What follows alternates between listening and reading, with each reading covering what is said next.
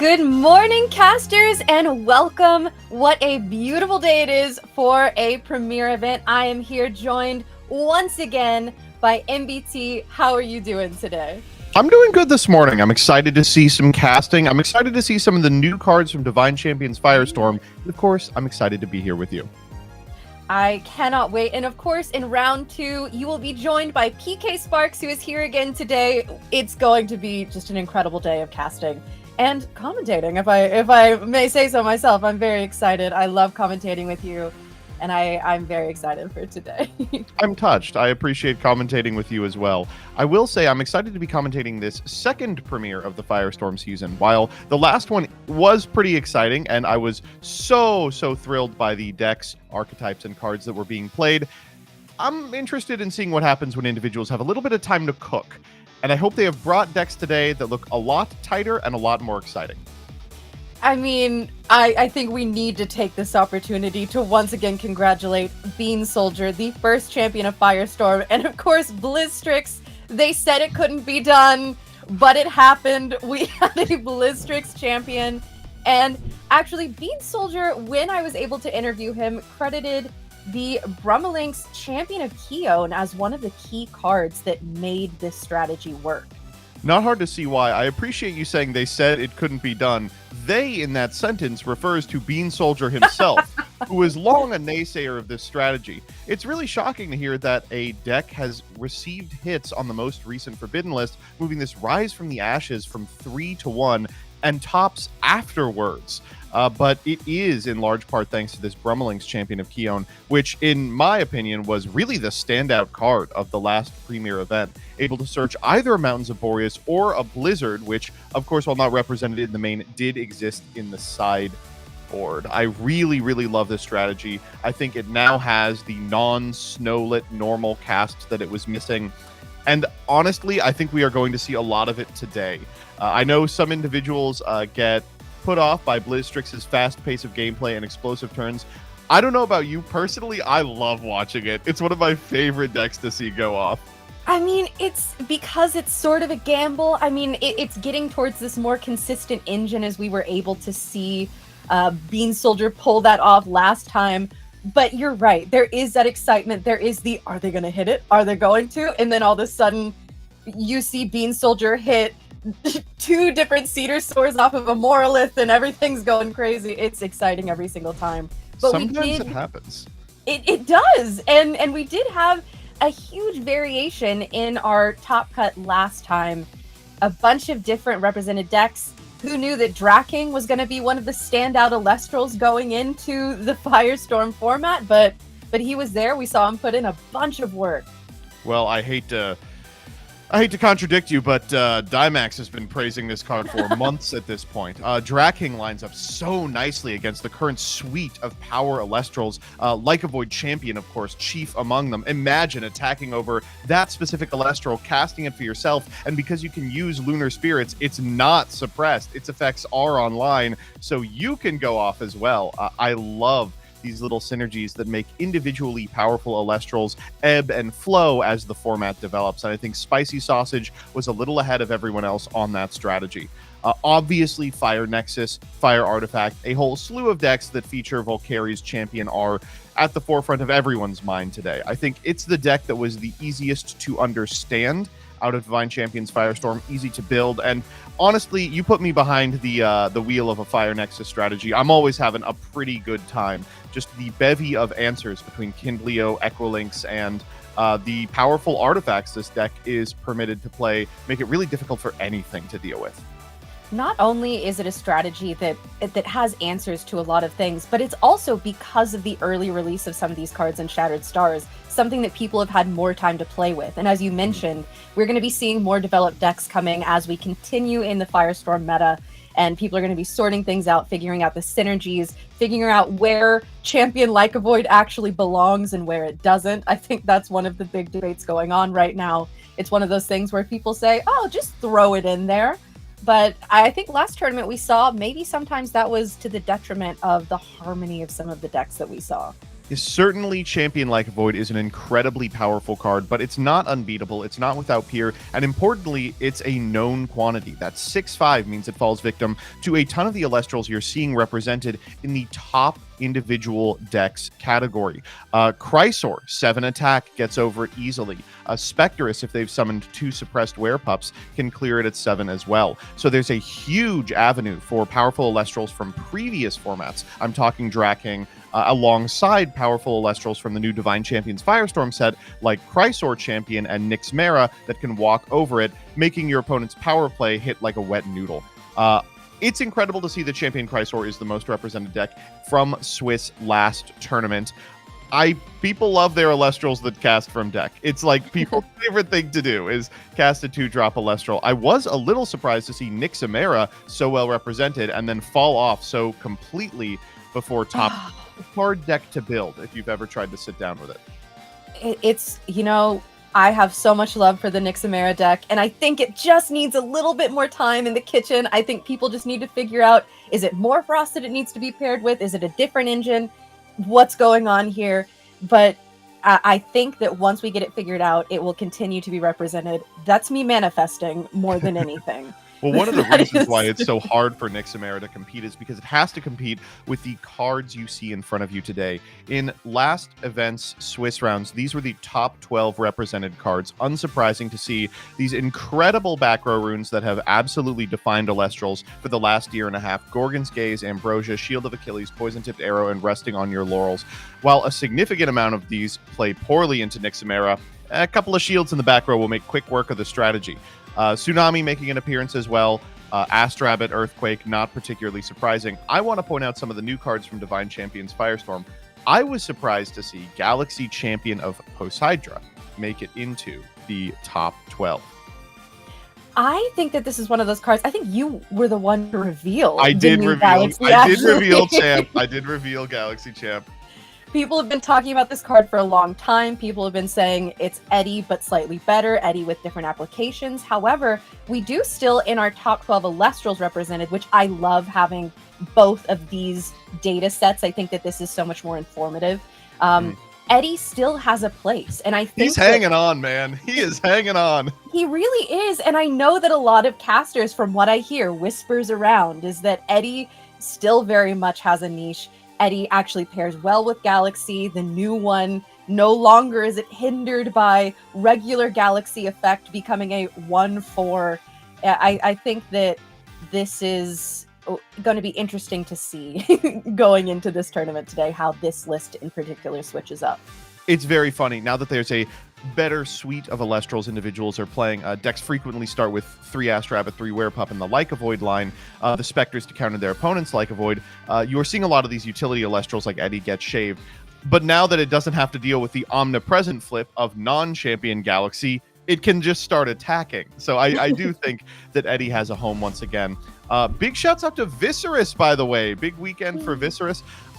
You saw that the Firestorm Viserys, which has a slightly different effect, was represented in the top 12 Elestrals. It turns out, even if the third Viserys is a vanilla, it's just so valuable to be able to develop your board without committing to your normal cast. A lot of decks were playing that card.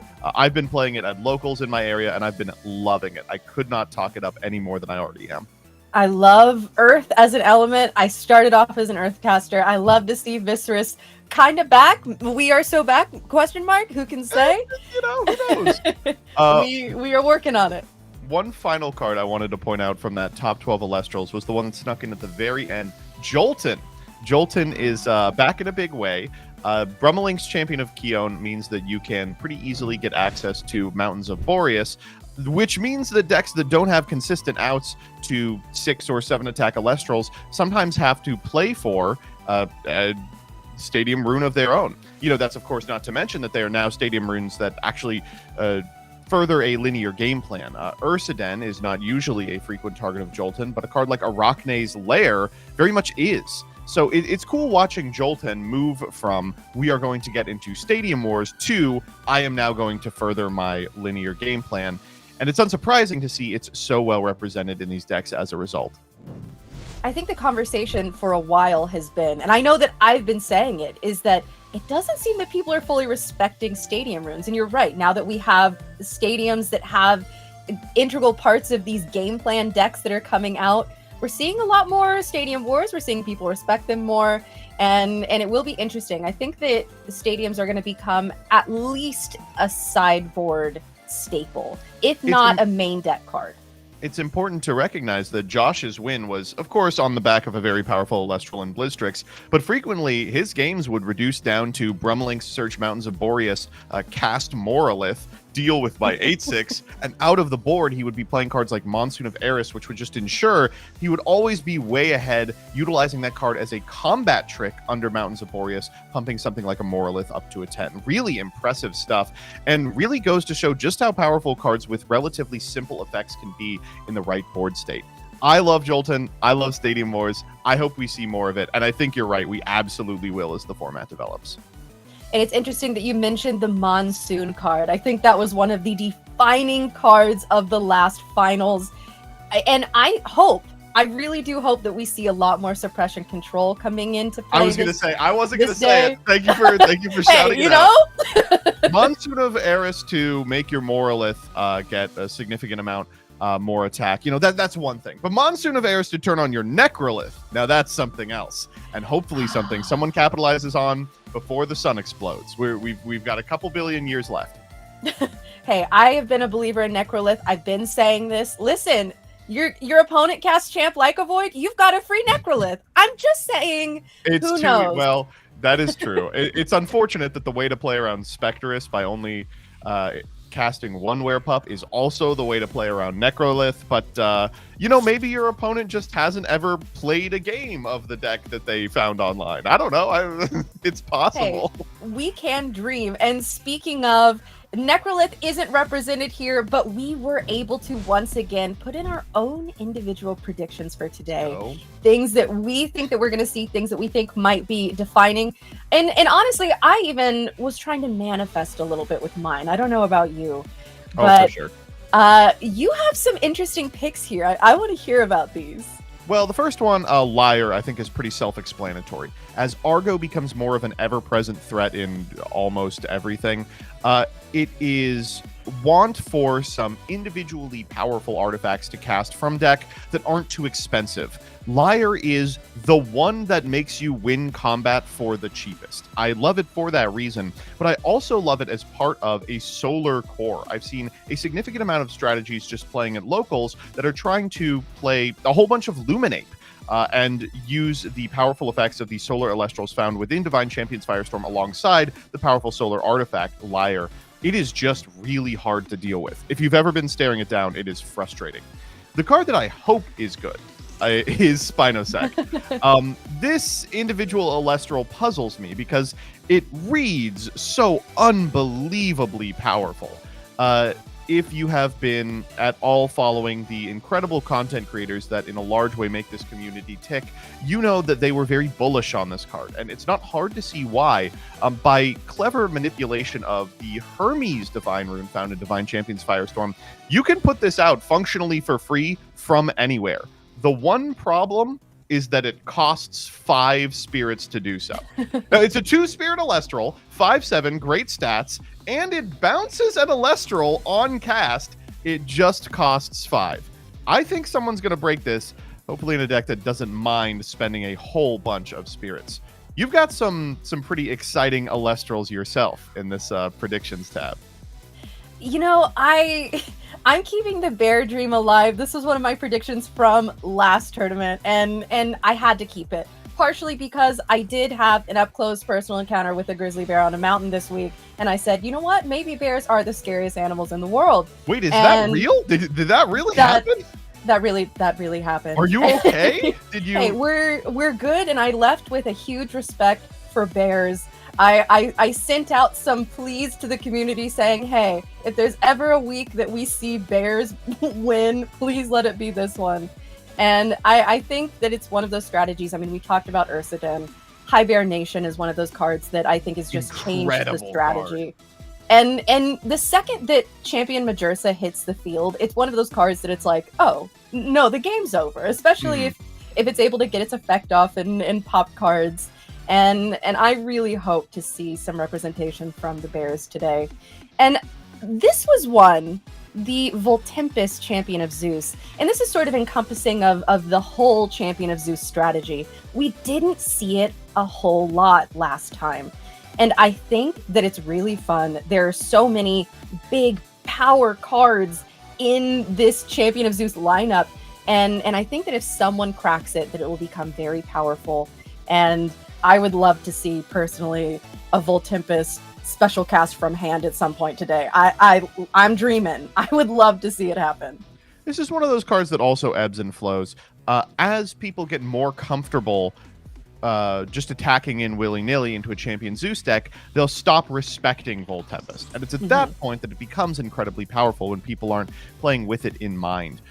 Same push-pull with a lot of very classic cards in other card games. I will say, personally, there is an easy way to get a Voltempest champion into your deck, and that's to play the MBT Challenge. For those of you that don't know, I have put a bounty on the first individual to top a premier level event using the starter deck. The Zeus starter deck is probably the best option for you. Cobalt Sanderson, who won a previous Premier, entered the first Firestorm Premier with it and went 4-3. So he was just one win away. Incredible, actually. Very doable. The starter decks, I don't know if not to immediately pivot to an ad, but if you haven't taken a look at the two-player starter decks, I cannot talk up the value that's available in these individual products. It's really something. I mean, you can get within a stone's throw of topping a premier level event just by purchasing a starter. That's incredible. And if you do so, I will hand you my Stellar Arcalith, and which I guess will power up that strategy, right? It's pretty good in it. Surely, yeah. And on top of that, I mean, listen, I think the first person, if it hasn't already happened, I wouldn't be surprised to pull double Stellars from a double starter deck. They're going down in history, okay? I'm just saying. Oh, I'm interested in if that can happen. Surely, right? But we've got some really incredible matchups for you today. We've got a lot of really storied players and individuals. We've also got a lot of individuals playing for their first time. The exciting thing about the Elestrals community at present is it is growing. And as a result, people are always hopping into these premier level events every single week on week. It's always impressive to see the number go up even further. To those of you who are considering taking the plunge yourself, there are a ton of options available if you want to start your Elestral journey, from the two-player starter sets that we've just mentioned to the opportunities to actually jam those cards in paper, either as part of the casual events, part of the premier events, or at a local around you. I know I have a lot of fun playing in my local events. And of course, every day that passes, the Elestrals Clash client, it becomes more and more playable, more and more cards are available, and I am dreaming of the day that I can run all my games on there and just play games of Elestrals all the time. That's the dream. It's really dangerous for me. I have to do it in like little bursts. I can't sit down and integrate Clash into my day-to-day because I'll just play it for 4 or 5 hours. Of course, Clash now in closed beta, but if you hang around A Drive or the @Elestrals Twitter, I believe is very frequently posting codes. So, I mean, you just have to hop on those when they happen. They are few and far between, but if you are following, I am sure you will be able to find one. And we are actually very quickly going to be getting ready for round one. We have what is no doubt going to be an incredible game. I mean, this is, again, top cut level gameplay that we're about to see in round one of the day. So please buckle up. I know that I'm not ready for whatever it is we're about to see. I will say I'm hoping we have as casters a little bit of an advanced understanding of who's playing. I hope this isn't actually the round one feature. That's wow. That not to spoil anything for you all, but we're about to watch a match that probably could just be finals. Woof. Luck of the draw sometimes, I guess I would say. And we actually are allowed to announce, apparently, we are going to be watching Dimax versus Justin T. Dimax, who has had, I mean, countless finals at this point, sort of the Trishula syndrome going on here. And Justin T, who, despite not playing in too many premier events, has won. Yeah, I think currently has a 100% premier rate win rate. This card's a copy TCG. An individual who has already, I hate to use terms like this, but sometimes someone will enter the community that thinks about the game in a certain way that kind of warps the understanding of the community around their conclusions. And Cards of Coffee, one of those players, really, really good at thinking about systems of advantage and efficiency within individual card games. And for that reason, just a joy to watch play. I don't know if you've ever gotten to see them cast, but we will momentarily. Yeah, I think we are getting ready to do that here actually right now. So let's get into round 1 of this premiere event. I cannot wait to see what these casters have cooked up. All right, so we also have a little bit of advanced knowledge of the decks. We won't mention them until they start playing, but I'm super excited for this one. Let's just say there's a couple of cards that we have already spoken about. Dimax, unfortunately, leaking information immediately. An Astrabbit popped out of the hand there. Oh my gosh, now Justin has full knowledge of what Dimax is playing. Oh no, Astrabbit, of course, one of those cards that it's so niche, it's immediately a giveaway. Of course, we're doing a little bit of trolling here. Probably the most represented Elestral at present. Justin just going to do the old expend 1 and set. Just a very powerful turn 1 play. And Dimax going for the aggro rabbit says, well, you know about it anyway. Poison Tipped Arrow, perfect answer to the aggro rabbit, means it won't be able to get in for damage. Not super upset about it if you're Dimax either, as you do get to refill your hand immediately with one of those cards off the top. It's just such a good advantage card, and there's a reason that it's one of the #1 cards that we always see represented. And who's to say, though? I think that in recent tournaments it's been falling off a little bit, so I don't know. I do appreciate Divine Champion Firestorm is so powerful in that it's so threat dense in terms of strong Elestrals found within the pack that finally decks are making the, I think, correct assumption that frequently, you know, Rabbit in defense will get you killed. A significant amount of decks just do not care at all. And Narpoon coming down is going to show that Justin is actually playing one of those decks. It does not have time to dirtle because they've got a linear game plan that is going to kick your teeth in. Now, what would you expect to find off this Narpoon? Well, there are so many frost threats as we have been talking about, but this is about to be, I think, a really solid, if not a full confirmation of what Justin is playing. It could go either way. Taking a little time to think here.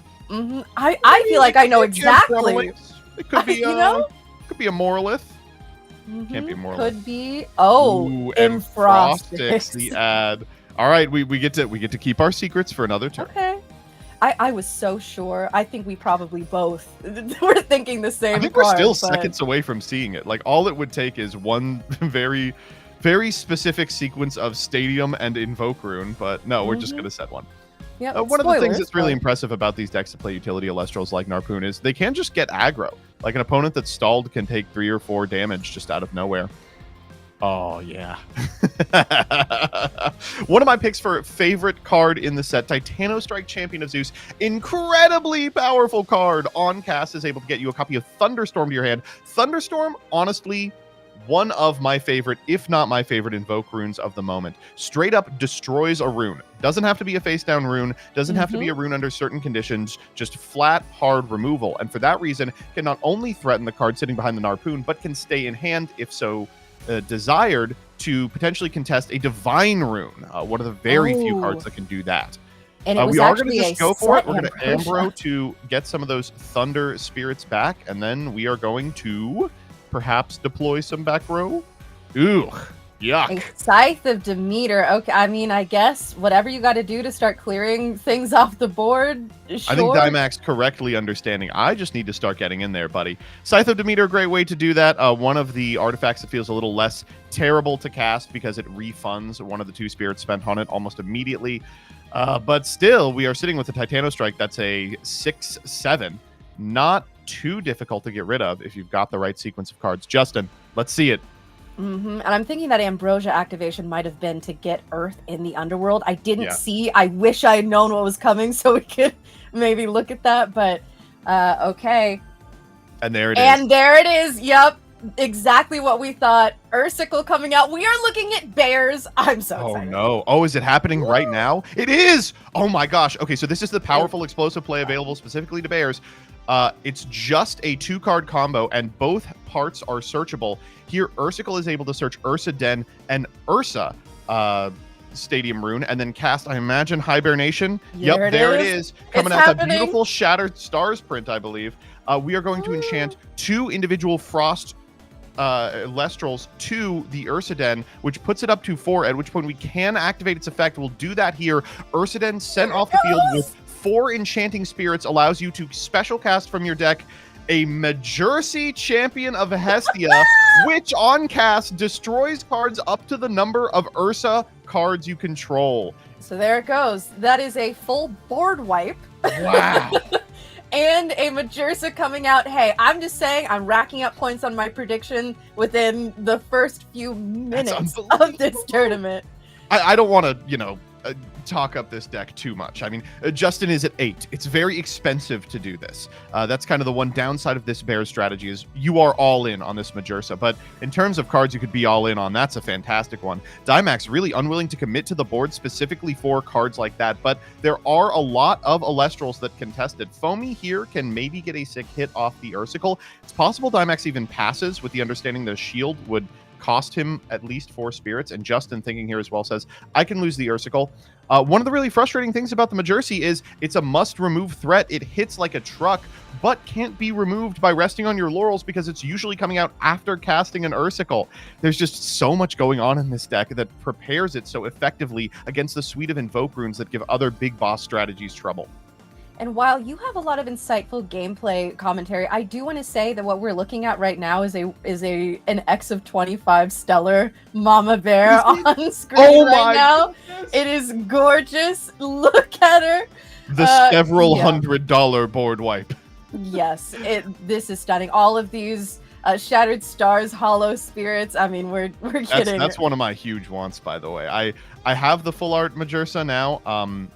There's both, I believe, a box topper, full art available in DC Firestorm, and just the actual rare.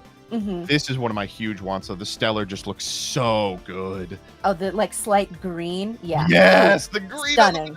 Ugh. We were so taken aback by how pretty this card is. We didn't even talk about the other half of the deck we just saw. Cryoling. Yeah. Cryoling and Cryovern in a really fantastic spot of late, especially in decks like Bears, which pay a lot of spirits. A situation like this, Cryovern is a mechanism by which you can hit like a truck even if your Majercy is threatened. Tsunami is good at preventing damage, but it's not particularly good at dealing with Majercy, who has a really big butt. We're going to take 1 off that hit. We do get to cast off the Foamy, and the Cryovern, of course, enchanted with a water spirit, so will not be flipping from that Tsunami. One of the most miscast cards in the history of time. Excited to see what Dimax is getting. There are some cards that maybe dig him out of this. Something like a Dratagua or a Sluggle coming off the Foamy, getting some spirits back, and then being the material underneath a card like Draking could maybe make it work. Ooh, is that Champ Galaxy? That's what that looks like to me. Yep, that is a Champ Galaxy, which okay, I mean, does deal with, as you mentioned, that huge defense stat on the Majersa. However, there is a lot. Oh, okay, a second. And for those of you that don't know, like Oblivion Ring, this is an infinite. These cards will both swap each other, and the game's a draw. It's. I'm kidding. It's a joke. In fact, just swaps twice, walks into a Gorgons, and loses the game on the spot. Ooh. Oh, wow. I'm so excited we got to see Bears go off there. I've really been fiending for exactly that line. You and me both. What a beautiful bear display. And to be paired with the Cryoling line, I have not seen that. And I mean, just threat after threat. And being able to fit both engines in there, unbelievable. The Narpoon, we thought we knew what we were looking at, but actually it was a much more comprehensive draw strategy than we originally thought. I can ramble about this deck for hours, and I will, so stop me when you've heard enough. I love Cryoling at present. I think it matches up so nicely against the suite of Elestrals individuals you're playing. Of course, first and foremost, I'm thinking about Champion Like a Void, which has that middling 6 attack stat versus the 7 attack on Cryovern. Moreover, Bears as a strategy is a deck that almost builds itself. You get to play the Urseer, the Ursicle, the Majursa, the Ursaden, the Hibernation, the Don't Poke. But after that, you're left with about 7 or 8 slots that just don't have relevant Elestrals in them. I've seen a lot of individuals doing a lot of different stuff. The Champ Like a Void does make sense in that line, but really, really hurts your Spirit count, which is already so bad in this deck that likes to expend their entire Spirit deck turn 1. You can play just utility Elestrals, Spectrus, Champ Galaxy, but Cryovern, maybe my favorite splash so far. Super excited, and it seems like it shores up a lot of the weaknesses of this otherwise really expensive strategy. And it works so well with Frost being native in the list in addition to that. I mean, you talked Yes. about a lot of people are playing Werebears, the Champ Like a Void stuff, but you're having to put in a good amount of Lunar Spirits, and that kind of messes with, as I believe you would call it, the boy math. The boy math in of the Bears deck. is horrendous. If you're playing it with the Werepup line, it's something like 4 Lunar with the understanding you're always miscasting the full moon. 4 Flurmine you are just not allowed to expend, and then extra spirits as necessary. Really, really miserable situations you get into constantly. This does solve that. You never have to worry about it. And I mean, as we just saw, I mean, the Tsunami was able to take care of Mama Bear for a sec, but there was Cryovern. Still a threat, still able to swing in. And we didn't get to see too much from Dimax in terms of what he's on there. We saw the Foamy, which could indicate some interesting things. Rabbit, which tells us nothing. Champ Galaxy, which similarly doesn't tell us too much. So I'm hoping that this next game we're able to see a little bit more of what Dimax has been cooking. For sure, for sure. The thing about Majursi is that it just lines up so well against the suite of removal that individuals are playing. Shielding it feels terrible because you take 7. Poison Tipped Arrowing it feels terrible because you take 7. Tsunami doesn't deal with it. Gorgon's Gaze just stops it for a turn. There's not too much you can do because its stat line is huge outside of its incredibly powerful effect. The one card I want to focus on that Dimax cast was Titanostrike Champion. I think that gives us a little bit of illumination into what he's playing. That card is very powerful, but not so powerful that people consider it often in decks that aren't also playing a significant amount of other Champion Zeus cards. So if I have Dimax pegged on a Champion Zeus strategy, I'm expecting Titanostrike, I'm probably expecting Fulgaris, but after that, there aren't very many good Champion of Zeus Elestrals. It might just be utility all the way down. So what he might be playing is something akin to 5s with a package that enables him to more effectively find cards like Thunderstorm. And as we move into our second game, we can see that Dimax is going first and has led with a very powerful turn 1 play, just that defense position Foamy, threatening an opponent to draw a Spectrus or lose. And we do have 2 back row set here. There's a lot that Dimax could have done from the sideboard going into game 2 to help combat knowing this turbo bear strategy that we're looking at here. And okay, we're running it back. Here comes Narpoon, turn 1 again. I wonder if we're going to see him Frostix, or I wonder if we're going to see the Ursicle, or who knows, maybe we're feeling bold and nope, it's Ursicle. Could have been Cryolink, but we are simply starting off on our bears strategy. So this is kind of what you want to see if you're Dimax. Ursicle kind of telegraphs that you don't already have access to the combo. You'll probably have to search it over a couple of turns. It means you have time to sit and wait. And importantly, it also means that a card like Gorgon's Gaze on the Ursicle might be game determinatively powerful. If you're Justin, I think there's an argument you don't even attack the Foamy. You kind of force Dimax to go in with his own Foamy into potential back row like Gorgon's Gaze that could ruin his day. Because the ball is in your court when it comes to removing this Elestral from the field. Eventually, you're going to be able to Majursi it, and that will prevent it from triggering. So if you just want to chill, it's totally within your purview. Of course, it is a gamble, as you mentioned, that Gorgon's Gaze could be going off, and with a Rabbit coming out, giving Dimax even more opportunity to find it if it hasn't been already. And we do see the effect going off here. Looking at this grip, if you're in Dimax's position, you have to kind of be frustrated because I would call this probably not a particularly good matchup. A deck like Champ Zeus is going to try and use Zeus alongside powerful effects like Champion Fulgaris in order to control the back row and then use Zeus's effect to get really profitable trades on individual Elestrals. But Justin's deck doesn't care about Elestral combat. It's not going to win over the course of 8 turns by just having a more effective suite of utility Elestrals. It's going to win over 1 turn by doing a board wipe.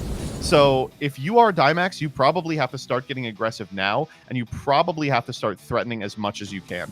Looks like we did actually activate and use the effect of the Demeter here to play around a damage step Gorgons, putting the Foamy down to 2 and putting the Foamy in a position where it can't trigger.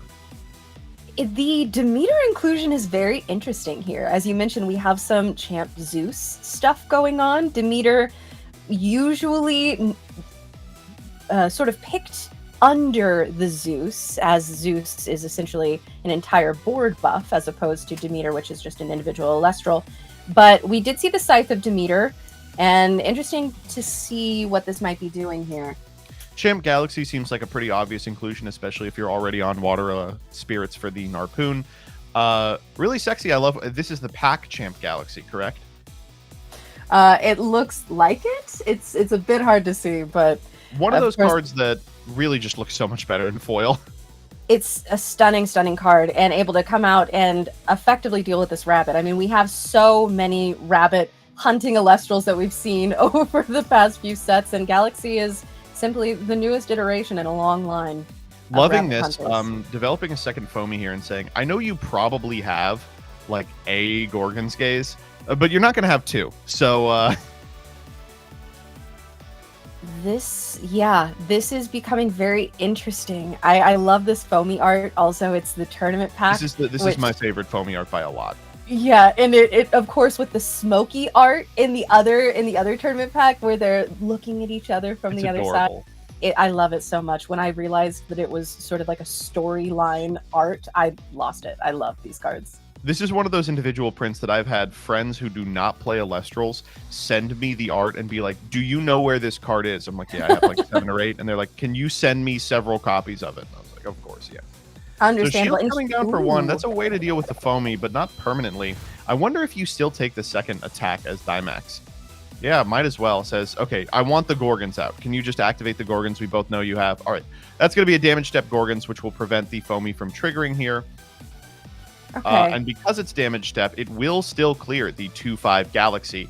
Of course, attacks can't be stopped at that point, but it will still enable you to prevent the Foamy from triggering. Going for the Ursicle here, and unfortunately, it looks like Dimax is not lucky enough to have a Gorgon's Gaze. Like I said, it's going to take some time for Justin's hand to develop, but I mean, it is developed. We now have the Ursidon. We are going for it. I think that the sacrifice of that Galaxy makes a lot of sense, knowing that he had the pieces in hand to be able to start doing this combo.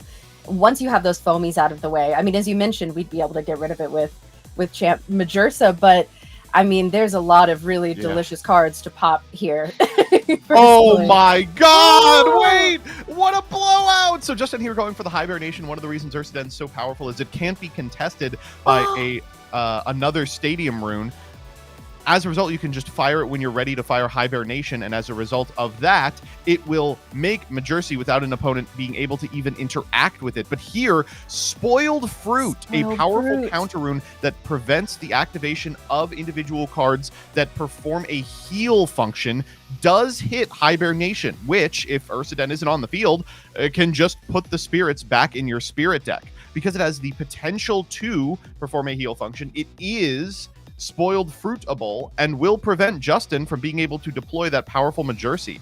Here we're going to go for the Foamy activation here. Wonderful, hitting it into another 2-attack Elestral. What are we getting out? We're about to find an Edward targeting itself. We love to see it, folks.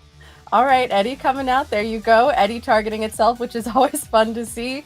And wow, we talked about there are some sideboard options that Dimax might have to answer here. I don't know about you, but Spoiled Fruit did not occur to me, and what an incredible answer. Yeah, me neither. That was amazing to see. When you cast Hibernation, you so infrequently return spirits to your spirit deck. It's not never, but it's not frequently. And as a result, it didn't even occur to me. Of course, he's going to need a second one to follow up Ursicle. Yep. Here we go. Let's see. We do have that second set card that was there, that's been sitting there, maybe waiting. It wasn't a Gorgon's Gaze. So does P-Box hit it? I don't know. We'll see. It would on the effect of the Ursaden, I believe. So maybe. So High Bear here is going to be able to attach. I think we're going 1-1 to the Ursaden because, of course, we do get to attach to the Ursaden on the cast of the Ursicle if we so desire. But either way, it's up to 4. And now we can activate the Ursaden, send it to the yard, grab a copy of Majercy, pop the Eddy, and hit for 4, putting Dimax to 6. But doing this play is very expensive. We've already tried it once, and we've had, unlike the first game, a couple of turns for Dimax to poke in damage. So as a result, Justin is not going to be able to do anything, really, past this point. We are all in on the Majercy, and the way that spirits work out in this spirit deck, I mean, I think this is going to be properly enchanted. It is, but the boy math is going to get really bad really quick. Okay, and we see both back row here. Yep, both back row going out. And now just a lone Eddy on Dimax's side. However, like you said, look at these spirit counts, 10-4. And we were in a similar position last game where Dimax was still right in there in spirit counts. And if he had been able to answer it the following turn, we would have been looking at a different game 1. So we'll see how this next turn goes. Taking 3 here puts Dimax down to 7, but an Earthquake probably wins him the game. A Titano Strike would be pretty powerful. Anything he can deploy to immediately pressure the board and maybe threaten something like a Resting on Your Laurels on a future turn, because Justin isn't incentivized to go in further with these individual Elestrals being so low. Oh my gosh, or he could just die now. This could be the end of the game. We have Arcolith coming out. Hey, you know what? You were talking about that stellar Arcolith that you had. Depending on how this goes, maybe Dimax is deserving. Okay, Dimax sitting here with, oh my goodness, 3 back row and an Arcolith. I wonder if we even attack. We are. We're going over the Ursicle. This is 4. Oh, this would be a devastating. Tsunami here probably as good as it gets for Justin. Justin down to 3 now. We'll need an Ambro, another High Bear Nation, or something if he wants to get in this game. Probably the best threat we can deploy is a Cryovern. Looks like we are ascending into one here so as not to spend the 3 spirits necessary to otherwise get it onto the field. That's double water enchanted, which means the boy math is getting really bad. The Cryovern will be able to potentially out the Arcolith, and the Ambro might shut the door on this whole thing. That might be game. While they are stunning, these stained glass arts, it is so difficult to tell which spirits we're actually adding back. I don't know if you were able to see. It looks like, I think, Flormine, Leviathan, and we sent a Vipyro to the yard. I will say, if you play Stained Glass, there should be a law that you have to play all Stained Glass. Like, I can't deal with half Stained Glass, half not. It's impossible. Checking the spirits from Dimax. So there's a couple of cards that win the game here for Dimax, and one of them might be Shield, but it's a really hard call as to what you're shielding. If it's like Shield Gorgons, we could Gorgons pull off the Arcolith, threaten the Cryovern next turn, and shield the Majercy. Ooh, It looks like we are going to go for the shield on the Cryovern. Here taking 2, going down to 4. Which, I mean, for if we have Justin... a second shield, we can go down to 0 and then attack for lethal. Okay, we don't. Okay. All right. This is a situation, like described, where a Resting on Your Laurels does win the game on the spot. Oh, no stone unturned! Oh, we are going Lith hunting? Possibly? Well, usually the target here is Arcolith, so... Okay, it is Lavalith. Not enough. Am I wrong? Doesn't Lavalith hit the last back row and then we die? Yeah, we're just... Dimax says that's exactly what I'm doing. Okay. Oh, stone here is so painful to draw with the Arcolith, which is otherwise probably its favorite target. I think Dimax did everything right that game, understood that he had a line to win the game, provided there wasn't, I think, Tsunami or Shield in the back row, and deployed as best as possible, but just the Majercy sticking on the board is such an unbelievably powerful strategy. It's so hard to deal with, so hard to get rid of, and as a result, a quick 2-0 for our Bear pilot. Is Cards and Coffee on to a 3rd consecutive back-to-back-to-back victory? I've got to personally root for Bears. I think that was an incredible showing. And oh my gosh, the Cryovern tech, how well did that work? That was so good. And I think that ever since the Sir Tractor Cryosect Brew people have been looking at these specific cards and saying, hey, you know what? You know what? Maybe this just fits in here so easily. And that's true of a lot of Frost cards. Frost is one of those elements that I think was overlooked for a long time. And suddenly people are saying, oh, wait, there's actually a lot of insane threats within this element. And we just saw them. So I'm glad that we got to see the No Stone Unturned tech. I think that that's really fun. Thank you, Dymax, for I guess falling on that sword and showing us that that was in the list. But yeah, I liked it. I think it's cool. That's a card that's very powerful. I think you're spot on about Frost. Definitely a significant amount of Elestrals that it felt like were underrepresented relative to their power level, and number one of those has got to be Cryoling. That card has really overperformed in the last couple of weeks, and not shocking to see it so powerful now. I really love it in this Majercy deck. You know, you get down to like 3 spirits in your spirit deck. You go, all right, I'll spend the last 3 on a Cryoling and a Cryovern. See if I can't get in for 5 instead of 3. I'm really impressed with the list. I think probably the way that Bears is built at this point, I could just construct it from memory. The Champ Galaxy is the last kind of questionable card, but love it. And I think that deck really does have the potential to go all the way, especially behind the tutelage of a competent pilot like Cards and Coffee. Not the end of the world for Dymax. Can still claw back, submarine their way into Top Cut, but we'll have to see. I mean, Dymax is one of those players that we see in Top Cut all the time. I mean, they've got quite a powerful lift going here, and I can't wait to see more from it today. I would love to see Justin's list, because I don't know. I mean, there's a world in which he said, I don't need Urseer, I don't need Ur Scout, I don't need all of these different bears. Any other bears? You really just need Ursicle Majersa, and then you have all this room to play with to throw in all sorts of different things. And that, I mean, we don't have confirmation. I haven't looked at it yet, but that might be what we're looking at, which, who knows, could be the next iteration of Bears. Regardless, I'm happy if any copies of anything bear related make it into Top Cut, and it looks like they may. For now, though, we are just getting in some of our round 1 matchups. Super excited to see so many individuals playing today. We've got over 50 tables of players jamming Elestrals this morning, which is awesome. I love seeing people come out for the events. I love seeing them fill up. It's been really inspiring to watch the growth of this community as it has grown in the last couple of months. I have been loving it as well, and just seeing these tournaments filling up and seeing people coming here and casting all day.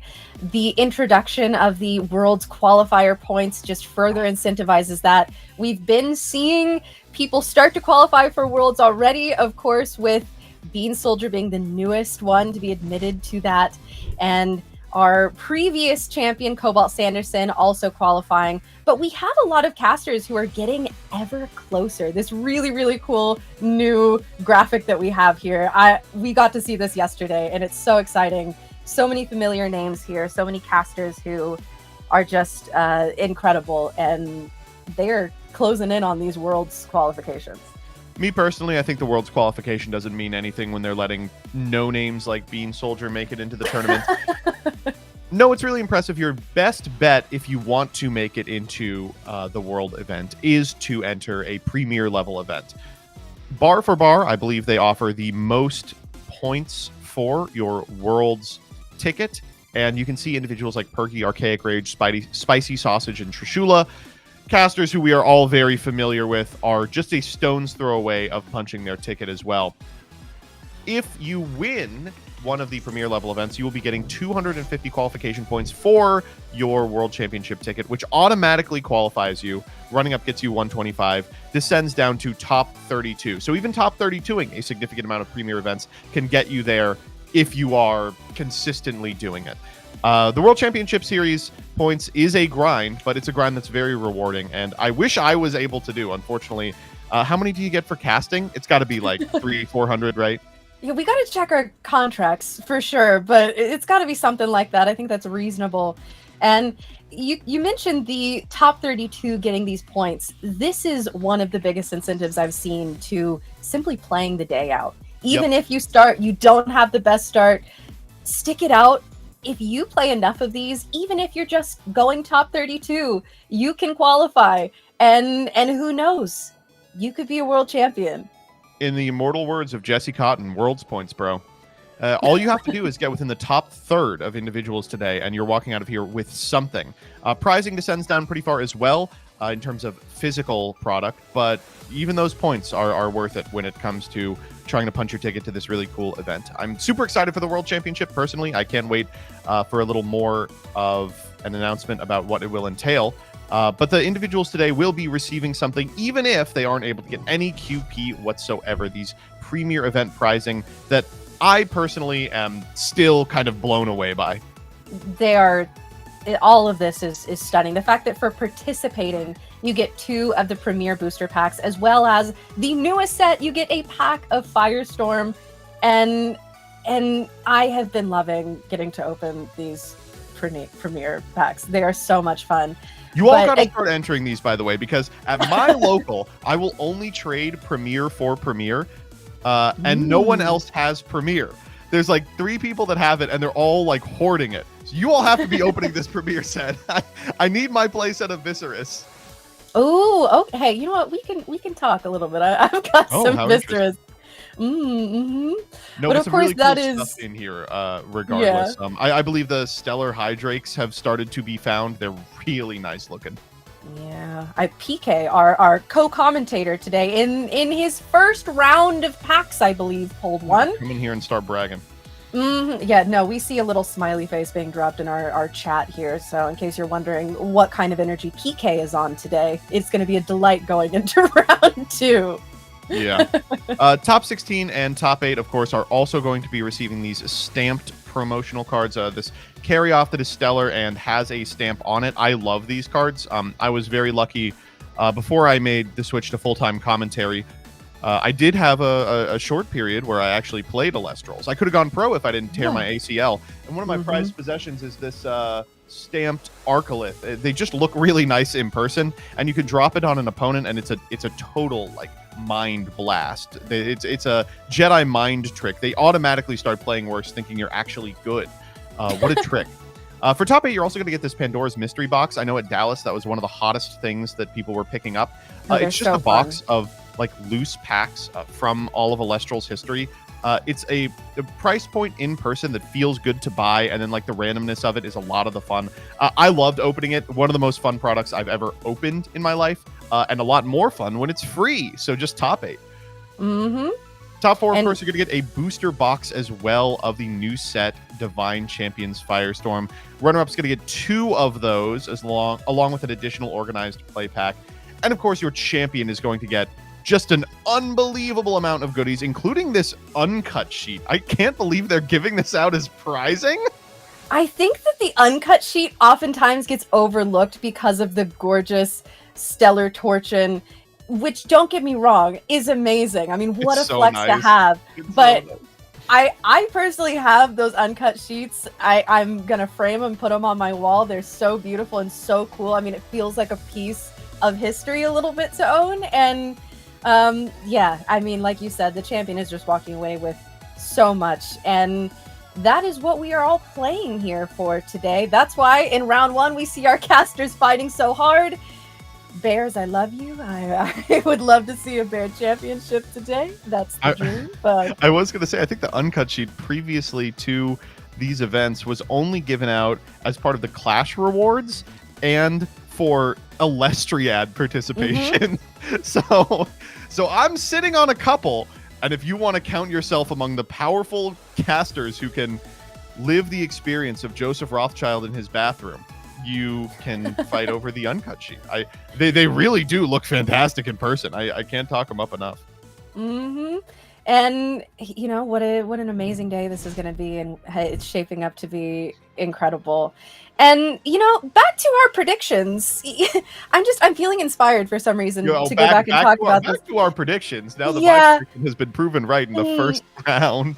Yeah, you know, I'm just saying we got to see that Champ Majursa, and what did I say? I said if it hits the board, it's pretty much devastating every single time. It's pretty much game ending. And while Dynamax did almost do it, there were a couple times that we were like, oh. Unfortunately, the power of Mama Bear is not to be overlooked. This was your round, by the way. It's very possible Dynamax was on this Voltempest as well. We just didn't see it. That's true. We did see the Champion of Zeus. Hey, if we could get some confirmation on that, I would like to know here. I checked Dynamax's Twitter thread, and because he usually updates over the course of the day how he's doing, and unfortunately was met with a face of, no thread today, I'm tired. So I don't think we will get confirmation. But I'm hoping. I just choose to believe regardless. Well, hey, you know what? If you do have the energy today to keep us updated on your tournament run, or even if you're just watching and there are moments that you enjoy today, be sure to tweet out with hashtag #PlayElestrals.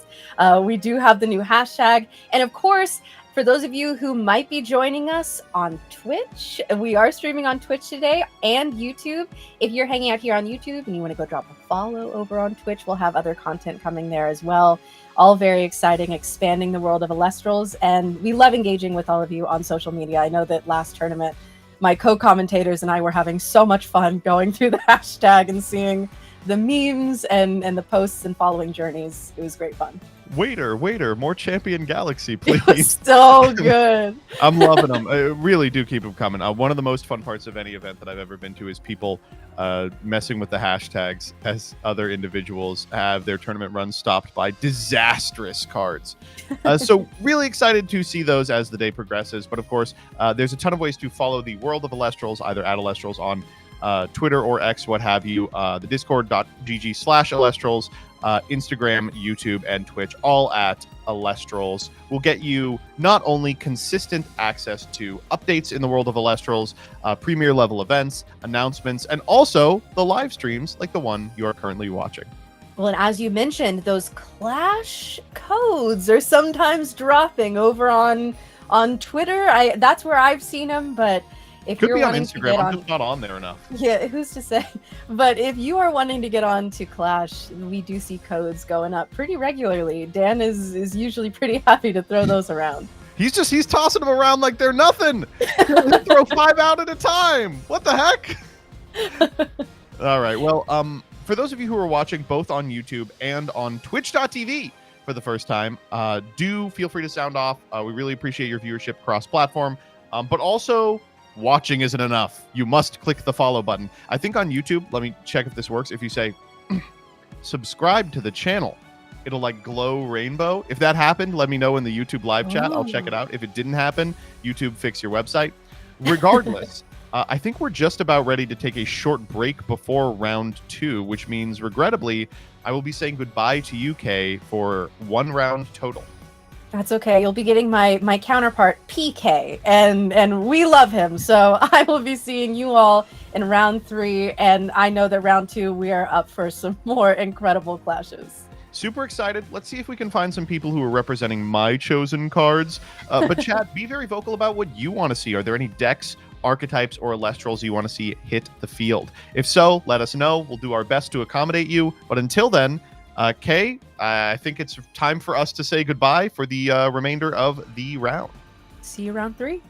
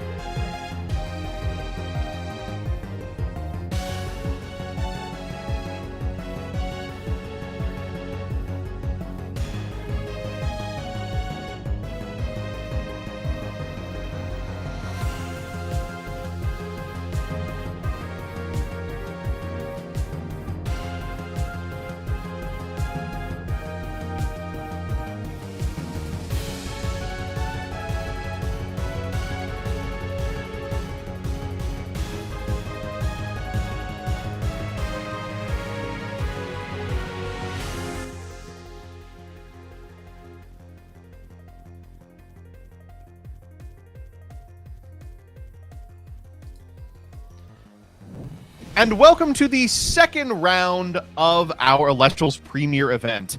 I am your caster from last round, Joseph Rothschild, aka MBT, and I'm joined by a new individual for round 2, PK Sparks. How you doing today? Hello, I'm doing great. That first round was kind of sad. It was kind of awesome. Like there's a lot of mixed feelings about that one. We got the team kill, we got Mama Bear running everything, Dimax going off in a literal blaze of glory in his own terms. But man, that was a good way to start the day and kind of a pace lap right now. Yeah, no, it's really easy to, because Elestrals games frequently go long, they get into gummy board states. It's really simple to forget that sometimes you just get killed into the sun. You just get absolutely exploded by a huge bear and all of her progeny. That's what happened to Dimax. But I am a fan of the tech, like understanding how the game works and what hibernation does. Spoil Fruit really did stave off what was the inevitable, but gave more time to try to find the out there. So, I mean, hey, consider your techs. There are a good bit of cards out there that can help you with certain strategies that are kind of explosive in the Firestorm format. I will always be a supporter of Pandora's Box, so please consider that. But yeah, there's a lot. Don't laugh at me, sir. I don't care how many threads you make. You are not going to trick me into playing that card. It will work. It will work. I promise you. But yeah, it's a lot of interesting stuff right now. So Firestorm format, I'm excited to be here. Yeah, one of the most exciting parts about Firestorm format that I'm enjoying is that games are way more explosive. I know some individuals really preferred the game of inches that characterized a lot of Frostfall format, a lot of Daybreak format, and some amount of Moonrise format, with the possible exception of Werepup. But in Firestorm, frequently games get taken over by just one individual play or Elestral, for which an opponent absolutely must answer at any cost to their spirit deck. We're seeing a lot less kind of measured management of the spirit deck, playing like hyper efficient Elestrals, Viserys, Spectrus all the way down, and a lot more. I have a game plan I intend to execute. You have to stop me from doing that, or you are going to die. That's a push-pull I like a lot more. I'm going to try to, play defensive around those strategies and play my tempo deck, or am I going to counter with my own explosive strategy? You get out your big guy, I'm gonna get out my bigger guy in the same amount of turn. Don't forget that another 2-card combo is Globby and Majursa and Poseidon. Like, you get all that out and you can get a floodgate out on turn 1. Your turn 1. Which can shut down a cast out champion Majursa later on as well. So just a lot of different strategies and options that is waiting to be discovered and evolved in the Firestorm format. One thing I want to touch on, speaking of which, is a card that Dimax enlightened me to in the last tournament. If we can go to the caster prediction, because now that I'm here, you get to defend your picks. Yes, I still want to say that after Dimax showed me the power of Solar in the champion Exaltus, I think that card has a lot more legs to stand on. We only saw it in one round in the last tournament, and unfortunately it did not convert to top cut. But I think the showcase itself showed players the possibilities of what Champion of Exaltus could do. I'm a big believer of the small guy brigade, constantly putting out one card that can get to 5 stats, 6 stats. Everyone knows Mustachian and Mustachio. I try to emphasize those names so well. But I believe that Champion Exalted is another one of those cards to really pop off and just catch people off guard and keep momentum up in favor of its caster. And my other prediction is still Champion Valkyries. This card is good. I will never say it's not bad. And we saw it reach the finals of the last event. I believe casters will still remain playing this card, and I believe it will convert to top cut, and I won't be surprised if we see it in finals again. You mentioned that you're a member of the small guy brigade. I am not. I believe in big old boys, and that's why my predictions include Spinosect, a card that is just so absolutely powerful, but costs a quarter of your spirit deck to get out profitably. I am all about these explosive plays, these explosive cards, and I think a lot of them, Blizztrix's, bears, etc., are going to be dominating this Firestorm format. I love that you brought up Volcaries. Huge fan of this card. It's actually pretty ironic that we just watched bears, because in the aforementioned 6 or 7 slots that bears is just lacking, some people have been trying Volcaries and a significant amount of the Hephaestus artifacts that are actually not terrible. They're pretty good, equipping a Torch of Hestia to a bear in a situation where foretelling can maybe get you one high bear nation closer to combo isn't bad. I think the problem with Volcaries at present is people are just trying to find a home for it. It's a card with a lot of raw power, but it needs a supporting cast of characters. Maybe those utility Elestrals that you were mentioning. Yeah, I like Volcaries for what exactly it does, not just for what it opens up. It really does give a whole new life to artifacts as a whole, but it also allows artifacts to really just expand itself to other avenues in different decks. I think the cards that are going to be starters search out combo pieces. With the advent of Rummikul, we saw that searching either Volcanic Forge or Stoke the Forge. We can Stoke the Forge with Volcanic Forge up, can search any one cost Elestral or Fire Elestral from your deck. So I think cards like that being invented in Elestral is really going to really bring this game to the next level. We already saw it with Broomalinks and in Bean Soldier's list winning the last Premier Tournament. So just the evolution of these one-card starters is going to be really exciting. In terms of artifacts, I think there's just still exploration to be done. And I love the evolution of artifacts in this game. They were bad. Then Terrible. They were, unplayable. we can get spirits on board with them. Nexus banks. Then, oh my, Argo just won the Dallas Open. Now everyone is playing them. We got Scyther Demeter everywhere. We're having Tunic, Poison Tunic, and Necklace of Harmonia being played for everything. It's such a good evolution. Hephaestus finally seeing its time in the sun. Champ Volcaries also allowing fire spirits in the underworld to be used for the cast of an artifact is incredible. And I think that Artifacts is in a renaissance right now. Cannot wait to see where the metagame and Firestorm goes with it. Cannot wait to see where the game goes to Artifacts in the future. Because I just know we're far from done from empowering our Elestrals with some tools in their arsenal. Including Liar. This is both Apollo. People you're play right. Liar. You're right. And Liar as well. And Liar. Liar is insane. Like, you want to talk about card searchers. Champ Plucky searching Liar?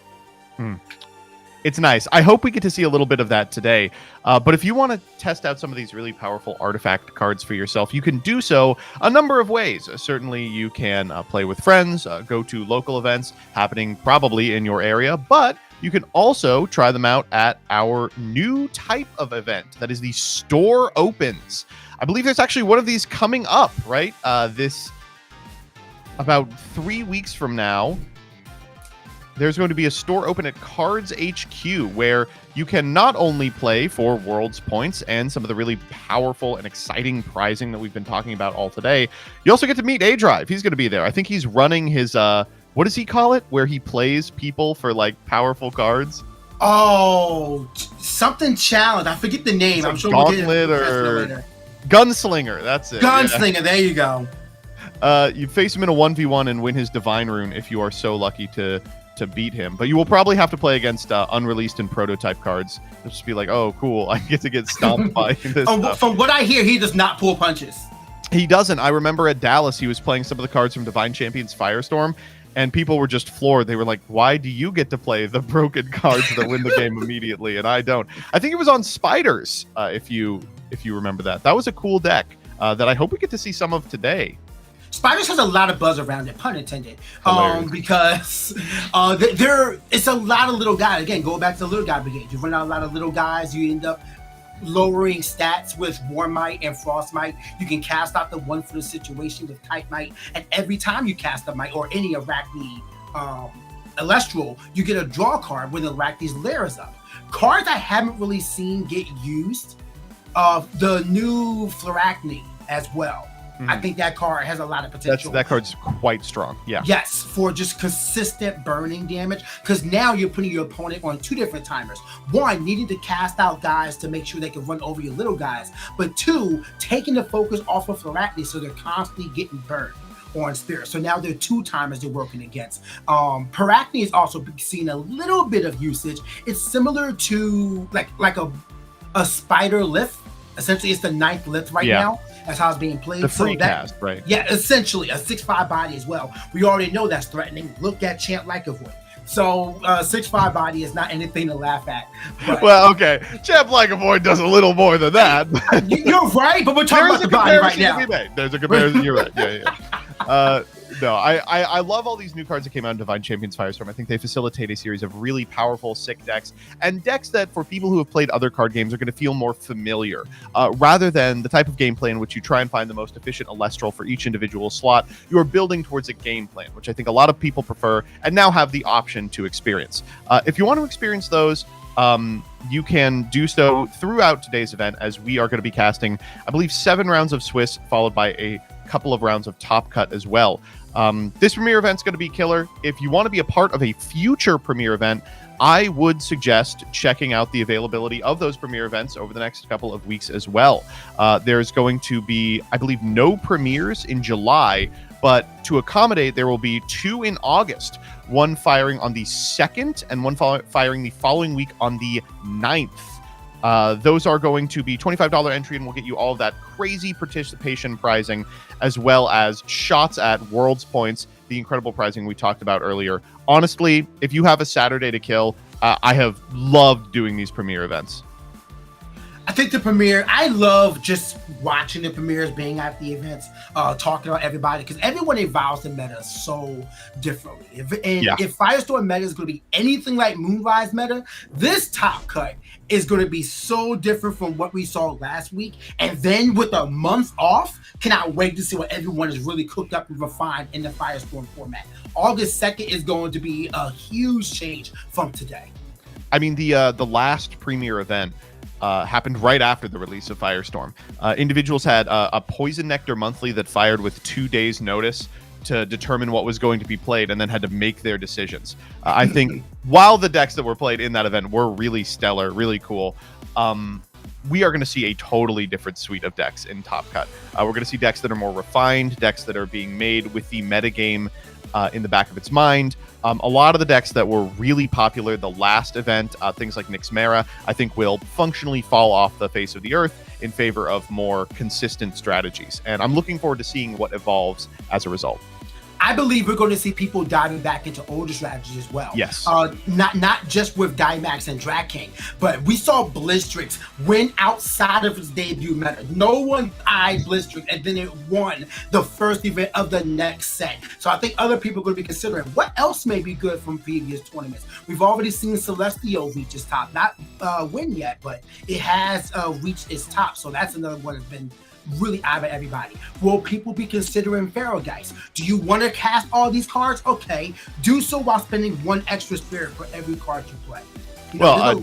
To be clear, I think people are already checking out Pharaoh Geist. Well, you're not wrong, but going back. Yeah, no. The name of the game right now, I think, is going back to these old 2-cost, 3-cost Elestrals that people had completely written off because they weren't competitive into these hyper efficient like tempo builds. Now, of course, when people are less willing to go in on tempo because it loses so badly to the powerful linear game plan decks, suddenly these 2 and 3 drops make sense again. Yeah. And I think you are right. We're going to see people dipping back into Daybreak meta, checking out Celeste Leo, checking out Draking. There's just so much that remains totally unexplored, just as a result of how metagames have shaken out before Divine Champions Firestorm. Yeah, I mean, you bring up a good point with going back to the big guys, and your caster pick, Champion Spinosect. That card can be essentially quick cast out of nowhere. It's great. It's free. It does cost 5. I mean, it costs 5, yes, but it is a potent Earth Wind Elestral. Now you have other Wind and Earth Elestrals you could possibly ascend to. Do you want to play OG Chrysor? You have an 8/4 attacker that can attack directly and heal 2 on damage? Great. There you have an option right there. Do you want to play Cry's Boar? Are you looking for Earthquake on Lakes? Because the big guys are getting out of control. You could consider Cry's Boar as well. And a card that I don't do this, but like maybe do this. I think Neanderthal is very fun. And I would like it if someone played Neanderthal just for my little PK heart. I do appreciate you saying don't do this, but it's so good. I just Paleoff, Titanostalk, Millen. Like, okay, well, now we have a 15, 13 beat. I forget this. I think it's 13, 6 and then plus 7. So that would be 13 attacker. But it's kind of a crazy card if you can get it off. Yeah, well, that's just me liking cards that aren't played more. I was going to say, to be clear, I don't think that's going to happen. But I appreciate your optimism. I look forward to seeing some similar cards, if not the exact strategy. And I think we are getting ready to hop into our second round here. Going to be maybe 1 or 2 more minutes as we get the players set up. This is, of course, our second of 7 rounds here today in Swiss, and then we're going to do 3 of Top Cut. These 2 individuals are currently undefeated, unsurprising for our second round, but it means that they are going to at least have had to beat 1 other person. So we're going to be seeing at least some competent gameplay here this morning. I'm excited to see what's brought. Still early enough in the tournament that it could be anything. I am looking at the names and the deck types, and I am really excited to see what. Oh, that can't be right. See, no, it's right. It is right, absolutely, and we're going to be seeing something we have not seen yet in a Firestorm Premier feature match right now. So just stay tuned for us to tell y'all what's going to be happening. Furiously Googling the cards being mentioned. Hey, collect.elestrals.com is perfect for that. I keep that thing up all the time because sometimes y'all be bringing out stuff out the woodwork. I mean, I'm talking about Neanderthal, but if I see somebody cast Capri-Gall, I'm not really sure, or Caprifuel. That's the one I'm thinking. The couple of months where people were playing Capri-Gall in Water Reanimator, I had to constantly check myself and be like, what does that card even do? Collect Elestrals is really cool, not only for finding individual cards as people play them, but also for registering your own Stellar collection. I don't know if... Yes, please! I don't know how the Stellar collection's working out for you. Do you have let's see if I can... I mean, you can. I don't know if you can find my username, but if you want me to just flex the slabs real quick. All right, what are we working with? Hold up. So you guys all saw this one live. If y'all saw me, my very first one, and what made me the Earthcaster I am right now, Serialized Stellar Centaur. Oh, that is nice. Hold this one from the Elestral. It's so good. I love the artwork, and ever since this is me. This is why I am dead on Demeter. I think we got some time for a little bit more of a showcase. Yeah, what are you working with? Reverse Stellar P-Gleam. Love it. Very RSs, very, very exciting. This is one that I want to make good because I love the artwork so much. But Serialized Stellar Panderson.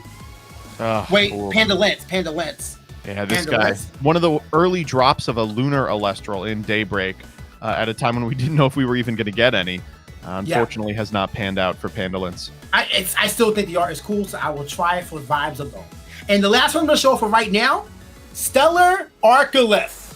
That's the boy. That is the boy you're trying to give off to one amazing caster. Yeah, I mean, wow, I don't want to say it every round, but if you insist, I do have a bounty going. I have a Stellar Archilith. I will give you, dear viewer, if you're able to use the 2-player starter set to top an event. Premier level event, probably best bet is the Thunder starter. You do get to play Elechik, but you have to be careful doing so because then your opponent will know immediately what you're doing.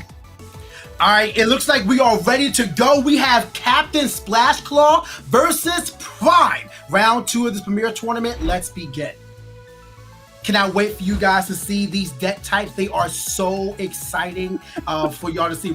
He's already giggling. I mean, they are exciting, but they're also a secret second thing. All right, so Captain Splashclaw is going to be going first.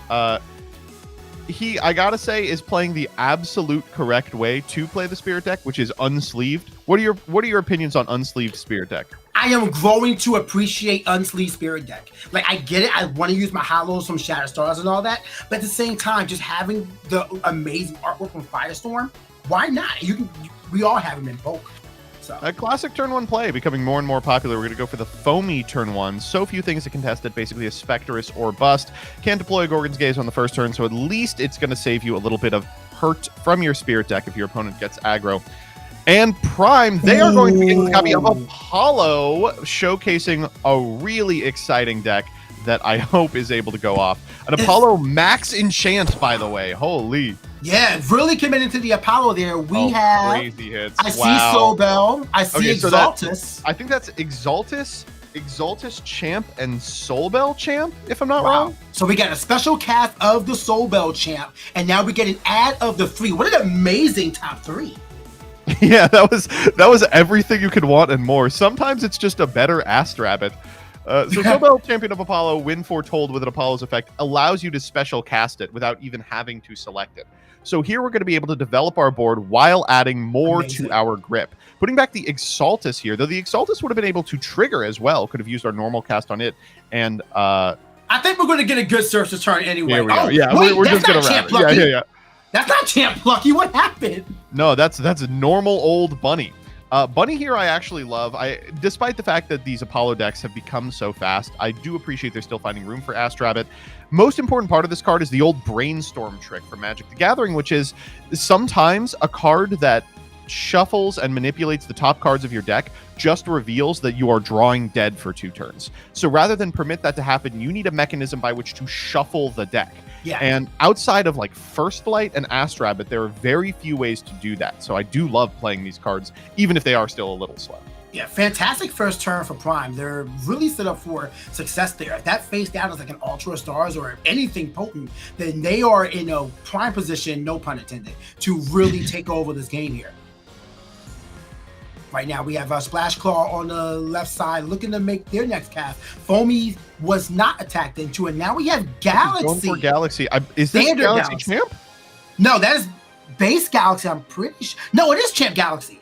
I was going to say, I believe that's just a high rarity of Champ Galaxy.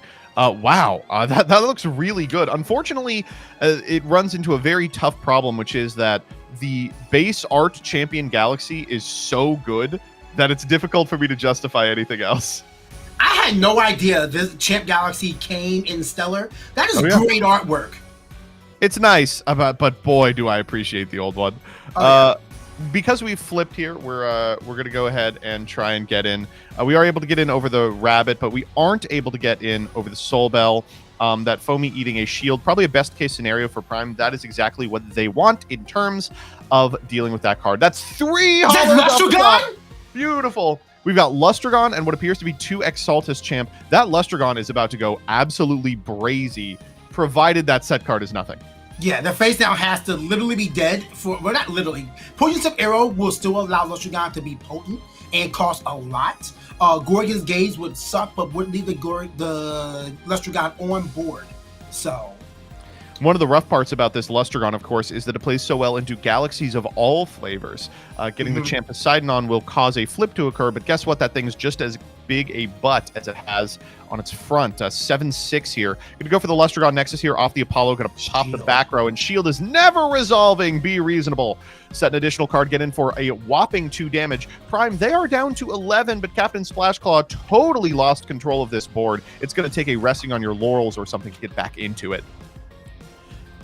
A really exciting situation. You don't really get to see Lustragon pop off. We've even seen Lustragon in less frequent since Daybreak meta. Yes, definitely. Last time we really saw it potent was in the Dallas Open, which was swapped out immediately for Heliolith. So, which, you know, I wonder if Prime has that running in their list as well. But I mean, what were we talking about before this game was that people were going to go back to previous metas and find 2 and 3 drop Elestrals that were powerful then. This is one of the big names that people thought was going to be absolutely everywhere. And it deals so well with cards like Foamy that require a battle destruction in order to trigger. Yeah, so Foamy, this is not the situation where you want to have to cast out Lustragon, because all you're doing is forcing the Nexus to destroy it, which is going to do, which you can now get another disenchant and search off of the Apollo after doing so. Not the best situation as we have. Oh, heck yeah. Is that High Tide? High Tide, baby. Is that High Tide? So this is interesting because I don't know what it does. High Tide is Tsunami for 2 specific Elestrals. Yeah, no, sorry. I understand what the text is. I don't know what it does on this board stage. Oh, okay. So as you mentioned, yes, Tsunami High Tide allows you to change the position to 2 Elestrals. It also allows you to enchant from your underworld to your field. Oh my gosh! And look who's hopped out! Wait! This is such a... Hold up. We are going to collect.com to make sure we understand the situation. My question has been answered. So if you're unfamiliar with this card, this is Javalantis, Champion of Poseidon, and if you cast a Tsunami, including the Invoke rune, Tsunami High Tide, you can special ascend into a Javalantis from your hand onto one of your water enchanted Elestral. So here the Foamy is going to tag out for a Javalantis, which does have the necessary attack to get over the defense position Lustragon. Here hitting 4-8 over the Lustragon's 6 defense. Great position for Splash Claw to be in because Prime's Lustragon still had 3 spirits underneath it. Now, of course, Javalantis also deals piercing, which isn't going to matter because it's actually an Elestral tie. It's 3 so this goes back to your caster prediction. These big guys are coming out quick and are hitting very hard. Like piercing damage with 3 spirits on Javalantis is nothing to laugh at. Really excited to see how this one plays out. This is going to be a hard turn for Prime. We know they've drawn one of their Exaltuses. They can go for the Apollo here, trying to hit a Soul Bell as the 3rd card. That's 1 Exaltus. It looks like Shield and Rabbit is the unknown. So we get to grab the Exaltus, but unfortunately those 2 aren't going to do too much for us. The Shield, of course, way less good once your opponent knows you have it. What they were looking for was an Elestral to deploy without using their normal cast, but doing that removes the Nexus Bank from the field as well. So a follow-up Lustragon isn't going to be able to deal with this Javalantis. We're going to need hard removal now if we want to be able to remain in this game at our low spirit count. I think Prime just kind of taking stock of their options. If their best play is to take 3, set shield, then take 3 again off the shield activation, that might just be lights out. That's a very expensive play, but sometimes it is what you have to do, considering the other alternative being... All right, Champ Plucky is something. Yeah, this is going to give +2 to all champs of Apollo, as well as Liar giving... switching the stats of all the Elestral that is equipped to. So essentially, Plucky can become a 6, but I wonder what is going to happen after. Well, one thing about that Javalantis is that while it has a sick attack stat, it really does not have a particularly great defense stat here at 3. So Lyre of Apollo makes all champions of Apollo get +2 in attack and defense, regardless of who it's equipped to. The empowered Elestral here is going to be the Javalantis, which is swapped to a 3, meaning the Plucky can attack and crash. Unfortunately, not high enough to deal with it and remain on field. So we are going to take 2 spirits plus the 1 off the Plucky and the 1 off the Lyre to do this play. But that's better than just having to deal with this card over and over again. And it thankfully is followed up by the double champ Exaltus that we knew were in the hand. Here, stacking onto the field and getting in for at least a little bit, mounting an offense against a board that has just been broken. See, and this goes back to my prediction. The little guy brigade, just these guys just constantly coming out, consistent bodies that are going to be able to hit everything. We are both kind of getting what we want here, huh? Yeah, absolutely. It's showing like just where this metagame is right now. It's not just the big guys, but the little guys that come out. Because now both of these Exaltus are also threatening Ascensions into bigger guys. Captain Splashcaw's got to be thinking about that follow-up Lustragon. If we have anything resembling a Nexus Bank, it's going to be devastating. So we've got a mountain offense here. One thing Splashclaw hasn't done is deploy much back row. I think we've seen 1 back row rune that was immediately contested by Lustragon. So here playing another one, firing a Foamy.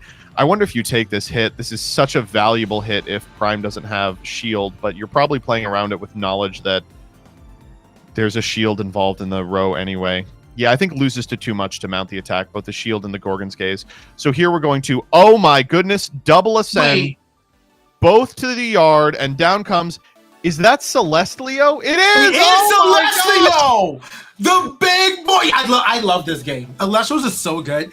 All the little guys making the big guys much more viable and playable. And now we're going to get a foretell of 4, unless that face down is a Gorgon's Gaze. Look like it is going to be going off the foretell. Every solar Elestral we find is going to be a non-targeting destruction of a card on Splash Claw's field.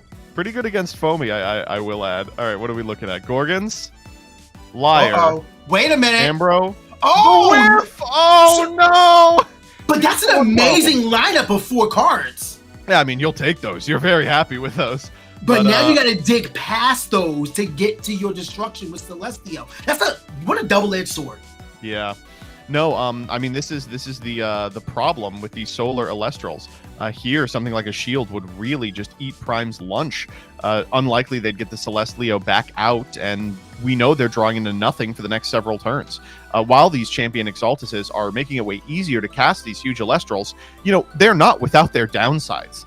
Almost all of them trade for value on the field, but in a situation where they don't, they are kind of just sitting ducks. I think Prime really agonizing over this battle step, and finally elects just to pass turn, I think correctly. It goes back to your earlier point, like you want a way to shuffle the top cards in your deck. There's no Estrada right now that can come out. There's no First Light that can put something else on top of the deck, or even enable the Celestial that we know of. As Aquarius casts out from Splash Claw. Love that this Elestral is seeing a lot more value. I think people are starting to see like a 3/4 body that can search. I mean, it's similar to Prototype Rummager. Yeah, that's a good way of putting it. If you're unfamiliar with Aquarius, when this card is normal cast, you just get to search for a water Elestral.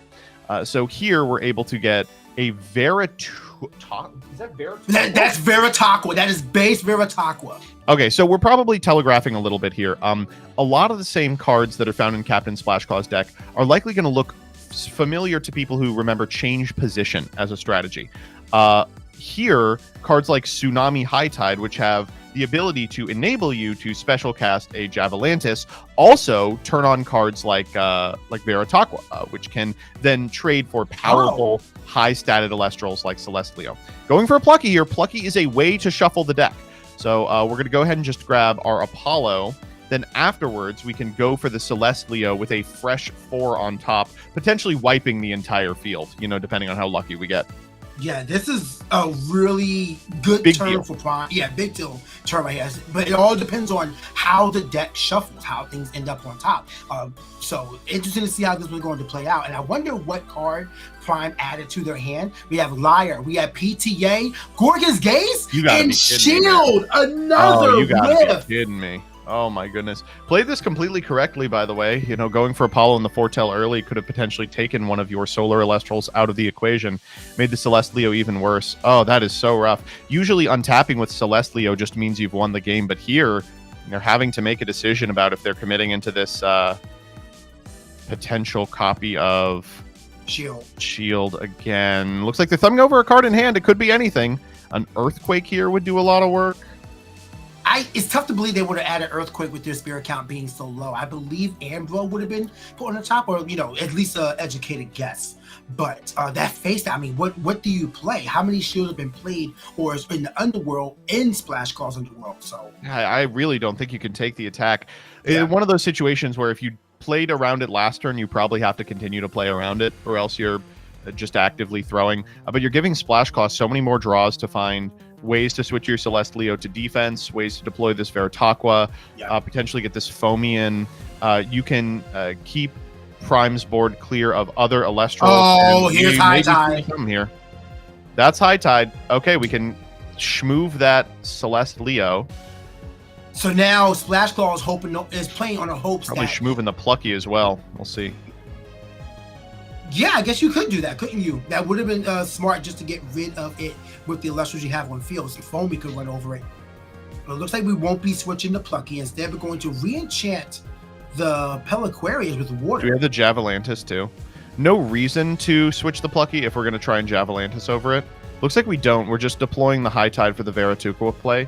So Prime's got to have exactly shield here. I guess Gorgon's Gaze does it too. But any of these 2 Spirit back row runes are going to put them in a really precarious position, down 4 to their opponent's 5 with 4 enchanted spirits on board. It's really rough. All right, we're making the attack here, unsurprisingly. Veritaqua into Celestleo. Wow, that's Celestleo, one of the most disappointing things that we've ever seen. I've never looked Celestleo look so sad. That's so mad. Yeah, this Foamy attack. Going for the Foamy attack. No. All right. Well, it looks like we're going to be getting just established dominance. Yes, essentially just touching it and letting know. Like, I know your face down is not real at this point. Interesting that Foamy has been remained in attack though. Like really just baiting them. I want you to attack this. Please attack this Foamy. Yeah. Take the damage. I know you want to. But now, like we've already seen so many major volleys from Prime. What else is in their the arsenal. We saw Lustragon that got outed. We saw Celestial that got outed. 2 Champ Exaltuses are already spent as well. What else you got?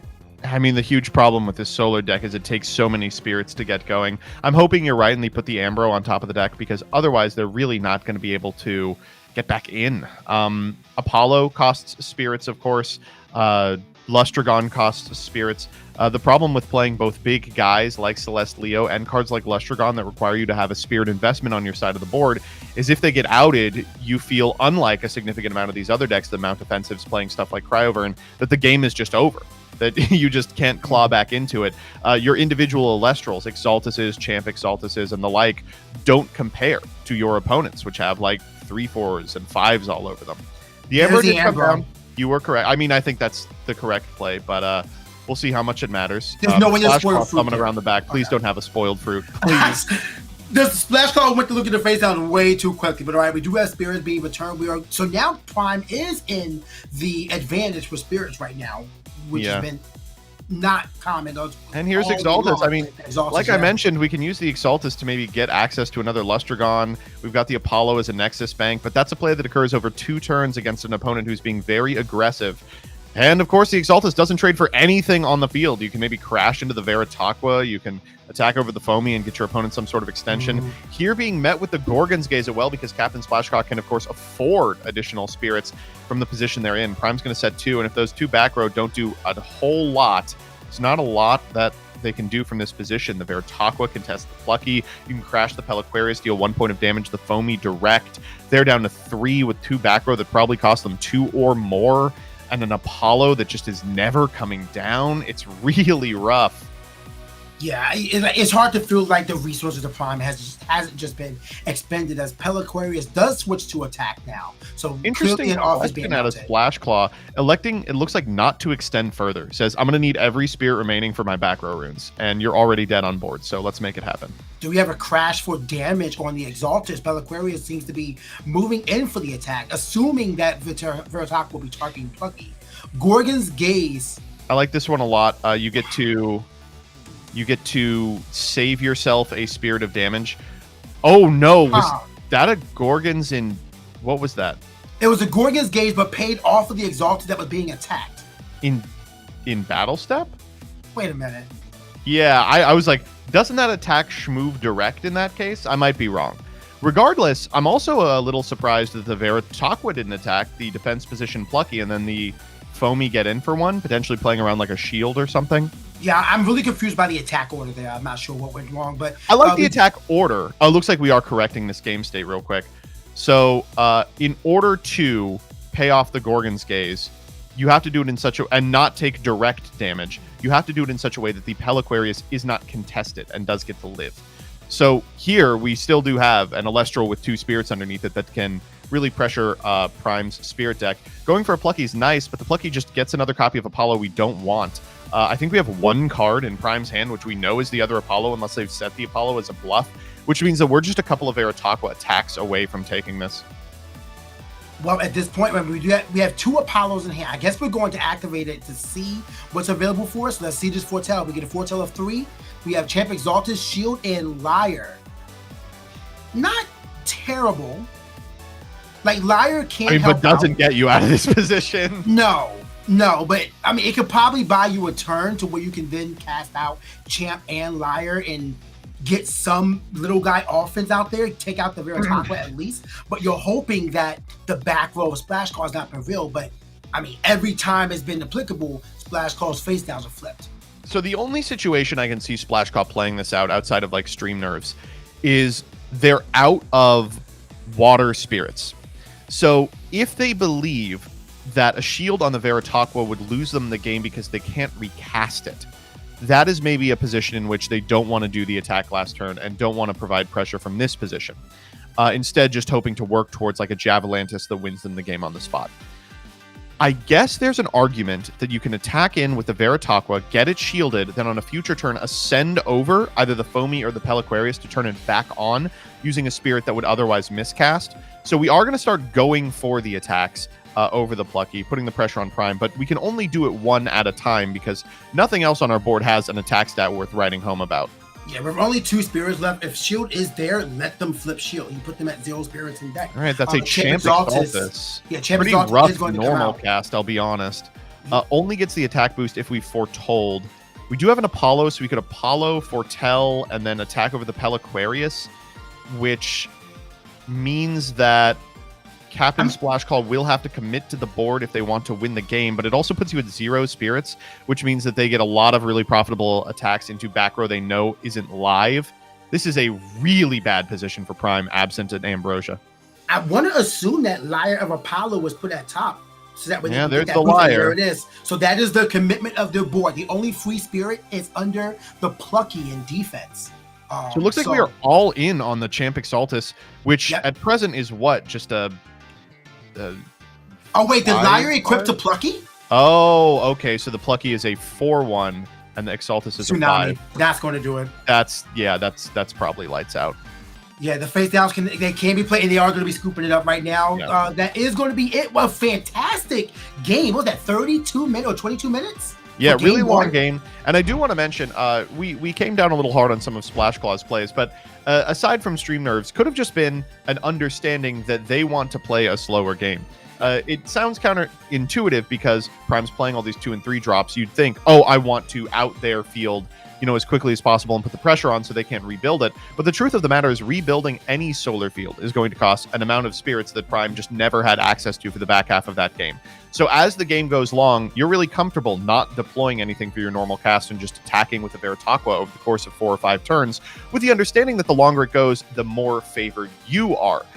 It's that type of role assignment that's really difficult, especially in games like Elestrals, where players can be playing these tempo-oriented strategies, or they can be going balls to the wall, blow you out of the water, full combo.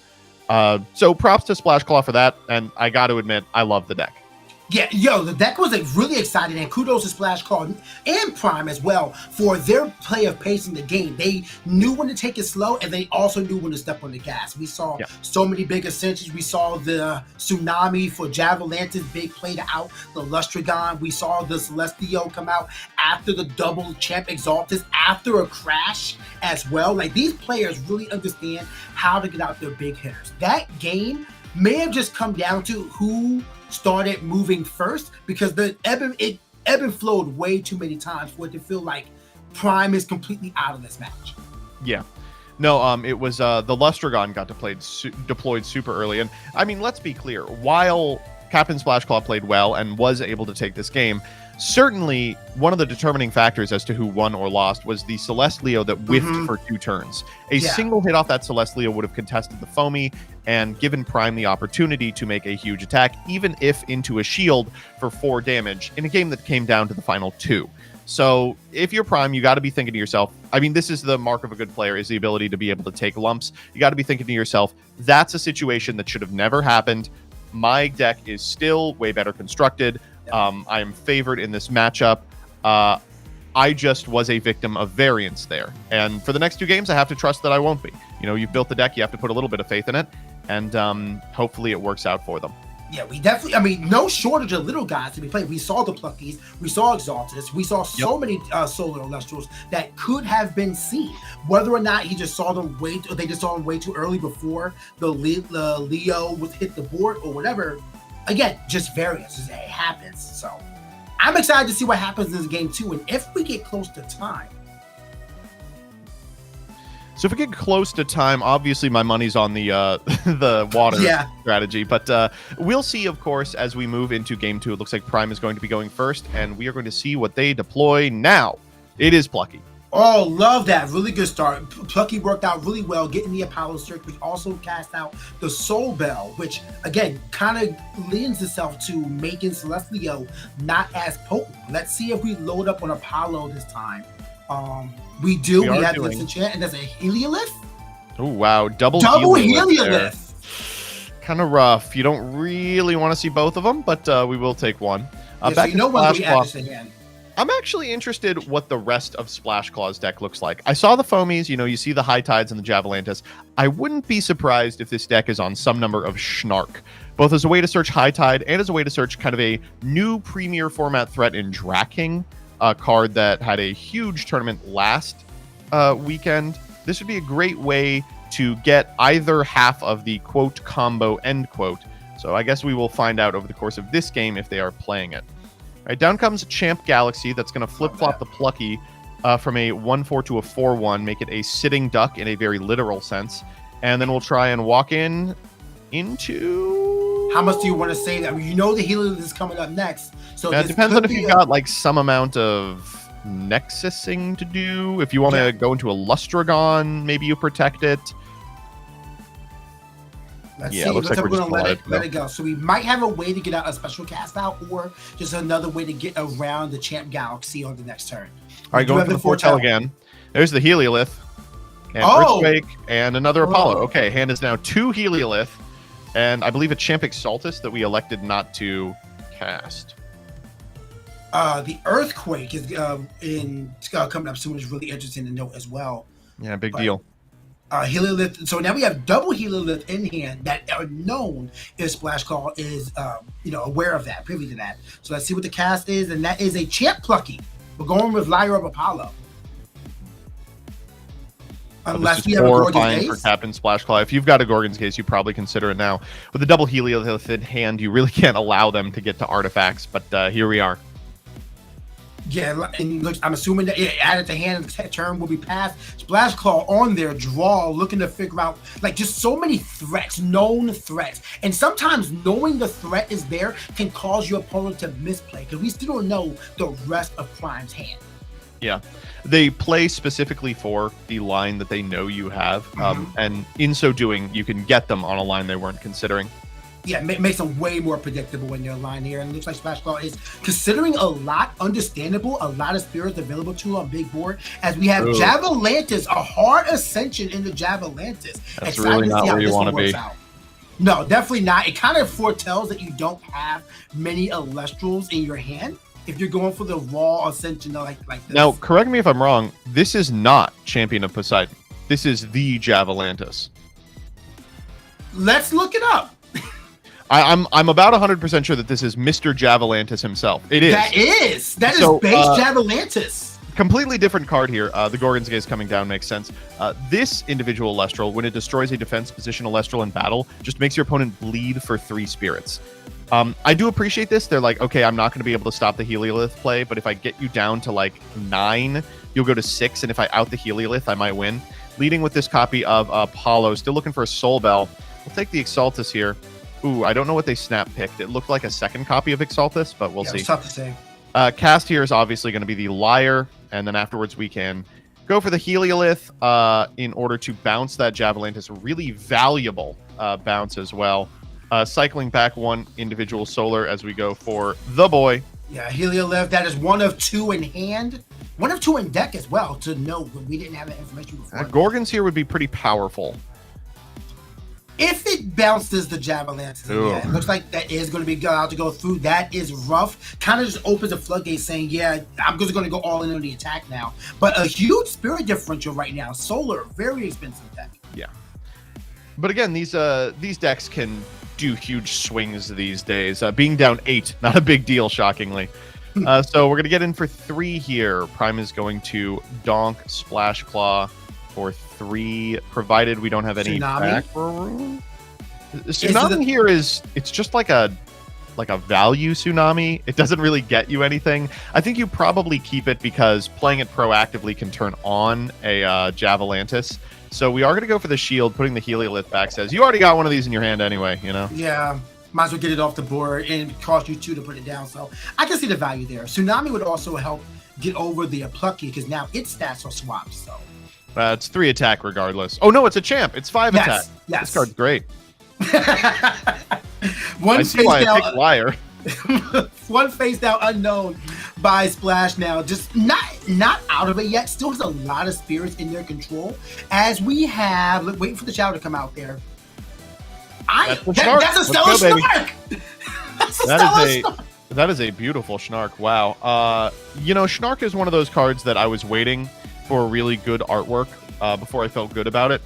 And we have a good artwork. It's the Stellar, which of course I don't want to buy. That's adorable. Look at the eyes. Aww. Oh man, it's sweet.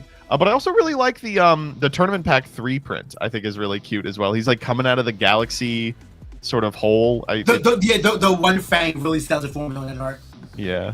We added a High Tide. Reminder that Schnark can search any card with a casting cost of Water Lunar. So High Tide, Dracking, of course, Joblin is a pretty frequent addition. Rock in a Hard Place.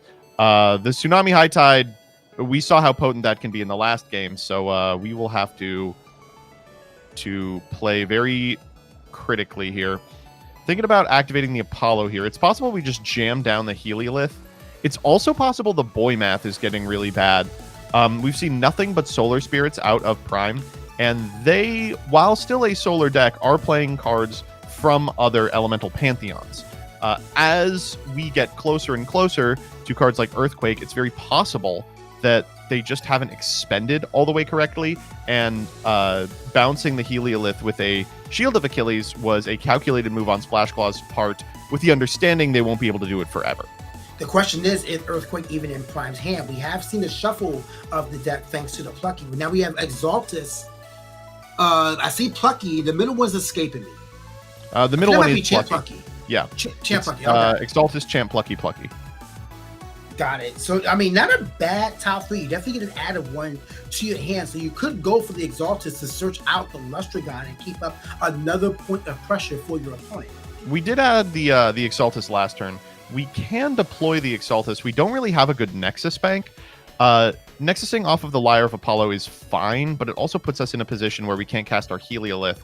So our line probably does have to be Heliolith here, which is vulnerable to a fair amount of back row. They are going to target the Schnark, which is also fine for Splash Claw, potentially more value here. And I do just like taking this. The Tsunami makes more sense now that we've added the High Tide, because we have a way to proc Javalantis even without the proactive Tsunami. So good that we got a good read on what Splash Claw's back row probably was the entire time.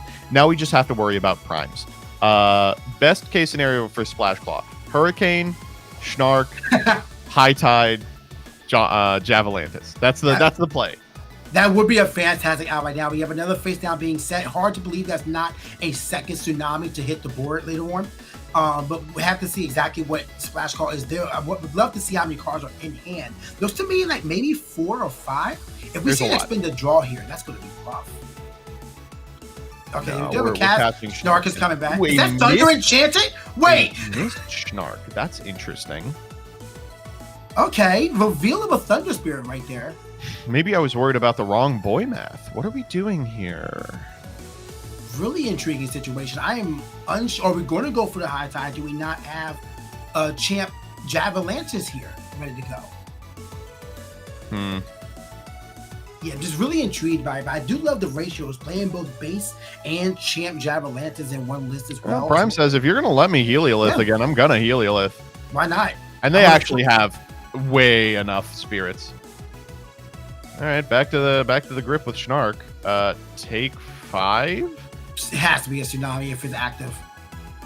Like, you don't want to shield here. You got to be sweating last turn Tsunami that accomplished absolutely nothing. I mean, I assume they would have thought they were getting into a better situation. It's possible they had to play for the top deck from this position. Like, sometimes when you're behind, you have to make a bunch of really bad plays in order to remain in it. Mm-hmm. Well, let's hope this guy can be circled on this next draw for Splash Claw. That playmat. We're trying to generate some sort of energy for him.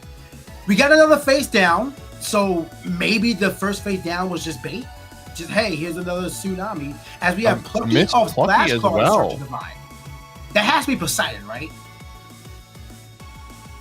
Crocodile? Right? No, I'm kidding. We're not going that far. Maybe. Yeah, so this is a water enchanted Elestral. So if we want to fire the High Tide now, the Javalantis could ascend over it. But it looks like we don't. I mean, we're going for the third Heliolith here. Wow. Water enchanted. Normal casting this does allow you to bounce the Plucky.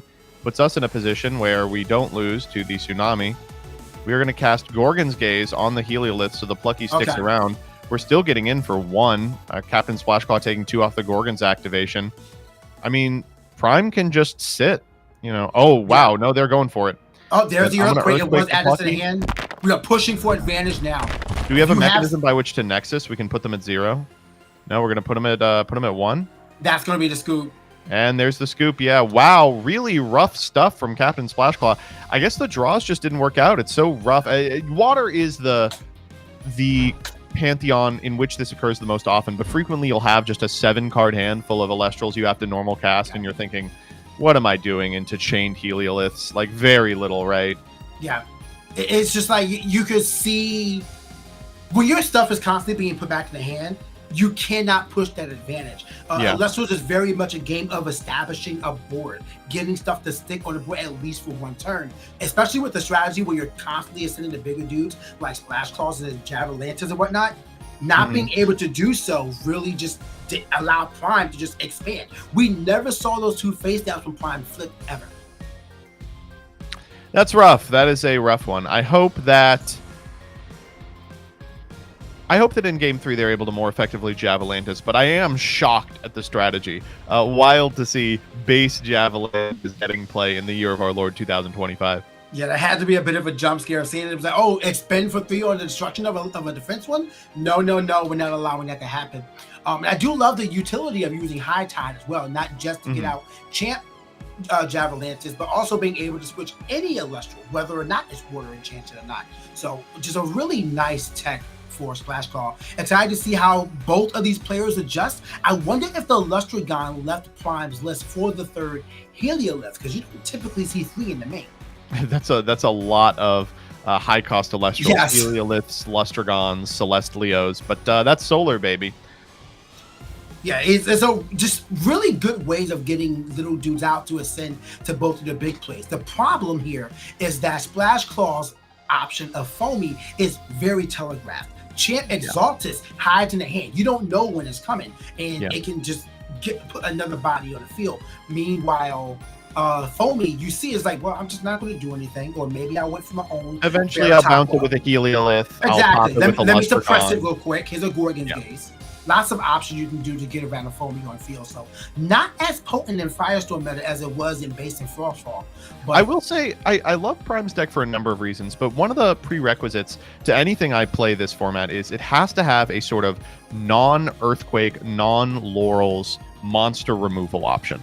Okay. There's just so many decks that have the ability to put out a guy with an unbelievable attack stat on it that I would feel totally uncomfortable without hard removal. And that can come in the form of Kin Leo in a Fire Nexus strategy, but it can also come in the form of Lustragon, in the form of Celeste Leo. A Heliolith probably counts as well. And so against a lot of these strategies that are just interested in putting out big guys and comparing attack stats, Prime is way ahead, because not only do Lustragon and Celeste Leo have incredible bodies, they also have incredible effects. We're about to jump into Game 3. Splash Claw is going first, and we'll see if their Schnark strategy has what it takes to turn the tide. I am excited to see just how these waves land on this field. Splash Claw showed that they can really control the board state if given the opportunity. Going first could be that opportunity. So in a scenario where you don't have to immediately contest a Gorgon's Gaze, you have a lot of really good turn 1 deployments. We haven't seen an Astrabbit out of Splash Claw. It's possible they're not on it. But as a result, this would be a great time to just jam out a Schnark. Yeah, we did see the Thunder, though, so maybe there's a Boom Bat in the list to get rid of the plethora of potent powerhouses that Prime is playing in the list. Wow, the alliteration. The turn 1 expenditure. Folks, we do love it. I'm indifferent to it. Sometimes I feel like it's not the greatest. I'd like having a dude on board as much as I can. Especially if that dude's a Stravit, but you know. Another loaded up Apollo. We get the. I love that Prime is just going in. Says it's Apollo time, baby. And I like this as well. Doing it first means we can threaten an Astrabbit to shuffle the deck if the top 4 sucks. Here, just grabbing an Exaltus, really not what we wanted to see. I imagine we were hoping for a Soul Bell, maybe a Plucky, maybe a Champ Exaltus. Exaltus isn't terrible because with the Apollo on the field, you can get the Nexus off, get a Search of an Ethereal, and threaten 2 damage as well. And importantly, shuffle. And importantly, shuffle, absolutely. Yeah, don't want to see another Exaltus, and maybe not so much the PTA. Yeah. All right, here the Exaltus coming down. We're going to go ahead and grab, I imagine, Champ Exaltus here, but maybe Lustragon if we feel comfortable enough with our grip. I would say if Champ Exaltus is not search here, it's already in grip. Well, that'd be, but that's Champ Plucky. Okay, so I would hold my breath that Champ Exaltus isn't again. So that means either we have both Champ Exaltus and like Lustragon, or that we are holding a Heliolith. because then, of course, developing the Plucky is paramount to get to a Liar to eventually be able to deploy that as an unkillable threat for Splash Claw, especially after a game where he just had such a tough time against it. I think despite the fact that this is an easy shield, we probably make this attack. See if we're doing it. Yeah, considering the spirit count, I would. No. Wait, okay. That can be like a clever positioning thing as well. Like, it's very possible Prime believes that they are going to win off the back of a huge push, courtesy of Heliolith or Lustragon or Celeste Leo, and that it is more important to keep an Exaltus that could theoretically threaten one of those on the board than get a 6 Spirit and card differential off an attack here. Now we actually see a properly enchanted Plucky. So let's see what the Divine Search is. I don't believe Gotta be Poseidon, right? Yeah, it has to be. There it is right there. I'm going to say we haven't seen a Divine be employed by Splash Claw this entire time. So I'm interested to see what Poseidon does for this strategy. There's a lot it can do. Obviously makes the cast of powerful Elestrals like Javalantis a little bit easier. The really interesting thing that Poseidon can do this format is play a little card called Poseidon's Rage. Wait, you're right! If you are unfamiliar with that card, it's a real house. As close to a card like Evenly Matched as exists in Elestrals, and forces an opponent to disenchant in a way that can be really detrimental to them and would really wreak havoc on a board full of divines that need their enchanted runes, full of individual Elestrals that need multiple spirits underneath them in order to remain on field. And here just adding an Astrabbit to hand off the Exaltus because we were allowed to pass back with the card. Love this play. We're going to be able to Apollo, search for a Soul Bell. Failing to find it, we can use the Astrabbit to shuffle the deck and try again next turn. Like, I love this play. I'm starting to get sold on this strategy. Oh, man, here we go. This is why I believe in Soul. This is why Champ Exaltus is on my list. Heliolith added to hand, Shield and Astrabbit to the top 2. So with the Heliolith add, if we don't have it already, it might be Champ Plucky this turn. Yeah, absolutely. Poseidon's Fury would really hurt this list or this field right now. Oh, we're going from Prime. And we have Lustragon is back. So as expected, the Lustragon was in the hand. We can Nexus off the Apollo in order to threaten the back row and walk over the Plucky if we want. I imagine that's going to be the play. Let's see that shield. One time for the one time. If it is a shield, it's going to be such a heads-up play. That is a high tide. Tsunami high tide. So the attack was available for last turn. A kind of bluff set in order to preserve life total, probably telegraphing a second Tsunami High Tide in hand. That is a combo piece, and as a result, you probably don't want to be sending it out willy-nilly to just be popped by a significant amount of cards in Prime's deck. Let's see if Splash Claw has the counteroffensive. You wouldn't be making plays like this unless you already had sufficient Elestrals to go off here. This is kind of the push-pull of this deck, is you expect to get blown out by a big guy like Lustragon or Celeste Leo. You have the tools to beat it back, and then the question is, can they beat it back a second time?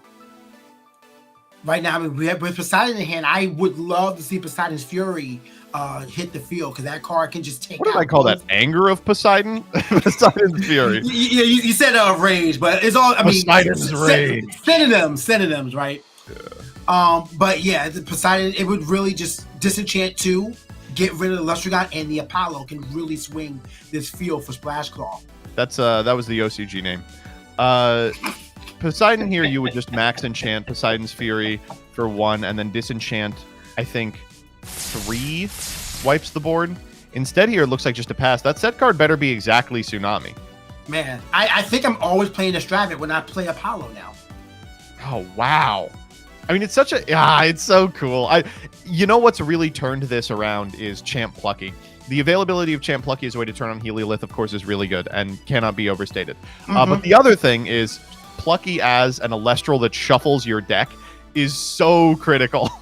Yeah, it's we're seeing the synergy of problems. This is clearly refined over days of testing, if not weeks. And it is turning out in spades for them, as we see a foretell of Astrabbit, Gaze, and Heliolith adding to hand with the known Champ Plucky and Grip as well. We've got 2 Heliolith and a Plucky and Grip as well. I think we also have 1 additional Exaltus. If you're Prime, you are at least a little miffed about this. You were definitely hoping to hit like a Soul Bell. Wait. Sure. Why not? Yeah. Pop the back row. I'm going to hit you for 5. That seems pretty good. Wow. Just a threatening board. Looks like we actually Nexus back to the Apollo. Am I think right? What's going on is they're going, I will use the Nexus effect. Okay. And it's being met with the Gorgon's instead of on the linked effect, on the performed Nexus, Okay. trying to prevent the Lustragon from getting to 4. We can cast an Ambro off the Lustragon too. That's unbelievable. Prime back to 12 in a hugely winning position. Splash Claw will protect their life total here, but not much else. This is not looking like game one for Splash Claw at all. I really thought it'd be a much more established board, but from the rip, Prime has just been controlling this game. Loving seeing the use of Apollo with the strategy for consistent shuffling, and has been getting amazing adds every single turn. I mean, and it's important to highlight, this is not Prime's deck working as intended. Like, you expect to see Champ Exaltus in order to threaten an opponent who's contesting your board. You expect to see Soul Bell so you can extend into these really powerful 3-drop Elestrals. We haven't. This is just like Daybreak style Solar deck wreaking havoc against Splash Claw's strategy. You got to imagine when the new cards start coming down, it's going to be even worse. Yeah, it's just waiting in the back this whole time. The new cards are just waiting in the back, and that's the threat. Is that you know that if you start pushing, I got to deal with Champ Plucky, I got to deal with the Healer Lift, I got to deal with the Liar, and all you could do is try to shore up as Jotagwa comes down to heal too. But like, where exactly are you going? And we can Poseidon heal an additional 2, but we go back to 17. Our Spirit deck isn't the problem. We're way ahead on Spirit deck if we're Captain Splash Claw. What's the problem is every single turn, Prime can get a 2-for-1 on card advantage. Man. You called the second High Tide in hand. It sucks to see it removed right now, and it's kind of foretelling that there is no third High Tide involved. It's kind of foretelling that rabbit liar. Okay, well, whatever. Oh no, a bad look. Oh man. I mean, do you add the Liar? I'm not add the Liar. Do you stack the Liar? Do you just? It doesn't matter. This is we're liaring the rabbit here. I was gonna say this is an easy shuffle with the Plucky this turn, but if we already have a Liar in grip, we can just Heliolith and hit for like 7. And there's the Heliolith, man. It says you can have back the Jotagwa, and I'll tell you this too. Maybe even not activating with the assumption that the Jotagwa and the Poseidon is 4. No, they are gonna do it. It said if you want to spend your whole turn regaining 4 spirits into your spirit deck, enjoy taking 7 again. Yeah. Like, there's no progress. It's literally 3 steps forward, 7 steps back. We got a Lycaris, we got an Owloon. We're seeing the different elements really come out there. Owloon and 2 water. The primary element being spent there. I love these types of plays like the one you're seeing from Prime at present, because they lead your opponent into a specific line. Like, it is very valuable to be able to Jotagwa twice over the course of a turn, so maybe they make the Poseidon line. But Prime has led them into that line because they know their onboard setup beats that. In fact, I think literally kills them. They'd go back to 13, they cast another Heliolith, and then it's 2, 4, 5, 6, 7, 8, 9 off the Lustragon Nexus. You can contest a back row with the Lustragon, put them at 4, and then if they do the play again, they can't contest it. Like, you are trying to lead your opponent into plays that are valuable, but nevertheless do not beat you. And I love seeing stuff like that happen. Yeah, just look at Prime's board. What is that? 3, 6, 8, 9 spirits on board, 8 in spirit deck. Like, there's a spirit differential, but it's represented in the cards on field. And then there's 2 face downs as well. Yeah, and we're going for this meager Jotagwa play. We'll put 2 back in the spirit deck. Maybe we deploy the Poseidon, put another 2 back. Then Prime says, sure, pop one of your 2 unknowns. I'll contest the other by attacking. Yeah. Like, what do you do here?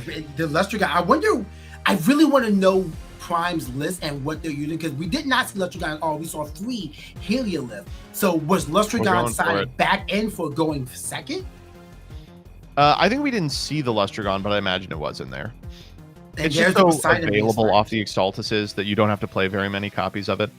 Win for the back row, it was the set Poseidon, yeah, so you have to imagine the other back row maybe does something. Cast Heliolith here with the Liar on field, put the Jotagwa back. We are about to find ourselves in a time situation, but Prime has a lot of spirits represented on board. This is 4, 5, 6, 7, 8, 9. Put Splash Claw to 1. Is that it? That's all going. Oh, ow, oh! I can feel my own life just shedding with that removal. I struggle to think of any individual card that does it. This is so devastating. Amazing board to have watched build up. We can Gorgons the trade for the Lustragon here. It's really rough to do this now. You have to because of the way the individual removal could have worked out. But if you Gorgons Gaze the Lustragon on the Nexus, you can maybe prevent your Dratagua from going, and 2 additional spirits of damage, still you are in a losing position. Okay, so we're now in time. The way time works in Elestrals is, of course, turn player becomes turn 0, which I think was Prime. Of course, we're just commentating, and as a result, it may differ on the ground. That means that Splash Call will be turn 1, Prime turn 2, and Splash Call for turn 3. And then at the end of those turns, the winner is the individual with the higher spirit count, and both the spirits in your spirit deck and the spirits represented on board. So despite the fact that Splash Claw is on the deck that seems to do better in time because of Dratagua, they are going to have to overcome about a 15 spirit differential at present. I don't think time rules are going to be a factor here. Yeah, this one's shitty over. I'm not sure what you can do, especially with one face down. I mean, Tsunami to get to your turn 3. Maybe a massive. There's an Amber. I mean, there is life. Something. Yeah, I mean, there is life. That picks you up to 5. Let's see what kind of play can be had here. But even if you get over, let's say you establish the biggest Elestral on board, can you clear all the spirits that are on Prime board for the spirit differential? Okay, I mean, well, he had to be bricking on something. All right. So we do potentially have access to a play. We've gotten a little bit of an update from the judging staff. Actually, Prime did pass turn before time was called, so that means Captain is going to be turn 0. And unfortunately for Captain, Prime's going to get 2 attack steps to deal with these 3 Ambros. Oh, no. All right, we're back to 9. We still got a game on our hands. Now, again, keep in mind the spirit deck isn't the only thing that matters. The spirits on board also. Is that Hurricane? What is happening? Wait, this could be a big turn. What is happening? Everyone hold your breath. This game is not over. All right. That was a shield being destroyed. Not full art as in the animation, but still a shield has been destroyed and 2 PTA others. Off Splash Claw. And What are we doing? I spin the draw. Oh. I was so excited. I was like, yeah, and here comes Tsunami High Tide. Oh man, look at the hand. Galaxy Javalantis champion and 3 spirits in deck. Prime totally in control of this game the entire time. Honestly selling me on this solar deck. It looks like you get to play a significant amount of just flat out decent Elestrals, the Exaltuses, the Astrabbits, the Pluckies. The Stellar Eddy. Okay, Splash Claw. But unfortunately, was not able to contest the big bodies that Solar is capable of putting out when it gets free casts off of Soul Bell and the like. Lustragon looked just as good, if not better, as it did in Daybreak meta in that game. I honestly really impressed by that list. I was trying to show Splash Claw that I had. Here we go. Solidarity. We are 1 of 99, Splash Claw. But yeah, it is. I mean, that was a really good game by both casters. It's just that games 2 and 3, Prime saw the strategy and said, you are never pulling this off again. I understand that my deck is better and just showed up. I've never seen so many Helioliths show up in one game. I've never seen so many big guy solar Elestrals be on the board at once. Yeah, I agree. I obviously there's not too much that I can say with respect to the strategy. I think that the solar pieces available in Divine Champions Firestorm fill in the gaps in an existing solar-oriented strategy that people have been tinkering with forever. How many sets have we heard this time for sure solar is going to be a threat, and it hasn't been? In our group, we've heard Trish say it a lot. Yeah. The closest we ever got was that Winjin strategy, which, despite being very popular, actually has really poor representation and conversion from Top Cut in the Moonrise meta. Yeah. So it's cool to see a deck that does look competent, capable, and powerful. It's not without its weaknesses. This deck didn't really get to exploit them because I think this Javalantis strategy really lives or dies off the base of Elestrals with a high attack stat but a low defense stat, able to pierce over them, switch them with High Tide. That's not the case for these powerful Solar Elestrals, which have both high attack stats and high defense stats. But other decks, like the one we saw Dimax playing in the previous round, that have Champion Titanostrike and Consurge Thunderstorm, can really eat this Apollo alive and get a 6 spirit differential. So it's a little bit of push-pull. It's a little bit of rock, paper, scissors. I'm sure it's got bad matchups. That matchup did not look bad. And I think the big difference there is the amount of cards that can be searched in Solar and how much is searched versus what has to be reactively searched in Water. I mean, there were a lot of combo pieces. We saw it in turn 1 with High Tide coming down the Javalantis and whatnot. It's possible, but how many of those pieces are you searching? The only searching I believe we saw Splash Claw do is Plucky for Poseidon, and that was a non-factor besides the destruction target for Lustragon. So it's the amount of searching that Solar can do right now with the Exaltus, with Champion Plucky, with Astrabid as well, although any deck can do that. The amount of adding off the foretells from Apollo. Like, I've never seen Apollo be loaded up so many times and be so fruitful and beneficial. The only thing that really flopped in Prime's list, ironically enough, was the Celestial, and that had to have just been chance. It flopped insofar as it whiffed twice. Yes. It did make it onto the board, and it is a threatening card.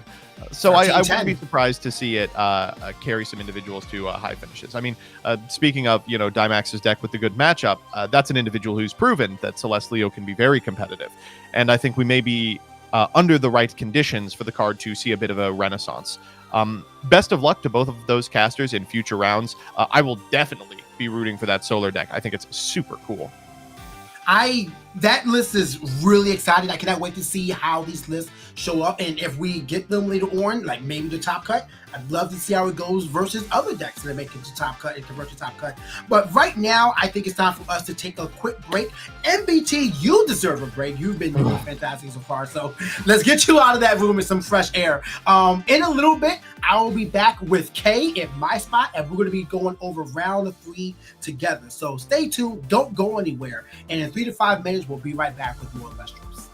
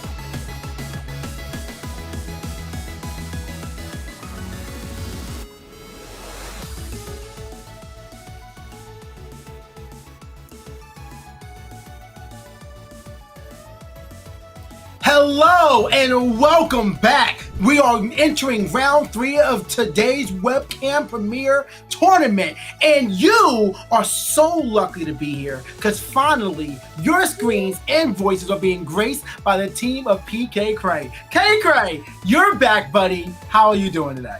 I am so happy. We were lamenting all day yesterday about like, I'm not gonna see you until round 3. But we are here. The time has come. I'm so excited to be with you again on the mic.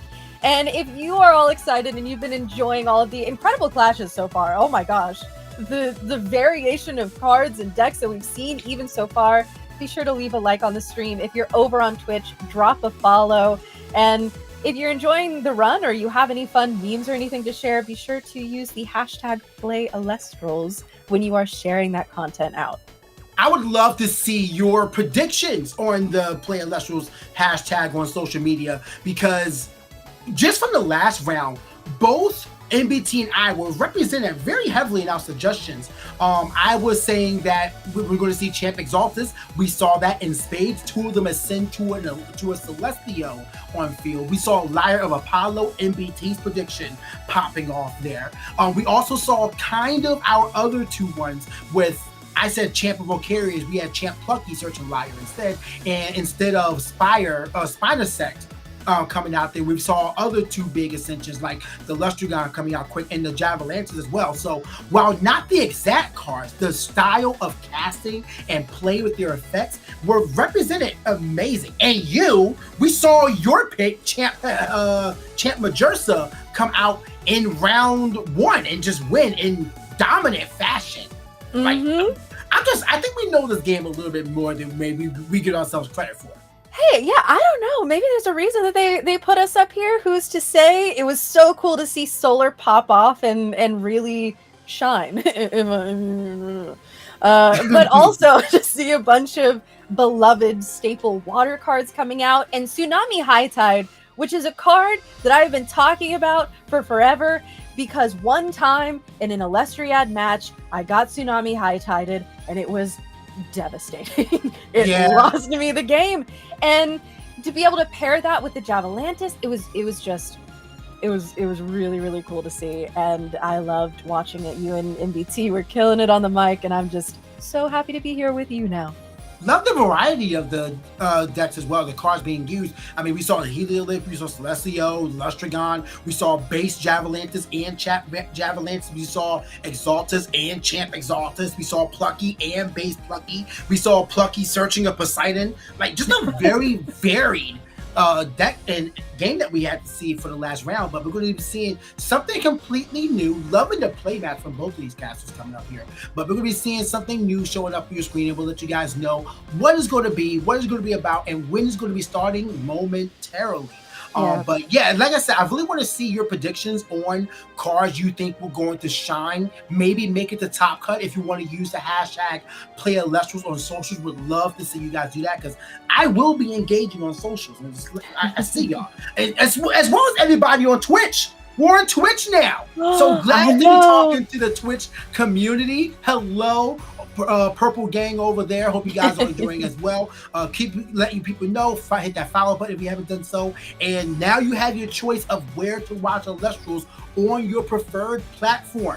Next, TikTok. Let's go. Oh, I would love to stream an entire tournament on TikTok. Ooh, I'm just picturing trying to get all of this in a vertical format, and it's giving me, like, I do not envy the design team for that one. Nah, that'd be a little tough, but I mean, I would love to see it, if nothing more but for the attempt. Mm-hmm. Nothing more but for the attempt. I cannot wait. And speaking of cannot wait, we do have our confirmation for our next round, and it is going to be very exciting. We have Dry versus Spicy Sausage. Both casters who I'm very familiar with. I know that Spicy Sausage is one of the most storied casters probably of all time in the game. So this is shaping up to be an excellent clash. Both of these casters show up and show out with reckless abandon every time you get here. And it looks like we are nearly ready to go. Cannot wait. We have Spicy Sausage also using a Store Champion Voldusk mat. So, I mean, Kay, if you can probably just nudge elbows there. Maybe you can get her to pass that your way a little bit. Hey, I'm just saying I have secured one. As soon as I saw that full moon mat be announced, I was like, okay, if anyone gets it, I don't care. Money is no object. Okay. Well, we're going to see if spirits are an object as we move into game one of this clash. Dry versus spicy sausage. And spicy sausage will be moving first as we see a fire and a lunar. We have a mulligan.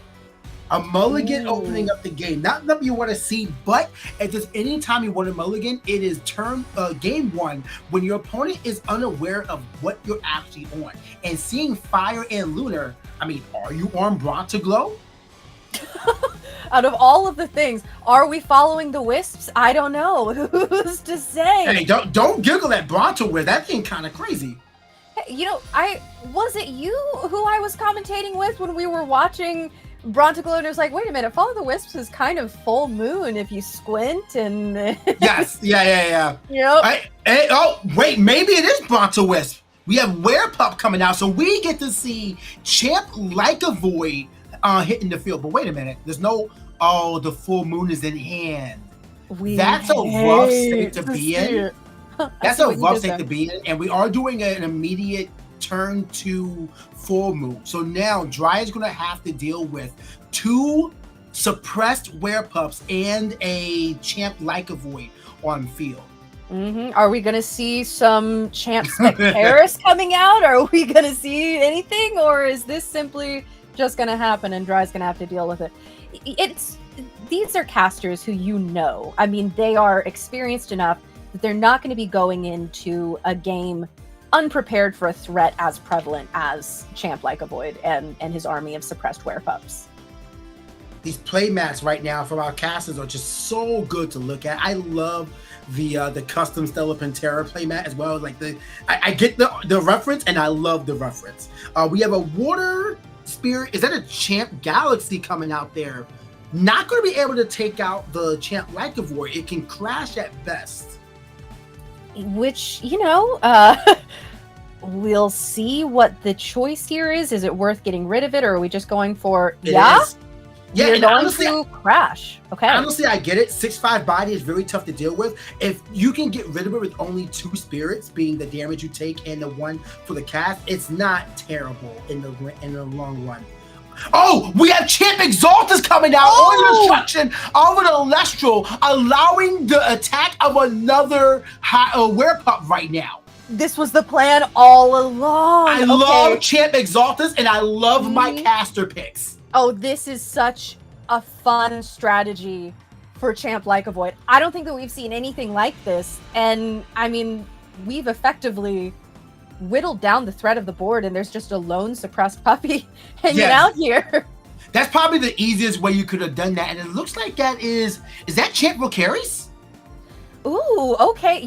One of your predictions from last time, or is it still this time? Both of my caster picks are on the field right now. At the same time. Okay, PK is eating good right now, and you know what? After what we were seeing, Fire Lunar, suddenly it makes sense. Yeah, we are looking absolutely. at Fire Lunar on board, and we're about to start, because we went and fetched that Hephaestus. We are going to start artifacting. No face down for Dry is going to allow the Search of Hestia, Hephaestus, to search out Torch of Hestia, most likely, which is going to be played and likely enchanted using a spirit from the underworld. Yes, it is. That's going to put the enchanted Elestral, we don't know who exactly, but whoever is going to be +2 attack, and on attack declaration, allows a foretell. This is altogether supposed to be if you foretell. Okay, making sure it doesn't trigger from any foretell this turn, but it is going to allow it. Looks like Werepup is going to get over it, and then we have a foretell of Argo, Specterus, and I missed the first card. I don't know if that was maybe a shield. It was hard to see, but Hestia is not enchanted, so we're not able to add any of those to hand, but being able to set up your next few turns, I mean, as we saw from Solar just in that last clash, really, really powerful. Oh no, that's the spirits being expended from the attack. Okay, there we go. That would have been a quick thunderstorm. Oh wait, was there a PTA trigger? There might have been a PTA trigger that I missed, because I think that's what was removed there. But in any case, Werepup of Dry's End is going to is going to come out there, allowing the search for a full moon. No Gorgon's Gaze from Spicy Sausage unless they want to spend it on the activation of full moon for to stop the ascension. But still threatening just a counter big board of their own. Love seeing both Champ Lycovoids hitting the field, just waiting to see who's able to use the engine better, or if it's better to announce it first or second. It doesn't feel as strong. No, it won't happen. I was going to say that Champ Lycovoid can destroy a suppressed Elestral from destroying your own Werepup, but that won't happen to the next Dry's next turn. So, yeah, we've got a little bit, and not being able to do this turn one doesn't feel as good. Spicy Sausage doesn't seem to be reaching for anything as we see that full moon activation. It looks like we are going to have there it is, the Gorgon's Gaze, just like when you said it comes on this part to have Dry expend the most spirits possible, and have nothing to show for it, unfortunately, except for a very loaded up Werepup. Dry could cast an Invoke Rune to take advantage of that spirit, just kind of do the spirit management, make it feel a little bit better. But unfortunately, we are now going back over to Spicy Sausage, who has a Kinleo and is going to pop that Werepup with both spirits on. That is a huge loss for Dry. And we are just going to start swinging. I think Kinleo was the ad from the Torture Hestia. Might have been the first card that we both missed. And we see, it was the Kinleo, and now we see Spectrus and Argo. And I think that was a second Argo. Oh my goodness. So and really we see a shield in the underworld here. So I think actually that Kinleo is being shielded. Or maybe the Werepup? It might have been the Werepup there, because I can't really do anything. Don't really want, if you can get rid of the Kinleo in his next turn, I can see wanted to keep it on board and just get rid of it and its two spirits. So I can see the value there if Dry can actually remove the Kinleo, as we see the Solar Luminate cast into a it's a Cathmel. A Cathmel in defense. My beloved. Not really the play you want to see in a situation, because you're allowing your opponent to Nexus, remove it, and while you get the heal, they're going to hit you for 3 again, unless you have some way to stop the Nexus. So we'll see what Dry is thinking, as it's now Spicy's turn, and Spectrus can out. Yeah, that's going to... Paris, the natural enemy of Cathmel. Unfortunately, not what you want to see. And we are going to see it removed with the effect of Kinleo.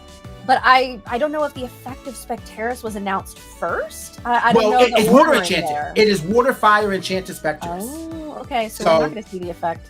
Maybe that boy math that MBT is always on about. So come back to Spicy Sausage after that big combo with all the Werepups and the Lycovoid. Possibly, or it could be just wanting to play around a future Tsunami. I mean, they had a way to get out the Spectrus, so let's go for a defensive, offensive play. Making sure your Tsunami proof for future opportunities in the future, because you don't need to suppress right now. You have Kinleo. As we see... Bunnix! That's a Bunnix coming out! Nixamera? This is really late in the game to see the Nixamera engines start to pop off. But, I mean, Dry's got to make some big moves if he wants to make a comeback here. This has to work out right now.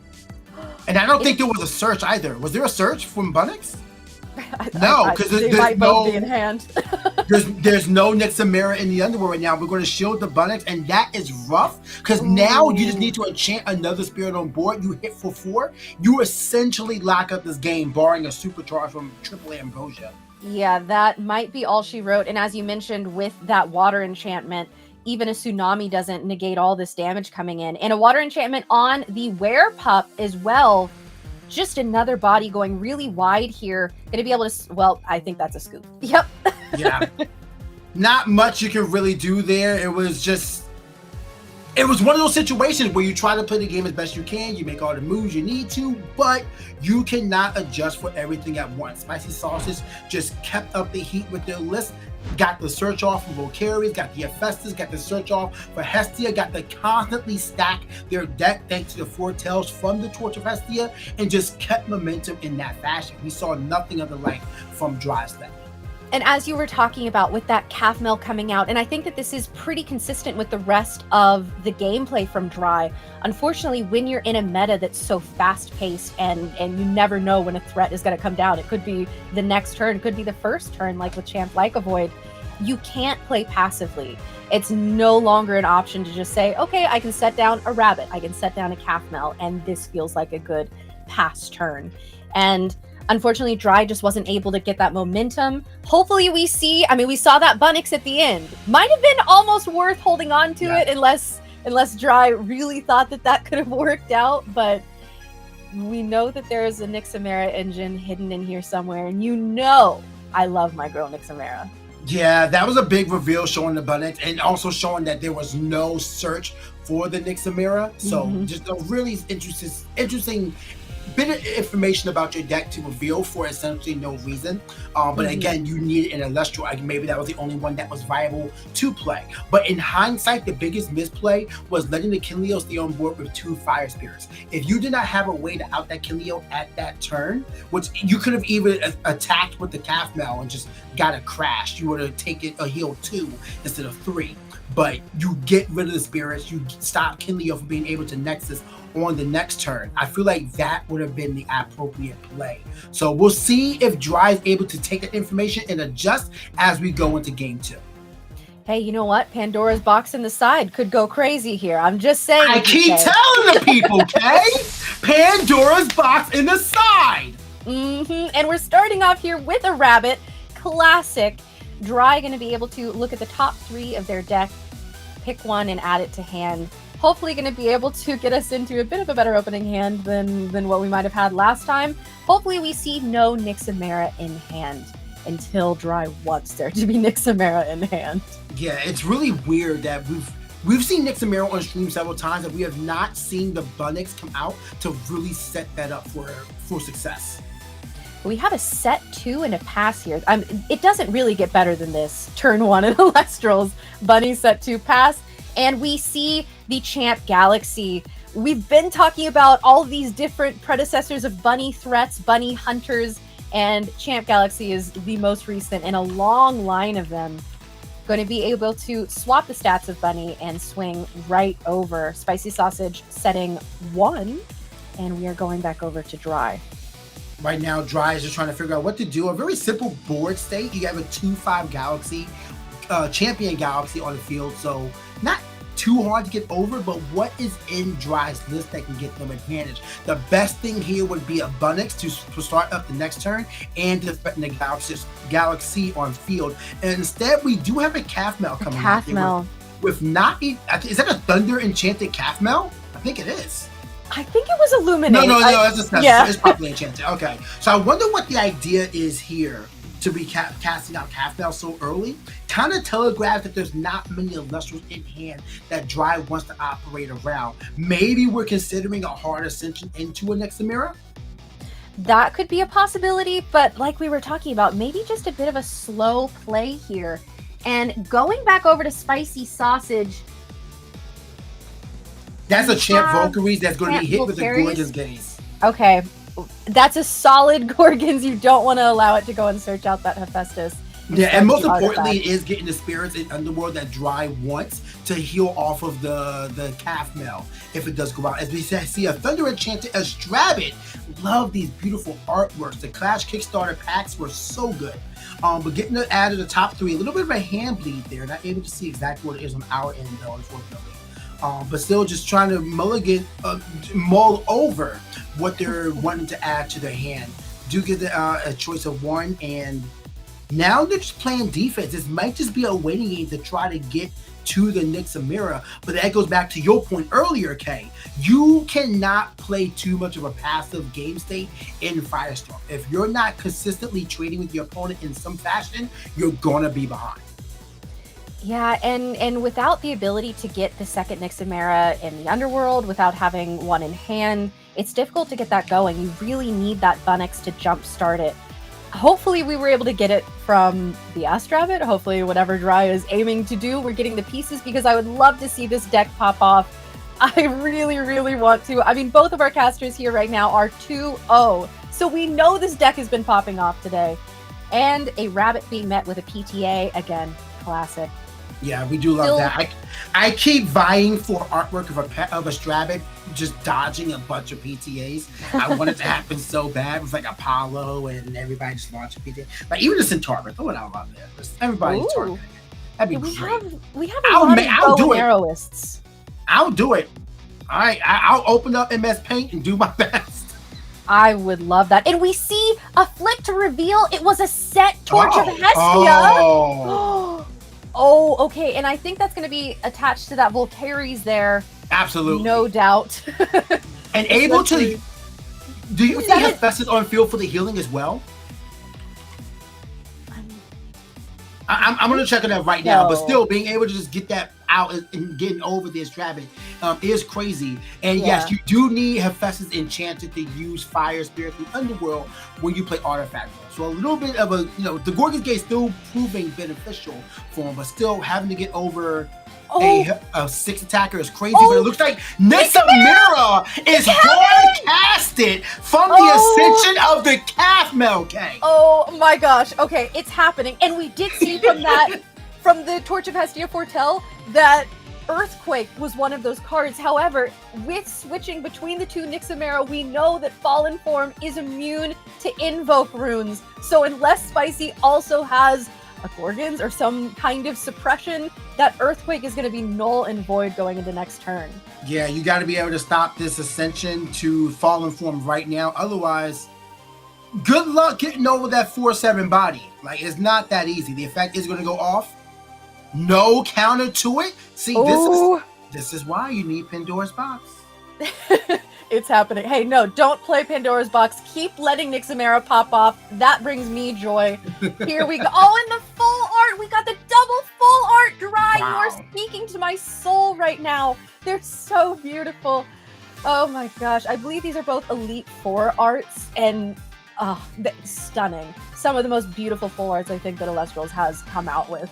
Dry is showing up with a purpose with this list. Finally, we get to see what Nixamira can do when his engine is fully online. So excited to see both how Dry utilizes these Elestrals and how Spicy Sausage aims to get over it, as we have Werepup searching the full moon. So we know we're going to have to deal with the board of wolves on the next turn. But let's see if the pack of wolves is efficient enough to get around the sheep that is Nixamira. However, with one set, this could be a very well-timed Gorgons. As we know, Dry is also on this same engine, so no doubt knows how to play around it. We saw that last game. We'll see if there's an answer here. Is this going to be a draw step full moon activation? I can see wanting to wait on it in case your opponent does something. End phase is here. We get another Ascension. This Nixamira is getting very potent, K. 4 spirits underneath it, and you get a destruction of, I believe, a back row, a face down. Yes, a face down rune. So if we get the turn 1 activation, like, you do have to target and destroy. So you may want to keep the full moon face down to possibly have them whiff on their destruction and get a board of Elestrals on board. So now you have 3 spirits to work with. But let's see how it plays out. I want to assume there's no draw phase full moon here. Yep, I mean, so hit the expansion.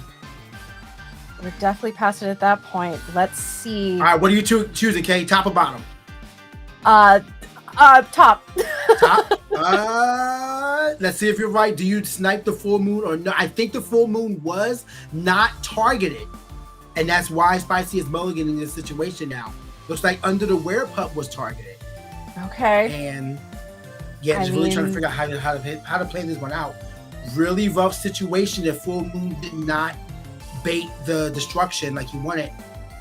Yeah, if this is something that could have answered the Nixamira that's targeted instead, that's going to be so valuable. And it's a Gorgon's Gaze, which would have been huge. But it is huge because it stops the Nixamira from ascending to the Fallen Form on the next turn. And we see it being activated here. Okay. And that means that Earthquake, if that's in hand, is live going into next turn. And that's a lot of spirits to lose in a situation like this. So interesting why, decided to wait so long for that removal. But I guess, we haven't spent our normal cast this turn. we can't expend the draw, we can't cast out something else to threaten the Werepup. So it's not out of a possibility. Not to mention, Dry could have a Gorgon's Gaze face down. We have a Zapdos hitting the field to put down another a third rabbit. You know what would go crazy here is not Set, but Divine Blessing. It's one of those cards that I think that people aren't utilizing enough. I agree. But, okay, we're going to be looking at the top 3 of the deck here. We see a bit of bleed. I'm trying to get information, but not totally sure. There was an ad. Actually, you know what? You mentioned Divine Blessing. With how much Nixamira puts spirits underneath itself, Divine Blessing would actually be amazing for this card. I'm saying. You're not wrong. Listen, Divine Blessing is so underutilized with how potent Invoke runes are, especially with so many of the big ones being limited to 1. And if you're able to negate that, it's huge. But a Cryoblast! Oh my goodness! And it's the biblically accurate Cryoblast with the Cryoscorch on it. We know you love Cryoscorch, PK. Listen, all right, what's crazy about that joke is that people outside of our circle don't even get it, and y'all are bullying me. I know. Oh, anyway. Go Cryoscorch. Stop paying off. Nixamira looking really potent right now. It is vulnerable to the Earthquake still, so it's not out the realm of worry for Dry, because the good news is that only Nixamira Fallen form turns back into Risen on the next turn, so you're not going to be de-saint in this situation. You know, it doesn't say during the end phase, but during your phase or in your opponent's end phase. So not a bad situation to be in. Looks like the Werepup was in hand, or maybe just adjusting it. But I was saying, Spicy Sausage is really trying to figure out what to be here, and the fact that we have not just kind of dropped the Earthquake either makes me believe that they are trying to figure out they're out, or just did not add the Earthquake to hand at all. I mean, it had to have been, right? I mean, we saw it foretold, and I don't think looks like it wasn't. Oh.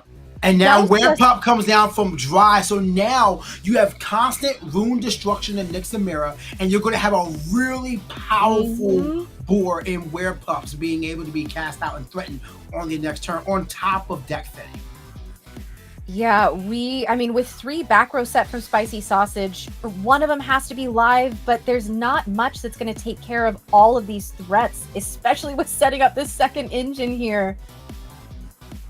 So, I mean, what do you do if you're Dry Sausage here? Because you still have to worry about the face downs. There's the full moon just immediately triggering to get the Champ Like a Void out. So I think that was probably in hand, which, you know, that's fine. Doesn't ever feel great. We've seen Dry have a bit of a hard time with having things in hand that you don't want to have there. Oh, the beautiful tournament pack Champ Like a Void. That artwork is beautiful. Like, easily my favorite one from the entire set. I don't know that I've ever gotten to really see that art. Now I'm very intrigued. I'm like, yeah, it's really nice. Like, you got to go to your locals, get the organized play pack 3 cards, and just go in, because the artwork there is so nice. We have everything going in, but no expending from Nixamira for the cast. Do we not have any more solar? It seems like we're out of solar spirits to expend. And hey, you know what? That Calfmel, I'm suddenly understanding why he's in this list. That's starting to make a lot of sense to me. I figured solar would be much more common in a list like this, so now I'm wondering what exactly the build is. Well, with the Champ Like a Void engine, you're probably having to invest a lot more lunar spirits than you might want to. And we've talked about this quite a bit today. Oh, Shield of Achilles, bouncing the Nixamira. That is rough, because a lot of spirits are now gone. Now you cannot go back into fallen form at the end of the turn. So not the best situation. And it kind of shows that if you waited a little longer for the Werepup, you could have got a full board of pups to hit in with. But still, really good board state that I think Spicy is just scooping from. Yeah, it looks like there is going to be a concession by Spicy Sausage. So Dry takes that one in dominant fashion. We have a game 3. I'm so excited to have seen Nixamira really pop off. I think that's the longest I've ever seen Nixamira be able to stick on the board and be able to do its thing. unfortunately, as we said, it looks like there was a run out of Solar Spirits there, so the Nixamera effect wasn't able to be used. Yeah. But that would have really, I mean, being able to pop those back row, that shield would have been a non-issue. And as we said, with that Fallen form, being able to go in and be immune to Invoke runes, I mean, we really got to see it go off. It brings me so much joy. I'm so happy. That was the biggest pop-off we've seen. So I'm glad that Nixamera players got to see something. Now, I am really curious, like maybe Dry just didn't see the value in destroying one of the back row because there was no, like, there's so many that is not really valuable. There's a thought there. Or what I think would happen was that there was no more solar to expend, which means that there's a low solar count in Dry's list. So something that Spicy could exploit if they did take stock of how many solar spirits Dry was on. I think you're right. That makes a lot of sense. However, if we had seen even one more calf melt a little sooner, I think that could have been a different story. But, I mean, remains to be seen into Game 3. If I'm Dry and I have Divine Blessing in my side deck, I'm putting it in there right now. I'm just saying. If I'm a Spicy Sausage and I'm in Game 3, I'm adding put Pandora's Box into my main deck right now. Hey, we're both coping, and I think that's a beautiful thing. Yes, it's good to have hope in today's world. And let that be a lesson to all of you watching here today. If you have a card that no one else believes in, if you simply just talk about it all the time and pretend like it's good, then maybe someday it will be. And we have seen that happen many times with many cards where all of a sudden it's like, oh, actually, this has been the craziest card of all time all along. I mean, we saw Spoiled Fruit earlier. We saw Mountains of Urus in the finals of the last tournament. Like, I believe. I believe. So I cannot wait to see what these casters have, though. I do love the text that you can find. If you guys want to share what your favorite texts are, use it with the hashtag #PlayElestrals. But we're going back into Game 3. Spicy Sausage is taking the lead and starts with the classic opener of Estrabit. Love it, love it, love it. No expecting the draw this time. Yeah, we've seen this rabbit start a few times today, and even after, it's like, okay, there's been a decline in rabbit usage. Even still, it remains tried and true, and we've still been watching it happen. I think there might be a bit of propaganda regarding Estrabit of like, oh, it's not that great, you don't want to use it. But everyone who does use it sees so much benefit.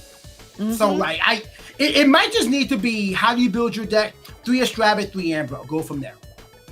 I mean, that's what we've been seeing so far, and I think, oh, it's happening! Turn 1! Yes!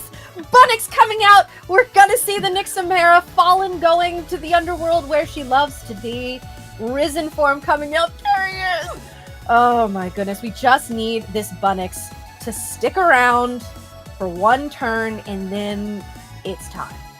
I mean, if there was no PTA on the cast, so the question is there a Kinleo from Spicy Sausage? Is there some way to get it out there? Maybe a Torch of Hestia. I'm sorry, a champion of Hephaestus Volcaris to get out Torch of Hestia. There's a few ways it could be done. Yeah. But right now, we do have the Nixamera lined up and ready to go. So even if it doesn't come out in the next turn, Spicy Sausage needs to be aware of letting the Frost and Elestral sit on the field. It is lurking. And that's so true. We do have this engine set up ready to go. We saw Dry do Hard Ascension over not a Bunnix, I believe, at some point. But anything could happen, and I hope that it's Nixamera. Let's see how it goes as we have Champ Galaxy coming out there. A card that I'm a little torn on. Just a little side note, put my opinion out there. I get why this card is played. I don't know if I like it just because it's not consistent enough for me personally. Well, I get it. Because now you have a 5/2 Estrabit on field. Yeah, I was about to say, this bunny is about to go crazy. Bunny on bunny violence is what we're about to witness. Dry, I'm hoping, has an answer here. Argo? Something. Argo would be hilarious right now. That's Tsunami. That is not going to save the Bunnix.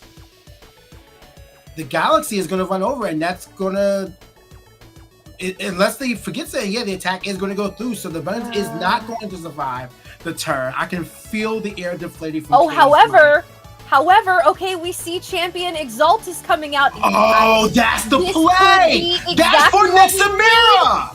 That we are going to see Nixamira ascend over this Exaltus. Okay, Dry, I never should have doubted you. You're so right. Continue. You have our attention. There it is! Beautiful play. Beautiful play. K is live and ready to go. Is as live as Nixamira is risen. We now are going to be expending to destroy a back row here. Still curious on the amount of solar spirits that are there, but we have a destruction of the middle room, or a target of the middle room. Let's see what it does. Spicy Sauce is moving it over. Wondering what it could be. I'm guessing it could be a Gorgon's Gaze, which it is. Not a terrible target for Dry, but it does leave it susceptible to invoke room removal on Spicy Sauce's next turn. So if that Earthquake is already in hand, Nixamira is gone as quickly as it came out. I have to say, I love the addition of Exaltus, Champion of Apollo, into this Nixamira list. It makes so much sense because the game plan before was, well, hope Bunny survives, but now, even if Bunny doesn't survive, you still have a way to get Nixamira out and live, and how beautifully that worked, and just a really interesting synergy that Dry has found here. We have a Gorgon's Gaze stopping the effect of a re-enchanted Galaxy, stopping Nixamira's defense attack being dropped to its defense stat, and now not able to do anything. Looks like Spicy Sauce is going to have to just switch to defense and just shore up. So this is a really good turn for Dry, able to expend another solar, destroy another back row, and just regain composure. Yeah, but I think that's what we are about to see, although this might just be the cast for the turn. We're doing the solar expend first to see what we're going to hit in that back row, and it is a shield. Wow. That would have been huge. Incredible hit for the Nixamira being able to stick around, which, again, I may sound biased here. We see Champ Galaxy coming out. Really good here, because now they're going to swap the stats and allow both of Dry's Elestrals to get over both of Spicy's Elestrals. If nothing more, one of them is being destroyed thanks to Galaxy being water enchanted. So let's see what happens here. How this is going to play out. If Spicy Sauces loses both Elestrals, that is all right. We have the tsunami, so we're stopping the attack of the Nixamira. And paying off of that Galaxy, probably knowing wisely that it's going to be disappearing anyways. And now we see the other Galaxy moving around a little bit, splashing around in the water here, having a bit of a conversation. And it looks like... But we're activating Nixamira to go into the fallen form. Okay. So now we have the re-enchant right there. That is going to be a really foreboding Elestral right there. Love this for Dry. Really just good defense, stopping yourself from being targeted by invokes as well. And that Astrabbit still being able to stick around, but with the ability to simply, as we saw Spicy do, re-enchant this Galaxy next turn, or even just hit over it with Nixamira. There's not much that Spicy's going to be able to do here. However, we see the Champ Hephaestus coming out. Another one of your predictions. PK, I really do love this for you. We've just been seeing so much. This round is for me. But Champ Valkyrie searching Hephaestus going to be putting up how many? 2, maybe 3 if you want to use it as a Nexus bait? No, because you're going to do 2. So now we're going to be getting the search likely for Hestia, and that's going to allow us to get a foretell off to set us up to get rid of this Nixamira on the next turn. Because while we are getting a lot of offense on the field, we can't get over the Nixamira, so that will threaten us on the next turn. That is a Necklace of Harmonia. I am completely wrong. We are going to expend 2 to destroy this Nixamira now. And we don't have any back row set on Dry's side, so this is simply going to work. This is a huge gamble for Spicy Sausage, but it's going to pay off. It's going to be expensive, but that Nixamira engine is about to be taken offline. The good thing here is because Hephaestus is enchanted, Valkyries is going to allow the cast of necklace with spirits from the underworld, essentially making this a free Harmonia for this turn, as we see both of the Earth spirits being expended, so giving up on the dream of Earthquake for the immediate future, if not the rest of this game. Nixamira has been removed. Galaxy is still on the field, so it can switch the stats of the Valkyries. Let's see how this one plays out. I am a little devastated to see my girl gone, but what a beautiful showcase she had. And we have a Solar Spirit and a Thunder Spirit and a Rabbit coming out. And again, what we've talked about, it's like this feels like a bit of a slow play at this point in the game. You are looking at a big threat over on Spicy Sausage's side. I mean, a lot of dry strategy seems to be geared towards getting out Nixamira ASAP, which it does get out, but what do you do when it's outed? Because Spicy Sausage has shown that he is able to get rid of it when necessary. Like the Necklace of Harmonia is such a great awareness play right there. And I imagine they're just waiting to use the Spirits Under necklace for the face down that they have set. But right now, Dry shoring up really strong. Galaxy goes to defense. And we have a cast of Kenleo. This is not what Dry wants to see. And I wonder if we're going to take it off the necklace or if we're going to take it off of Hephaestus. Has to be the necklace because we can use Hephaestus. Oh, putting it onto Hephaestus. Oh! Okay. All right. I love that right there. So activating Gorgon's Gaze on the destruction effect of Kenleo. Unfortunately, because the targets didn't need to be declared, the necklace... the Spirits Under necklace goes on to the Hephaestus, allowing a search for another artifact, which allows for a cast of that artifact from with Spirits from the Underworld, thanks to Valkyries being on field. So not a terrible turn for Spicy K. If I were Dry, I think there could have been merit in preventing the Nexus altogether and simply burning Spicy at the end of this turn. However, preventing damage from the super buffed up Valkyries is also valuable, especially when you have two walls set up here.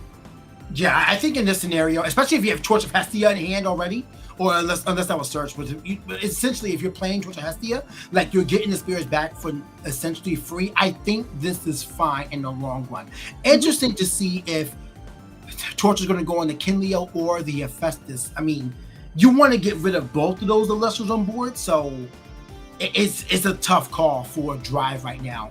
And only 6 spirits to their name. So many spirits represented on board thanks to Spicy on Spicy's side. As we have an attack from Valkyries getting stopped by Shield of Achilles. The foretell though, a Strabbit looks like Full Moon. I want to see a Werepup. It's a Werepup. That's the Clash Werepup. Okay, which means that, I mean, we could be looking at the Leica Void engine happening soon, but it's a little late in the game. Who knows? Add the Werepup to your hand so you have it available online and shuffle the Full Moon somewhere into the middle of the deck. But you're casting the Valkyries back. You can search out possibly another Hephaestus if you run more than one of your deck. You can start healing up with the artifact cast again. Like that's the play. I would love to see a Reforge. There was a re-enchant on that Galaxy here. To which we see a Gorgon's Gaze from Spicy Sausage. So the effect of the Galaxy is not going to happen. However, Dry is going to pay for an Ambrosia off of that re-enchant spirit from the Galaxy. Love seeing the full art Ambrosia. What a beauty. I love that we're getting full arts of like clearly staple cards in the Elestrals now. I just love that. And Ambrosia has become one of my favorites. Not better than PTA, but one of my favorites. PTA is gorgeous. I need the Earthquake, the Thunderstorm. I need those cards so bad. They're gorgeous, those full arts. But who's to say? I haven't gotten open too much Firestorm yet. I need my Eruption. I know you need your Eruption. I know that's what you're looking for. Hey, I got my playset of Earthquake though, so there we go. Hey, all right. The one of. That makes it so easy. The playset. Uh-huh. All right, we have a draw by Spicy now. Going to just try to move into his next turn. No back row set by Dry, so it can essentially do whatever they want. Valkyries can come out, so that way artifacts can be cast from the Underworld with Underworld Spirits again. Would love to see Hephaestus search for another artifact. Yeah, Werepup is also online. Yeah. Although I don't know if I'd want that over. I guess it depends on the type of offense you want to put up on his next turn. But regardless, Kinleo is active and is going to be taking the spirit off of Hephaestus to destroy the galaxy. And now the Werepup is going to come out. That Werepup. Are we able to get over the Estravit this turn? If so, we can hit directly for a lot of damage. I don't, unless there is in hand some sort of artifact. I don't think there's a way to get over this rabbit. But Full Moon going into next turn, that draw phase activation that we've been seeing, is going to be enough of a threat.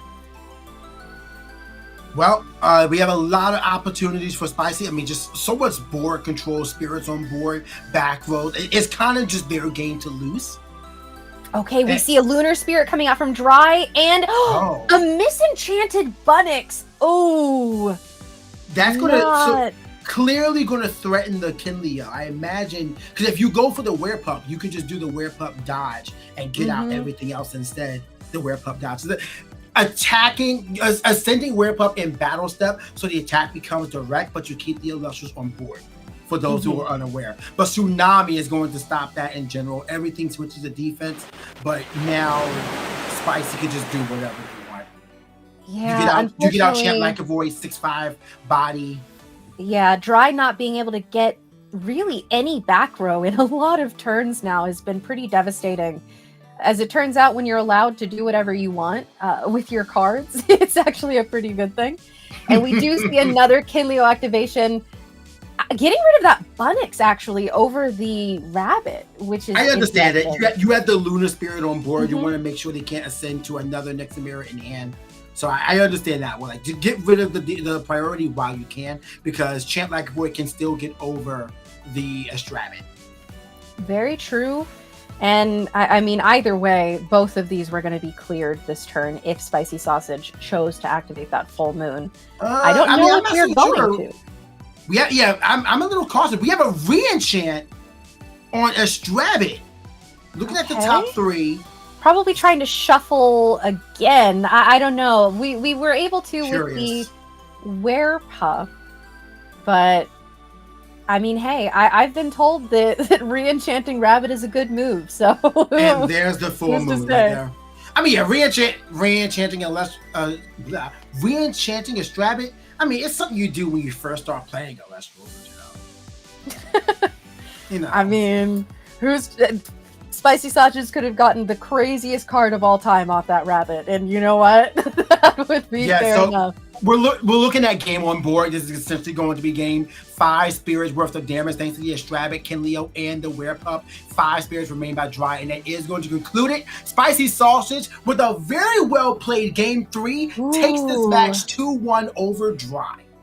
Even with that Nixamera activation, Spicy Sausage was able to play it out and remove the threat and end up winning there. But we were able to see Nixamera pop off, so you know I'm twice.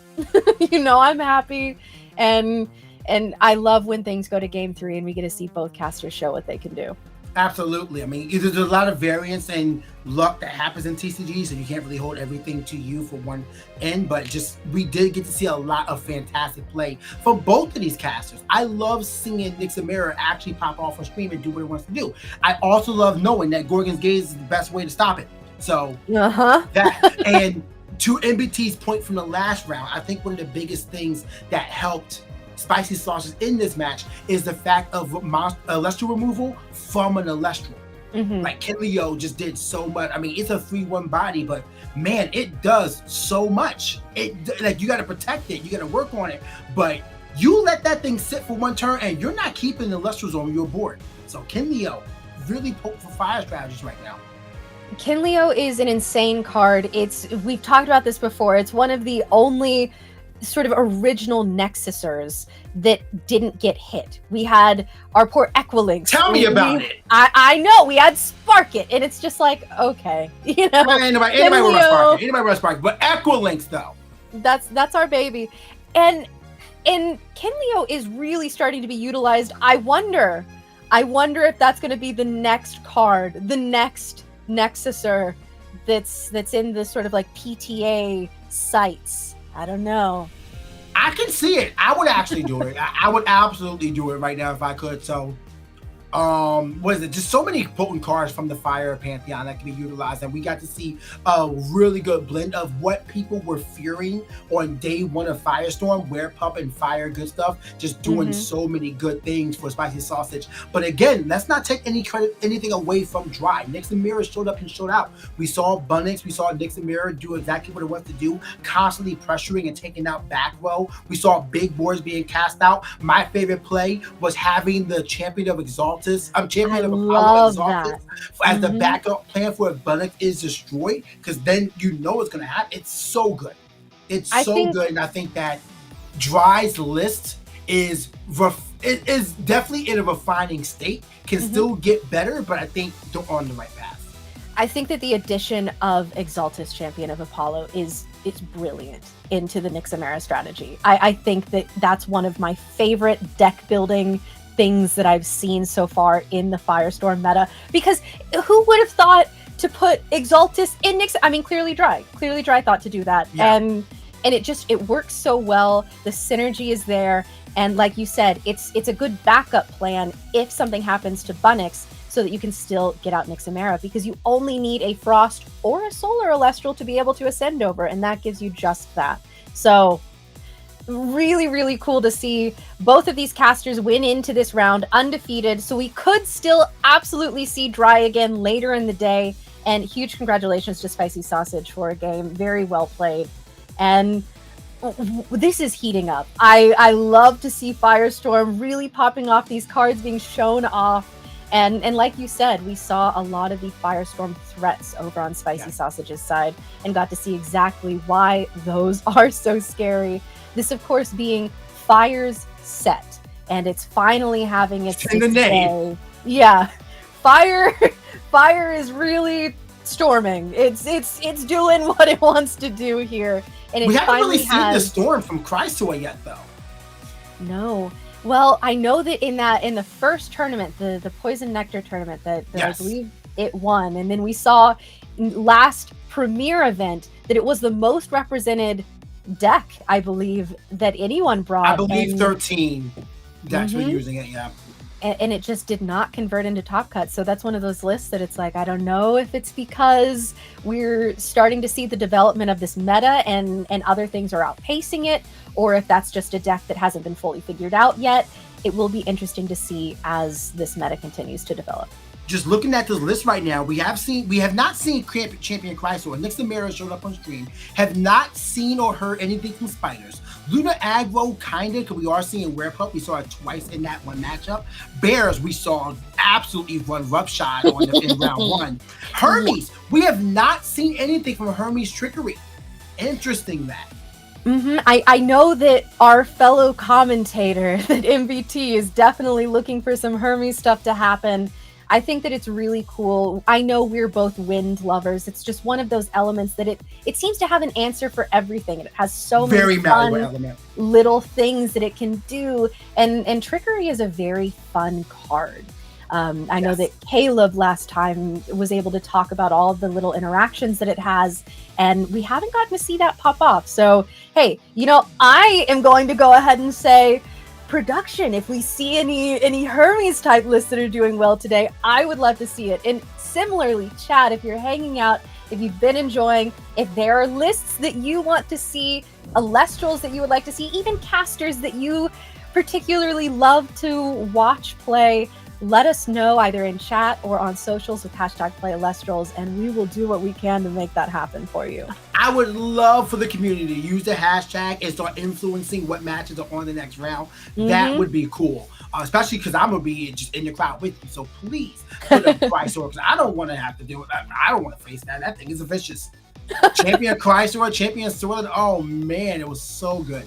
But all the same, though, it's just so many fantastic plays being done here. The caster's prediction. I mean, am I 3 for 3? No, I didn't show up in the first round.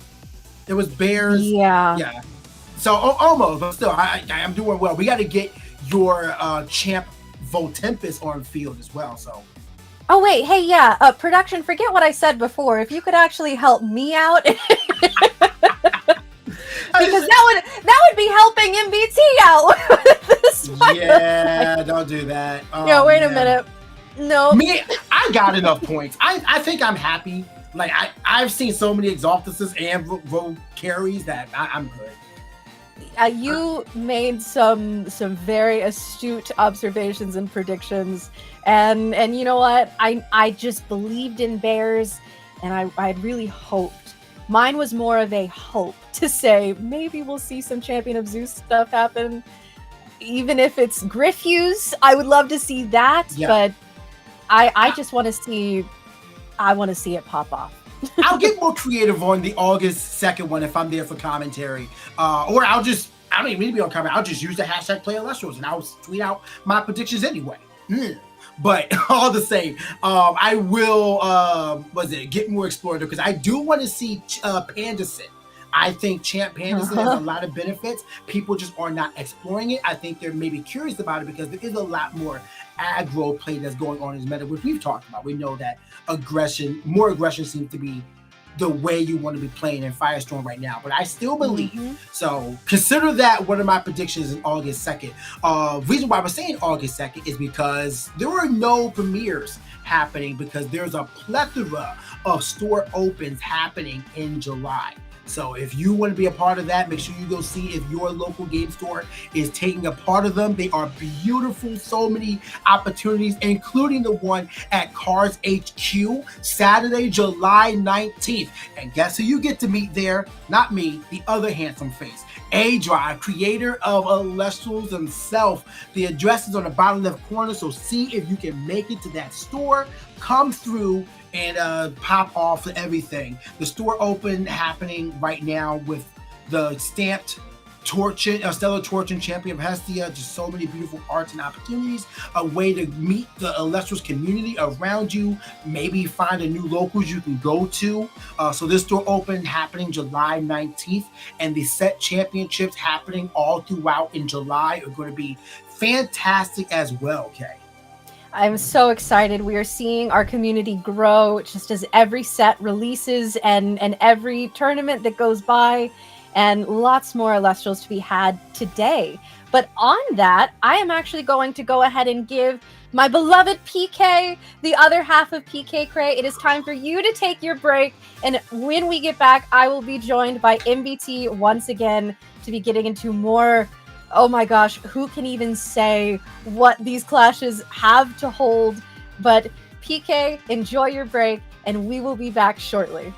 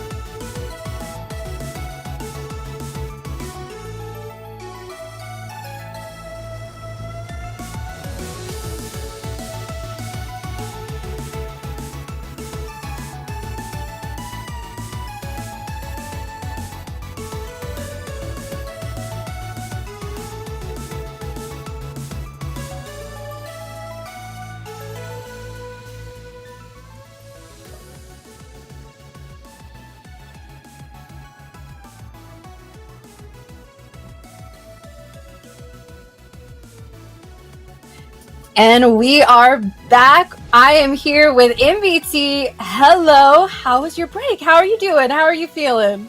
I'm doing well. I went right to bed.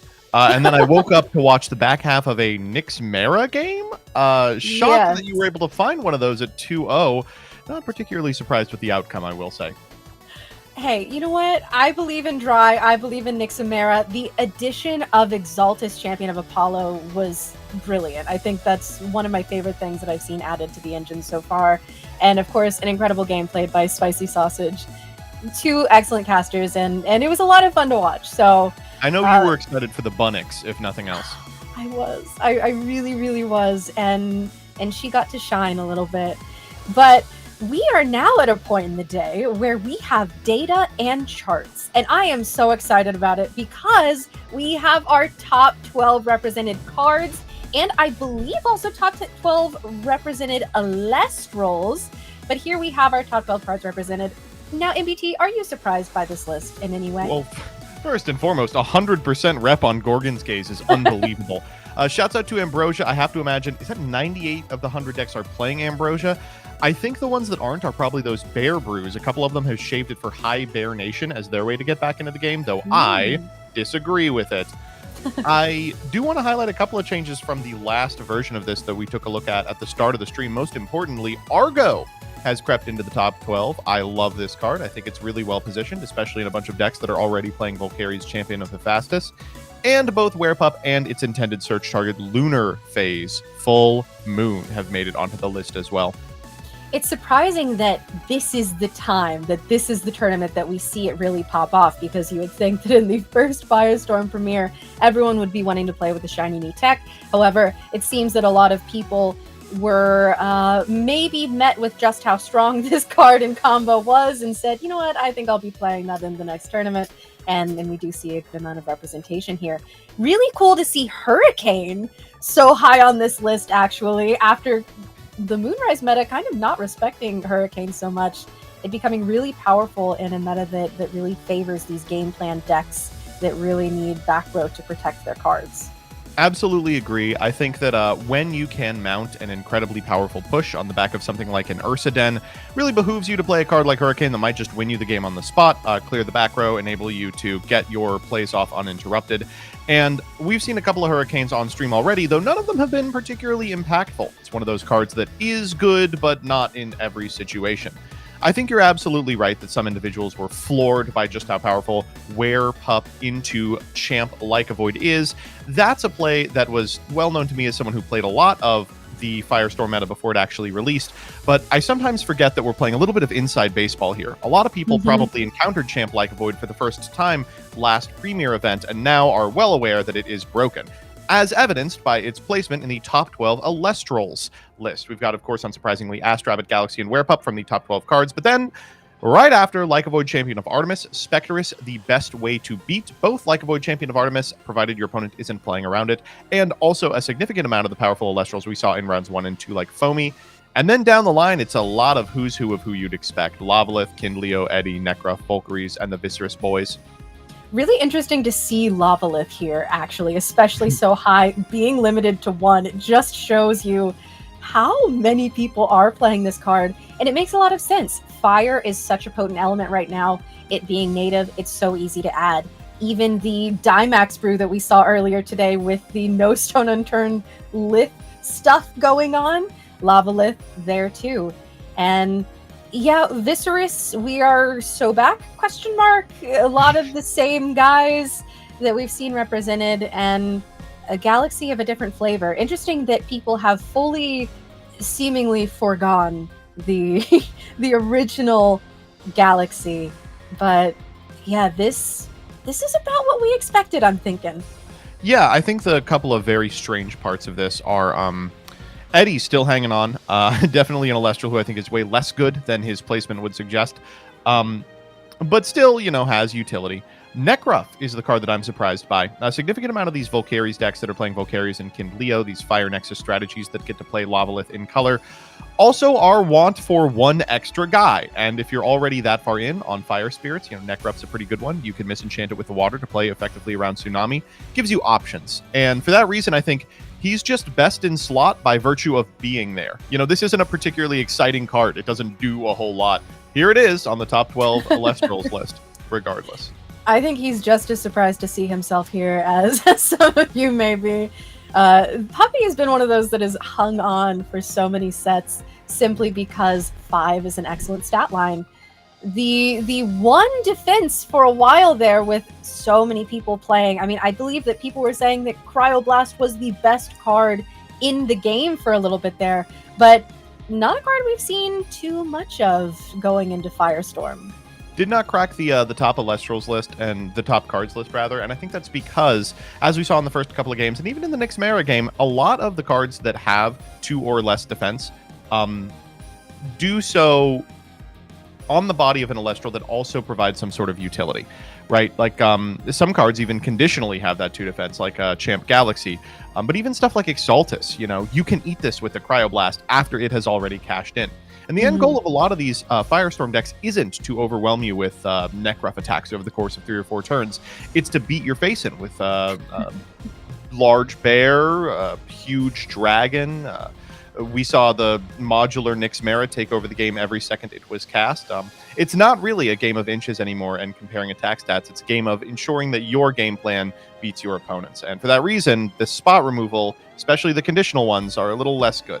That's not to say there's not a place for Cryoblast. I think the card is still really well positioned, and I certainly would be sleeving it up if I was playing this event, but probably in the board. And especially with Frost being such a potent element right now, it is just one of those that thank you, Bean Soldier. Thank you, everything that led us to this point. And it is, I have to say, really cool to see Frost really shining. However, a lot of really scary stuff happening in Frost. I don't know what people have been cooking with ever since the last premiere, but I really loved, I will continue to talk about it forever. The Nyx Mara with Exaltus was so fun, and that's just one deck. So yeah, no, I certainly can't wait to see what else people have brought. We have seen, I think, 6 different strategies in 3 rounds. I imagine we will start to see repeats shortly as kind of the wheat of beasts is whittled from the chaff of chaps. But for now, I want to know what you all want to see. If you're watching on YouTube or on twitch.tv, please let us know what decks, matchups, or individual players you'd like us to keep an eye on. We will do our best to try and find some matchups that are interesting and hopefully different than what you're likely to see in Top Cut. You can expect you're going to see a significant amount of decks with Volcaries champion in them. You can expect a certain amount of Lunar aggro, but there's also a lot you probably won't expect. I think that Spicy Sausage showed us a little bit of a glimpse into our future. If I were to make predictions, I think this Lunar Fire aggro type combo list, so good. It has answers for everything. It has so many utilities. It can go tall, it can go wide. It's a great list. It can do so many things. And now is the time, like you said, if you all want to see different lists, you let us know, whether it be here in chat or on socials with #PlayElestrals. I know that there are some things that I am looking forward to seeing, and we have our predictions, of course, and I think that you and I are the 2 who are left who we haven't seen our second predictions yet. That Spinosect is coming in. I actually was really pulling for Spinosect in the early rounds, because as the rounds go later, I think it's less and less likely that he's going to make an appearance. Still got my fingers crossed. Yeah, that's how I'm feeling about Champ Voltempest. Just one time. I want to see it special cast from hand. Is that too much to ask? I think it would be incredible. But, Who's to It is say? what it is. PK is really cashing in on these predictions here, and you know what? Genius level intellect to figure out that Volcaries was going to be played. Hey, I went with my bear prediction here. I said, you know what? Let's get sort of a easy easy one in here, and then a bit of a dream. Well, regardless, I'm really excited to show off some really incredible decks for this next round.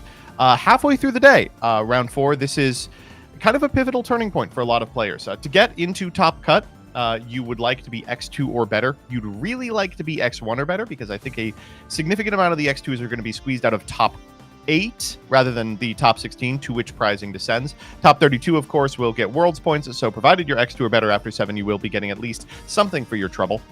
I personally would not want to be an individual who, say, like Dymax did, lost the first round and then had to play a bunch of back matches. You really feel like your entire tournament life is on the line every single round, because since you took the loss early, your breakers are going to be bad enough. You won't be one of the X2s that clears into top 8. Mm-hmm. Well, and we will see if anyone is able to surmount those odds. It would be Dymax. We've seen wilder things from him, and we are, as you said, getting into round 4, which this is when we're going to start seeing our casters play for their lives, play for their top cut slots. You don't want to take your losses at this point. You definitely didn't want to take them in the earlier rounds, but now you've invested more time. Now there's more on the line. And I can't wait to see what we're going to look at. There's so many lists that I'm hoping we see represented. I can't wait. We're still a little bit premature in terms of round 4. I believe there is one final table that is holding up pairings. Just a quick judge call followed by a time extension being given there. And then we will hop directly in as soon as we are able to get one going. In the meantime, I'd like to talk a little bit about, were you to have entered this event, is there a deck or strategy that you think you would have brought? 100% bears, and I know it's not a surprising answer. However, I have been so wanting, and maybe I think all the bears stuff is on Clash. I think at this point it's playable on Clash. Correct me if I'm wrong, but maybe I just need to get it out of my system and run some games there. I'm opening up Clash right now. I might just be saying stuff, but you know what? Actually, can we get PK Sparks back in here? I'm gonna take a couple rounds off. Yeah. MBT is going to be playing some Clash, so if any of you want to hop on and run some games, you have a pretty good chance of being paired against him. We're going to be talking over the course of this next round, and you'll be like, yeah, what an incredible play. What do you think, Joseph? And I'll be like, huh? Yeah. Oh, yeah, it was great. Yeah, really cool. Mm-hmm. It went well. Personally, it is like that sometimes. Just filler passive listening things. 7 is a lot of rounds. No, personally, I would have brought this Jund Nexus deck. It had a pretty stellar showing in the Poison Nectar Monthly that happened in early June, right after the release of Divine Champions Firestorm. To me, it's just an incredible list.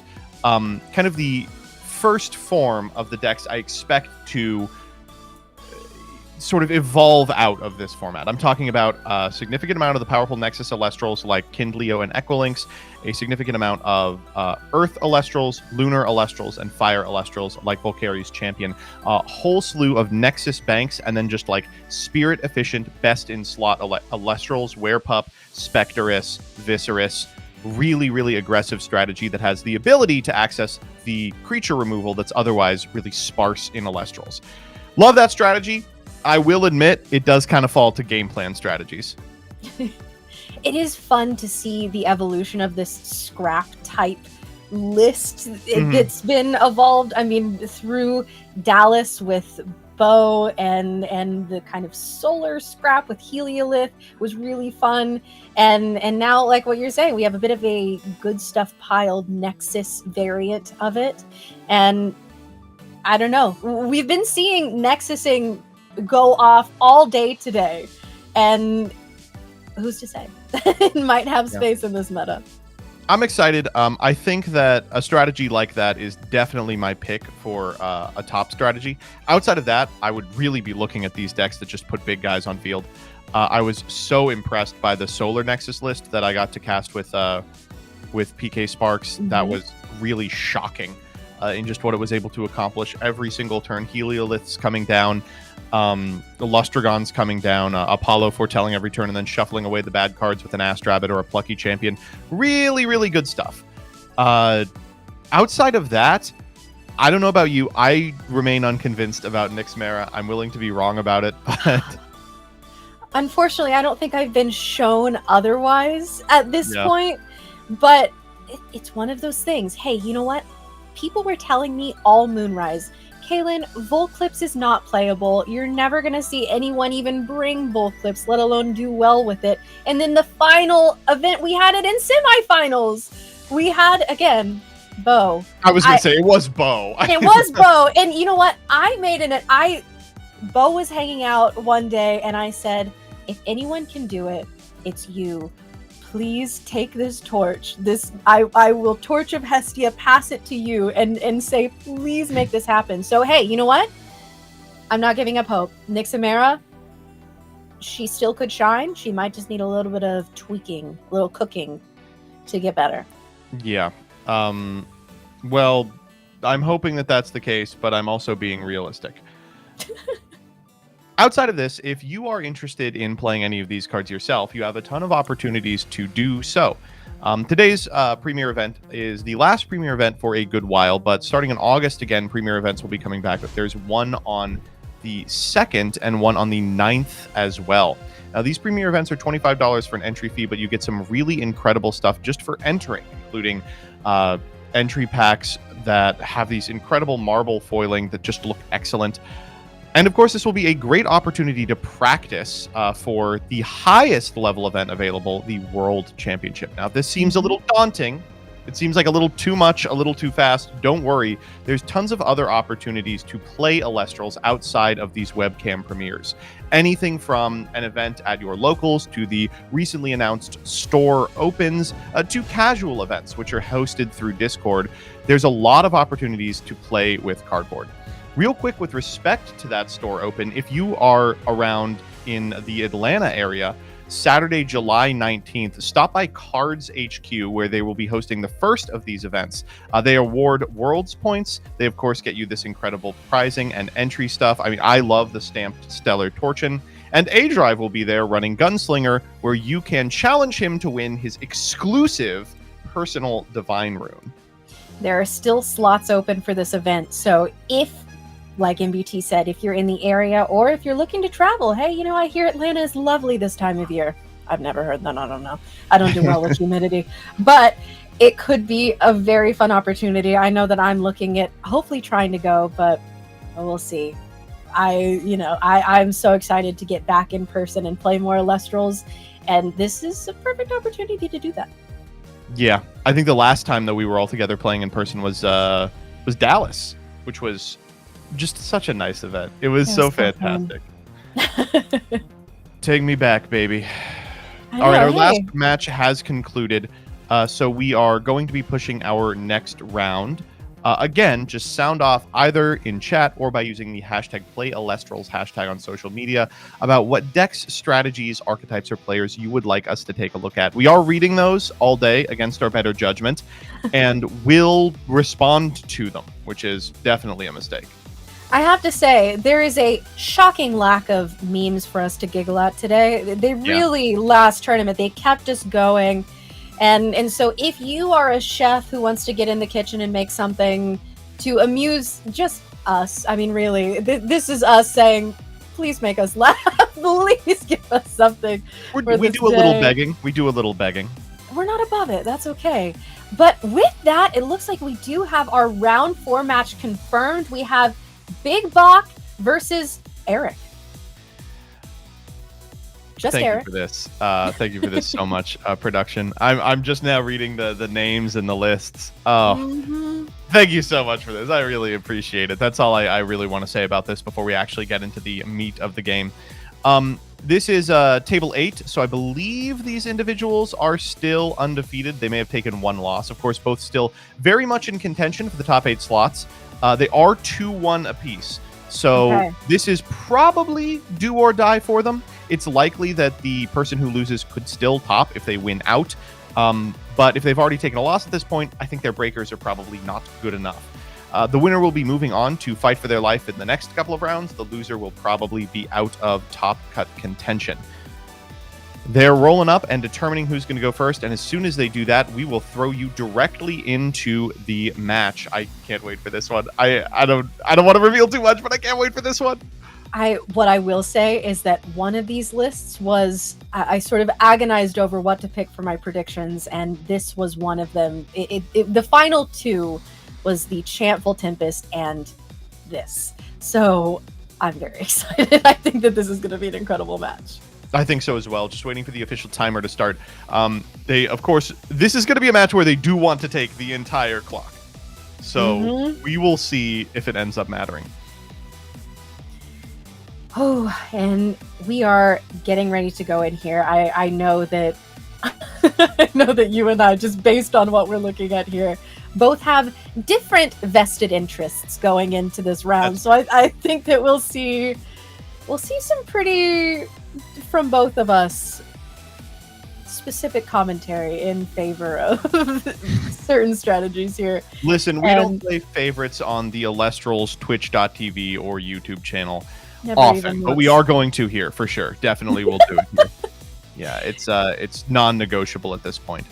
Yeah, but I think it's okay when we're each playing favorites with two different casters, because exactly.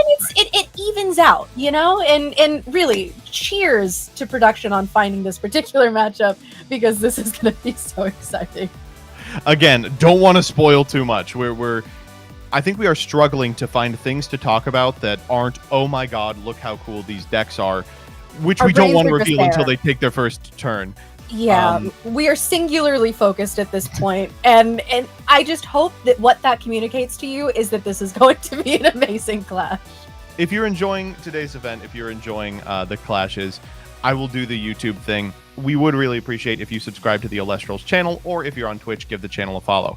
Provided you're watching on YouTube, that should have lit up the little button down there. So we'll see if YouTube's functionality works or not when we go check the VOD of this upload.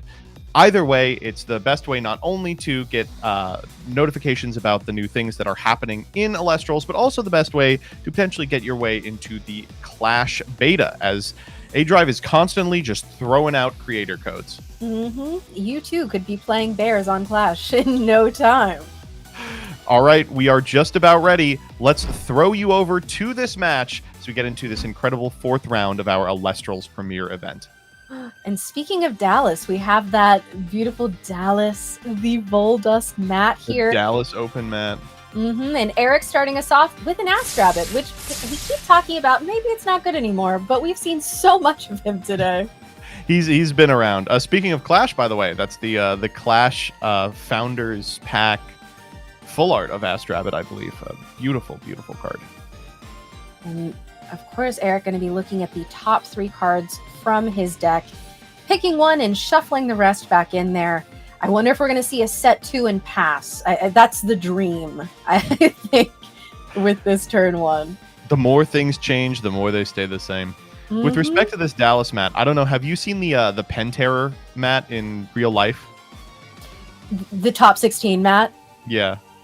And yes, I did when we were there, and it is stunning. It's amazing.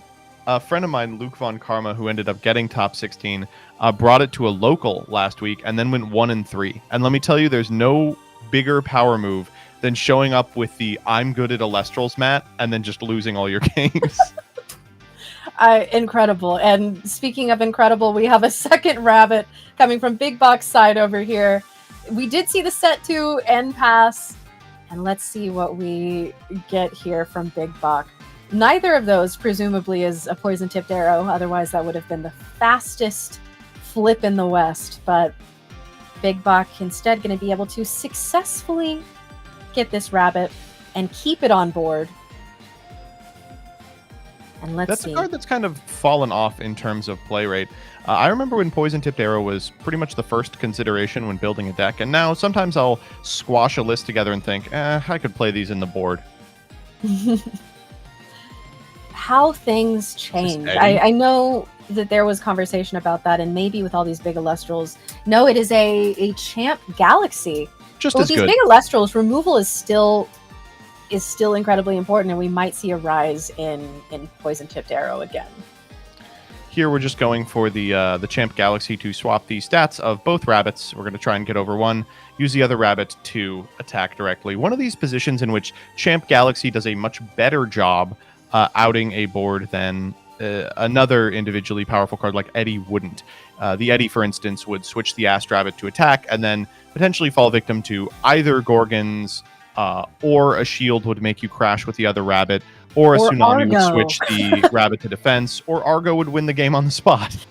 We did see a lot of that. Our Eddie switch rabbit, Argo, get an artifact and win. Get Argoed, game over.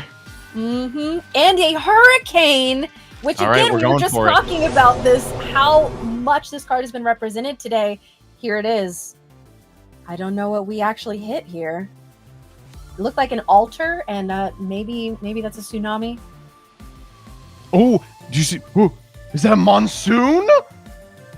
Ooh. It is.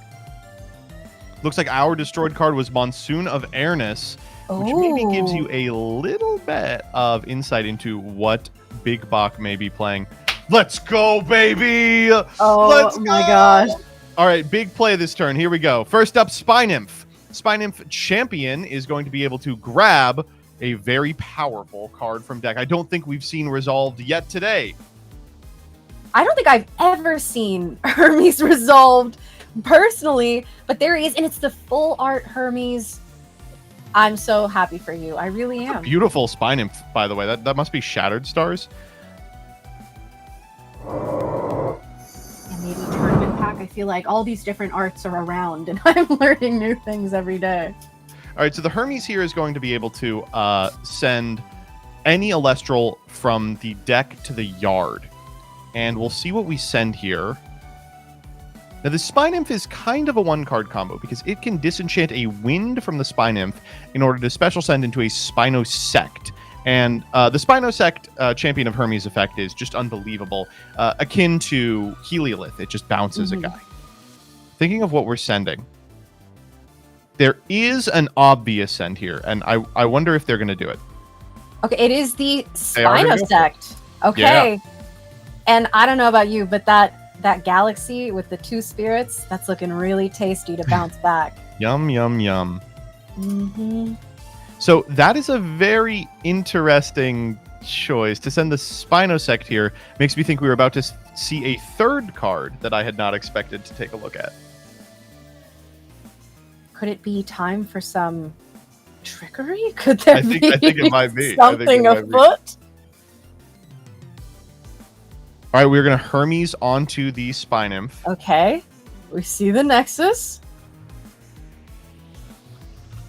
We are both just anxiously awaiting what Big Bot could possibly be cooking up here.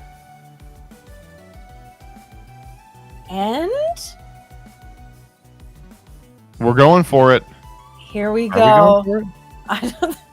I think we're both waiting to find out. It looks like it. Okay. And we have a Spinosect on board, which actually this does set up for a really fun combo with, as you mentioned, Hermes Trickery. And Looks like we're just going in. I have heard about this, where if someone tries to target the Spinosect, you can Trickery, kind of switch them out, get multiple bounce effects, and I would love to see that pop off. Oh, really sexy. So if you're unfamiliar with any of these cards, I'll just give you the brief overview.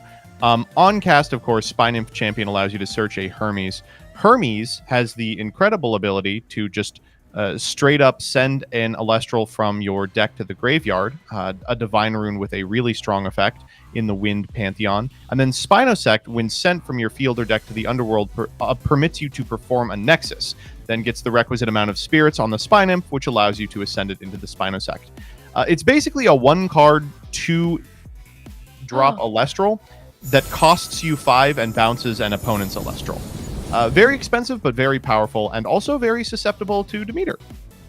Which is what we see coming out here, and does hint a little bit at what we might see on Eric's side of the field. we have found out what Big Bach is cooked up, and you know that MBT is happy right now. But Okay. I'm hoping we see a little bit revealed over from Eric.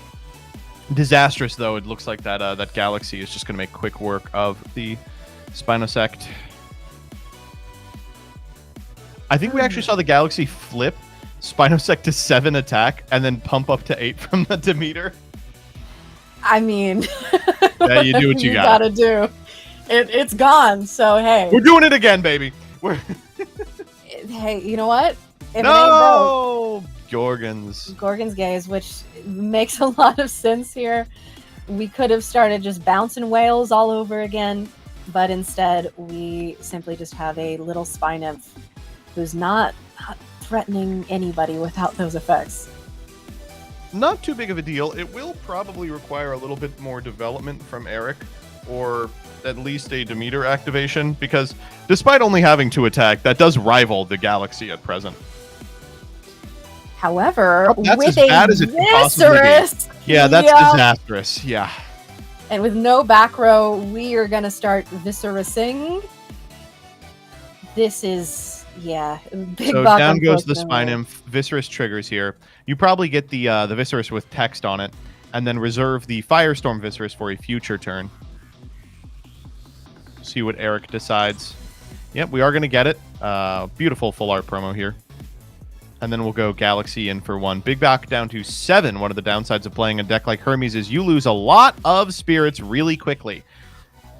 And we've Yeah, lost a lot of spirits really quickly. We have, and with this Viscerous engine starting, I mean, no back row from Eric means the 1 Viscerous in defense is quite vulnerable, but even then, as you said, there is that now 3rd Viscerous still in deck waiting to come out. Okay. So the one good piece of news for Big Bach is there's no back row. So if we were ever to mount a power play, this would be the opportunity. But that Spinosect, while it is really powerful in terms of, hitting like a truck and bouncing, it unfortunately doesn't do a great job of outing a couple of 6 attack creatures. Going for Divine Healing here, a card we don't see too much of, allows you to enchant spirits from your underworld to a divine rune you control. So we're going to load up this Hermes again, which is nice. Will it be enough? I mean, who can say? It depends on exactly what we're playing in deck. There's a lot of really good targets for Hermes. Carry Off comes to mind. The new Cockatoodle. But I reckon that the Spy Nymph is really all we're concerned with sending. We are going to go for it.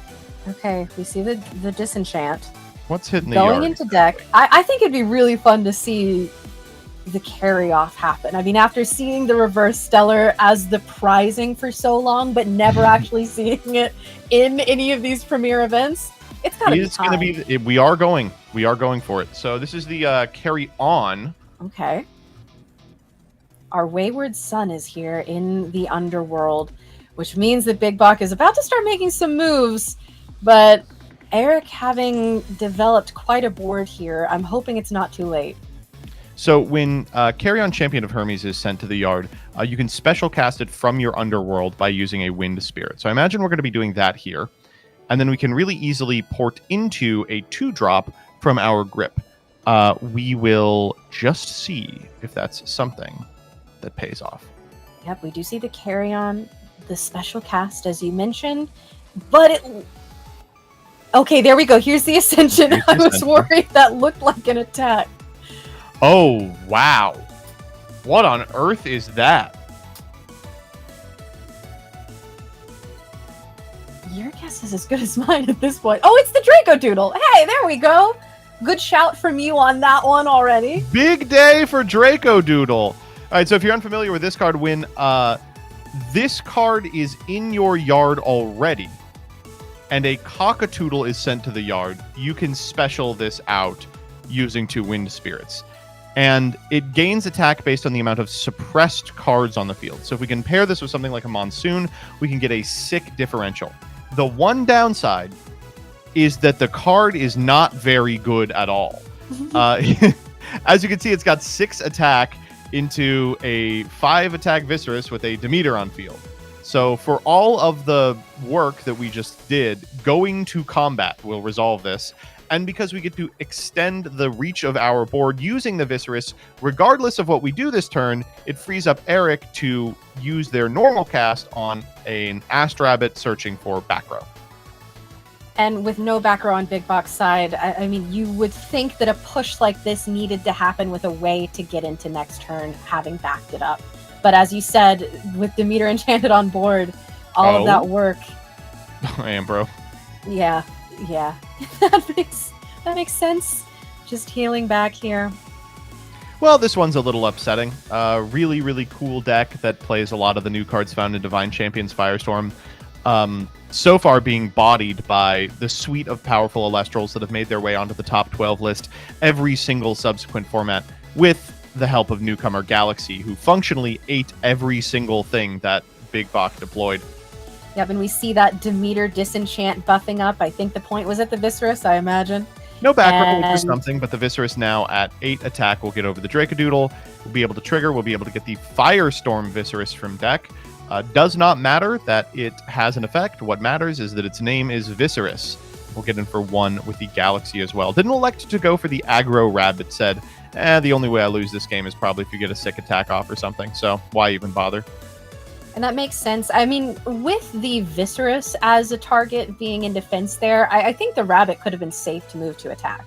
But fair enough, you don't want to gamble at this point. I have seen games that are just within reach just because of a rabbit switch to attack being lost. And you can play a little more defensively if you're Eric from this position. This Hermes deck really requires a ton of spirits to get anything going, and at present we just don't have those spirits. Hermes send another copy of Carrion would get material for a 2 Ascension. I just don't know if that matters. Going for an Ambro here, gonna heal 3. Didn't pull off the Hermes because the Hermes requires 2 to activate. We currently only have 2 underneath it.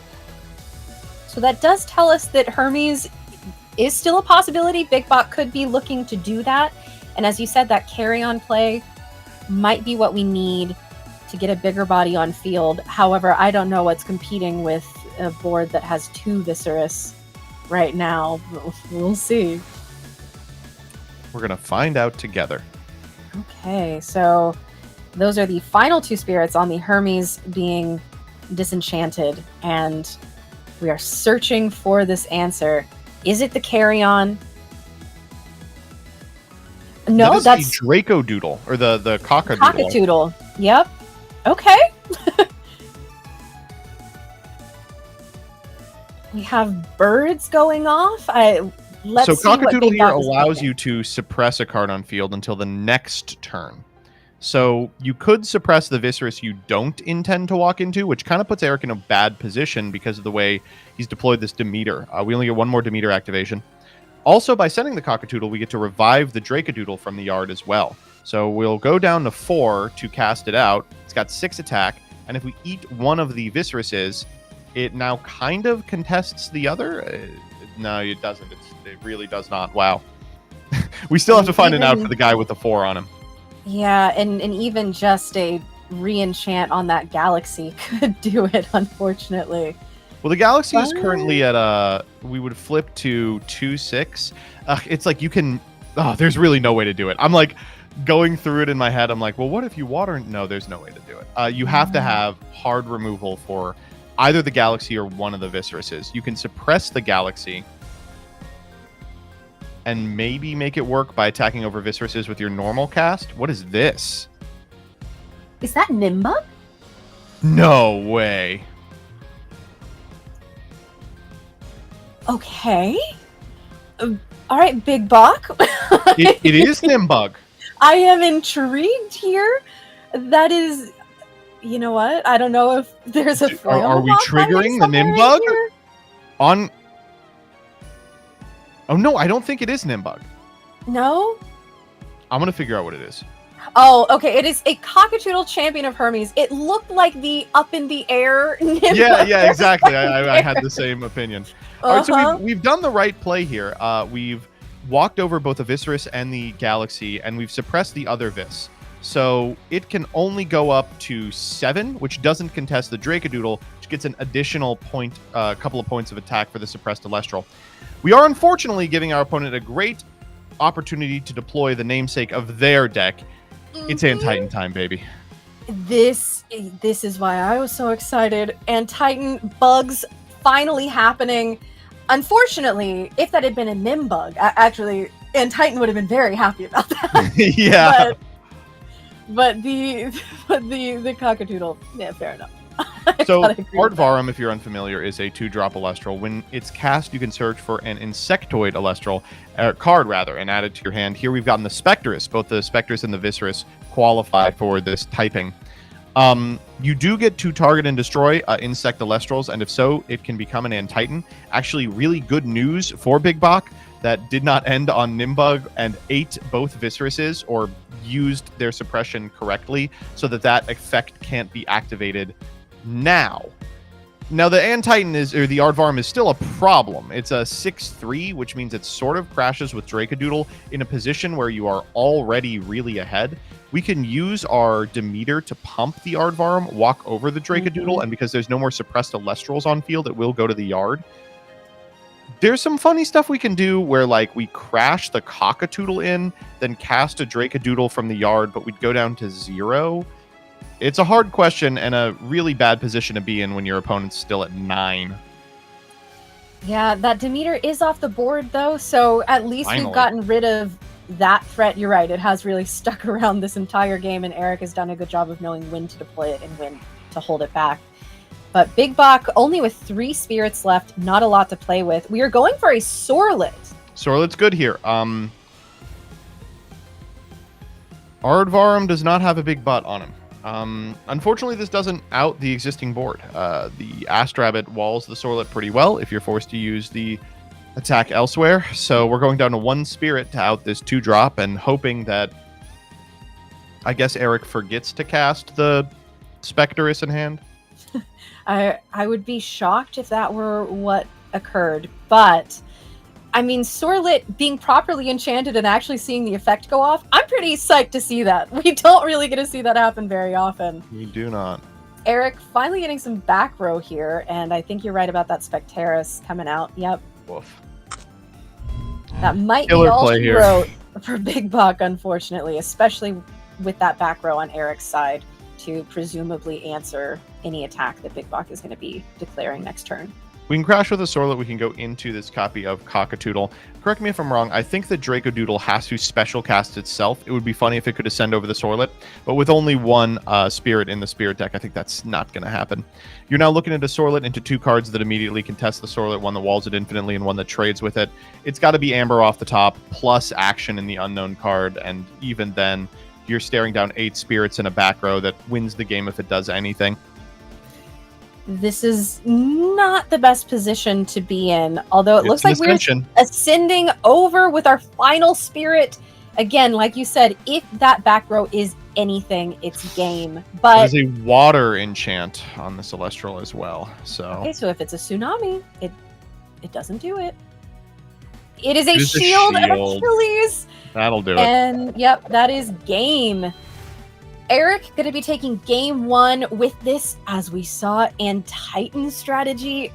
I'm really excited to see it. We did get to see some Hermes things happen, so I don't know if you're coming out of this happier than you were before we went into it, but I'm excited to see the Hermes stuff go off. I'm a little less excited that it got curb stomped. That's probably not what I would have preferred. I like the Hermes stuff. I think Spinosect is really cool. It's definitely a power play, but that specific game was a perfect showcase of the weaknesses of this strategy. You can, of course, use Hermes to set up powerful Elestrals, but it comes at the cost of a lot of your spirit deck. At the end of that game, both players were in a bit of a slugfest. You know, it's very possible that either of them could have walked with it, except one of them started about 9 spirits lower than the other. Yeah. And for that reason, you know, they lost. I think the point with Hermes is you're meant to get off to an early lead and snowball it into an impressive finish. We did not see that happen here on the back of a Galaxy that effectively walled about 5 turns. And this Aardvarm deck and Titan deck it also does just get to play good Elestrals, Spectorus, Viserys, etc.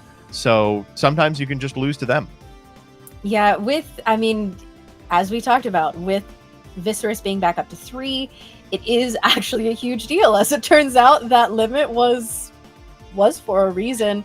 And as you mentioned, we get to just play natively all of these really good cards. Not only are they with the Viserys in Element, but and Spectorus with the Lunar, but they're also bugs, which means that they help with the effect of Arian Titan. And we didn't even get to see the big guy do what it wants to do. So if the effects actually happen, I am interested to see how these decks interact. Yeah, it is one of those situations where it's like, yeah, they both have a game plan. One got to execute their game plan and lost anyway. The other one just basically played a bunch of really consistent, reasonable, efficient Elestrals and walked with it. Under different conditions, I think different things could happen, and hopefully we'll see some of those in our next game. There are a lot of options going into siding here, and hopefully, hopefully we get to see both players do what they want to do. And I would love to see Hermes' Trickery come out. I think that could have been really, really cool to watch. It's I think a fun card. It is! And there's so many different options with it. I mean, Big Bach is playing a suite of these cards that possibly could get some use out of them. I think that Spinosect is the biggest target for it that I've at least heard people talk about, but it'll be interesting to see. Woo. All right, we are just about ready to hop into our next game. It looks like, unsurprisingly, Big Bach is going to try and go first, stave off the overwhelming assault of powerful and efficient Elestrals from Eric. We'll head there right now. Okay. And going first gives Big Bach an opportunity to start setting up these things. And we saw a turn 1 Astravet last time. And instead it's going to simply be... Nope, that is upside down. Hermes coming out. Hermes time, baby. How we are far starting are early. we going?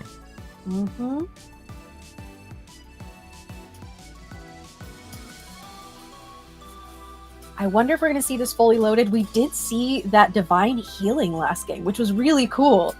And getting multiple activations off this Hermes basically for free.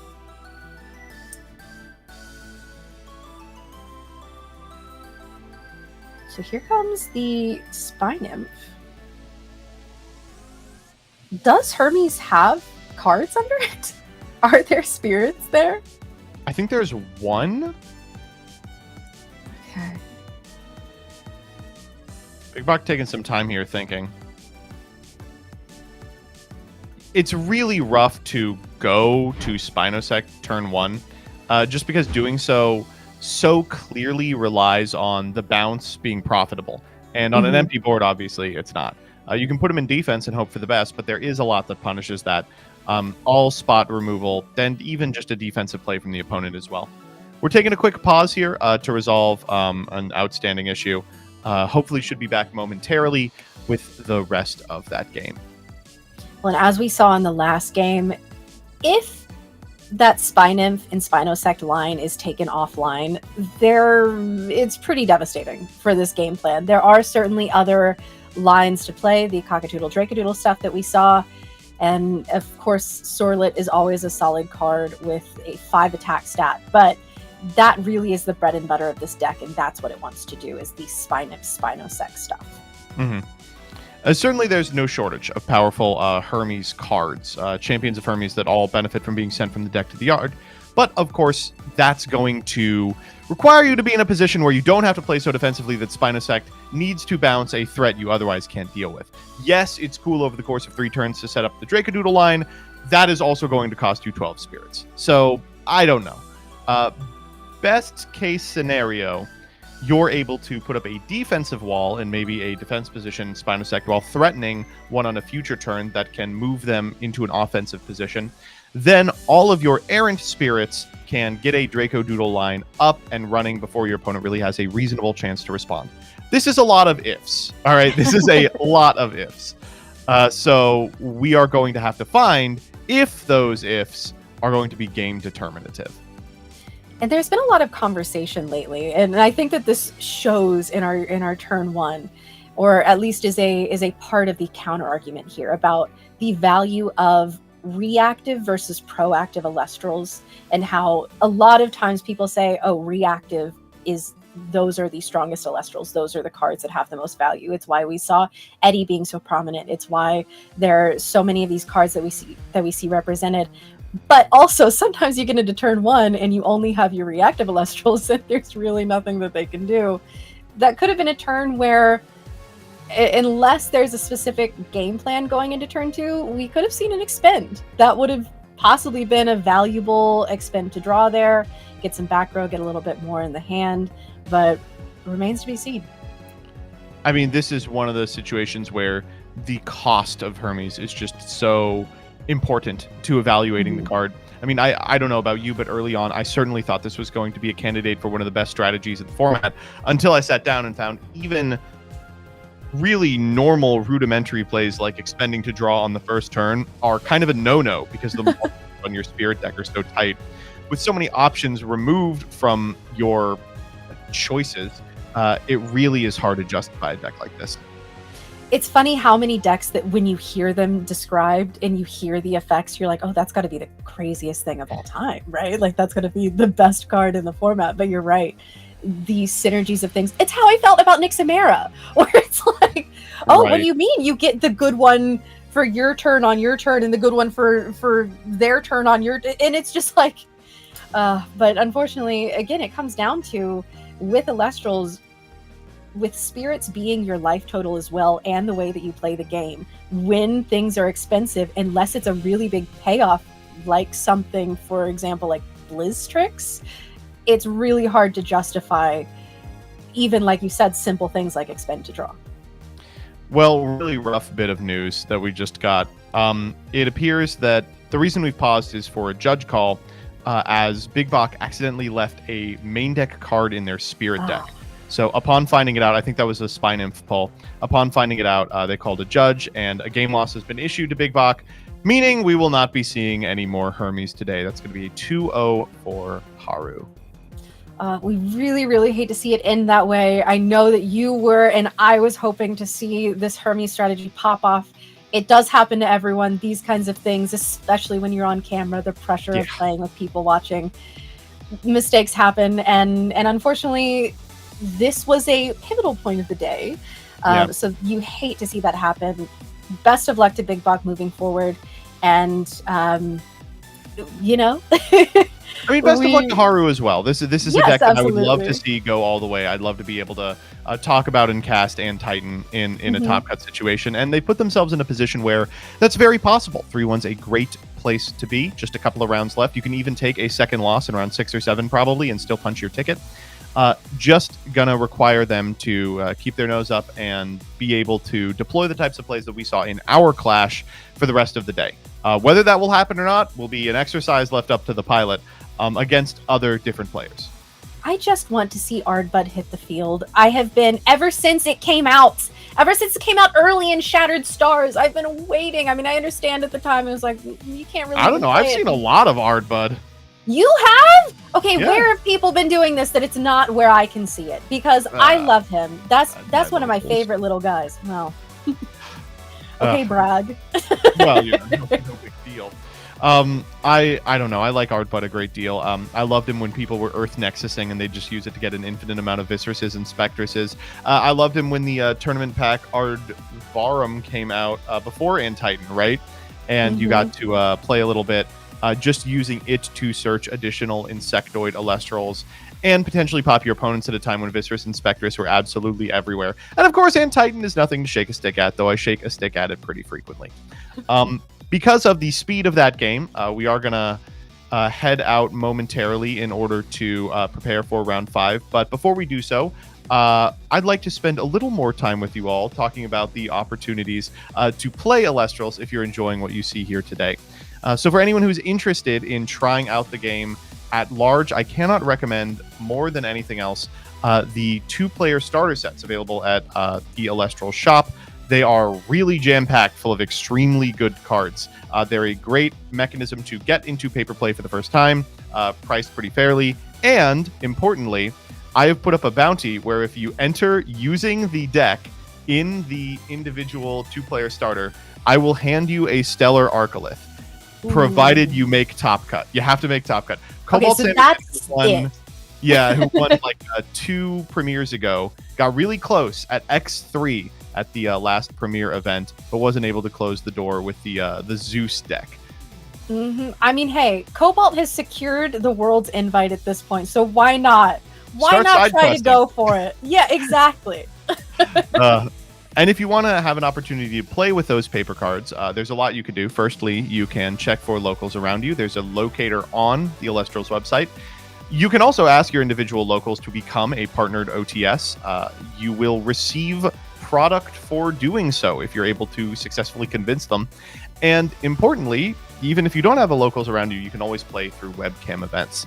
Webcam premieres happen about once a month. There's not going to be one in July, but there's going to be 2 in August, back-to-back. So there will be a lot of development of the Firestorm metagame after this event. That testing will prove extremely important for those 2 back-to-back premieres. There's also casual nights. I believe every Tuesday they're free to enter. I don't know if you've ever played in one. They're a lot of fun. A-Drive hangs out in them, and occasionally you just get paired up against them and have to play against cards that won't be out for another year and a half. Those are always a good time.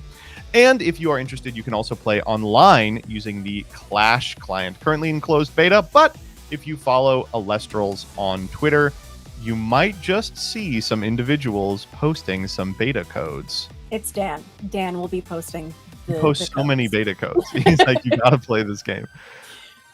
I would be shocked if there weren't some of the beta codes that are still active at this point. If you want to go back in time, just go now. You could probably be playing bears in minutes if you want.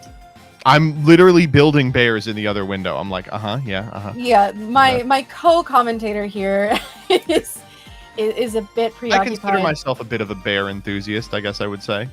Hey, you know what? Me too. Especially my newfound respect for them. I think that this new Cryoling Cryoburn list that we saw in round 1, oh my god. It's nice. I think it's incredible, and it performed so well, and I hope, we're not biased, surely we've never been biased, but I do hope that is continued. Has been the theme through the rest of the run. Yeah, I hope so as well. And, if anyone's going to be able to make it work with that deck, it'll be Justin, who still has a 100% win rate when it comes to entering webcam tournament events. It would be incredible to see that continue for no reason other than it just be kind of funny. And yeah, imagine having a 100% win rate. Genuinely. Because, with this game, as we have seen all day today, there are so many times when luck can be such a huge factor, and some days you just don't see the cards that you need to see. But clearly, when we have casters like Cards and Coffee and people who perform consistently and who are always at the top, who are always make it to Top Cut, that skill expression, I'm just saying. It is, yeah. No, it certainly is. It's very much a factor. It is unsurprising that we're seeing a lot of the same names rise to the top. We've already looked at Spicy Sausage today. We got to see both Dimax and Cards and Coffee. But just checking the Play Network, you can see that a lot of the top names are people who are still performing pretty well. You can, of course, follow along the webcam tournament by going to play.elestrals.com. Where you get up to the minute standings, and if you're in the event, you can get advance notice about who your opponents are going to be and the like. As more people have become integrated into Elestrals, it's been really fantastic watching the kind of pro player scene that develops as a result. A group of individuals who are just so good they can consistently make it happen, and I'm so excited that we get the privilege of casting them over the course of the day.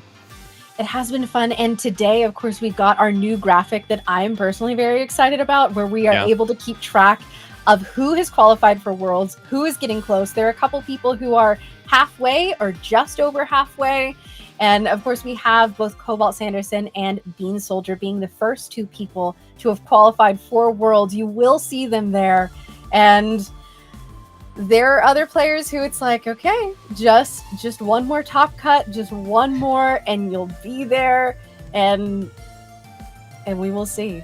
I definitely have casters who I'm rooting for. We probably should talk a little bit about the World Tournament, a qualification-only event that's going to be hosted, I believe, either later this year or early next year. To get there, you will have to get a necessary amount of Worlds points, and those points are available through either the newly announced store opens, the premier events like the webcam one that you're playing right now, and the like. They also are a great mechanism by which individuals can be rewarded for playing a premier event and not making the top 16 necessary to qualify for prizing. Descending all the way down to 32, so you really only have to be in the top third of these events, you will get Worlds points, which means that if you just enter enough premieres, you can get there. You know, it is 25 premieres, but hopefully at one point you will squeeze your way into a top 4 or something. You know, it would be really, really cool to see someone who gets to Worlds just on the back of top 32 finishes and then takes the whole thing. That's my Cinderella story that I'm hoping for, and I think that would be beautiful. The Cinderella story of showing up, right? Consistently showing up. Just play out the game. Just because you O2 doesn't mean you need to drop. It might. Who's to say? But if enough people O2 drop, then you yourself could, just by the grace of still being there, get some Worlds qualification points. All right, it looks like we've got probably about 5-10 minutes left before we hop off onto the next round. I appreciate you all sticking with us. If you are on twitch.tv or YouTube, please feel free to give the stream a follow. It really helps out, and we'll get you up-to-date information about future releases for Elestrals. We're actually going to play a game. We were told, we are both intrigued. Jigsaw style we were asked, do you want to play a game for a little bit? So I'm excited to do so. We're going to be playing a little bit of Who's That Elestrals.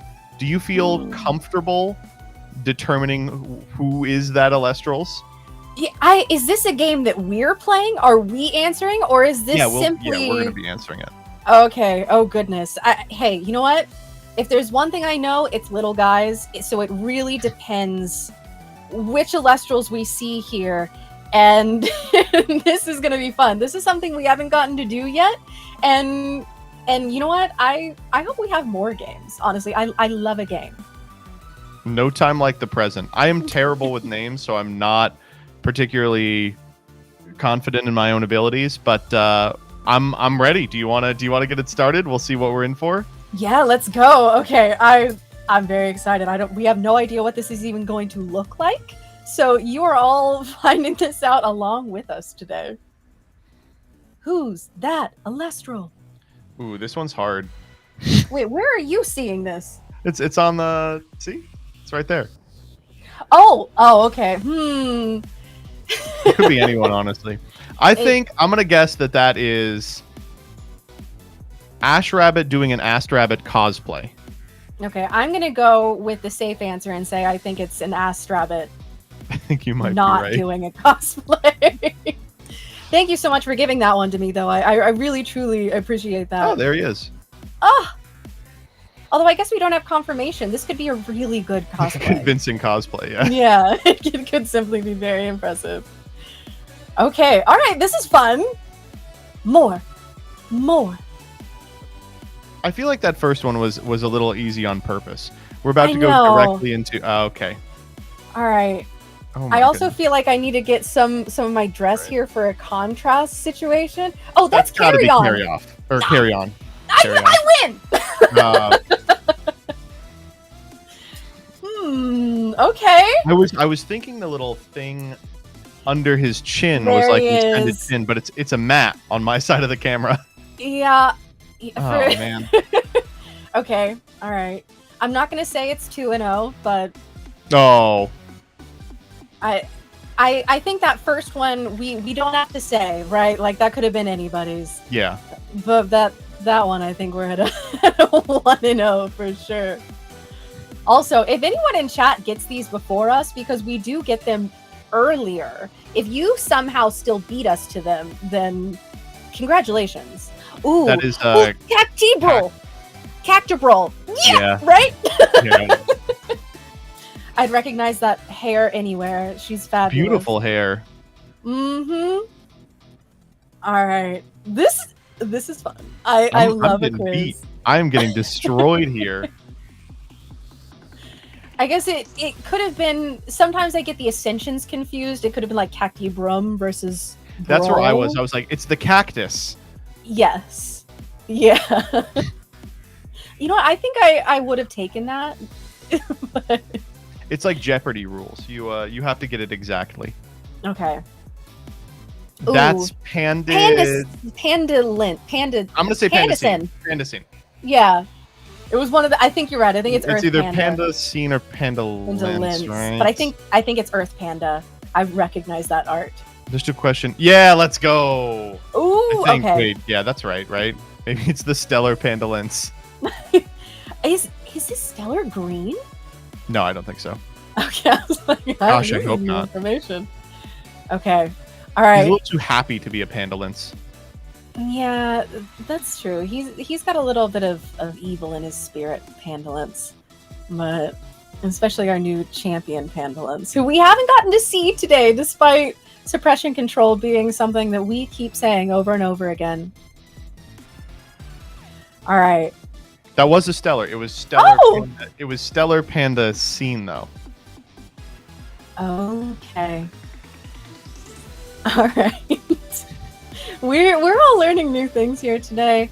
We're getting to play games. Okay, that one There is is too something. big. It's a whale galaxy. The encroaching storm. That would be very. Just cover both of us. Genuinely. Oh, that's Brummelinks. That's Brummelinks. Oh, Is it champ Brummelinks or normal Brummelinks? No, It's normal, don't right? See, yeah, it's normal. Yeah. Chat, you're gonna have to tell us who got that one because that felt pretty. Normal that Brummelinks felt pretty is neck a and neck. grumpy-looking guy. I didn't really. Hey, if I was that cold all the time, I would also be quite grumpy. He's got fur. Stop complaining. These Brummelinkses.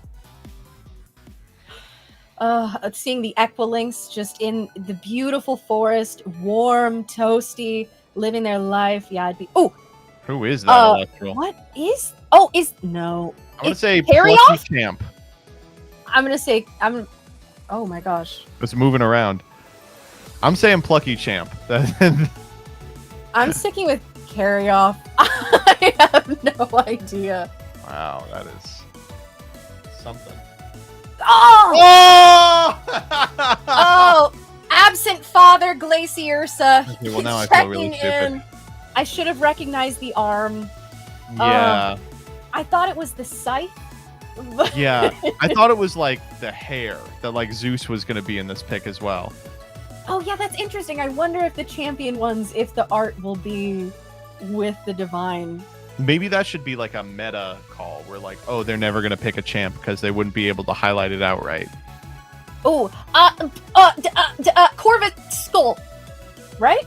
No. Yes? Yes. Okay. That's Corvus Skull, right? Okay. I'm going to say Corvus Shine in case she's wrong. Yeah, yeah. They did. Okay. Woo! Okay. This is a card I thought was going to be really good, and it was only okay. I love the like Halloween pumpkin patch promo that we got of Corvus Skull. I feel like not many people got that card, but I got one from a Pandora's box, and I love it. It's so beautiful in person. All the Halloween cards are very neat. This is the Celeste. No, middle. No. Jeez. It's Luxomare. The solar. Yeah. I unfortunately get very competitive. I'm trying to keep it under wraps here. Oh, is Aosdale? Aosdale's the other one. Dang it. Okay. I think Aosdale's the Wind Nexus form, or this is the Solar Nexus form. No, you're right. A horse. Oh no, it is Aosdale. No, come on! What? Yes!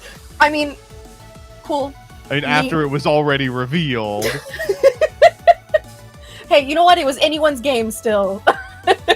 What am I thinking of? I have no idea, actually. I'm thinking of Arrow Mare. Yeah, that's a horse of a different color for sure. Ooh, That's that's Bandaloon. Wait, it's either Bandaloon or the Nexus form. It's Bubaloon, no, it's Bandaloon. This no, guy. you're right, because he's got his bag. Yeah. Mm-hmm.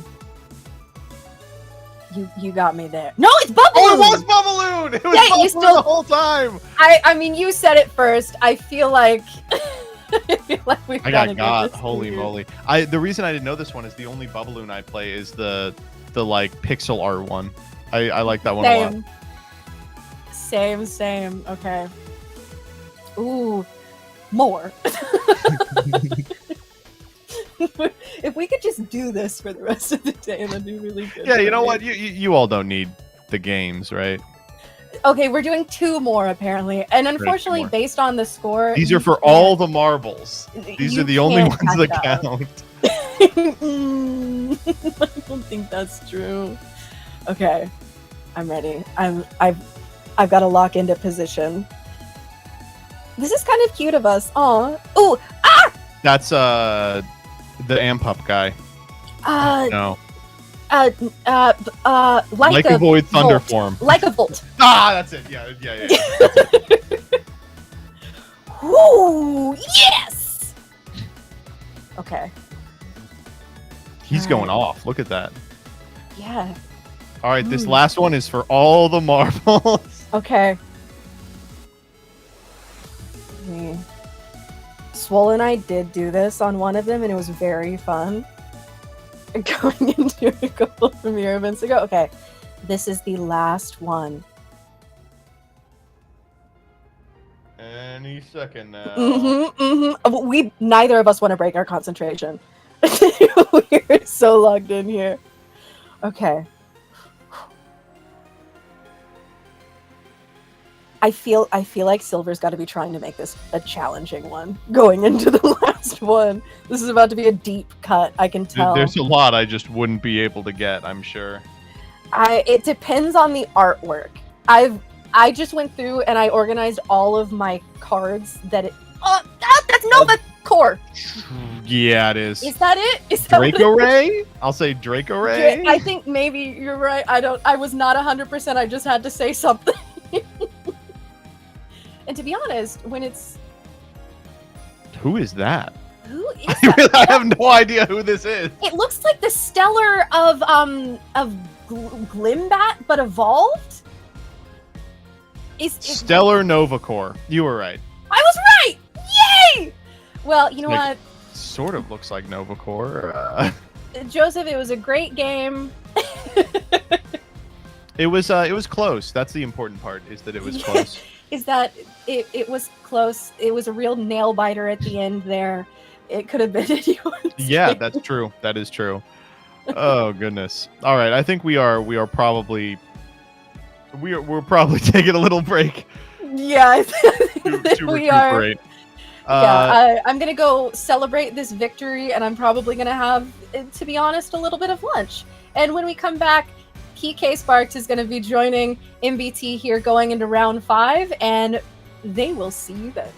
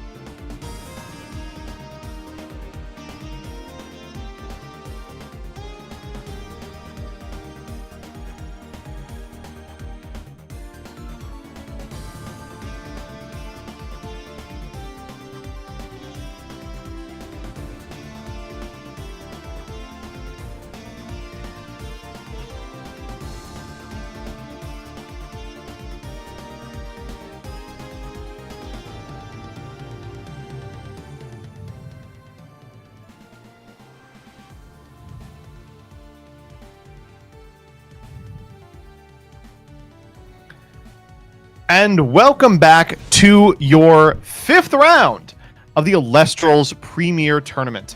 I'm one of your 3 casters, Joseph Rothschild, aka MBT, and I'm joined once again by PK Sparks. How you doing here today? Yo, I want you to know I got 7 points from Who's That Elestral. Wow, that's more than I got. Did you know Novacore? I feel like Novacore was a little out there. Novacore got me, and I guess that Glaciosa was Necrolith. So yeah, I think none of us were figuring out what that was. It's his arm. It's all weird. Yeah, I don't think I've ever paid attention to the arm like that. I am super excited to be back casting more Elestrals with you. Did you get a chance to see the last one at all? Yes, pretty exciting. Ended a bit prematurely, unfortunately. It's unfortunately a thing that we've seen before. So if I can just make one suggestion to anybody is that as much as you can, make sure that your deck and your spirit deck have differential colors as much as possible. Something as jarring as black and white can go very far. Stuff like that. You hate to see it, taking a loss to technical errors, but it happens. Just try to mitigate it as best you can. Yeah. But the decks, though. I unfortunately also totally invalidated my Spinosect belief. I really wish that it had taken off, but it did not, regrettably. Regardless, this round, we have the opportunity to see some players who are very, very close to punching their ticket to the top cut. Anyone who is currently undefeated or X1 is suspect for inclusion in that top 8 at present. We have 2 more rounds, 3 including this one, to get through before we transition there. PK Sparks. Yes. What would you like to see represented in Top Cut? You know, we haven't seen it on stream yet, but I had to start. I think Zeus still has a lot of viability. The fact that we haven't seen much of it yet, Fulgaris is a crazy card that I don't think people are respecting enough. Champion of Fulgaris, I should, to be clear. Right, normal Fulgaris, you don't really have to respect at all. Champion Fulgaris is quite strong, as is Champion Titano Strike, as is maybe Voltempest. I don't know. If we see it without K on stream, it would be really frustrating for her, I'm sure, but really validating for those of you who believe in the power of Zeus. I personally would like to see more Fire Nexus. I know that Fire Nexus is already represented well and will be available probably in Top Cut to at least one caster, but it would be nice to see it some more. It's a very fun deck to watch be piloted. I enjoy it. I mean, typically we always see Champion of Valkyries search Hephaestus search Torch, but then that's where all the fun comes up, because now you get all the foretells from the attacks. Now you have the 6 attacker. Now you have a Nexus bank. Now you have 2 Nexus banks because of the artifact. You have the healing. Like, that one engine makes fire come ablaze. It's so nice to watch. Very exciting stuff. We've also seen a consistent amount of these like game plan decks that are playing Bears or Nyx Mara, and I hope that we get to see some more of those. I hope some of them can be represented alongside the tempo strategies that have kind of been an integral part of Elestrals since its inception. I really hope that Bears makes it. I would like Bears to make it as well. I want to see more of that. I would love, ironically enough, and be mad at me for this if you want, I would love if we got Champion of Hestia Majersa facing off against Blistrix. We have not seen Blistrix yet today, but I imagine we will see it before the day is over. It's still a very good card that I think everyone should be respecting in some regard. So, I mean, if we got those 2 powerhouses coming out of nowhere, going back and forth, I'd love to see which little guys makes the big guys faster. One of those positions where the less that people respect the individual card, the more likely it is they're going to get domed by it. We've just got our information about which match we're going to be watching. This is Table 4. So both of these individuals, really good records, a 3-1 at present, which means there's very few, if any, undefeated still left. I believe at Table 1, we've got some people that you would likely expect still in the undefeated slot. It also means that at round 5, it is probably do or die for both of these casters. If one takes a loss now, it might still be a little too early to sneak into top 8. Probably a lock for top 16 if they're able to win out from here, which does net them prizing and worlds points, but does not give them a chance to play for the big bucks, the uncut sheet, and the really incredible stuff that we have prepared for them. I mean, there's a lot of amazing prizes. I personally would want more Premier packs Like, I think those cards and the art is so amazing. It's just beautiful to look at. Oh, wait, speaking of which, while we wait for them to set up, I have something to show you. All right, what are we working with? It is something that I heard you wanted to see. Just give me 1 second. It's here somewhere. Oh, wow. Here it is. So I heard you wanted to see this. I'm waiting for the stream to catch up. Oh, that's nice. Oh, that is beautiful. It is, like, these tablet arts go amazing. I was looking up in my very first pack to pull the stellar. You pulled it in your first pack? The very first pack. It's so nice. The stellar hydrate, just on that flame. Yeah, it's kind of nice. So I'm not jealous to see that. I got you. I'm not remotely jealous. But yeah, like, all these castles, like, no matter what you're entering, so you're getting the premier packs, and then you get to compete for more. Like, if you make it to top cut prizing, you get another premier pack. I think it's the way to go. Yeah, I am excited as well. We are just about ready to hop into these games. I will say, one of these decks I was expecting. The other deck I was not. Agreed, but I love seeing it. One of them you actually loosely talked on earlier today, and just seeing it show up in this scenario is exciting. We do have confirmation. We can share the players. Scary Dino versus Kryber, and Kryber will be going first in his clash. So you guys are going to see some really interesting decks that are a pseudo mirror that we're going to be dealing with today. I'm really excited to see how these decks clash. Yeah, both of these decks are playing Tornadgen. Tornadgen, just an incredibly powerful Elestral that enables use of Winjin, a card that I think is critically underrated even without Tornadgen's ability to immediately ascend and hit like a truck.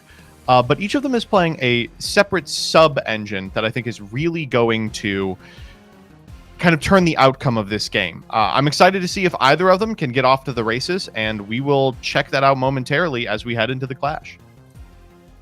Very clearly, like you said earlier, Kryber will be going first in this clash, and they, as you just said, very clearly have a game plan that they're looking to have the Tornadgen facilitate. So which one is faster, which one is more active, which one's more potent, remains to be seen. I'm just excited. This is going to be just a high-octane clash for sure, but it starts with a Strabbit as always. First turn, Astrabbit. One of the very few cards that lets you look at the top cards of your deck and doesn't manipulate it in such a way that Winjin can guaranteed hit on a future turn.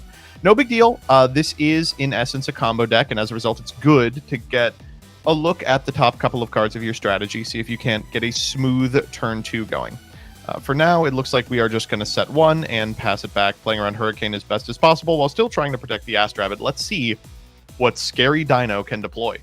Hurricane is a terrifying thing. Not one to take out the dinosaurs itself. That is a meteor, but we did a meteor Elestral card. And all the same. We have a Strabbit as well. So we're just shoring up our stats, trying to get to our strategies, which, considering what their secondary archetype is in their deck, makes sense that they both have this opening play. It's a really just slow pace build to how this is going to go. So now the question is, who has the out to Strabbit first? If you push for the Strabbit, then it comes down to, if you push against the Strabbit and they stop yours, then you might be on the back foot. Do you have Galaxy? Do you have an Eddie, which Eddie hasn't really been seen, but it does show up more. You guys showed off the top cards right now, and it does go a bit further. So just a patient play right now as Kryber draws for their next turn, and we have a cast of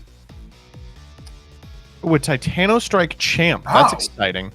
So this potentially signals a big push. I gotta say, I think a lot of this rabbit into rabbit is just role assignment, trying to get a feel for who exactly is supposed to be pressuring, and I think Kryber feels that it's him. So grabbing a Thunderstorm here potentially enables you to eat the Astrabbit if you have something that contests it in your back row in your hand. Otherwise, a Divine Rune like a Zeus would do really good here, would enable the Astrabbit to go down. You can check whatever the back row is by way of the Thunderstorm, or if you don't have any of those cards, it's just a nice thing to keep. Threatens an opponent's either Divine Rune they invest a lot into, or you can push for back row on a pivotal turn. Maybe revealing it gets them to set a second card where you can get a pro set Hurricane off. All right, Winjin time. So the thing about Winjin is that the blind hit does happen pretty frequently. I know a lot of people call one of these cards Ambro Gaze, and I think that was a Cop Galaxy. It was, yeah. Wow, I'm actually surprised that didn't hit. When I'm playing Winjin, I almost always call Gorgon's Gaze. It's just like the Either card that or I Ambro, would yeah. prefer to hit. Yeah, and they found both of them, so clearly they didn't call that. But no big deal. Winjin is not once. It's every time it receives a wind. And the fun thing about Winjin is it sets itself up. So your opponent has to remove it right now, or you can theoretically just re-enchant it, call it again, always get it right because you've manipulated the top cards of your deck, go into Tornadin and get what you're missing. So the heat is on for Kryber. If that's a pro set Hurricane, they have outplayed Scary Dino to the maximum. If not, we are going to have to get aggressive. I also like the concept here of moving putting back 3 face downs, knowing that the Thunderstorm is there. Now you're playing Magical Hats. Like, what exactly are you going to be targeting here? What do you really want to choose? The one that was already set, or do you want to place the gamble on one of my 2 new sets? Either way, I'm going to keep my defenses up. We have a re-enchant of a Strabit, though, so showing that we're not ready to make any offensive push. Not exactly what you want to be signaling to your opponent here, but if the defenses are good enough, you can keep building up to your main strategy. I wonder which one's going to be active first. Right now, another set being added. I guess seeing the field wide up, want to make sure that we can deal with a bit more in case that is necessary. But still, just we're jockeying for position. Nobody pulling ahead way too far. It's just one or the other. Either way, we know that Tornadin will come out on top in this match.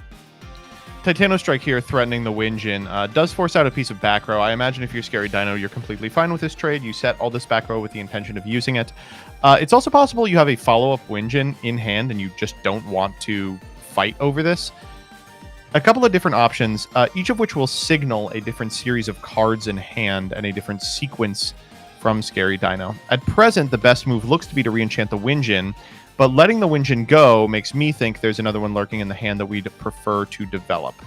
Kryber passing here, we're going to get off the top. I imagine the Gorgon's Gaze. It seems a little too good to pass up. Cop Galaxy would be the other consideration. I think you kind of don't want to get yourself locked into drawing an Ambrosia. Are we seeing the follow-up Winjin? If so, it's unlikely we grabbed the Cop Majesty because then we would be fighting over our normal cast. Yeah, I think in this scenario, you're just dealing with the fact that your hand's not really ideal, but it kind of makes sense considering what the secondary archetypes of both of these decks are. So our Strabit in defense is kind of just sitting is probably the best thing both these players can do. All right, we're now lead with the Tornado. Oh, what? I'm going to try and grab one of those back row, hitting the new one back to hand because the other back row did not contest a Winjin on the previous turn. We feel comfortable going for that into what we assume is not a Gorgon's Gaze. I really like this play. I think it's sexy. Certainly, I was not expecting to see Tornado cast today. A lot more not at all than Tornado, but we'll take it. What do you know? Galaxy, there's Top Galaxy on the top of the deck. We will take that, and then we are going to well. ascend into a Tornadin. Hurricane, I believe that's Hurricane. Or is that another? No, that's a Winjin. Another Winjin. Okay. Yeah. Still though, the Shattered Stars art into the full art Tornadin. This is the optimal way to play this, by the way. Yeah. All right. Stop making fun of that. I don't have the full art yet. Jeez. I want it. It's such a beautiful artwork, though. Especially those who have the really X of nice. 10. The X of 10 is cool. The X of 10 is one of my all-time must-haves. Yeah. Good luck. There are 10 of them. We're going for the proper enchant, I'd imagine. Ooh, no, we're not. We're going to play our best around Tsunami. One of the things I like about Tornadin is in a position where you kind of already have everything you need, there's no real reason to go in on it. From this position, it's just better to have kind of like a beater, something that immediately contests the Ast Rabbit, gets you a 6 Spirit differential. A lot of people put a Frost Spirit underneath it as well, especially if you are building it off of a Winjin that's already been enchanted with a couple of spirits, just to play around Cryoblast. Here, going to be pulling a Shield of Achilles off the Ast Rabbit to return it to hand. Kind of a worst-case scenario for the Tornadin and a reason not to misenchant it. Just a way to recoup some of the loss you'll be getting by it returning to the hand via Shield. In this position, of course, decided to play around Tsunami instead. I prefer to search Golden Fleece and Bag of Winds. Okay, well, that's evil. Kryber now looking to really just get past his Strabit, was able to deal with Time for a big turn. We're going to lead T-Storm. We're going to hit the old one. It is Monsoon of Airness. I was hoping we would see this card. That's a mechanism by which that Winjin could have been activated last turn, and in that case, they were telegraphing not only the additional Winjin in the grip, but also the possibility of ascending into Tornadin on the opponent's turn when the receive happened. So now, if you're Kreiber, you have a pretty good idea of what's going on. Your opponent's looking to activate Winjin early and often, and probably has multiple copies of Tornadin in here as well. If you're Scary Dino, you still don't know what Kreiber's up to outside of the Titano Strike. But I think you might right now. Yeah, he is a bit surprised. We're both playing look at the yard here. The back row, rather. Kreiber, what are we looking at the top of the deck? I mean, what do you call quick calculations as to what they've seen already? Ambro or Gorgon, Argo, and looks like we didn't hit the blind flip. That was a reveal of Anacell. All right, and now Scary Dino knows the jig is up as well. This is trying to get to Phosphocell, and honestly might from this position. Wow, this is kind of rough for Kreiber. They thunderstormed like they were going to make a big turn, but it relied on the Winjin hitting the blind flip, which didn't happen. For some reason, they don't want to call Ambro. Winjin. Is this the third one? No, it is the third Winjin. Okay. So now, I mean, what do you call? I mean, you don't have an Ambro in hand. You added Gaze last time, which should be... Would that still be in hand or the new set? Yeah, we're firing the Gaze. Okay. Well, it makes sense. Definitely don't want to let that one rock out. If you can keep your opponent off for Tornadin as well as long as possible, you do absolutely that. But remember that the other one is in hand, if I recall correctly. So you definitely want to just be aware of how this is. You're both jockeying for big guys to come out. The upside of this one is by Gorgon's Gazing the Winjin here, you've prevented it from looking at the top 3-2, which means a reenchant through a Monsoon of Airness isn't a guaranteed ascension into a copy of Tornadin. This is going to force out the Gorgons, yeah. There it is. We're sitting in hand just for the right time. Going to stop the search of the guaranteed. You know the top 3 are at this point. We do not know what was added or was stacked to the deck last time from the Foretell. Right. I think you have to imagine it was the Argo. It was Argo, Ambro, Anacell. Yeah. If we see a set here, you know. Oh, maybe it was the Ambro. Here pulling off the Winjin, going to put the 3 back. This is a good turn for Kreiber. You get to use the Titano Strike to contest the final Winjin. It's going to make it really difficult for Scary Dino to get up to the other part of their deck. Yeah, we haven't seen anything of that at all. We're just seeing Winjin and a Stravit. That's all it's been. So just, you have to know, you just want to run this down. The Winjin on Kreiber's end cannot attack. So it's all on Titano Strike to get this hidden. Will the attack go through? I want to believe it won't. We're looking at the Spirit deck. I feel like this telegraphs a Monsoon of Airness. Just doing a little math. Oh, that would allow that. Wow, that would actually be incredible. It wouldn't be great because while it would suppress the Titano Strike, we'd have to hit off the Winjin in order to survive the attack. And we don't know the top card of our deck because we've shuffled since, and the Winjin didn't resolve last turn. Let's call I think it's very possible we let it go, yeah. Oh, man. Always just call Ambro. Don't really know what's going on, Ambro. All right, but right now we're just waiting on the casters to try to figure out what it is. Oh, I love the drawing the lines from Kreiber. See the bounce back and forth, just like trying to figure out, all right, where do we go from here? Mm-hmm. Definitely doesn't do just thinking. Table tapping.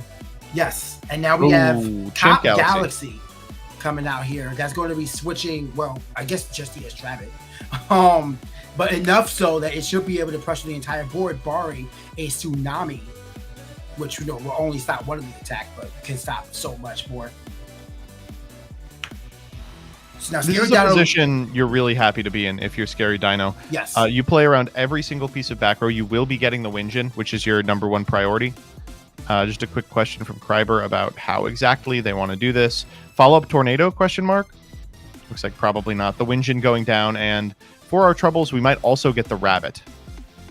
If we take the Titano Strike, the Rabbit doesn't contest the board at all, so this is a hard attack for Scary Dino. Obviously, the Rabbit is more utility.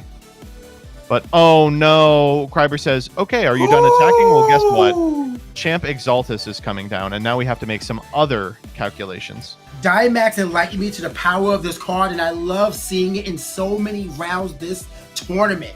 This is really, really disastrous because you actually know that Kreiber is going to be drawing into an Anacell. Yes, if it's not already in the hand, so you might have just turned on the Phosphor Cell. So Scary Dino's, in this situation, just has to figure out what do I do next, because you cannot set any more back row rules to really deal with the situation that could be coming up. And even if you could, you're still dealing with 3 Elestrals on board. The Astrabit is in attack now. So, what do you do? There's no great attack here. And Argo comes out. Titano Strike. That's disastrous. Yeah, there aren't very good attacks here. That's a result of the fact that now the 2 Elestrals on field, the Titano Strike and the Champ Exaltus, already contest the 2 on board. We're going Liar here. I think it's possible that we are liaring onto the Astrabit in order to flip it back, or liaring onto our own Astrabit if that was the target in order to flip it back so that it doesn't die to this attack and we get to retain it on field. Either way, really disastrous sequence for Scary Dino, as bad as it gets. Was the Cop Galaxy, did flip the Cop Galaxy. That means it goes down. The Titano Strike lives. The Astrabit is a sitting duck in attack position. And if we haven't drawn Anocell, we have actually just shuffled it away. So the motion of the ocean is going to matter here. As long as Kryber put the 3rd card from the Foretell on the bottom instead of the Anocell, we can Anocell here and functionally win. But we know they already got the Ambrosia and 1 other card from that 3 stack. Yeah. I mean, I want to believe it was the Anocell, but maybe Kryber also didn't believe that they would be in this scenario at that time. But, I would believe if it wasn't Anocell, then we wouldn't have Argoed and shuffled it away. So we are going to. So here it is right now. Yeah, 2 Thunders ready to go. Anocell. And you're ready to go. You're ready to get Phosphor Cell out. Can we get Solar Charged? That card had a lot of hype at first. Kind of fell off in later talks. Some people feel like it's not worth the value, but we could see its full benefit in this situation, as it looks like your Phosphor Cell cast is happening right now. So if you're unfamiliar with Anocell, it's a 4/4, and you can expend 2 Solars to special ascend it into a Phosphor Cell. Here we are going to go for the big guy, and we have the full art as well. Oh, beautiful. That thing is gorgeous. Love it. Phosphor Cell is really just an interesting card that can come out and can just do so much or peter out quickly. Now, I think we actually don't have the necessary amount of spirits on it to target and destroy that back row rune, which is a little unfortunate. Well, when it receives a win, so when you cast it, you can put 2 Thunders, you can enchant 2 Thunders onto it. So if it's not in the spirit deck, then kind of done, but it looks like it is, and Tsunami is going to come out preemptively, saving the Astrabit for the next turn, and saving Scary Dino this turn. Yeah. Now, one big downside to Phosphor Cell is that while its attack stat gets unbelievable as soon as its effect triggers, its defense stat is 4. So there's a significant amount of Elestrals that we could just cast that win the game on the spot. I'm thinking Spectrus and the like, and Scary Dino is way, way up in spirit count here, up 6 with a board that cannot be beaten by what Kryber is currently doing. No back row either for Kryber is disastrous. Yeah, I mean, for committing that quickly to lose to a Tsunami or lose that turn to a Tsunami isn't ideal, especially when you put yourself down to 4 to 10 spirits. And a face down as well isn't really where you want to be. But if Scary Dino cannot get over this Phosphor Cell, then Kryber retains control. Then the only thing that Phosphor Cell beats is Shield of Achilles. That'll do it. We love it. Base Stellar Chrysor. Love this artwork so much. 5 attacker, importantly so. More than enough to get over the Phosphor Cell in defense position. And that's a huge commitment of Kryber just removed in 1 turn. You hate to see it. It is funny to be playing against a deck that just ostensibly looks like Thunder Nexus for 14 turns and then go, oh, there's a Sorlet in here. And guess what? That is not all that's happening. Here comes the Chrysor. He has made it. I forgot that base Sorlet is Sorlet. Yep. Base Sorlet is Sorlet. It allows when Sorlet destroys an Elestral in battle, Champion of Aeolus Chrysor can cast itself out. It's a 7/3, get out a big body, you take out 2 boards, and now Kryber went from a decent position to a really poor one with 1 Elestral on board, no back row, and only 3 in spirit deck. Shouts out, by the way, to the Stellar Chrysor. All right, we're hard making a Tornadin, trying to get out of this one. Are we expending here? No, it is Water Enchanted. We're just trying to walk over the Chrysor with our 8 attack Elestral. And the game is kind of reduced down to just this guy or bust for Kryber. We are Unga Bunga indeed. Anything from a Earthquake to a Cryoblast ends the game on the spot. Kind of a pick your poison for Scary Dino. There is, of course, a chance that they don't have removal, but we'll see. You still have to deal with the 8 body, and if you did have if that face down was shield, that would have been the time to use it. Would have essentially cinched you the game. So you kind of take that off the box of fear that you have. One face down for Kryber as well. So a Gorgon's Gaze, a Tsunami, PTA, all of that is viable. Because it will just be the last thing you cast. Yeah, it'll be the last thing. So this is your board that you have to work through as Tornadin. I really liked your ascension into Tornadin. I'm going to do the same thing. Are we doing this? We cannot. This is Misenchanted still. No, I meant the crash. Crashing? Yeah, the crash would be interesting. I take this crash for sure. It's the way to get Can't out get of it. Argoed? Yeah, I mean, why not? And it happens. Oh, man. I thought for sure that it'd be like a shield or something. Well, a shield wouldn't work, actually. Yeah, exactly, yeah. So now you're in a position where you've reached parity and you are 5 spirits above your opponent. They've already used N Ambro, so it's unlikely they have more than at least one more. All you got to do is elongate this game. You are massively favored from this position. You know that they're playing Phosphocell, so a significant amount of their deck is just uncastable. One Ambro was also spent by Kryber, so I mean, their chance of healing is No, that's lower. Champ Plucky. That's not nothing. But it sure is close. Gonna go grab Liar here, I imagine. Yeah. But do we have another solar for the cat? We have to, right? You just went for it. You wouldn't just. Well, I mean, I guess you could just search it just a deck then, but it has to be playable. Get one now, card right? closer to Ambrosia. Yeah, we're just going in for one. Oh, Because if you can summon an Elestral with 2 attack, you may win this game. I heard And Scary Dino going through the motions, I imagine, already has it. Yep, down comes a Sorlet champion. Really unfortunate. Also, just to bring attention to it, the other half of Scary Dino's deck has been revealed. A full art Ambrosia being played as well, just to keep them safe, just in case. But I think you can pretty much write this one home here. Really, just I appreciate the slow pace by both of these casters, not really pushing it a little bit too far, too fast, just allowing themselves to play. Kryber did go for their Hail Mary early, and I think that may have been what cost them the game, because now Chrysor here is just doing everything that only Tsunami would have been a relevant cast there, and here there's nothing.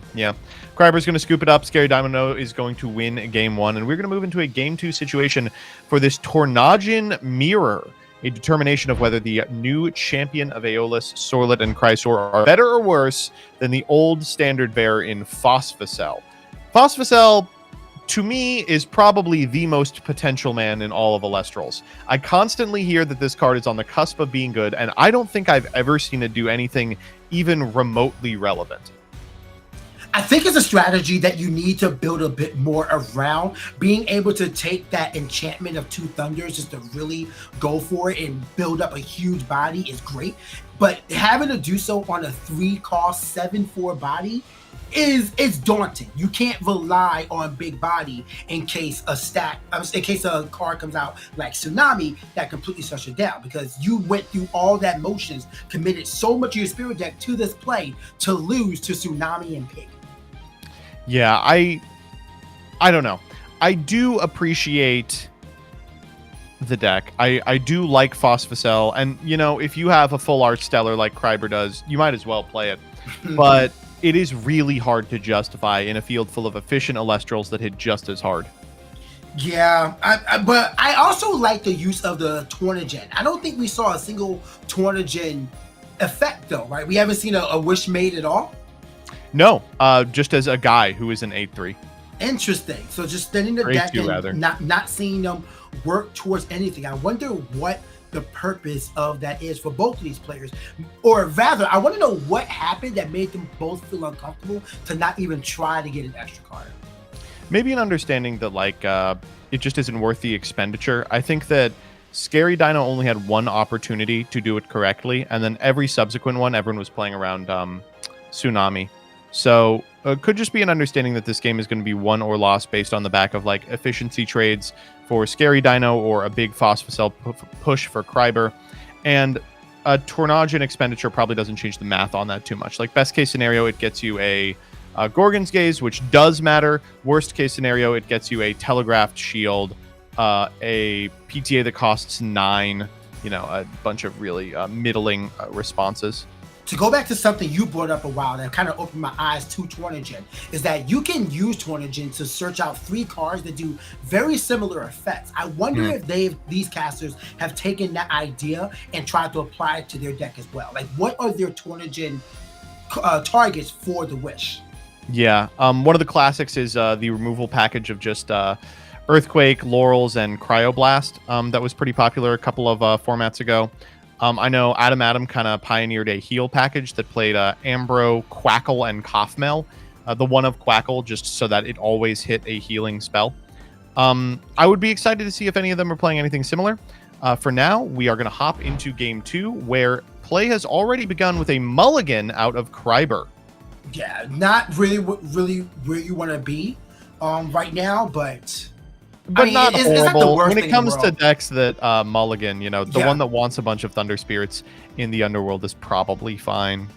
Would love to know if Kryber has an Archivist in their list. Oh, Champ Plucky again. Now, turn 1, this is a great time to cast Champ Plucky. I love this little search combo. Huge fan of it. Doing a lot for so little, being able to turn Plucky into a 6 attacker, buff up your other Champ of Apollos as well with Liar. But interesting that we don't see any Champ of Zeus in a potential Thunder build. That's probably the most interesting thing with Phosphocell, is that you have the ability to lean into either Pantheon of Thunder or Solar. And here we are in on Solar. That's I believe, Exaltus from the Premier Pack. Yeah, let's go. And then 2 cards we don't want. Man, that Exaltus is so... I love those Premier Pack artworks. Oh, yeah. But all the same, that is going to be added thanks to Apollo. And now Liar going into the Plucky. Just a huge turn 1 by Kryber. Just pretty much saying, try to crack my board. I'm ready for what you may want to do. And, Hurricane's not going to stop this. No way you really want to use an Earthquake on a Plucky, do you? And it looks like Scary Dino is going to draw for turn. That Plucky is a champion, so does get the +2/+2 and is flipped as well. So we'll end up being a 5, which is good. Not unbeatable, though. No, not at all. But it all depends. I mean, if you have Chrysor or Swordlet in your hand, then that's all you need. But instead we have Galaxy, kind of the same deal. Mm-hmm. Says, you know what? I appreciate you flipping. I'm actually going to flip just one more time. Big fan of reverse. Gonna set 1 here, a pretty telegraphed copy of Hurricane, if one exists in Kryber's hand. This is a weird position to be in, but at least you get to deploy the Exaltus you added. Ooh, and Scary Dino unfortunately bleeds a little bit of information there. Yeah. They were ready to PTA that, but they actually just set it. Unfortunate, but hey, I mean, at least you know that you can't, well, at least for Kryber, you can't just immediately go to the Phosphocell without trying to pull it out. If you did catch that and retain that information, but yeah, you gotta be wary of when cards are being activated because if you want to PTA, I'm gonna give you a good one. Yeah, there you go. Yeah, and he'll take it. I'm telling you, we need the artwork. We need the artwork. I need Astrabis PTAs to snipe in Astrabis. I'm gonna keep speaking it till it happens. Who do I got to commission? Someone give me Elite Four's email. Exaltus being just such an amazing Elestral champion of Apollo. Exaltus specifically, just keeping its caster in the game with presence on board. These solar Elestrals, especially the solar Ascensions, just really loving that this card has been printed in Firestorm. Between this and Soulbell, just anything that gets you a free body on field has become immediately suspect for play in these Apollo-oriented decks. And I could not be happier with the state that they currently occupy. We'll see if this one's able to actually win a game, but at present, Scary Dino, despite being on the back foot on board, is way ahead in spirit count. As we see, looks like Champion Sorlet being cast out. 4/3 body, could definitely threaten this right now. The attackers are going to go in, so you got to stop it if you can. You do not want to let Swither come out. And Argo is going to be the play. Big cost for Kryber. However, saves you a lot of damage and headaches later on, as I'm assuming a Liar's cast out. Yes, it is. Yeah, Liar targeting either of them will buff the Exaltus as a champion of Apollo, and for that reason, it'll be able to beat the Sorlet in combat. That means Sorlet's effect won't trigger, and that means you will be free to punch very hard on the next turn. Identifying that the Liar is attached to the Exaltus here, the Sorlet will go, or the Liar is attached to the Sorlet rather. The Liar will go, and then Kryber gets to take a turn unimpeded. Would be a great opportunity to go for the Anacell here. Feels almost sad to be using this combo and not have a Heliolith in your list. But you know, the Phosphocell engine, I'm assuming, is taking up a bulk of that. Here we go. Oh, that's actually I was going to say, yeah, that's the wind. It might be Tornigen time. So that Tornigen is properly enchanted, I believe. Let's make a wish. Yes, we're making a wish. Let's go. I'd love to see the 3-card combo here, or 3-card targets. All right, so Tornigen, if you're unfamiliar, allows you to expend either a wind or a solar spirit and then choose 3 cards with different names from your deck. In this position, it's clear that Kryber has been lacking back row, so selects Poison-Tipped Arrows, Shield of Achilles, and Gorgon's Gaze. We're going to go 1, 2, 3, 4, 5, 6. Give a quick roll to Scary Dino, who ends on like Gorgon's Gaze. I think a best case scenario for Kryber. Absolutely. There's value in Shield as well, making sure that you can stop an attack. PTA doesn't necessarily stop an attack, but it guarantees the destruction on the end of the turn. So Gorgon's Gaze is very solid. Gonna go for the Apollo as well now that we've mulled. See if we can't pick up something big. And that's something big. Okay. We're gonna have to shuffle them, but we'll keep that in mind for next turn. I wonder if you do this attack. Probably.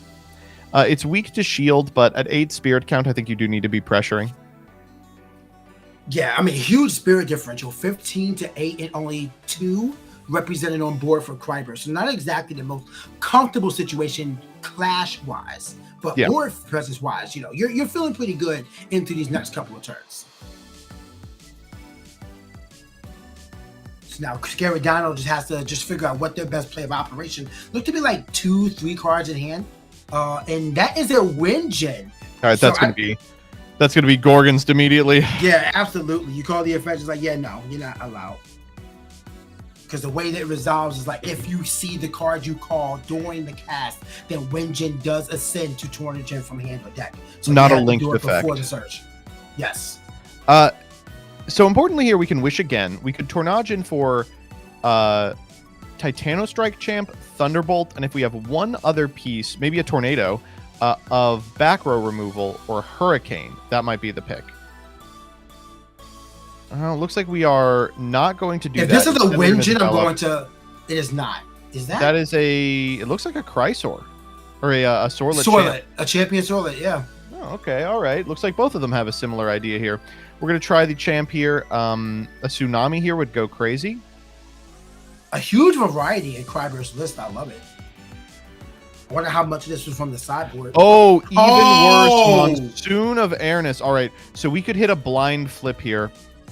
We can use Monsoon to suppress. Suppressing the Sorlet is good even if it gets over the Wingen. But if we want to spend one more spirit, which we will, we're going to enchant onto the Wingen and just make a blind call. This is like a 15% to hit, but if we do, we win this combat.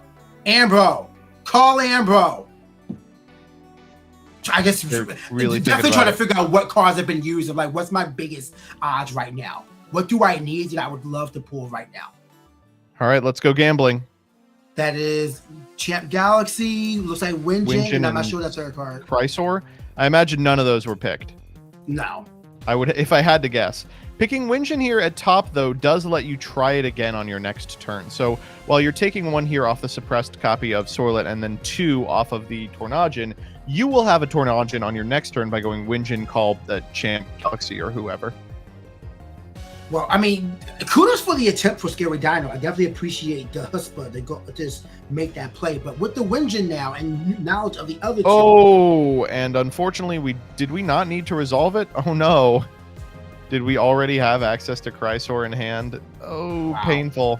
That's 4 spirits down from Scary Dino, and suddenly they're in a very precarious situation. We can go Tornagen, reveal 3, eat the other Tornadon or eat the Chrysor, then force the other Tornadon crash. That puts us at 3 to our opponent's 4, and they have the play. If that set card isn't very good, this is going to be kind of rough. Yeah, in this scenario, this board state now looks very scary for Scary Dino. But Wingen's coming out, Galaxy, Chrysor. Is that a Stellar Chrysor?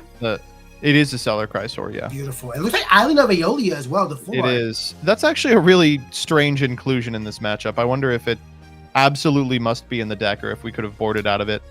Game 2, I feel like it definitely should have came out considering the matchup. But I guess maybe saw, like mostly Phosphocell. We were like, maybe it'll help us get over a Phosphocell. Yeah, that's my guess. All right, we are going for the Tornadon here. We're going to shuffle those 2 cards back into the deck. We'll go stack on top of the Tornadon. It is going to be correctly enchanted. No reason to play around anything. There's no back row anyway. I think we are going to go for a Wish as well. We have to, right? And Ambrosia as well. That's a big one. That's enormous. No face downs coming out. So in this scenario, how do you get up and over the Tornadon? Or do you just run over the Chrysor? You want to get over both of them. So. Certainly we're getting over the Tornadon, certainly we're getting over the Chrysor, rather. I think probably the best case scenario is to pick, like, Earthquake, Resting. I don't know. Sometimes these decks play Boom Bats. Ugh. Kind of gnarly. I think you want a utility critter as your extra guy, with the understanding that your win condition is your opponent crashes the Tornadon in, and then follows up with kind of a middling Elestral. It's pretty far-fetched, but we're pretty far back. We are going for the Wish. Here we go. Strabbit, Sorlet. Back row, maybe? Just killer back row. Maybe an Ambrosia. Like, it's a lot of options, but I do think wishing for better combat situations is probably the best way to go. Cryoblast would be crazy right now. Earthquake, Laurels, Cryoblast. 1 time for the 1 time. That's the 3 of. That's a shield. We don't really want this, but at least it deters Crash. Gorgon's Gaze. Are we going to do PTA as well? No, you're not going to do PTA right now, right? At 5 seems unlikely. Tsunami. Has to be Tsunami. Yeah, I like Tsunami. I like just a removal spell if we have it too, like an Earthquake. Just see if we can't get lucky. And PTA, going PTA, man, yikes! I don't like the PTA choice. Hopefully, we may be out of options. Maybe, but even then, like, I would have chose Ambrosia over PTA in this board state. Dice being rolled, and we have a 1. Shield comes great to news. hand. Yeah. So Shield is good. Shield's a little less good when your opponent knows about it, but at least it prevents you from taking a lot of damage. We'd set the Shield. We can walk over the Chrysor. Now the Tornadon does not beat your back row unless they use their Wish on the Titano Strike package. In fact, maybe there's an argument to crash because you don't want to let them make another Wish, and then you try and bounce the Chrysor and you take the 1. That puts you at 2, and then your 2 to their 3 just has to contest. This is a really hard attack.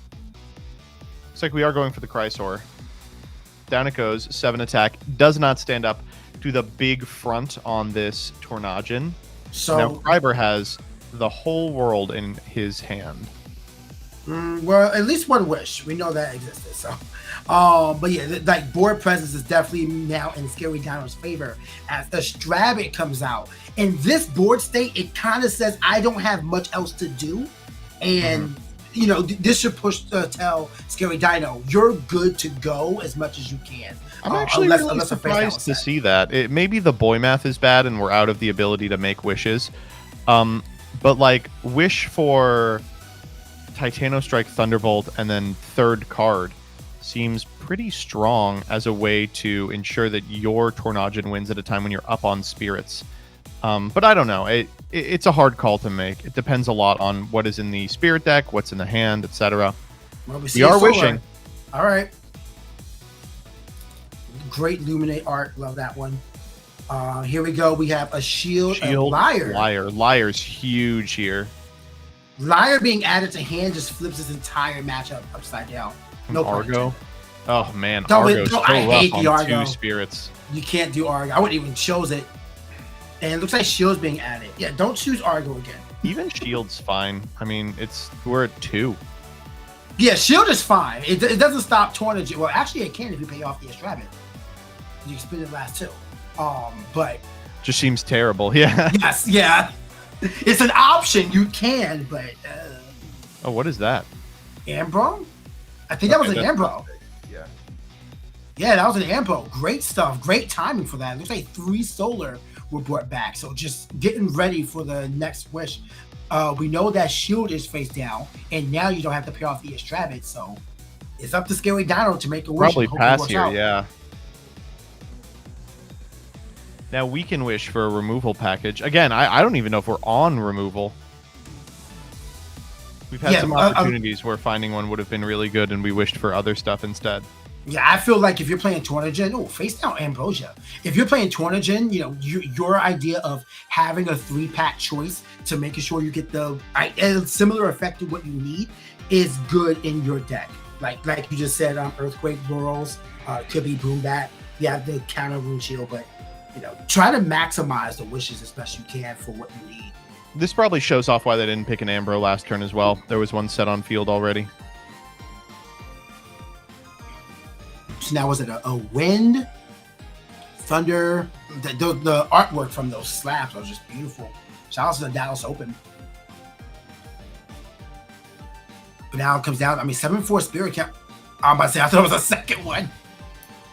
But yeah, 7-4 Spirit Count. It's all about what cards are in hand. Looks like there are 3 for Scary Dino to work with, as we have a cast of Galaxy Champion of Poseidon.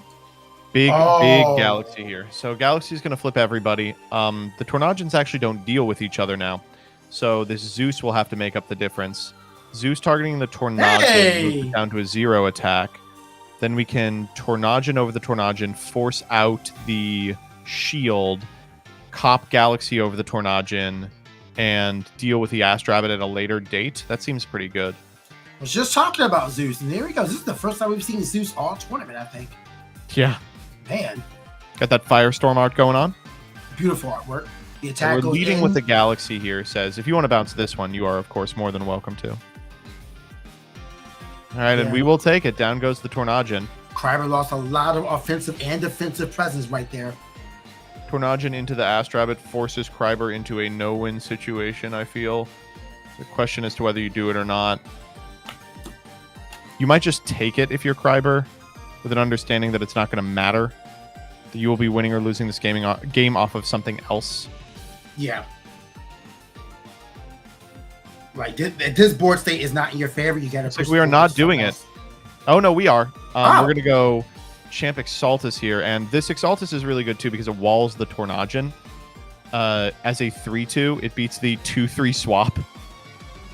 Yeah. Fantastic. Okay, we've got a little bit to play with here. 3 spirits into 4 spirits. I think we both know we have a Shield of Achilles in the back row. So you're looking to make attacks that aren't so profitable that they're worth a shield, but are still profitable. Exaltus into the copy of Champ Galaxy is an easy one, but what do we do afterwards? We got to find removal for that Tornagen. We got to find some way to get a winning board together in the face of a Zeus that will nullify whatever our play this turn is. Man, rough situation to be in as we have Cry. No, that's a pretty good one. Champion Sorlet. Excuse me, I don't know why I keep saying that. Champion probably Sorlet forces out the shield here just by virtue of threatening a Chrysor that ends the game on the spot. Really can't be shielded and would deal 1 over the Galaxy. Really hard call to make here from Scary Dino. Going shield here and putting the Chrysor back is banking on the fact that the Sorlet back is banking on the fact that the last card in hand is Chrysor. Well, man, I wouldn't want to be in this scenario because it's such a tight spot to be in. Like and every the extra back row board from Kryber is also really scary because if it's like a tsunami, it could turn the entire game on its head, despite the fact that we're rapidly approaching a position where the Shield of Achilles isn't going to be able to do anything from Kryber's perspective. Mm-hmm. All right, so let's this Galaxy go and says, go ahead, you can keep your Tornagen. I know you're at 4. But you know I have shield, so good luck with that. And we are going for a Sorlet of our own. Yeah, counter Champion Sorlet. Setting an additional back row. Oh, this is a scary turn.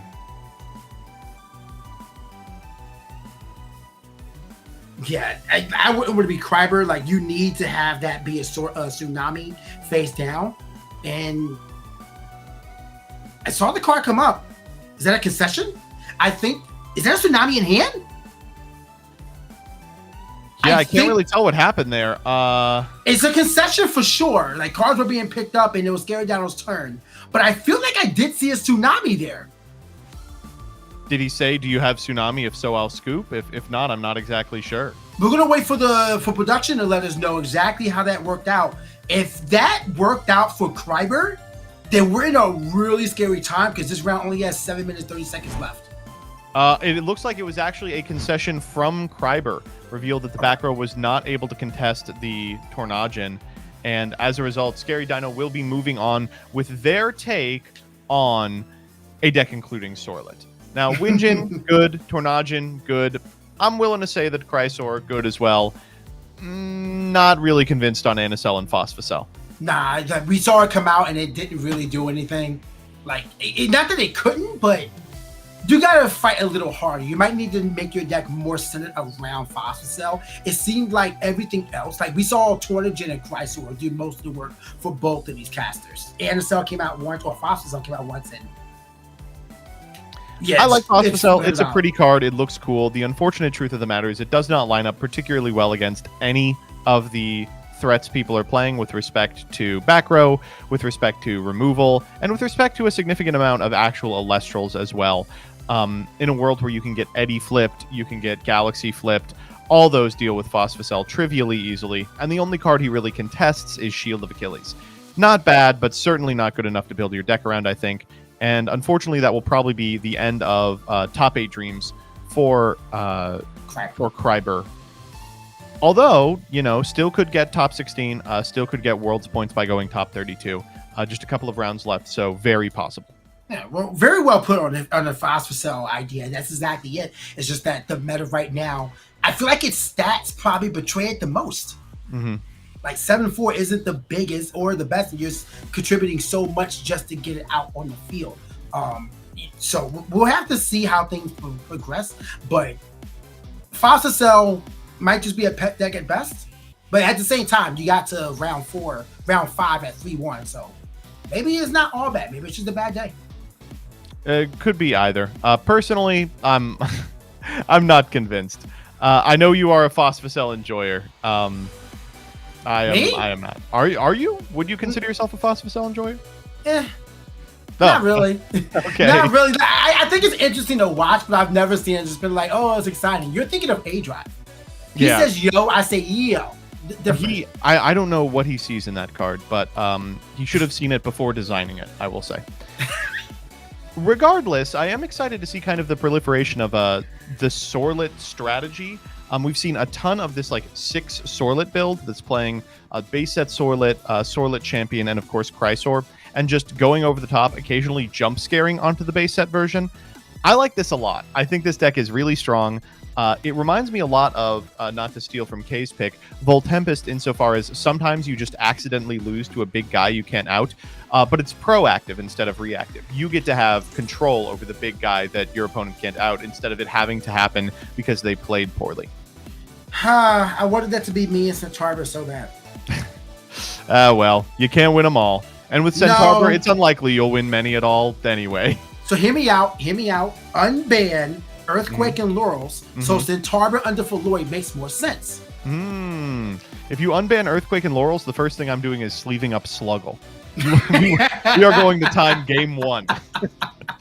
You know what? That's fine. If I can sit on my Panzer and Centaur, by all means, you can heal as much as you want.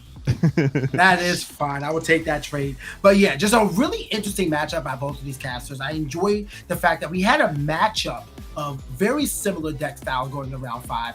Interested to see which one of them make it, further on, if we see any of them in the top cut, specifically Dino with the play that they had. So all things said, we're going to give MBT a very well-deserved break. That last round definitely took it out of him, but hey, I will still be here meeting you guys at round 6 with Kay in my position as we go on to continue the Premier Tournament. So don't go anywhere. Go get some waters and get some snacks. In 3 to 5 minutes, we'll be right back with more Elestrals.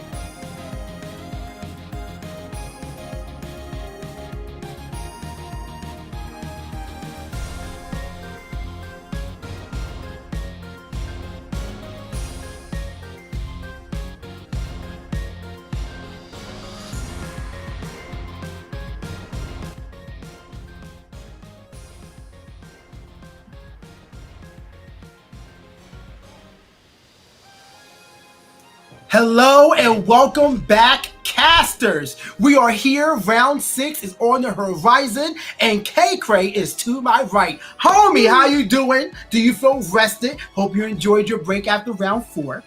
I did. I spent most of my break being confounded as to why and how I was seeing Phosphocell on my screen.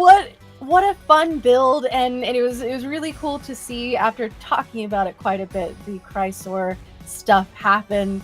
But I'm excited to be back with you. How are you feeling? I'm feeling great. I've gotten my rest. I am ready to see what round 6 brings to us and to keep going further beyond that. We are at the point of the tournament where we have a lot of people all ready to go. The top players we're going to be seeing right now, and we're going to be looking at some of the most top represented deck types right now, and it is a far cry from what we've seen before. K, look at where fire artifacts are at, that #1 spot. Although Chrysor just showed up twice in the last round, not enough to really make it in the overall group of players right now. I think fire artifacts being this represented makes a lot of sense. MBT and I were talking about this a few rounds ago, where it's like, it's just one of those elements that right now it has answers to everything. It has Kinleo, it has ways to get rid of big guys, it has the flexibility of all of the different types of artifacts that you could choose to play. And it's just the fact that Volcaries makes it affordable.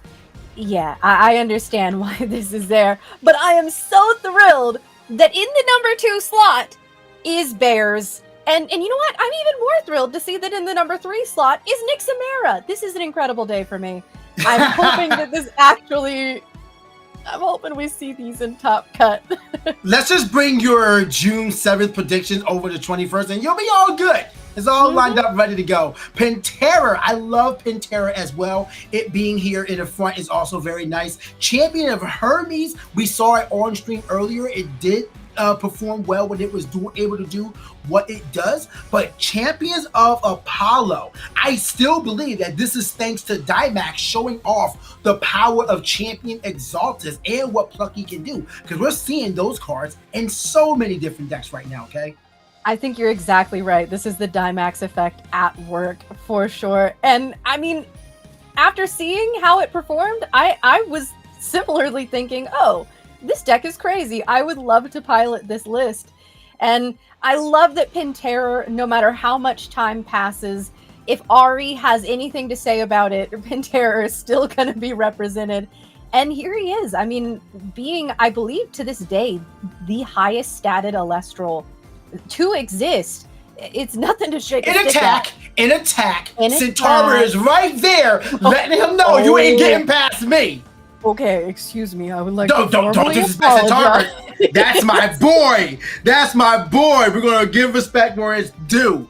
But you're right. There is no other line in the game that ascends to its final ascension quite like Hydrake into Pantera. And then 15-8. The only thing that rivals it is probably for Gorix. It's similar in casting, and it can match Pantera thanks to Gorix's effect. But otherwise, very unique line that you don't even need to properly enchant it to match it. You need to properly enchant for Gorix to deal with Pantera. Pantera can come out with a fire, a water, and a frost.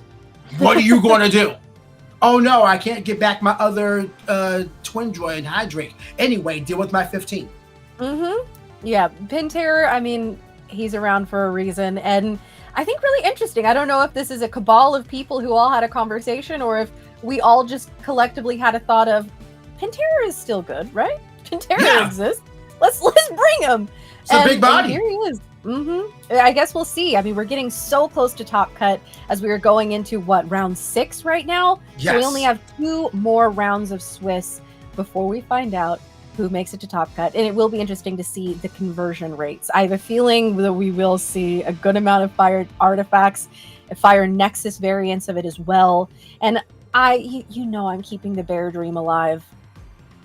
You know, speaking of that and conversion rates, so we already know you've been dealing with Bears. After seeing the tournament and how things have worked out, do you think you're going to leave the mountains and go for a sunnier spot with a solar deck in your upcoming Elestral event? Eventually, I'm going to have to return to Vegas. So I think that a change to solar when I get back to the desert might be about right, I got to say. But in the meantime, I'm really hoping for, because Bears has never, it's gotten very close, but Bears has never won a premier event. I believe Distant Coder managed to get Bears to semifinals or maybe even finals at some point. But they've just never quite made it. So it's never been this iteration of it as well. Like Bears right now is not Bears of Moonrise. It's not Bears of Daybreak. Like it is a different beast. Ursaden is live. High Bear Nation is live. Champion Majersa is very real. But it won't hurt you if you yap his ears off for 90 minutes. We'll talk about that later. But all the same, like Bears is a really interesting deck. I really want to pick up the solo list. I am excited for everything it's been doing. And the one list we saw earlier, where we saw Estrabon and Plucky constantly just shuffling away the foretells of Apollo. Man, that was just so cool to watch. So cool to watch. But personally, I'm still going to be going in with my first love, and it's a deck that I've been thinking of to make Champion Panderson work.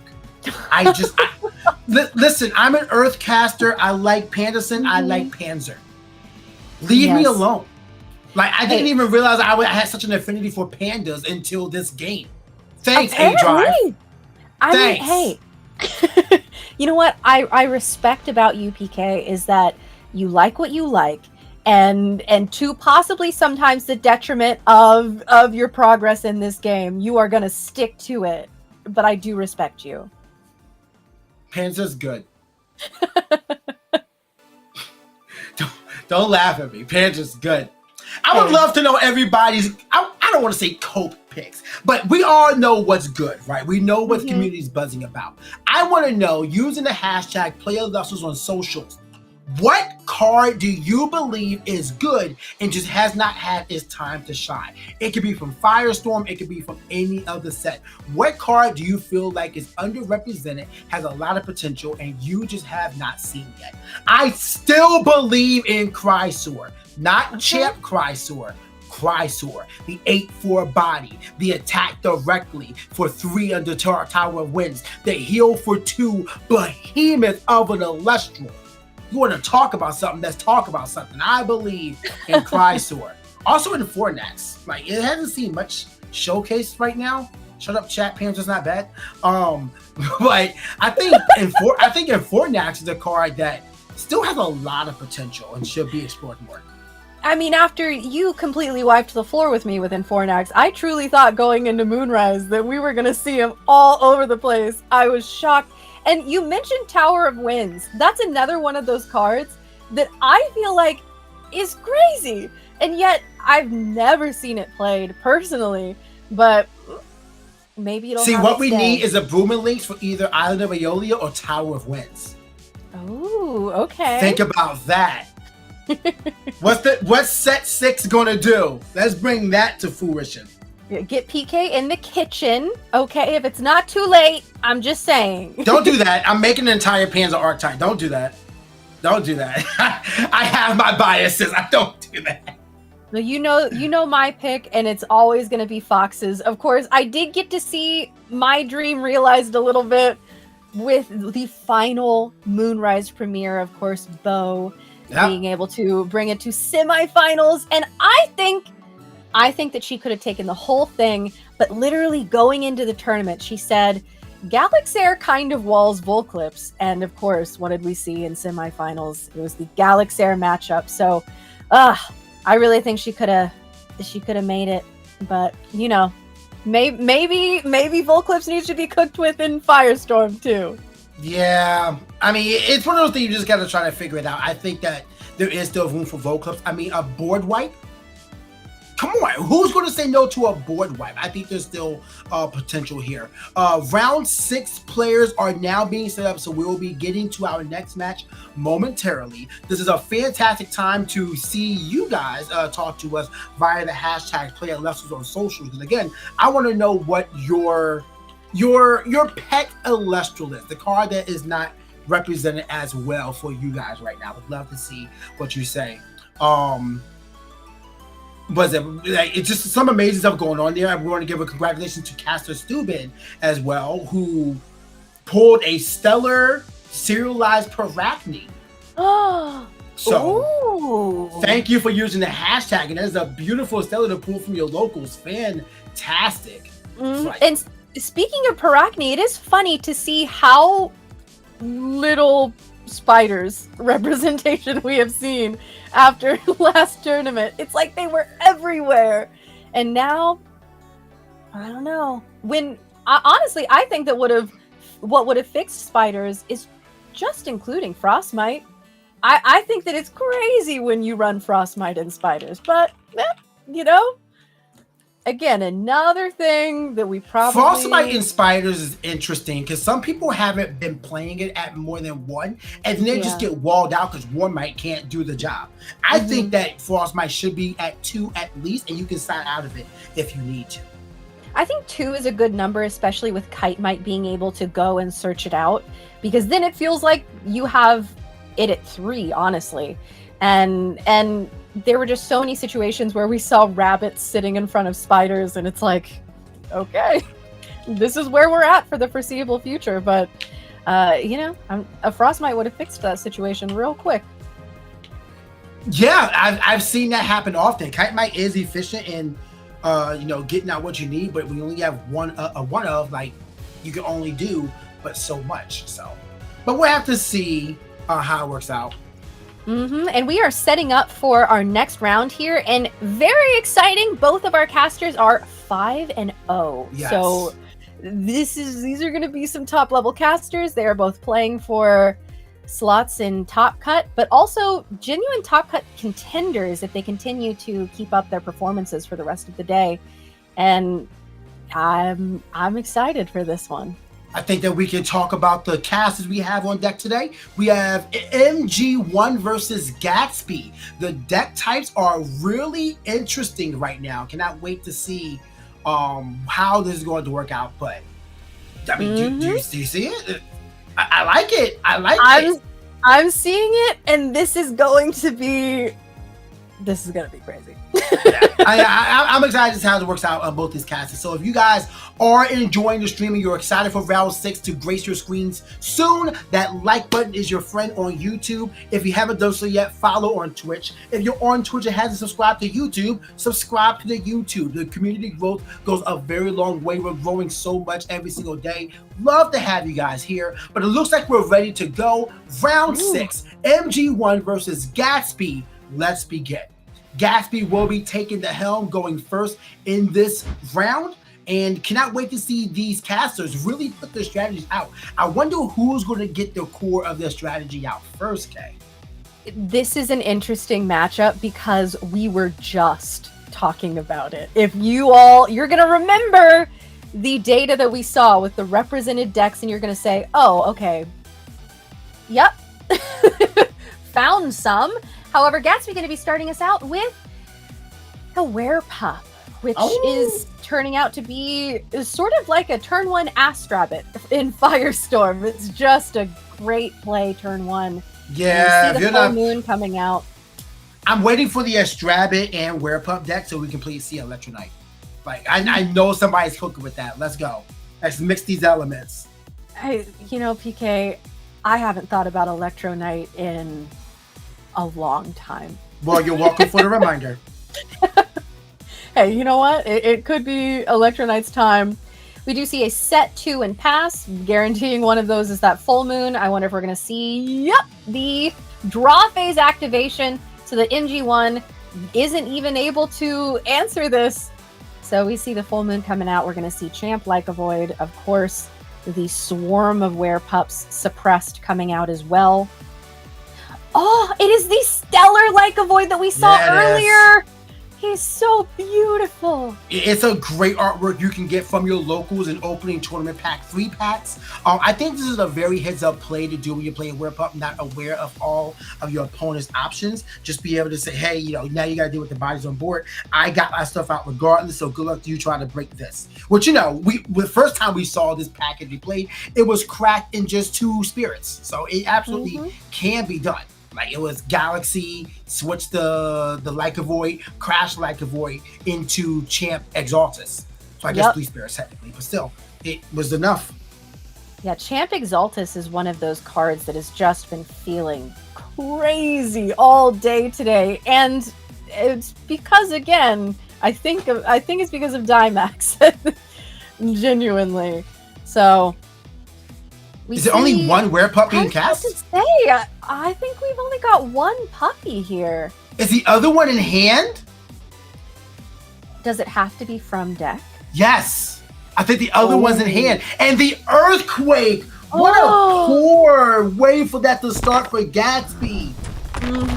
Werepup in hand, immediate one of Earthquake on the Like a Void. But you know what? Gatsby still has one body on board, which, depending on what strategy they're looking at here, could be enough. Ooh. It's Eddie. Hello, old friend. It's been a little bit. It's been a while. What up, Eddie? Yeah, animation returns and the attack goes over the Werepup, and the entire pack has been pulverized in one return. Jeez. With only that one back row set, I thought maybe it would be something to protect the Werepup, but I mean, this just goes to show this is not an insurmountable start when you see the Like a Void come out. I mean, if he has something else to protect, like a whole board, like the champion Like a Void, then maybe. In this state, I wouldn't even waste it. Like, Werepup is a 3/2, not doing much on his own. And was that a pass? Oh, that was a pass. Gatsby not with the best opening hand. I guess was really hoping that champion Like a Void would carry them a little bit further, but at the same time, you had to know you had it in your opening hand, like 2 Werepups. So just a rough, curious position for Gatsby. Curious to see what they're going to do to get back in here as the other Werepup comes down in defense, Kay. Yeah, I think you were right about that being in hand, but because it's not suppressed, if we wanted to, we could go get a full moon, but I'm not thinking that we're running 2, so we simply are going to set 1, and with Puppy in defense, we're going to see a pass. So hopefully that back row is something that can protect the Werepup, because even as is, without flipping it, Eddie is perfectly capable of getting over this Werepup. Yeah, like you can just run over with reckless abandon, have nothing to worry about. You're even immune to Tsunami, so I don't think your opponent wants to spend a shield on this. If you do, your board state is just wow. I think we do want to spend a shield on this, apparently. Wow. I stand by my point. If you're in the situation, you're telling me your board state is buttons. Like, you're not really in the board state where you really want to just step up and make an aggressive play. You are trying to reserve whatever you have because you're not seeing anything else. Yeah, this is really interesting. I don't know if we're just trying to keep a body on board for the sake of having one, or if we're doing an ascension.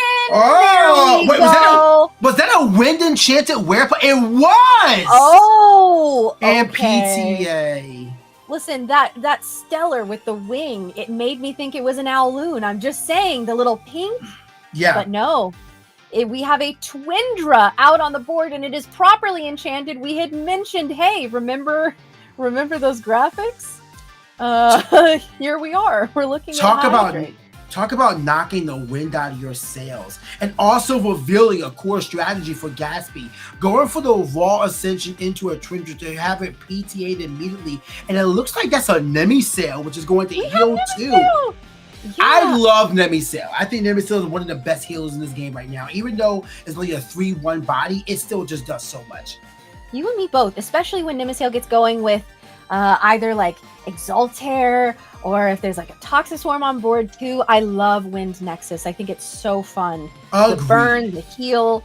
It's not something we've seen enough of, and I stand by that. It's one of my main decks I use on Clash. Ooh, okay. Like, I love it. I think Wind is such a malleable element that can do so much, and Nemisail and Exaltair are 2 of the main proponents for it. We love Burn. But all the same, we have Ambrosia, the tournament pack Ambrosia, coming out for Gatsby, healing him up to 11 here, bringing back a Wind, an Owloon, and another Owloon. So what are we planning for? The Werepups are already removed. Like, you can't really go into that side. So what's the next play?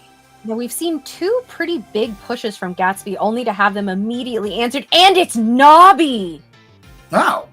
Oh, wait, we were just talking about this we're doing this line, the Hydrake Pantera line.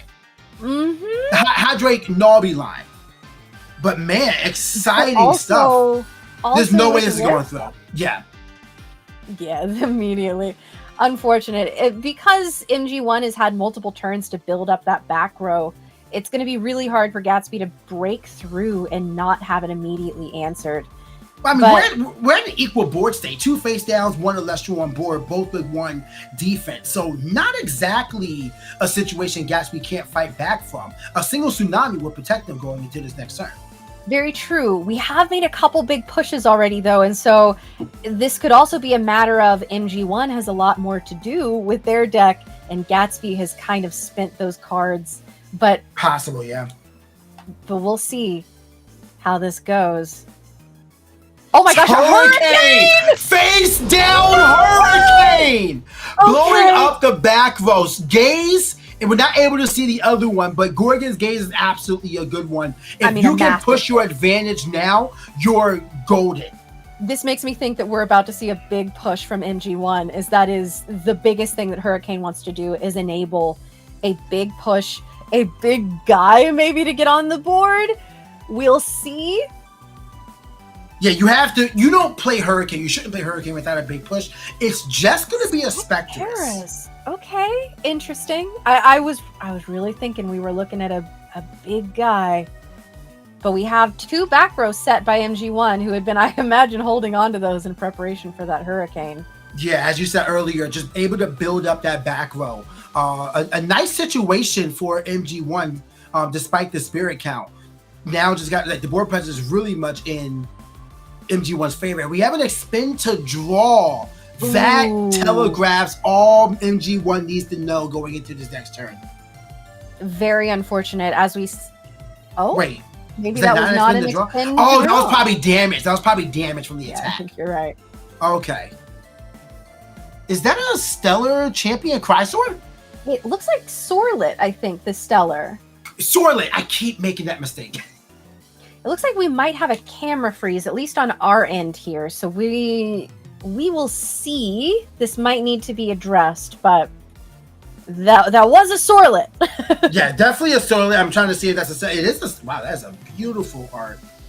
Love that. Champion Sorlet looks gorgeous, but we do have a camera freeze, and we'll let the judges work that out and try to figure out what's going on. Hopefully the game can be salvaged so we can continue, because man, will we at an exciting point.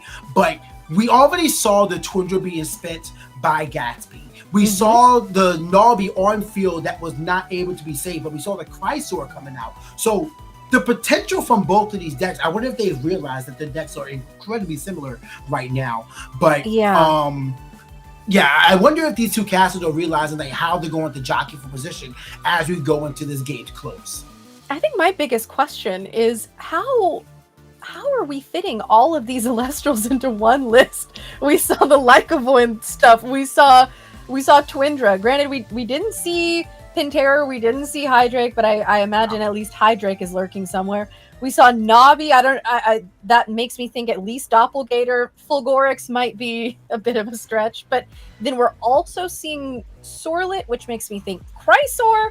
That's a bunch of guys. Yeah. Well, here's the reason why we're storing them all. We're not putting them in the deck. They're clearly in the hand. Like, not able to play too many Elestrals right now. Might be sitting on them, but I would love to know the extent of what Gatsby's list is looking like. I think that Fulgorix is a good card that more people should be trying to build up into. Like, if you play Hydrake, consider just swapping the engine for a Nobby. It's very similar in that regard. And I think that Lunar is a strong element in and of itself. So consider it. But I think that we're at a point where Gatsby can build back. It just really depends on what the next 2 cards are going to be and what the plays are going to be. But MG1, we haven't really seen a huge part of the list. Like, it's just been a good bit of tempo. The biggest thing we've got from the main strategy is Nemisail. Yeah, we've been seeing a very passive game from MG1, where it's like every single threat that is being put down, they have an answer for. However, we haven't seen many threats being put down on their side. That Specteris being the biggest attacker that we've seen so far. But with that being said, I mean, I kept thinking, oh, okay, surely Gatsby is going to be out of answers at this point. Surely this is the only Elestral line that they have. Okay, well, now we have a second one. Okay, well, now we have a third. Now we have a fourth? So, I don't know. I don't think we can count Gatsby out at this point. No, not at all. Like, has this been going back since the early turns where they couldn't seem to cast anything? They were at least going 1 for 1. Like, you get rid of this, here's another one. You get rid of this, here's another one. You get rid of this, here's another one. But you're going to run out of resources eventually. Like, your little guys have to do something major, and that's been the problem with Gatsby. Has not been able to convert the little guys into something major. No champion Chrysor. We saw Twindra come out, but that got PTA'd immediately. So, you know, what more are your because if you have a Hydrake, you're typically only playing one Twindra, so you're not going to do anything with there. But here's the update regarding the matchup. Unfortunately, Gatsby's camera did disconnect, and per rules, that is going to result in a game loss for Gatsby. So MG1 will move into game 2 with a 1-0 record right now, and unfortunate to have it end that way. You can kind of infer that, you know, MG1 was in the driver's seat to eventually close that one out, but you don't know for sure regarding, you know, whatever the next draws would be, what plays are made by the players. So it's unfortunate that a technical issue does decide the result of the matchup, but all the same, I think enough information that could have been given out by both players was given out in that game for them to be able to side properly going into game 2. So Gatsby now down 1-0. What would you hope to side in, considering that you're playing Pantera and Naughty? Ultra Stars, maybe? Yeah, I'm not sure. I think, honestly, if Gatsby has more back row, if Gatsby has a way to sort of side out maybe even just one of these Elestral lines, that could be a move to just get a little bit more support, because MG1 shows just how powerful back row Invoke runes, how powerful those can be, just being able to answer everything. So I'm not sure. We didn't really see enough from MG1 for Gatsby to make definitive calls on the list, would be my guess. But I'm sure there are some things that we saw the Nimi sale, maybe a spoiled fruit, who's to say? But I don't know. MG1 certainly has a lot of information to play around with here. You want to know what I know? Both of these casters, it behooved them well to side in Pandora's box.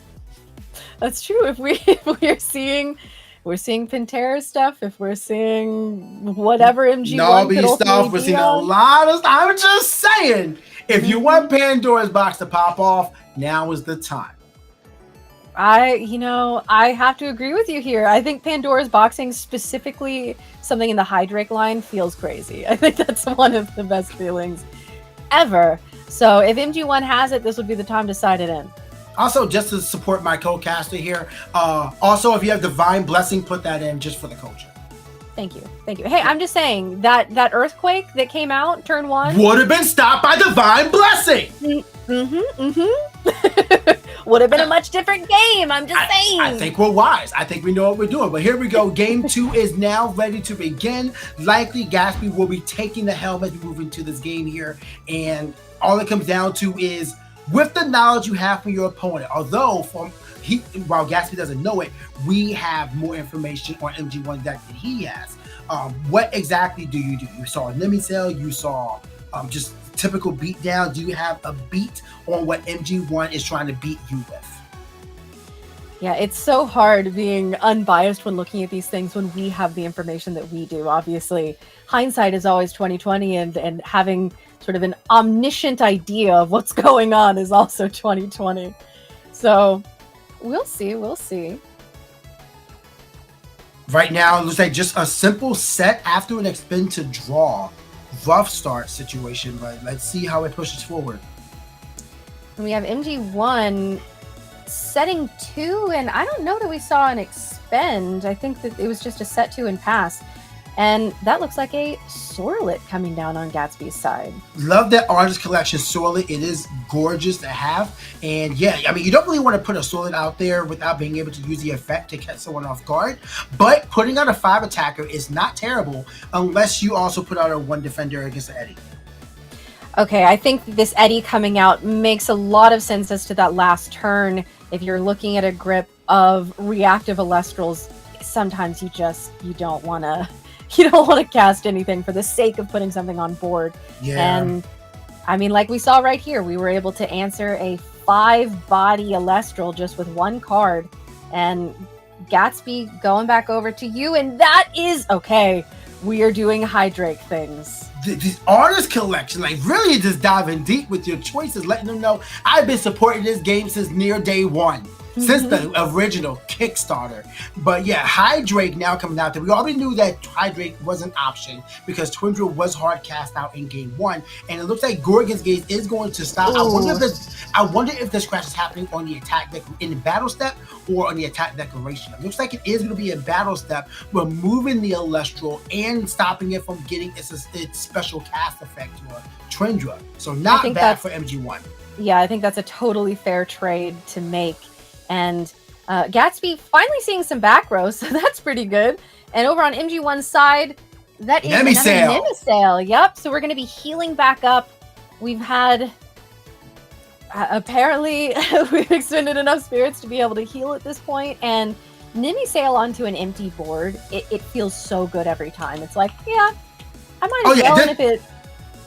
Go ahead. This is definitely the boards that you want to cast out a Nemisail in because, like, I mean, you have nothing contested. You have 3 attack, which isn't nothing, and you're healing 2 with 2 back row as well. Your opponent has to worry about maybe a Nexus play to get more value out of it. Maybe a reenchant. I remember a while back we saw the world's strongest Nemisail just healing for so much and dealing 4 points of damage. So it's possible that Nemisail could win MG1 this game right here. So beware the sale.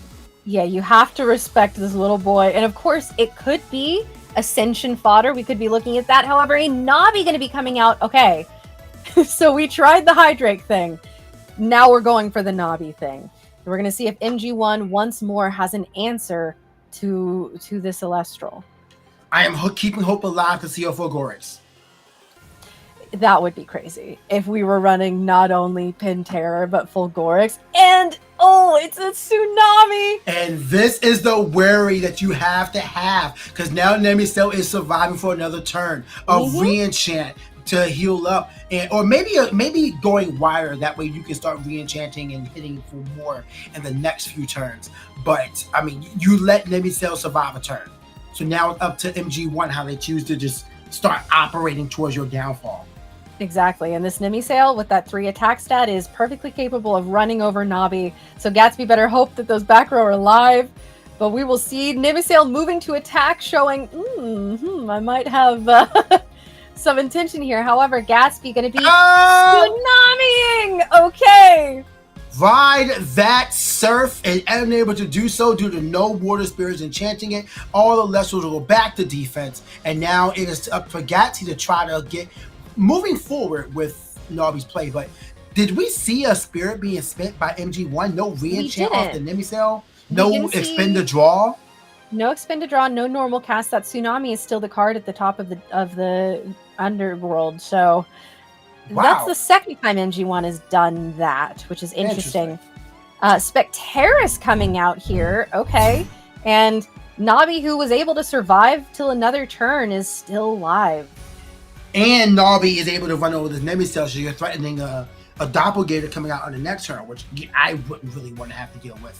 Spectre is also being a 5 after its effects activated, and the face down being multiple. Another Tsunami! Oh my gosh! It is, what is going on with the ocean today? Because it's just wave after wave after wave. Well, clearly the tides are rising due to climate change, but otherwise, we have a lot of tides just keeping everything in check, not allowing these Elestrals to get any sort of aggression in. But 2 face downs by Gatsby. If we see a 4th Tsunami at this point, I would be more impressed than shocked. Okay, so that was an expend to draw, and we did find out that last turn was an expend to draw as well. It's just that this spirit deck is off screen. So I see. Okay. All right, no worries. But we have the Nemesis going in. Another expend to draw has been had, just trying to get another over the tsunami for the culture. Do it.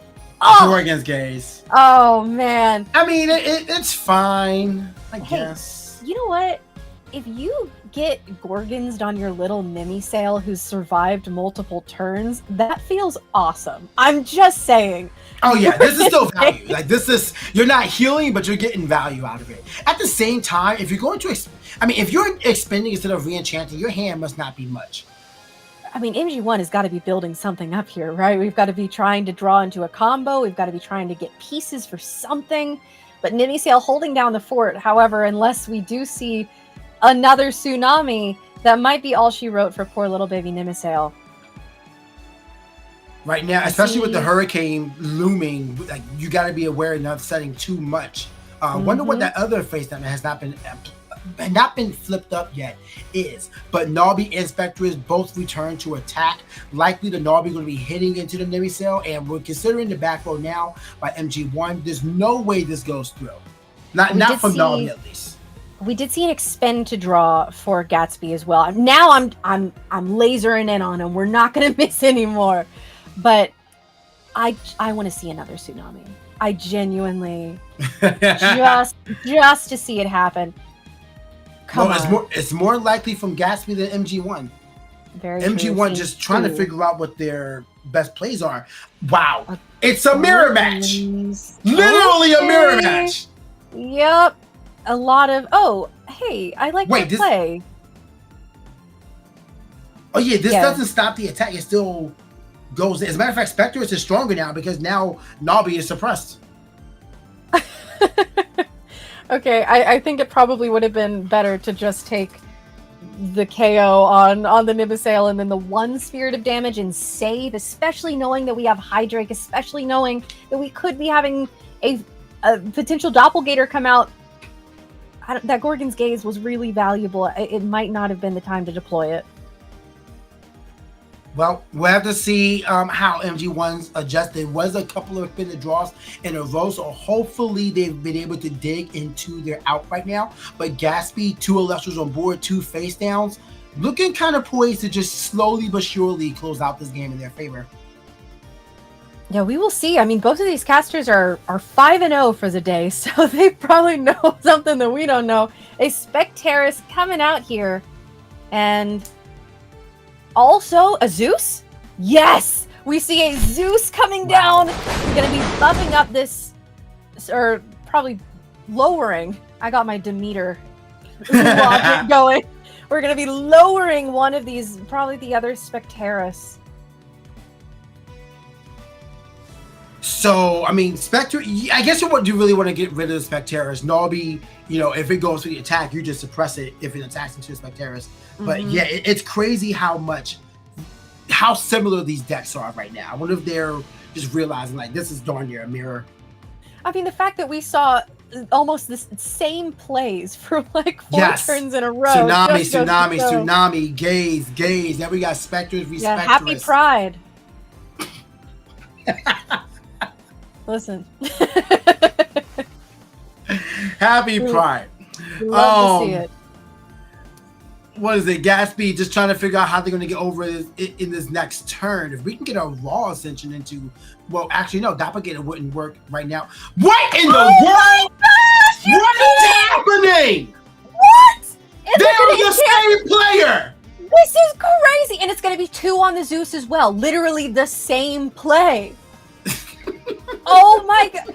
Please tell me you have the same 2 back row set too. Do Gatsby and MG1 play together? Are they teammates? What's going on here? Yeah, it would be a 3rd card set from Gatsby. Listen, knowing that we all have the same cards, Hurricane is very scary, okay? 100%. Yeah, I'd be terrified. Another face down set. I don't know if I would have set another one. That means that the first 2 cards by Gatsby aren't really bringing benefit to them. they're setting another one, which is kind of crazy to think about.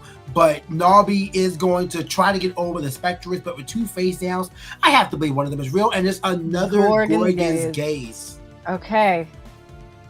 All right. I mean, someone's got to start doing something eventually, although slowly but surely, making almost identical plays, we are going to reach a conclusion with MG1 at 5 spirits, Gatsby at 7. Okay, a Wind Spirit coming down and an Ambrosia. Okay. Yeah, interesting enough, a whole part of MG's one list still has not been shown. I know. You and I have both saw that immediately, and I think we've both been anxiously awaiting some sort of move in that direction, and yet. There's like 2 Terratlas? Do we have an Earthquake? Wait, no. You already used Earthquake. Was it this turn that you used Earthquake? That was last. That was last game. One. Okay. So however, it's possible. We could have Earthquake. I see. Yeah, and then we had Wind Spirits. I don't know if those were from the Ambrosia. It's hard to say. And going there we go. It is. Finally, Hydrate from MG1 hits the field, and those guys is probably like, "Oh, I've seen that." Wait a minute. Okay. You guys just playing the same exact game. It is a literal mirror match. Yeah, it's the same list. If there's a Gorgon's Gaze here, that would be great to see. If there's a Pandora's Box here, that would be great to see. Please. I mean, the face downs have been face down for a long time. I wonder if one of them is a full moon that's just been set. Oh, okay, Shield Achilles. Wow. Okay. A shield at this point, and shielding this. I like this a lot. Because if Hydrate crashes into Nobby, they both get their ascensions, but Doppelganger will beat the Twindra. But Twindra will just crash and then get out. Be able to become This I love when big monsters just are crashing into each other in this game. We got to see a Cryo Scorch versus Pantera game a few tournaments ago, and it was incredible. It was just dragons duking it out. And hopefully, I think both of our players are realizing what this could become, or maybe thinking, who wins in that situation? It's a stalemate. It's darn near the same exact board. I'm a huge fan. I cannot wait to see how these players just adjust from this game state. Was that a pass? Yeah, no attacking. And we have an Ambrosia from Gatsby as well. Mm-hmm. MG1 better have an answer for this. That 3 lunar being brought back. Okay. Doppelganger could happen, but also we know that Werepup engine is in here somewhere unless it got sided out. I mean, I guess you could do that right now, yeah. So it's interesting to see how Gatsby chooses to push forward. Like, that hand is hovering, trying to figure out what we want to do, whether we're trying to understand the game state, the situation, or whatever. I don't know if I attack in the Hydrake at this point. But also, I want to point out we are continuing our pattern of doing the same plays, just the turn after each other with that Ambrosia. Yes! Oh my goodness, incredible. It is unbelievable what these casters are doing. Loving the representation of their deck match, just to point attention to it. The series champion match for Gatsby lets their opponent know, like, I'm not nobody. Like, I have some sort of skill in this game, so be aware.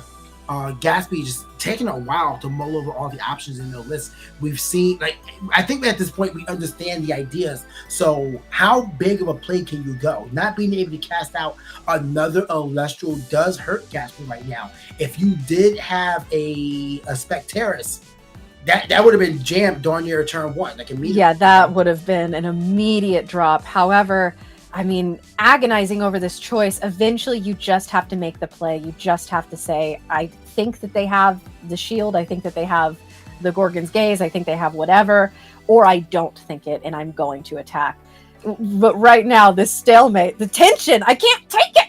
Yeah, looks like we have a judge call that's been made. So I want to let the judge into the call and sort out things as we need to. Hopefully it's not anything too major, but no. All right, looks like a turn is proceeding as it should. Spectres is in hand ready to go and meets a PTA. So hear me out. Spectres attacks into the Hydrake, negates the effect, or suppresses it. Then Narby goes into the Hydrate, crashes. Narby ascends into Gator. Mm-hmm. Or we're simply going to Zeus down the Hydrake, so there's no need to crash. I mean, you could, but I feel like this is a situation where you just want to take the crash, save the Zeus for later, and get the Doppelganger out now, because then you have a passive -2 to everything your opponent is playing out. I guess that is playing around exactly Gorgon's gaze, but yep, okay, so there goes the Hydrake and the expend, but we don't see Nabi. There's no way we don't pay out for Spectres. Surely, right? I feel like a card was drawn. Let's wait to be sure, but if I think he forgot about PTA.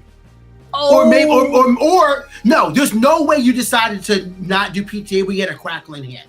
I think there was just a forgetting of PTA resolving in the end phase there. And Crackle makes Gorgon's Gaze really best spot for MG1 to be in right now. You lost your PTA removal. You do not get your heal with a Crackle and a Tackle. And now you're just primed to be run over by Narby. This is not the situation you want to be in going into 19 minutes. We have a 2 minutes added on thanks to the judge call. So noted there. This is a really good reason you are allowed to leave PTA on board until you have paid it out. And even if it seems like that's unnecessary, there are so many times in a game where, whether it be because a certain amount of time has passed or because everyone is human, you might forget. So if you have it there, that's how you can remind yourself. But unfortunately, it could have been a conscious decision, to be fair. It could have been a conscious decision to retain spirits. So, like, benefit of the doubt. But I still feel like activating it and not get kind of feels bad. Looks like the champ Stellar Sorlet, or Stellar's champ Sorlet, is coming out there. This is the last one we saw before the game ended in game 1. But Gatsby is now poised to just end this if any of these attacks connect. MG1 needs the third tsunami right now, and it looks like it does not exist. So likely that was a Chrysler attacking, and it is going to cast out the champion Sorlet. Wait, Chrysler. Opposite. Yes. You know what? It's all right. Sorlet comes out, and that is going to conclude it. MG1 is going to scoop from there with a bunch of damage on board, threatening damage. MG1 does not feel like they can conclude that game 2 in their favor. We'll go into a game 3 1-1. 15 minutes about going to be going into this game 3K. Yep, and with the 2-minute extension from the judge call, it is interesting how different those boards ended, given how similar these casters played that entire time. Yeah. It was the same play over It was and the over same and exact over play. again. It was so nice to watch. The only difference was what Elestral did they have to ascend off of destruction. That's all it was. Like the Narby and the Hydrate were jockeying for position, and neither one of them got to do anything. It's great. I love Elestrals. And then, of course, we did finally get to see the Sorlet, the champ Sorlet, coming out and being able to become the Chrysor. And so it's like, hey, you know what? Maybe there is merit to having all of these different engines in your deck. Surely one of them eventually is gonna work. I think that's the theory here. Like, you got rid of one. Okay, that's nice. Here's another one. What do you got? What do you have for this? But yeah, just a really interesting list. The big reveal is that MG1 is also on Pin Terror. So now we're seeing that this is essentially a mirror. The big difference is that MG1 is playing a healing card such as Nemisel. We have not seen anything like that from Gatsby. Instead, opting for Narby for another way to do a big ascension in battle. So not a terrible way for this to go, but I think Gatsby, well, both these casters really are going to have to really figure out what their best plays are here. And, you know, what do you do against you? Yeah, exactly. It's so similar, but also having not only the Nimisail but the Quackle on MG1's side. Clearly, Yes. there's a heal element of this list, which is really interesting. Just how different these decks can be while also playing so similarly. And it looks like our casters are ready to get into Game 3 here, and we are going to get into that right now. MG1 probably going to be going first, if I were to guess. Most likely. It looks like there's going to be maybe expand the draw, unless we haven't seen a strategy at all, have we? Nope, but we did see Quackle, so we know those Thunder Spirits are there. Surely you've got to have a rabbit. And expend the draw does happen. The Spirit deck is kept off screen, but promise you that that's what was done. One face down, and that's going to be a pass. If that face down is PTA, then MG1 will be in the driver's seat going into this next turn, albeit at a decent Spirit deficit. But where Pup comes out, if PTA exists, now's the time to drop it. Nope, it's got to be activated on cast, and we are at this point past that. So here comes the full moon. Looks like, I mean, it could still be a Gorgon's Gaze. MG1 just might want to hold it back until we get to the point where Gatsby has expended those spirits. But going into this next turn, if Gatsby is able to get this puppy engine going, they are going to be looking at a wide board and a lot of advantage. Shield is kind of valuable here. I don't know if I really want to give my opponent a jump scare Werepup on their turn. But, I mean, what else do you do? Because likely they're going to go for the instant removal. Like, there is the full moon. Exactly. Like, do you really want to try to play around Earthquake? I think that Gatsby didn't even go for the attack just for that. Like, I'm not even going to risk it. Just you draw your card. I'm going to get out my Champ Like a Void. And now we're going to get out, hopefully, 2 puppies this time. Last time, there we go. And yep, there they go. They need to be properly enchanted, but they are ready to go and fight alongside Like a Void. And considering MG1 is still on 19 spirits after that expend, I think you are right that Gatsby just chose to not even attack to be able to get this combo off. And that's smart. Definitely playing defensive here, knowing that this combo will give a lot of advantages if you can get it to stick. MG1, hey, you could have the Earthquake in hand again. It could happen. Yeah, I mean, it's very much possible. I mean, it's a one-of, but it is a one-of. It's possible for it to happen. Let's see what MG1 has. But in this board state, kind of tough to deal with. If you lose to just Like a Void beatdown right now, I wouldn't be surprised. I mean, it's one of the most represented Elestrals today for a reason. This is a very strong combo. And MG1 going to be clearly thinking about this. I don't know if that's the hand that we were moving around a little bit. Yeah, I mean, was that 6 cards, 7 cards in the hand, and not being able to make a play? I mean, but what do you do? Because you're staring down 4 points of damage. You're stealing down a 6/5 body. You don't have something like Galaxy in your list unless you side at the end. And you got 2. I mean, you can maybe do a Hydrake. Actually, Hydrake might be the best play here. Hydrake over a Werepup, and then just sit, like, go on, destroy me with your think. Oh, Tsunami. Okay. Not on the attack. I don't think that was the attack. So just kind of doing it. Yeah, I think it just in the turn. I mean, Gatsby has. Wait, but only one. Destroying an Ambrosia, importantly so. That's an important note. Ambrosia is the one removed there. So going for a big push here. What do we have? It looks like that's a Spectress.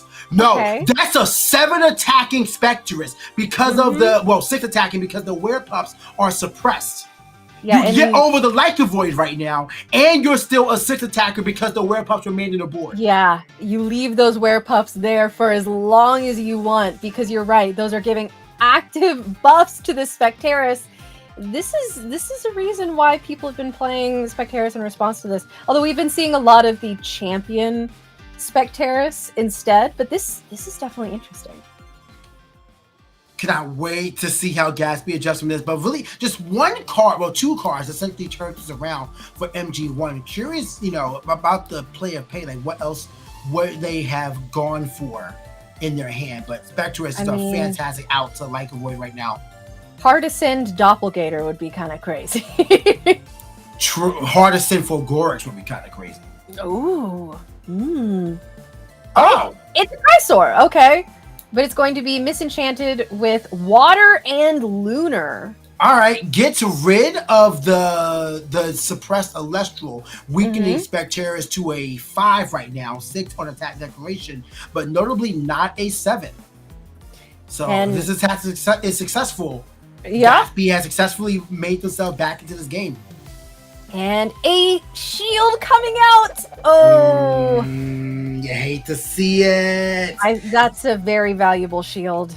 Being able to on a Hail Mary play as well. On a Hail Mary play, in a situation like that, like I kind of needed to go through. And now that you know that the Chrysor is hand, you just don't let another one go. Galaxair comes out. Love this, being able to switch its own stats so it can run over the Werepup. But it doesn't really matter which one, because you're going to be dealing 1 point of damage regardless of how you play this one out. The attack, I guess they were swapped, and the attack does go through. Specterus goes through and hits for 1. And now MG1 back on the driver's seat. This is a different scenario where they're not playing essentially a mirror match, but they're going back and forth. MG1 is looking good with their hands, just playing a tempo game. Have to believe the face down from MG1 is live right now. However, we see a Navi coming down from Gatsby, which could be a way back into this game. It should be able to hit over this Galaxair here. Yeah, definitely the one you want to go for. Because Galaxair threatens both Navi and Doppelganger if the attack is successful. But it is the attack is successful. Doppelganger finally hits the field with Gatsby. Does PTA meet it as well? Oh, we've been waiting for this. Here it comes. There is the Doppelganger, and then be able to then. Yep, it looks like the cast is successful. So now it is weakening the Specterus, but it'll be matching in stats if it attacks, thanks to Specterus's. Yep, it looks like we're just going to go for the crash, just get it out of there. 1 point of damage is dealt thanks to the Spirit Differential. I hope that's caught by the judges. Estrabit is going to come out and attack. We love attack Estrabit. Yeah, I guess if you have all of these different lines of Elestrals, you don't mind sacrificing what for some decks is like your Hail Mary play just to get rid of a Specterus. But okay. We get an ad. Oh yeah, we're going back. Huh. It looks like we might be talking about this what you were talking about, that Spirit of Damage. Oh, okay. So they said actually Doppelganger sticks around. So now we're going to correct the board state. MG1 says in that case, I would want to cast Rabbit in defense, which makes sense to me. I wonder if there wasn't a declare of the effect from Specterus. Okay. Yeah, I think that's exactly what happened. Remember, folks, always declare your Specterus effect. Otherwise, you don't get the buff. And you have situations like this. That's unfortunate. We had that confirmation. Specterus' effect was not declared. Oh man, that's a rough way to lose that exchange there. Because now instead of getting spirit damage, you're on the back foot, having to deal with a Doppelganger that's constantly giving -2 attack. Yeah, this is. I mean, fortunately, Astrabbit doesn't care too much, but that is still a huge threat that MG1 is going to have to deal with here. And well, you know who else doesn't care about Astrabbit? Sorlet right now. Sorlet is going to be able to expend a win, switch Astrabbit, and just run over it with either one of his Elestrals, barring a tsunami. And of course, with this Sorlet, because as you know, Sorlet is Sorlet. We could be looking at another Chrysor coming out here. You know, some people, some casters, may forget that Sorlet is a Sorlet, but Sorlet is Sorlet.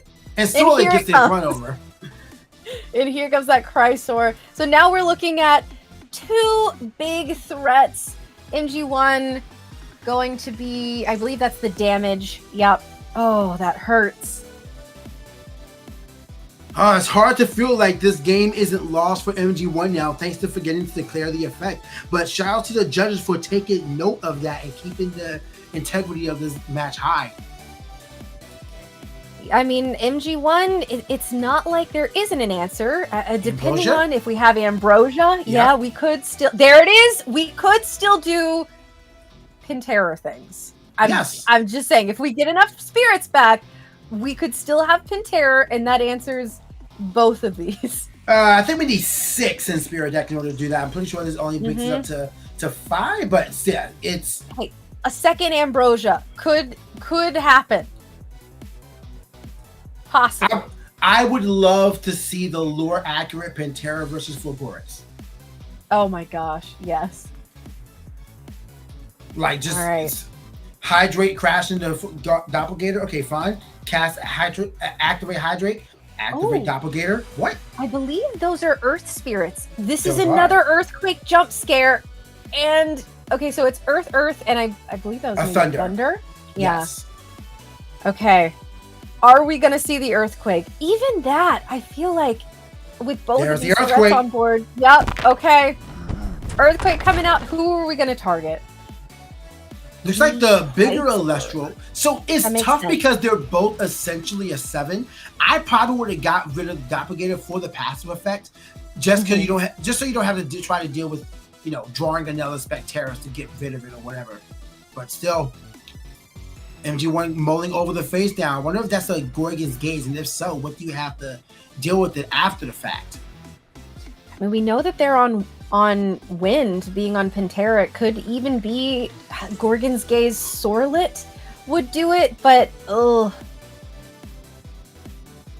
So base Sorlet would be great right now. Just expend the Wind and get over this Doppelganger in defense. Yeah, just really trying to figure out a decent spirit deficit. Oh, it's a Zeus. That's what that Thunder Spirit was for. Face down Zeus, bring Doppelganger down to 2. And bring out, oh my god. Hydrate! We're doing Hydrate. This means Twindra's on the way. Possibly. Oh, I mean, Twindra would come out. It'd be a 5 attacker. It would get rid of the Elestral on board, but it's also not a stat line that Gatsby can't get over, quote unquote, easily. Doesn't even threaten it. Wait, you spent the Zeus and don't go for the attack? What? Okay, what? And now that in Ascension into Specteris, to be able to get the effect to prevent the Hydrake effect from happening, and having to go over the Doppelganger, assuming pretty much alludes that there are no Lunar left in the Spirit deck. So that's a rough situation to be in, but man, I'm questioning spending Zeus just for nothing. I know. It and Pantera is that Pantera and Twindra in hand?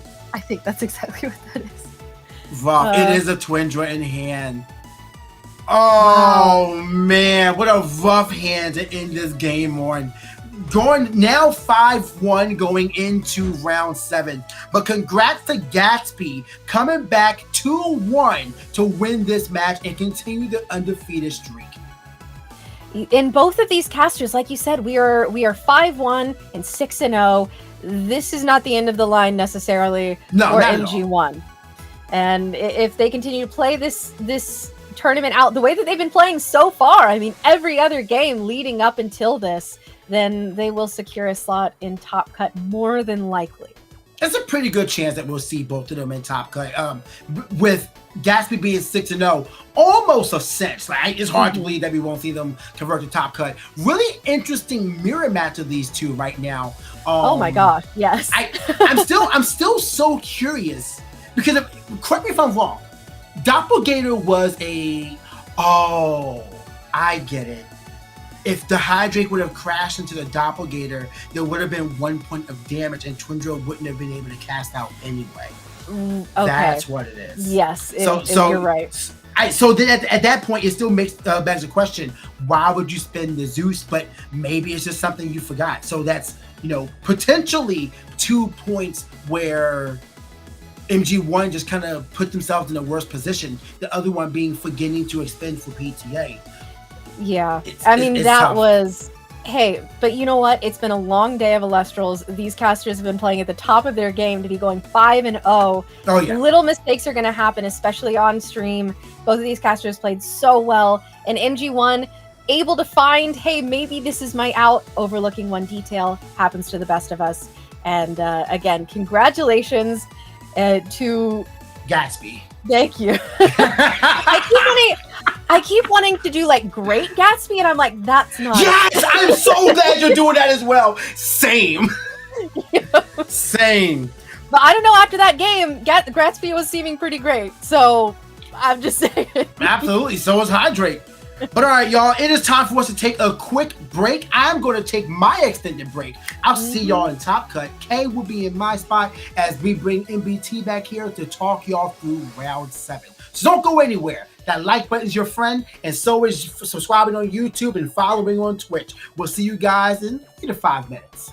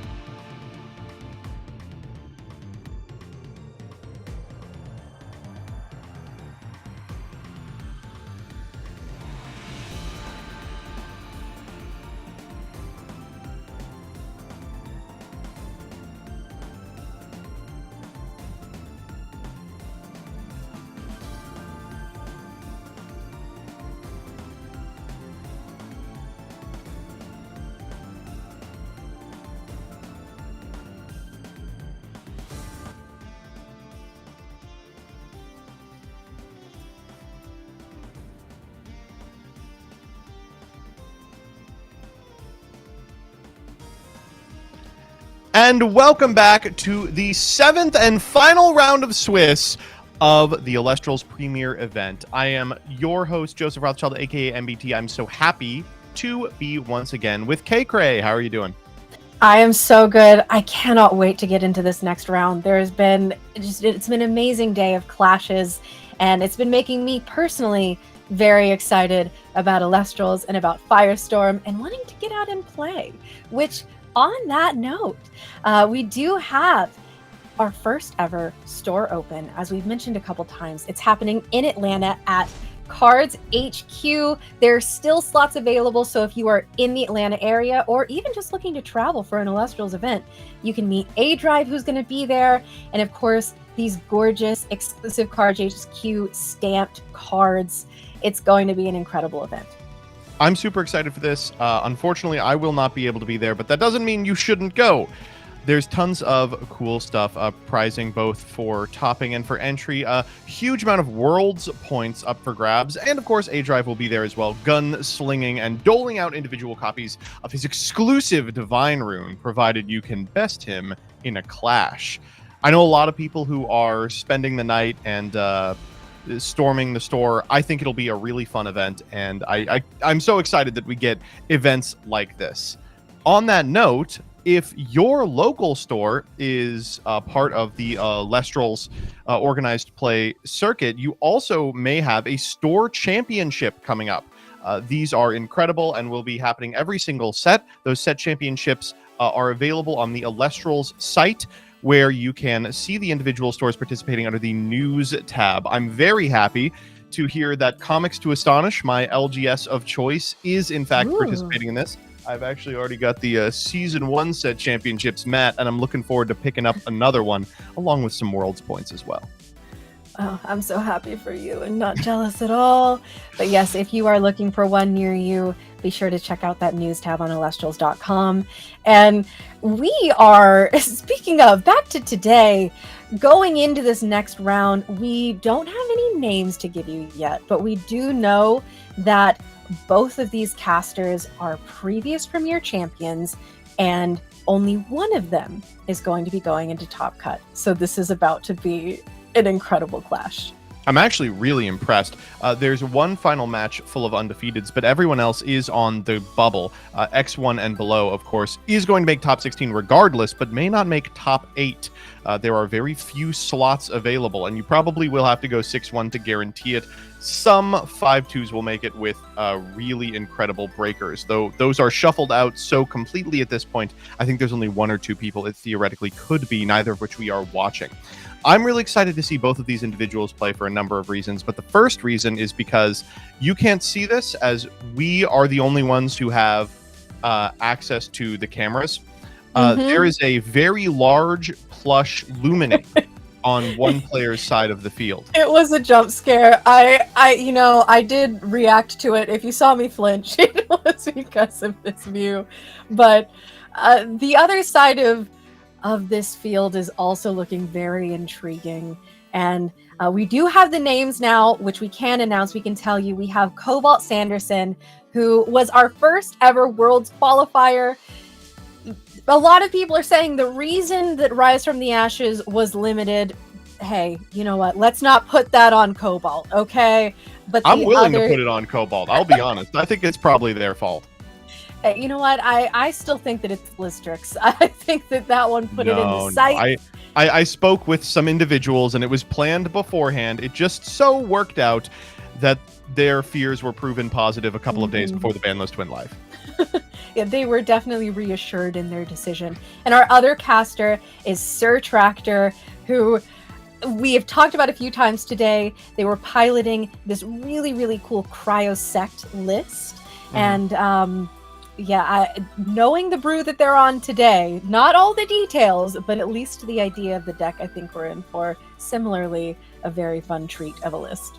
You can't see their camera either, but they are swag TF out. They actually have the Demo Day Elestrals mat, the 2-player.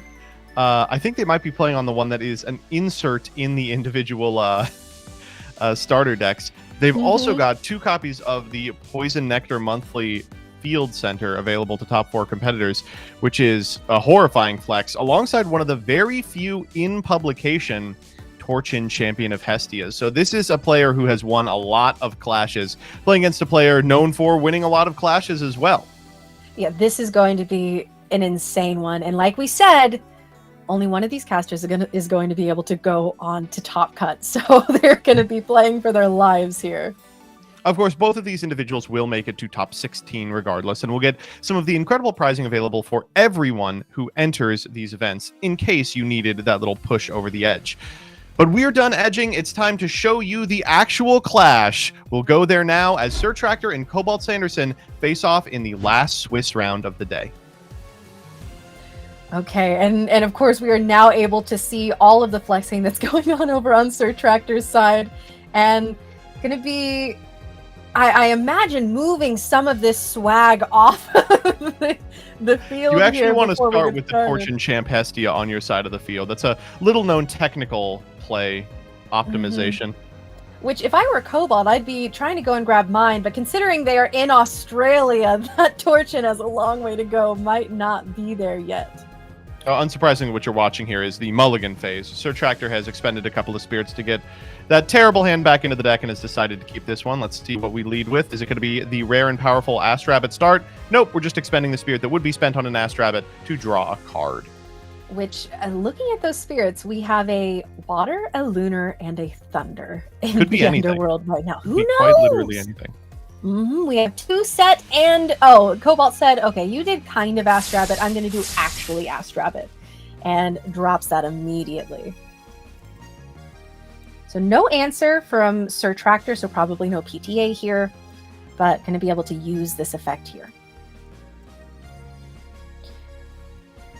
Shuffling through these top 3 of the deck, going to be putting them back in, and hopefully getting some card advantage here, and let us see. Gonna set 1, set 2. Yeah, rabbit, set 2, and pass.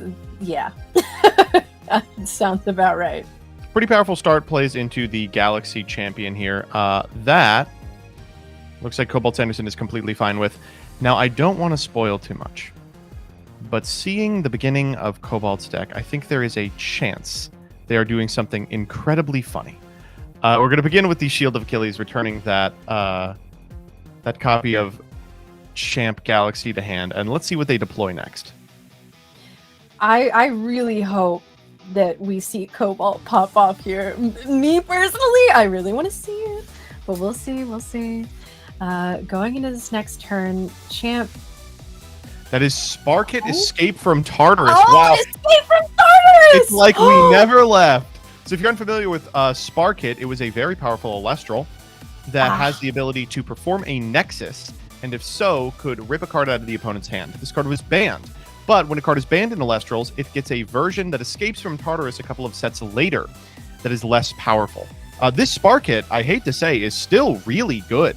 On normal cast, you can select 2 cards from your opponent's hand, choose one of them, and then discard it. I don't know about you, that's an unbelievable play. Here it's going to get a 2-for-1 off this poison-tipped arrow because you can eat a card as well. We're rolling for one, we'll roll for the other, and then afterwards we will be able to pick from those 2. It looks like an Ambro and the Champion. Seems like a pretty obvious pick here, going to take that Champ Whale. And that goes to the yard. Exactly threat neutralized. We could switch both the Sparkit and the Astrabbit to attack position if we have something else to back it up with. Otherwise, we're going to get in for 1, and then, even better, we're going to perform the Nexus, say, you know what? You can cash in your poison-tipped arrow. We are going to get the extra search. I wonder if you attack with the Astrabbit, just do 2 here, try and find a back row to protect it afterwards.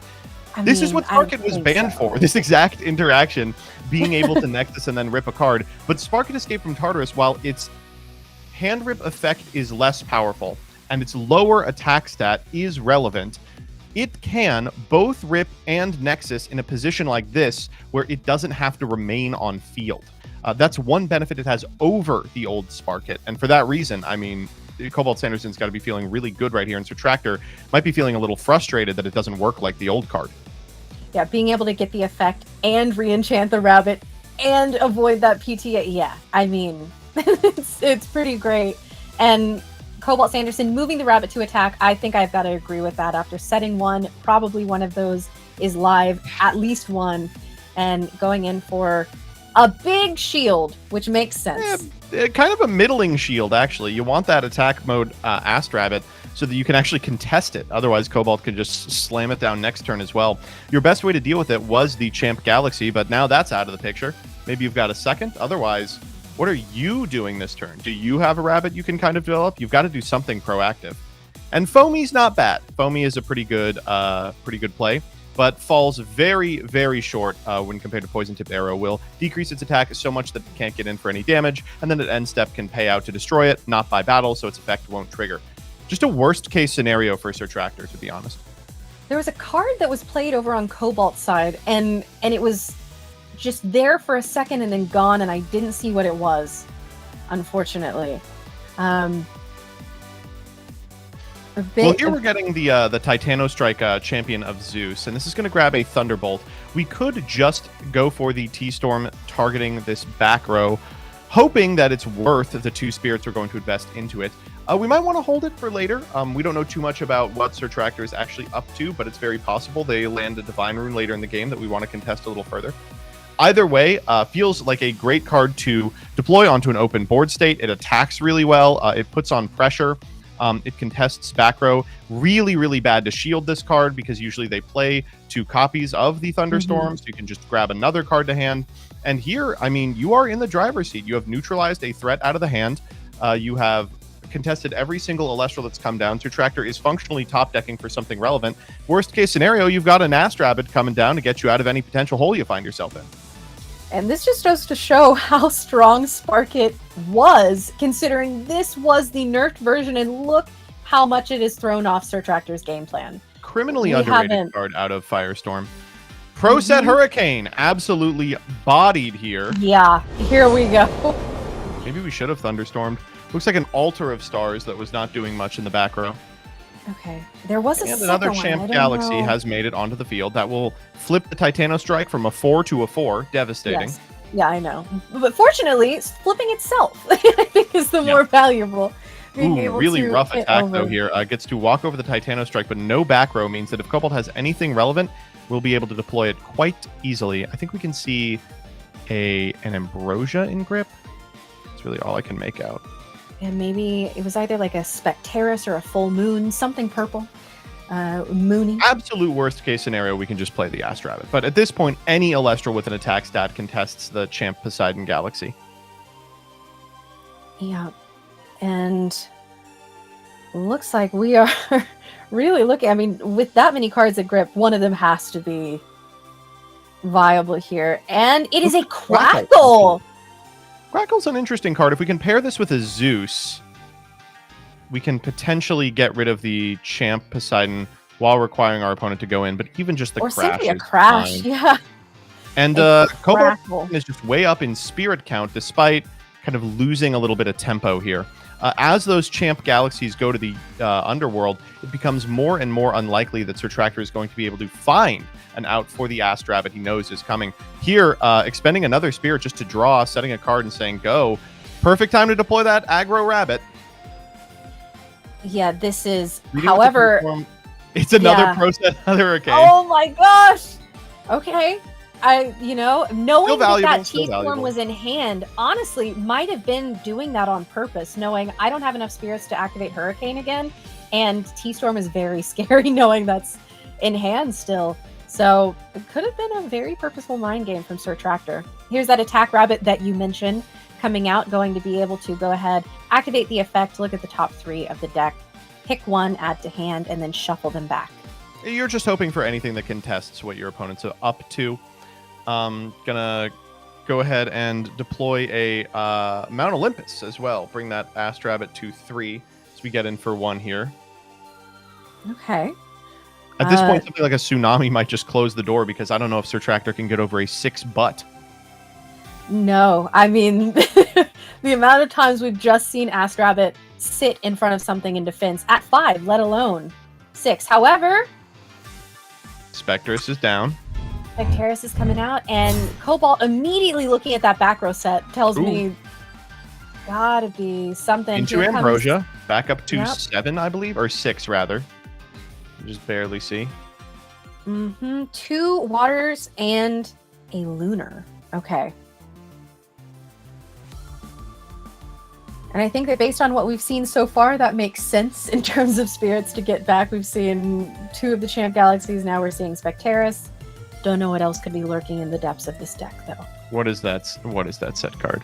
It is an altar. Okay, that was a little telegraphed, obviously setting the Mount Olympus, but here we're just going to be able to pull off the Mount Olympus, move that Spectrus to defense position, trigger the Rabbit, and hopefully find a way or an Elestral that will out the Spectrus on a future turn for Cobalt Sanderson.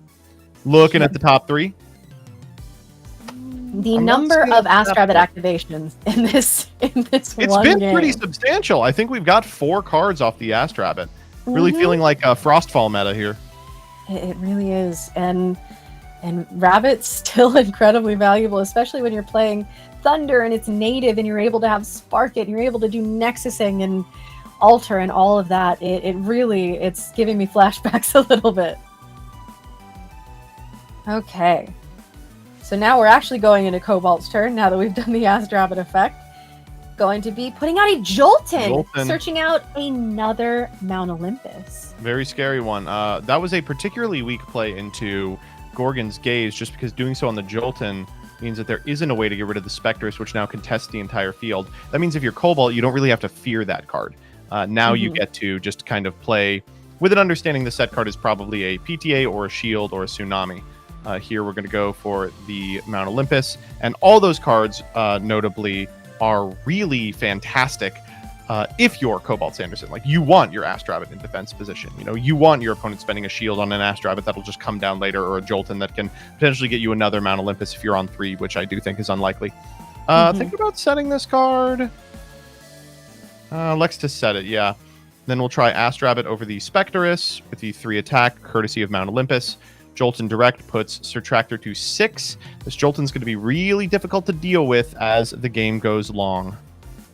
Yeah, this 5 attack, knowing that 2 of the maybe 3 Champ Galaxies are gone. Yeah, not a lot of great options left, unfortunately. Now, 6 is a lot to play with, especially for a deck like this that's in water. You could be playing Dratagua, Sluggle. Things could get back to normal pretty quickly. First Retractor, it will require a flip of the board. Edward here, quite good. Does have the attack necessary to get over either Jolton or Astrabbit, depending on what you feel more threatened by. Yeah, I mean, the Jolton makes sense to me here. The one that actually is going to be able to get back over your guy in the next turn, so he is simply going to go down. Okay. No back row activation from Cobalt, but also Cobalt is in a really good position at 11 spirits to Surtractor's 5. And another Spark Hit. Oh my goodness! And that's going to be a scoop. This Spark Hit is not only fantastic because it enables you to activate Astrabbit multiple times per turn, but unlike old Spark It, who was really powerful early game when your opponent had a almost full grip, new Spark It is very powerful late game when your opponent and you have both reduced down to a simplified board state. They maybe only have 1 or 2 cards in hand. You're getting the best card out of your hand, and we know that Surtractor is playing Draking. Cobalt Sanderson may not. It's very possible that the scoop was because there was a Draking and grip, and Surtractor doesn't want Cobalt to understand what the goal of their strategy is. If that's the case, then that was a really heads-up play from Surtractor, but it's also very possible the game had just ended. That was threat after threat after threat, each of which triggered Astrabbit and got Cobalt a little ahead. Really impressive stuff. It just goes to show how good the new Spark It really is. Spark It Zeus was such a combo. That was what you wanted to see turn 1. And not even needing the Zeus to be able to have this Spark It be effective, I think really makes it shine. And who knows, Spark It Escape from Tartarus stocks might be up after this showcase. And we have siding going on here. Like you said, Surtractor didn't really show any hints outside of exactly just the spirits that they were on, but even then, that's not necessarily an indicator of the Draking list that we know that they are on. Cobalt Sanderson, I'm not sure what kind of adjustments we could be making. Surtractor, same thing. I'm not really sure what would be helpful going into this game too for either of them. Yeah, personally, I I am upset to see a little bit of sideboarding at all, because that unfortunately means that Cobalt is not doing what I was hoping they were, which was playing the starter deck. Yeah, that was your dream. Yeah, they played it last premiere. They loaded into the last premiere with the starter deck. They were like, I already have my World's Invite. There's no reason to do this. And they said they intended at some point to go for the bounty. If anyone was going to do it, I was going to think it was them. And here in the go-round with just one game to go, I was really thrilled. But siding means they have a sideboard, which I think means that it can't be the starter. Unfortunate, but we are ready to get into it. Hey, true. That is one of the benefits of the starter decks, is you can play cards that have been banned or limited, and it's fine as long as it's the exact list. And here comes Rabbit from Sir Tractor, which last time they elected for kind of a rabbit with an expending a Thunder Spirit and drawing a card, but now we have real Rabbit coming down. It's a functional rabbit if you just put your best card on top of your deck.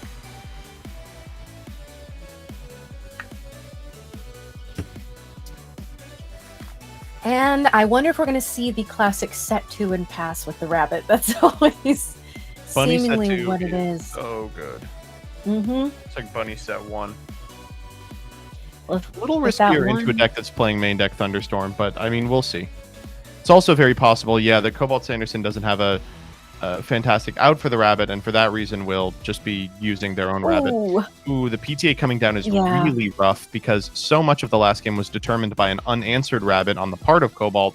This time it looks like that Sir Tractor has found the answer.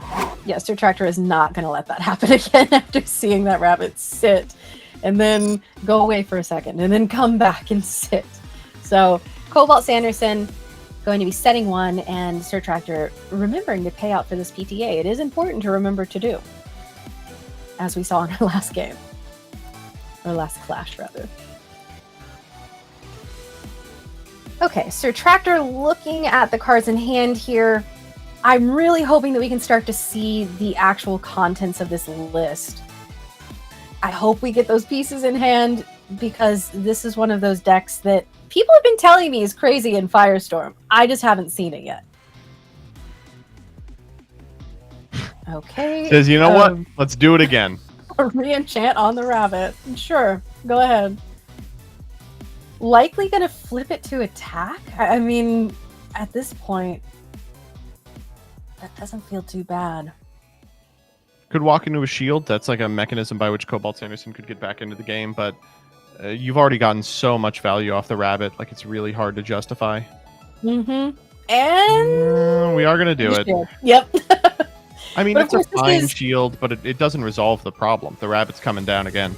It's exactly what happened, but in reverse in the last game, where Cobalt had the 2-spirit Rabbit. Sir Tractor shielded it, and I mean, we saw how that turned out. It became an even bigger problem going forward. Okay, all right, down comes Jolton. This is a nice Jolton. Gonna be going and searching that stadium. This is a good Jolton, but also you're about to get yourself in a situation with the Ast Rabbit, where the Ast Rabbit is just a 6 defense guy you have no convincing out for at any point during the game.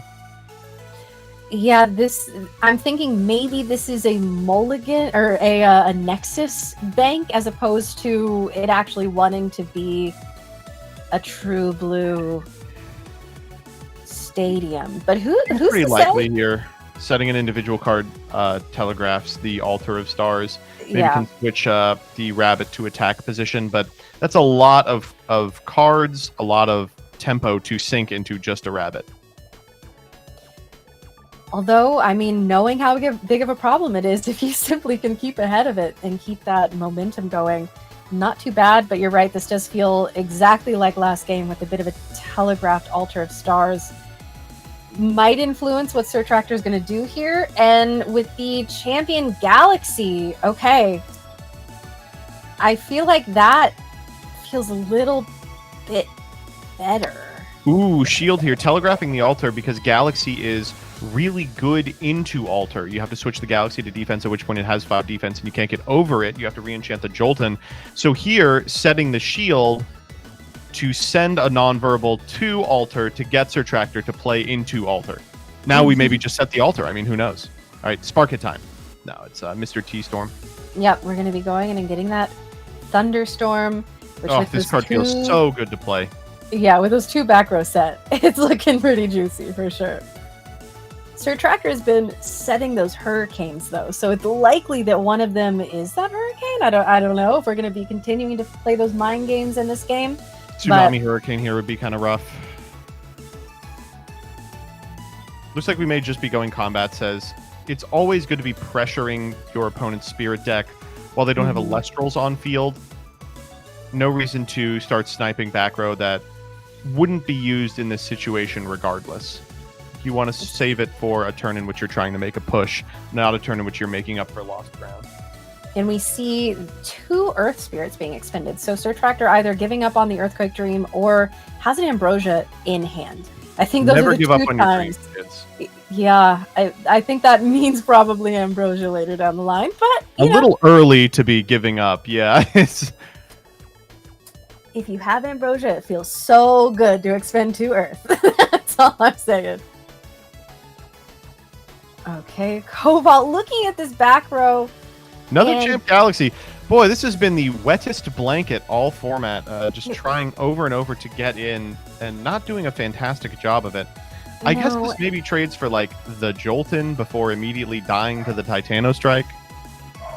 And that seems to be exactly what's happening. I mean, the shield, I believe, was a sort of temporary solution for this galaxy, but as he said, it just seems to keep coming back.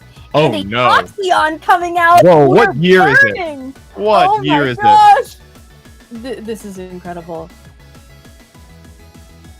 Let's see. We haven't seen the burn effect. There we go. We're taking a lunar. Wow, Toxion, just one of those Elestrals that in a simplified board state can totally take it over. And if you have something like a Mount Olympus up, it feels so good just to be able to actually pressure with a guy that, if not answered, can do like 4 damage a turn. Yeah, oh my gosh, a 5/3 under Mount Olympus? That's incredible, especially Comes if you... down, does 1, trades for a guy, letting your other guy do 1. You re-enchant it, it does 1. You attack, it does 2. I mean, it's unbelievable. Mm-hmm. All right, and Sir Tractor really puzzling over the boy math here. It's not hard to see why. We've seen a lot of different colors out of the deck. Lunar, water, chief among them, but you have to imagine there's obviously some Terratluses. There might be some Flurmine. Like, what are you keeping in the Spirit deck? There's some number of Zaptor that facilitate the Astrabbits. As you add more elements to your Pantheon, your Spirit deck becomes way more crowded, and you don't want to get yourself into a position where you can't like cast and resolve a Werepup and a Like a Void Champ, which is where Sir Tractor may be right now. we have these 3 back row set here that just have been kind of stagnating, looking like premium Thunderstorm bait. Cobalt Sanderson saying, I'm going to hold on to my Thunderstorm because for some reason you're not activating any of these back row, and I don't know what that means exactly. Here comes the Werepup. This explains why we were so unwilling to make this work. PTA here really good, unless one of the set cards is already a full moon. Says, I kind of have to just roll the dice on this. And we are adding a full moon. Usually these decks are only on the singleton cut. You can probably rest easy. Werepup off field is good, but one thing about the Werepup is once its effect resolves and you have the full moon, every subsequent Werepup is the scariest thing in the universe. It represents so much damage. Here, Werepup can't even get over these 2, will pay out at end step, and unless one of those back row is Tsunami, things are about to get real rough for Sir Tractor real fast.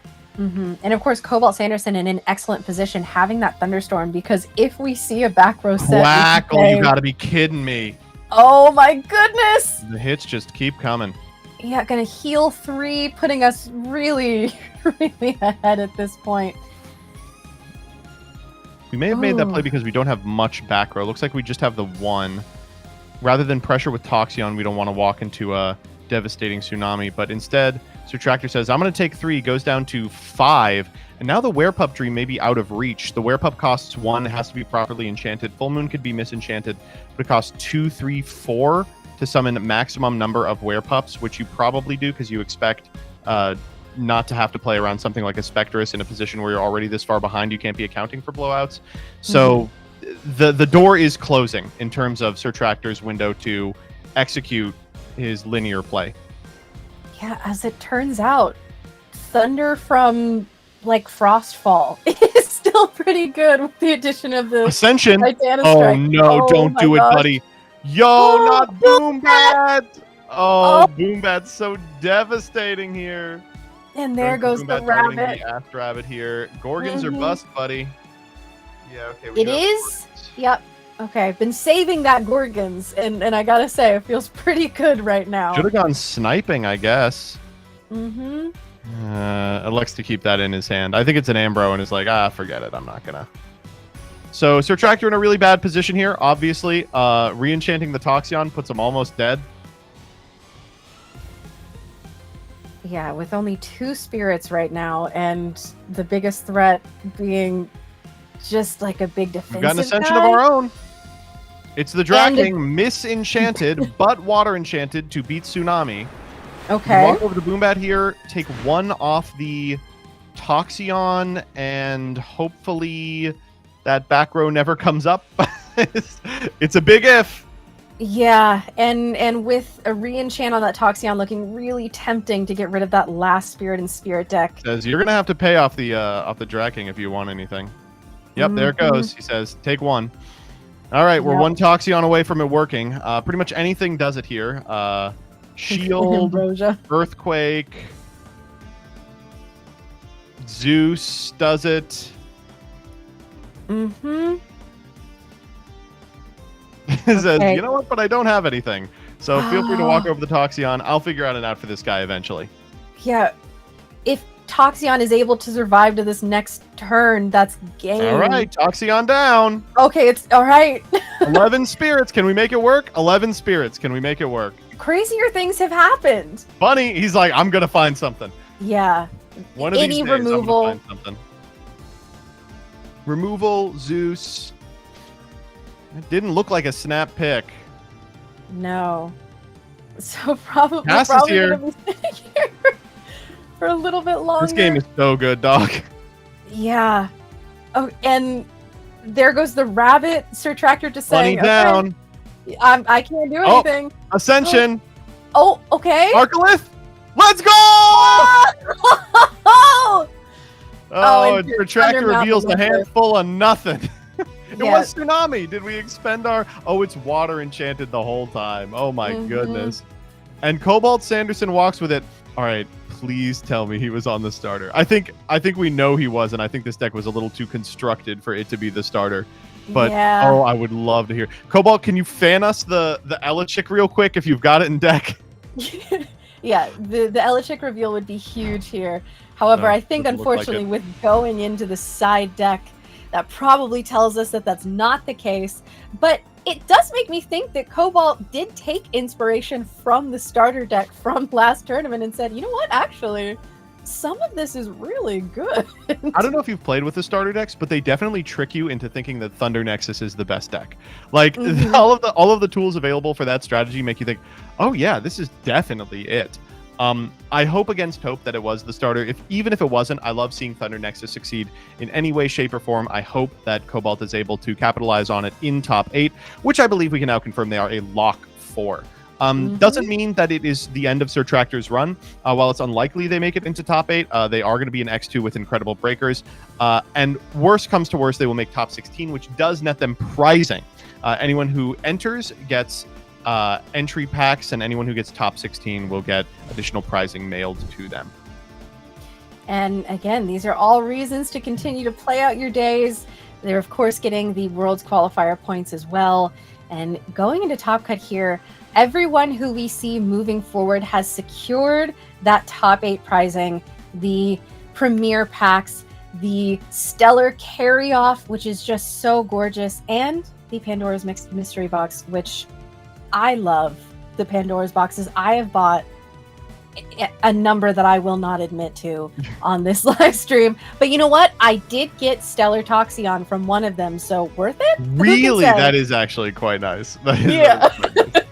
Especially after that showcase of Toxion in the last match. They are in stock right now, by the way, on shopelestrals.com. They are not always in stock. So in case you are interested, this is a good time to pick up Pandora's boxes if you're into that type of thing. For me, I don't know. I don't really like opening packs. I'm not a packs guy. And for that reason, the Shattered Stars do what I need them to, which is they have fun, like up rarity versions of existing cards that I can fiend out after about once a month, like set it and forget it type stuff. That's fair. I unfortunately am exactly the target audience for these Pandora's boxes. So keep them coming. Thank you. I have terrible news. It's been confirmed. Cobalt Sanderson was not on the starter. Did not register an Elechick. That was the funniest part of this, was learning over the course of the matches they played with the starter that the Elechick was a huge liability, because as soon as you cast it, they know every card in your deck, plus they know you can't sideboard. Yeah, I mean, there were probably a few funny moments that it was like, I'm sorry, what did you just play? That might have been worth it, but I think probably the theory of getting pilled on Thunder Nexus and then going into this tournament with it, and then going to Top Cut. So you know what? Maybe it is the best deck of all time, who's to say? Very possible. We are just getting our last tables in now. I think we've got about 15 minutes left in the round. Most of the top tables have already finished, and I think we are pretty close to being able to start confirming people for Top Cut. But of course, we will wait until all of those results come in. A lot of people are going to be 5-2, and a lot of those matches, even the ones that seem inconsequential, can change the math in terms of opponent's win percentage record, which is, of course, the tiebreaker we use for individuals who are X2. Everyone 6-1 or better will make top 8, and I want to say a maximum of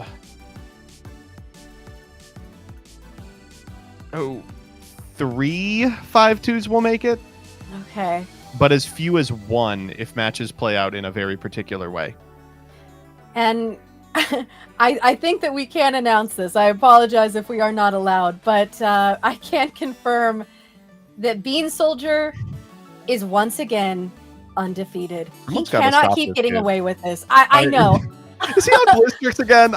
Someone has to stop this guy. Yeah, I'm not sure. We haven't gotten to see him on any feature matches, but going into Top Cut, I have no doubt we will likely see, considering he's the top seed here. Yeah. And yeah, if it's BlueStacks again, I will be shocked. I hope it's Bears. I think it might be Bears, but I have no I have no reason to believe that outside of the fact that it would be cool if it was Bears. Speaking of Bears, Justin T in the go round as well. Oh, that's at table 4. There are so many contentious games going on right now, and I know that I cannot wait for this Top Cut. I think that these tournaments get even more exciting just the more that we get into the format, the more people are allowed to sit and play and experiment and figure out synergies and say, hey, you know what if we actually had Volt clips in Top Cut this time, because we finally figured out how to play it. I'm not sure, but as we keep going, we're going to see more and more of these intricate decks and our casters really getting to shine with what they're cooking up in the kitchen. Yeah, super excited. I think it will be really, really interesting once we finally get our Top Cut in. There's going to be a little bit of a longer break between the 7th round and Top Cut, just because some stuff has to go on behind the scenes. The Swiss round has to convert into single elimination. For those of you that are unfamiliar, or if this is your first event, first off, welcome. We would appreciate, of course, a subscription to the YouTube channel or follow to the Twitch channel where you are watching this. And if I've done it right, that should have lit up the little bell icon, but God knows if YouTube's working right now. That said, subscribe to YouTube. That said, what's going to happen after this is the top 8 individuals are going to be sorted into a bracket where they will play best of 3s based on how they placed in Swiss. In Elestrals, the higher seed is the one who gets to determine if they go first or second, so you get a little bit of a benefit from going undefeated. And they will be playing best of 3s, single elimination, all the way down until we finally have our premier format champion. Very, very exciting. And of course, if you have been watching today and you're feeling inspired to play this game, we have More events coming up. The month of July is looking a little bit empty in terms of these online premieres, but that is because we have an in-person first ever store open. That is the Cards HQ event. If you are not able to get out to Atlanta for whatever reason, we do have upcoming premiere events coming back in August. But if you can make it out to Atlanta, this is going to be an incredible event. A-Drive is going to be there. And of course, you have the exclusive Cards HQ stamped carry off and torчин. These are going to be such beautiful collector's items, and I'm hoping to go, and if I do, I'd love to see you there. And yeah, I cannot wait. And of course, if you are not able to make it to Atlanta, we also have all kinds of these set tournaments going on. And if you want to see if there's anything near you, just be sure to check out Elestrals.com, and under the news tab, it'll show you what stores we have set championships going on at, and hopefully there's one near you. There's one near me. Yeah. Not to toot my own horn, but there Again, is for the one second near time, me. by the way. Shouts out to Comics to Astonish, one of the greatest OTSs in the Maryland area. Ooh. And on that note, since you're just deciding to brag again, I think this would be a perfect time to take a little bit of a break. When we come back, we will have our top cut information for you. And of course, we will be getting into the first round of our top 8 with PK and MBT. So we will see you then.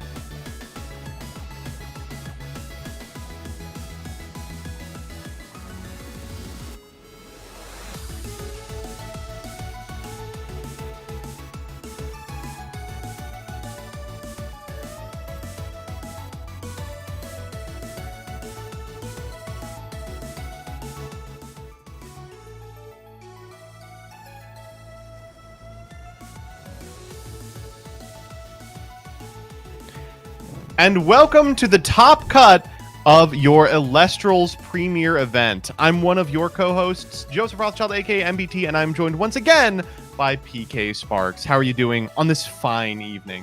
I am doing full and hot. This weather is going to get crazy where I'm at right now. But my wife brought me dinner, and I'm now resting and ready to tackle whatever this top cut has for us. And you and I were scoping out what the field may be like. Man, this top 8 is about to be crazy. It's totally stacked. We're just finalizing the individuals who are in and giving them a heads up about what they will have to do as part of their Top Cut obligations. Remember, Top Cut works a little different than the Swiss rounds. It is going to be single elimination. The seeding in Top Cut matters a great deal as well because the higher seed will get to choose if they go first or second in a best-of-3 clash. We've also got a lot of Worlds points on the line, which matters for a number of individuals in Top Cut who already have some of them.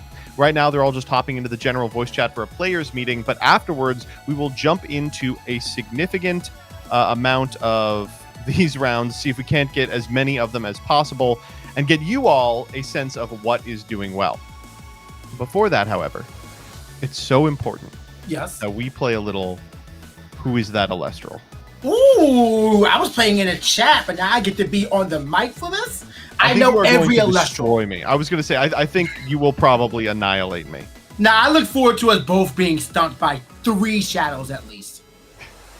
I think that I used up all of the easy ones with K. We were not able to do Astrabbit a second time. Hey, I thought Glaciosa was Necrolith, so I think we're in equal footing here. You, me, and all of the chat. Cannot wait, though. I'm excited. I mean, I love these little games, so I'm down to just put my Elestral's knowledge at bat, and if I pull a Kelly Clarkson and can't recognize Panzer, I will cry. It's going to be very funny if that happens. New Panzer art, very difficult to recognize at a glance. He's like spinning something. He's got like a wheel behind him, right? Nah, it's cool. He's doing the Nexus thing. That dude is Zen. He's like leaning back and just zooming it forwards. Performing the Nexus. Yes, he is performing.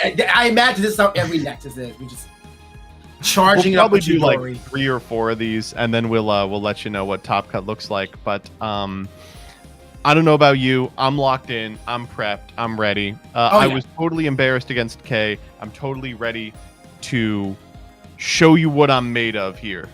Okay, Shadow the Hedgehog. Vicerage.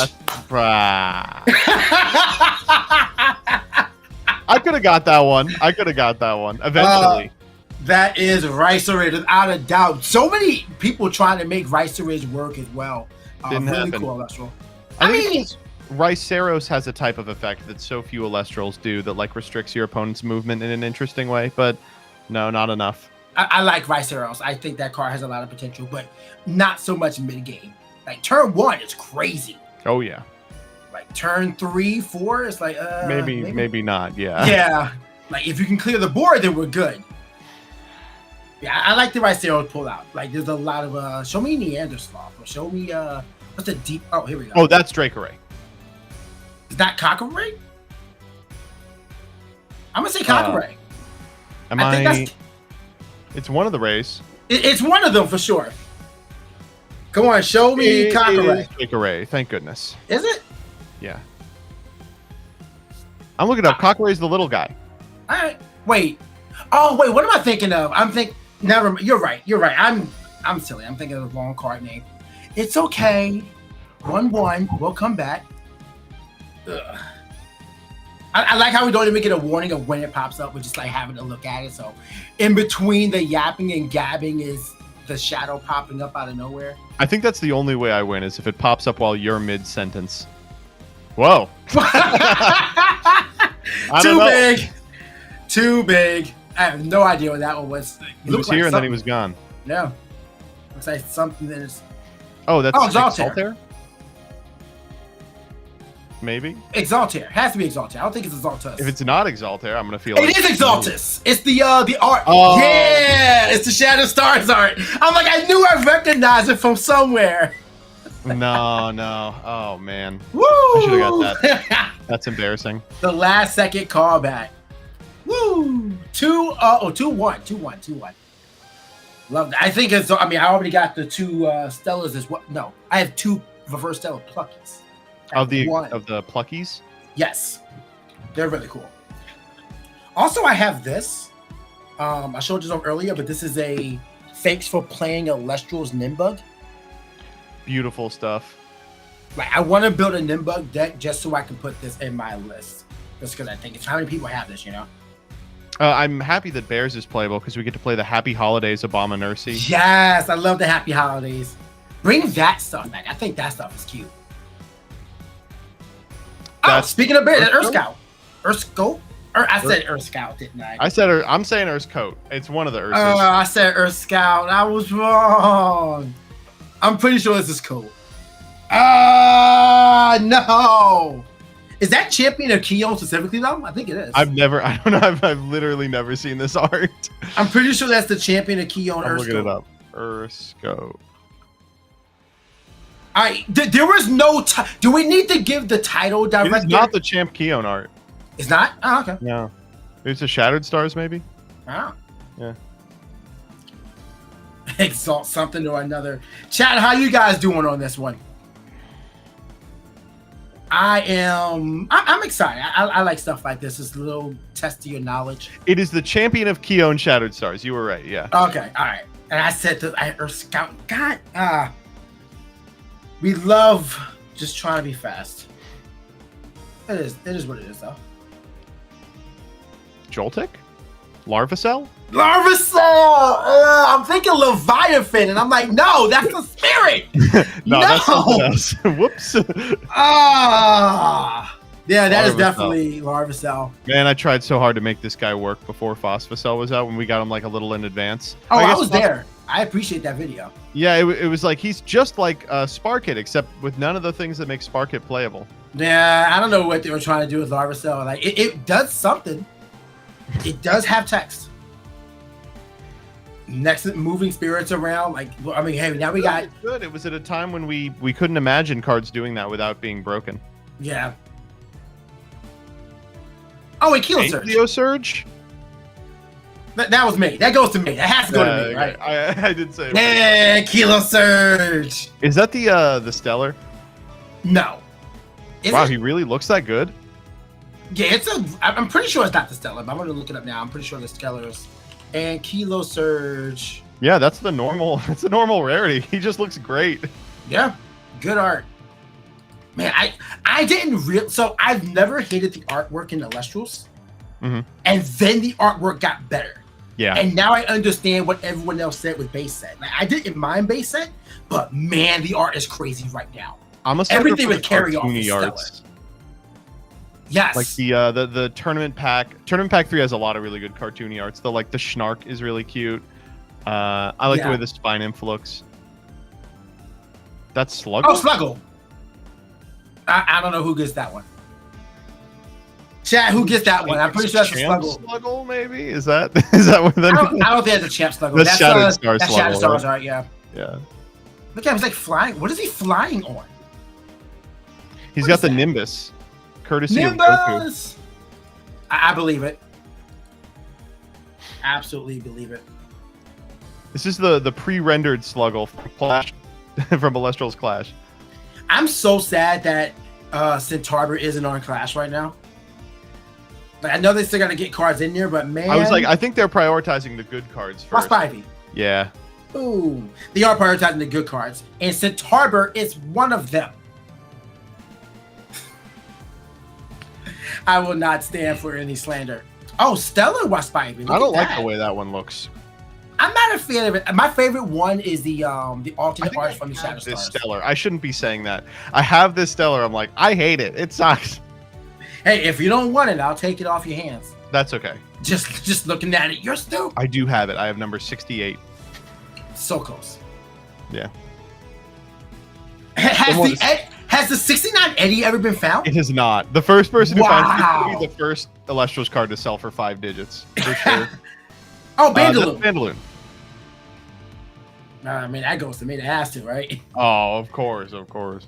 Look at my dude. Bandaloon. He is so cute. The color scheme on this is amazing. I love the Shattered Stars art of this guy with the Wanted poster. It's so funny. That's the best art.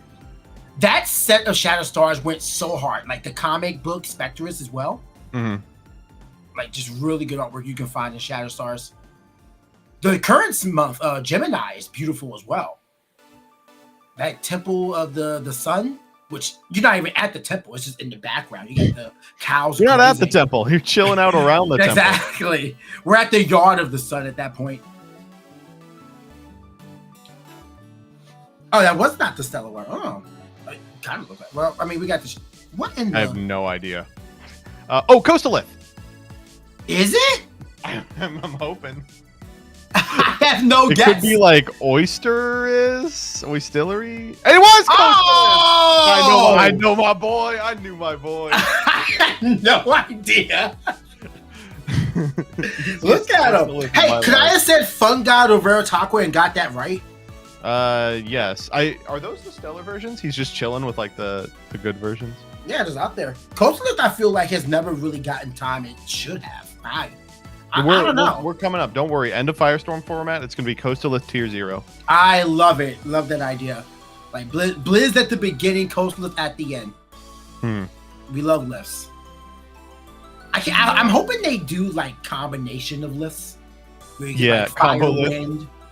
Yes, combo lift. Magmalith, stuff like that. All of it. That just start mixing elements. What happens when the lifts get too combined? All right, so waiting for the next one right now. We got Swolax calling in chat. Coastalith. Number one Coastalith enjoyer, Swolax, by the way. Absolutely. It's the second best lift now. Next to Vertilith. Tectorus. No.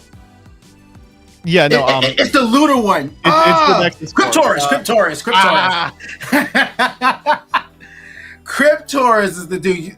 I like Tectorus though. That's still. I like Cryptorus. I thought Cryptorus was going to be cool. Amazing design. Design. I was so ready for this card. I played a custom format version of Elestrals with Dynamax, where this card is a major factor, and it's so cool. I wonder if Dynamax will ever like put that out there. It has to. Make more content, Dynamax. You're great. You successfully influence this meta with your use of Exaltus Champion from the last. Right, this is the last one. All right, it's the most important one. Apparently, it's worth 10 million points. So it's worth 1 trillion points. The points don't matter, except the last one. Got to do it for the drama, you know. Can we get a drum roll or something at least? We'll be rolling for a while. Commentators. Boom! Yeah. That's Commentators. That's my boy. Yo, I might hit to bring back Commentators for Farrowgeist. That art. I have not seen that art. Oh, this art is insane. This is definitely Shatterstar's art. I'm pretty sure. I could be wrong. That is the Blister Stellar. Look at the Stellar. Oh, there you go. The white mane, the red horns, the gray body. Like Commentators is cool. I think that's a great Nexus set. Yeah. That's all right. Well, Nexus we are just about prepared to hop into our top cut. We, I believe, have got seating all the way done. Oh wow! Yeah, we're here right now. Are we on screen with this? If so, then I'm down to talk about it. I think currently we are just finalizing it, but it's nothing particularly surprising, I will say. No, we got to go ahead. The top cut bracket now and take a look at it together. So as you can see, our number one seed is unsurprisingly the undefeated Bean Soldier. Someone's got to stop this kid. Someone's got to stop this kid. Does that make him, was that 14 games in a row? No, 17 games in a row in Premier Tournaments undefeated. Unbelievable. Facing off against the 8th seed Aqua Dragon, one of our X2s that made it into Top Cut.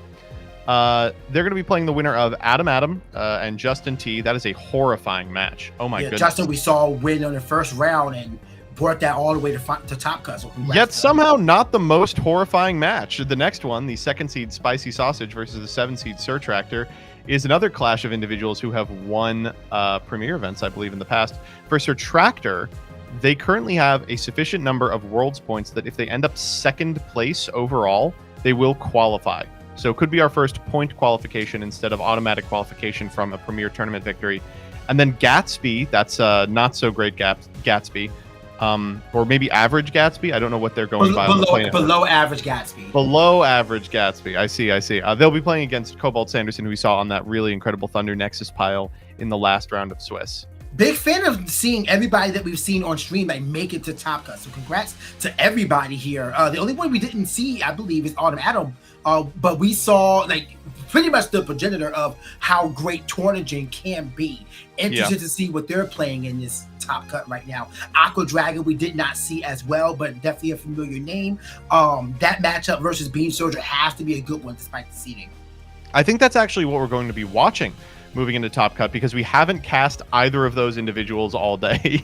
All right, I'm down for it. I would love getting some fresh eyes on everybody. So we get the top performing player, undefeated Bean Soldier, facing off against Aqua Dragon. Last time, Bean Soldier won the Premier Tournament on the back of BlueStacks. So are we still bringing that big bird to the battle, or is there going to be something new brewing from Bean Soldier's list?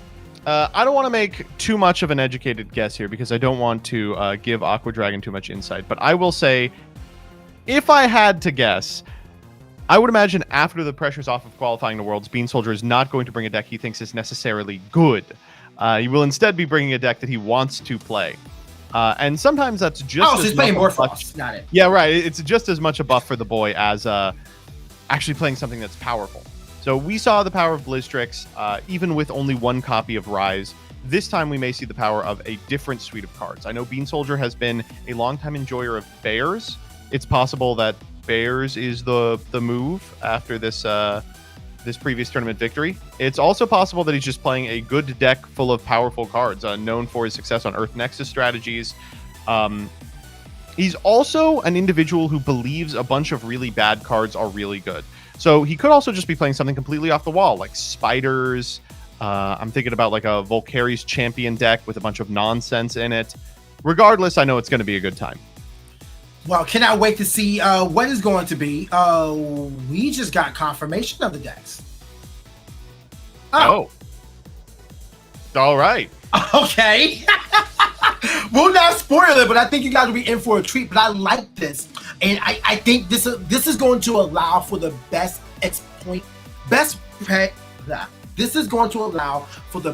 skill expression in Top Cut. This matchup is really going to be depending on the casters and how they're going to play their cards, how the cards line out in their draws, and how everything executes in terms of battle.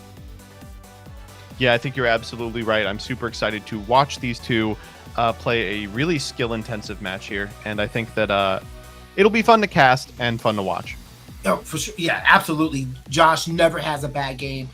Just the insight and mind he has for Elestrals is one of the best. And I love that he's even using the version 1 Circle the Sky playmat to make it the Top Cut. Just love that Kickstarter playmat right there to showing support for it. But we are nearing the beginning of top 8. So this is the time to get as excited as we are as we move on to the Top Cut. 3 more rounds to go. 8 casters left in this last Premier Tournament until August 2nd. So if you guys are excited, make sure you guys share your favorite moments and your thoughts on the casters using the hashtag #PlayElestrals on socials. We will be watching and communicating with you guys. But this matchup, we already know what Bean Soldier's about. We haven't seen Aqua Dragon at this stage in quite some time. So I'm interested to see how improved Aqua has become since their last foray at the Top Cut. Now, this is an individual that, despite the fact they're not nearly as famous as Bean Soldier in the community, they are very good. They're playing on the Moonrise Store Champion mat. I think we are likely to see a very even match here today. Mm-hmm. So at this point, there's nothing else to do. It is time for us to get started. Thank you all so much for being here. Top 8 of the Premier Tournament begins now. Aqua Dragon versus Bean Soldier, and Bean Soldier chooses to go first in this matchup. So let's see what these casters have up their sleeve. And if we see an Astrabit as the start, well, I'm just going to put my feet up and wait for a play to be made. All right, Bean Soldier going first, going to begin with a copy of Smoltuga. It's Water Astrabit. So we're searching a fire card.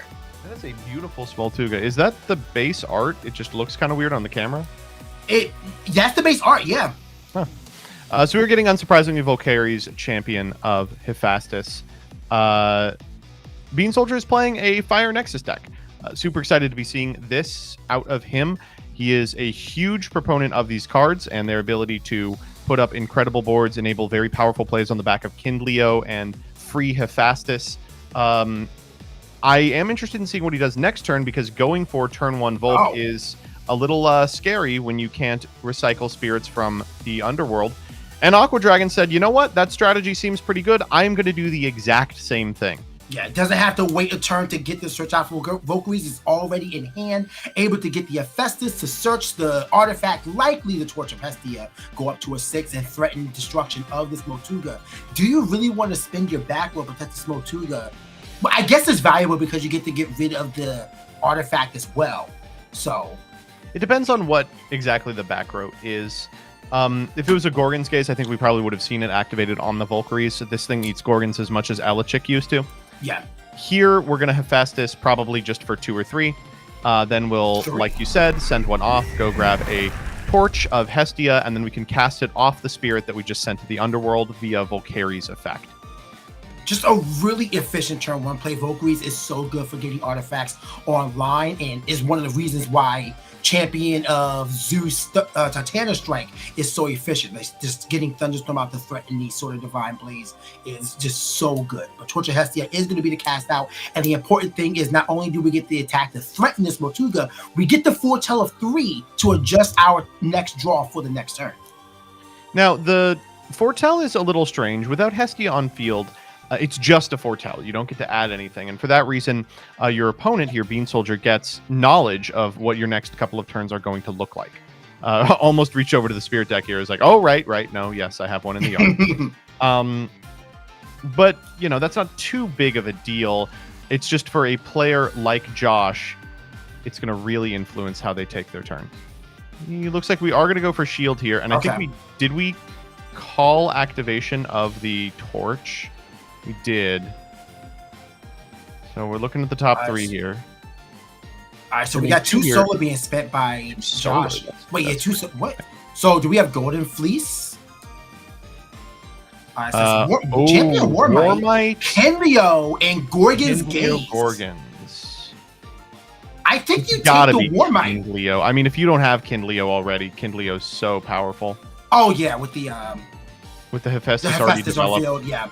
Makes sense. This returns to hand, and we are going to lose some spirits for our troubles. Back to Bean Soldier. Bean Soldier could try and force through the Valkyries this turn. Looks like he's going to. This is prime Gorgon's Gaze material. See if we've got it. You have to have it. No, nope, looks like a thumbs up. All right. Yeah, just goes for it. So now, like, what are we going to be searching from the Hephaestus? Is it going to be another Torch of Hestia, which I see the value in it. Well, I liked the Torch of Hestia, but the couple of solar is making me think that maybe he has other targets. Like you said, Golden Fleeces would be pretty interesting. That one. Ooh, I kind of like this, like refusing to commit here with the understanding that you don't want to put your Hephaestus in any sort of danger. You're not going to get anything but a foretell off of committing 3 or 4 more spirits to the board. And as a result, you kind of want the ability to deploy everything at once while still potentially playing into a position where your opponent can't cast like a Lavalith here. The Fleur Mine being expended there, and the Zaptor. So keeping the Fire Spirits in the Spirit deck. 1 face down set by Josh. So just knowing Josh, you just know that face down is ready to go. Would not be surprised if it is engaged to be prepared for the Kindleo that is drawn this turn if Aqua Dragon needed to draw it this turn. However, like, you kind of have to go for the play, and if it doesn't work out, then you Hephaestus go for out of an artifact and try to buff up the Kindleo to survive whatever onslaught happens next. It's kind of rough for a couple of reasons. Firstly, expending that Fleur Mine probably means you're on Cryoblast side of the board, and Bean Soldier is going to be on notice for the rest of the game. Secondly, like you said, activating this Hephaestus is pretty powerful, but unfortunately, the package that this deck often plays is 1 Torch, 1 Necklace, 1 copy of Tunic. And Tunic doesn't actually protect the Kindleo, because all Josh has to do is establish 1 more guy. That's completely resolved by playing a copy of Hammer of Hephaestus. Oh. Wow. Incredible. Not often you get to see this one. No, really cool card that gives you +1 attack for every face-up enchanted card you have on the field. So really good with Kindleo. And also, while Hephaestus is active, the empowered Elestral cannot be targeted by Elestral effects. Interesting tech there. I don't think Hammer of Hephaestus is bad at all, but it's uncommonly used right now. Yeah, it was really popular in the Shattered Stars builds of these decks. If you recall, those individual decks Hurricane? At the point of print didn't have Torch and needed something to do. We are 2 for 1ing ourselves off this Hurricane. It's Argo. That's a good one. Into an Argo. An Argo! A literal mirror match at this point. I mean, if you're Bean Soldier, you got to be happy that your opponent just spent 5 Argoing your Argo. Exactly. And they lost their Argo as well. That's a huge come up for you. All right, but that does mean Kinlio's going to come get. Oh. Do we have another copy of Hephaestus? Looks like we don't. We can enchant the hammer using the spirits from the underworld. I'm questioning this because Kinlio could have destroyed the Valkyries and got over the Smotuga and cleared the I guess field. maybe the argument is then it's kind of a sitting duck, right? Like it just gets run over by anything. With the face down, though, it's tough to say. But you're still in the same position versus exactly. Versus Bean Soldier's board anyway. Hephaestus can theoretically get something that will contest any guy in your deck. Or just here, we don't Galaxy. even have to go for it. Yeah, don't have to do anything at all. Galaxy does everything you're looking for and more. Being able to switch all the stats, making Valkyries a 4 attacker, I believe. Not enough to stop the Galaxy in attack or the Smotugan attack. And it is going to run over it. Ooh. All of that goes to the Underworld. And 1 point of damage is Del Aqua Dragon. Huge blow this turn. It looks like a huge blow to their Spirit deck until you realize that half of the stuff on the field was free. So, like, they did just take this turn. Yeah, I mean, there is that value. Another face down set by Bean Soldier, just playing a really patient game, getting so much value. Like, you're just sitting 1 card per turn, and you got out of a Hurricane. It's really interesting to watch these mirror matches, Ambrosia coming down from Aqua Dragon, in which both players are playing the same deck, because even within 2 individuals who are playing the exact same list, card for card, which I'm not implying these 2 are, there is going to be an aggressor and an individual who intends to make the game go long.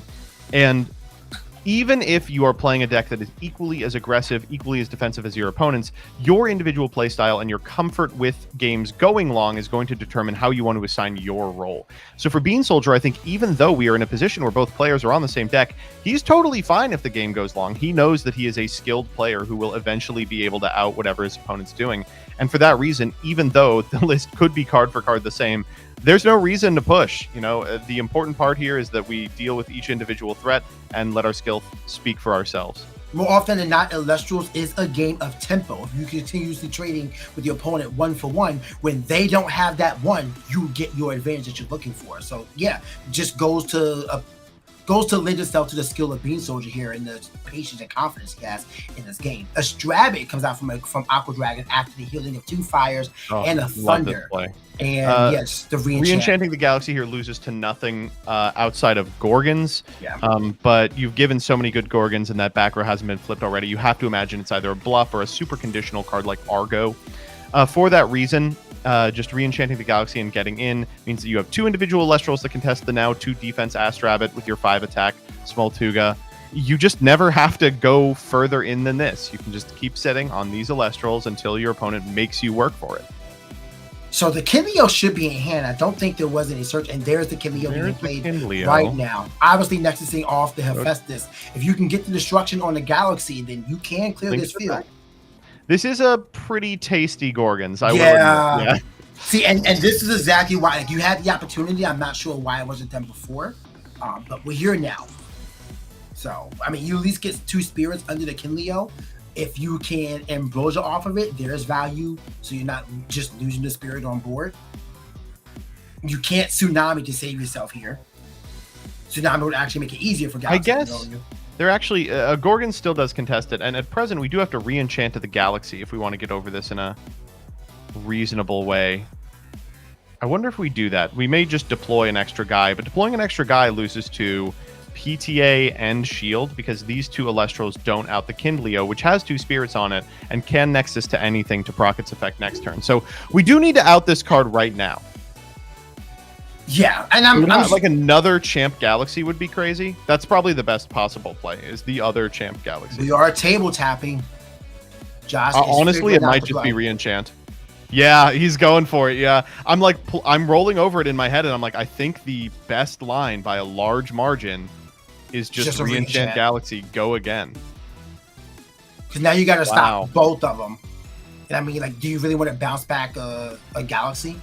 If One this goes on through, this expend, because wow, the Galaxy I think is at 3 to the 2, so it's 2. I don't know. I could be wrong. I mean, 3 spirits were spent. That's 2 fires in the water. Aqua Dragon way behind in tempo, way behind in board presence. And Josh is looking comfortable. Has even leaned back, just let his opponent feel like, you know, you do what you got to do. Even if you have removal for this Galaxy, you know, 4 turns in, even if you have a profitable attack, Josh is up 6 spirits. Like, what do you want? Yeah, and it looks like a quick scoop here says, I actually don't have too much to deal with his individual card. And re-enchant Galaxy 2 turns in a row, enough to take that match. You wouldn't know that Josh was on Fire Nexus based on that game. We saw a Volk come down and then Hephaestus sit in the hand. Yeah, like, no, way that's more my, water emotional spirits, support artifact package. It was interesting. We only saw one bit of fire. Otherwise, that was a water build with a small fire package. So who knows exactly what Bean is on right now if Aqua Dragon is privy to it at all. But this is kind of the rough part of the deck is Volcarian or Volcary's Champion of Hephaestus has a pretty standard build, right? You play 3 Volcaries, you play a Hephaestus, maybe 2, you play 2, maybe 3 artifacts, and then you can fill the remainder with Smoltuga, Kindleo. But then you're kind of stuck. After the back row runes that populate every individual deck, you've got like 9 slots remaining. And they can be Astrabbits, they can be Necruffs, they can be Bears, they can be a whole host of powerful Elestrals. Some of them are utility, some of them are a linear game plan. And what we saw was that Josh is just playing some of the most efficient in-slot Elestrals in the game, the Galaxies and the like, and is very comfortable taking over a game in that way, threatening Volcaries the entire time, and playing to his outs. I can't help but feel like the biggest mistake was just leaving that Smoltuga on the field, because it wasn't even a Galaxy just swapping. It's the fact that it constantly kept in for 1, then 2, then 3 damage, and it just ramped up every turn. Aqua Dragon could not find the answer. So no, I mean, not to harp on it, but it's just, you know, when you could remove an Elestral, I tend to always prioritize that when possible.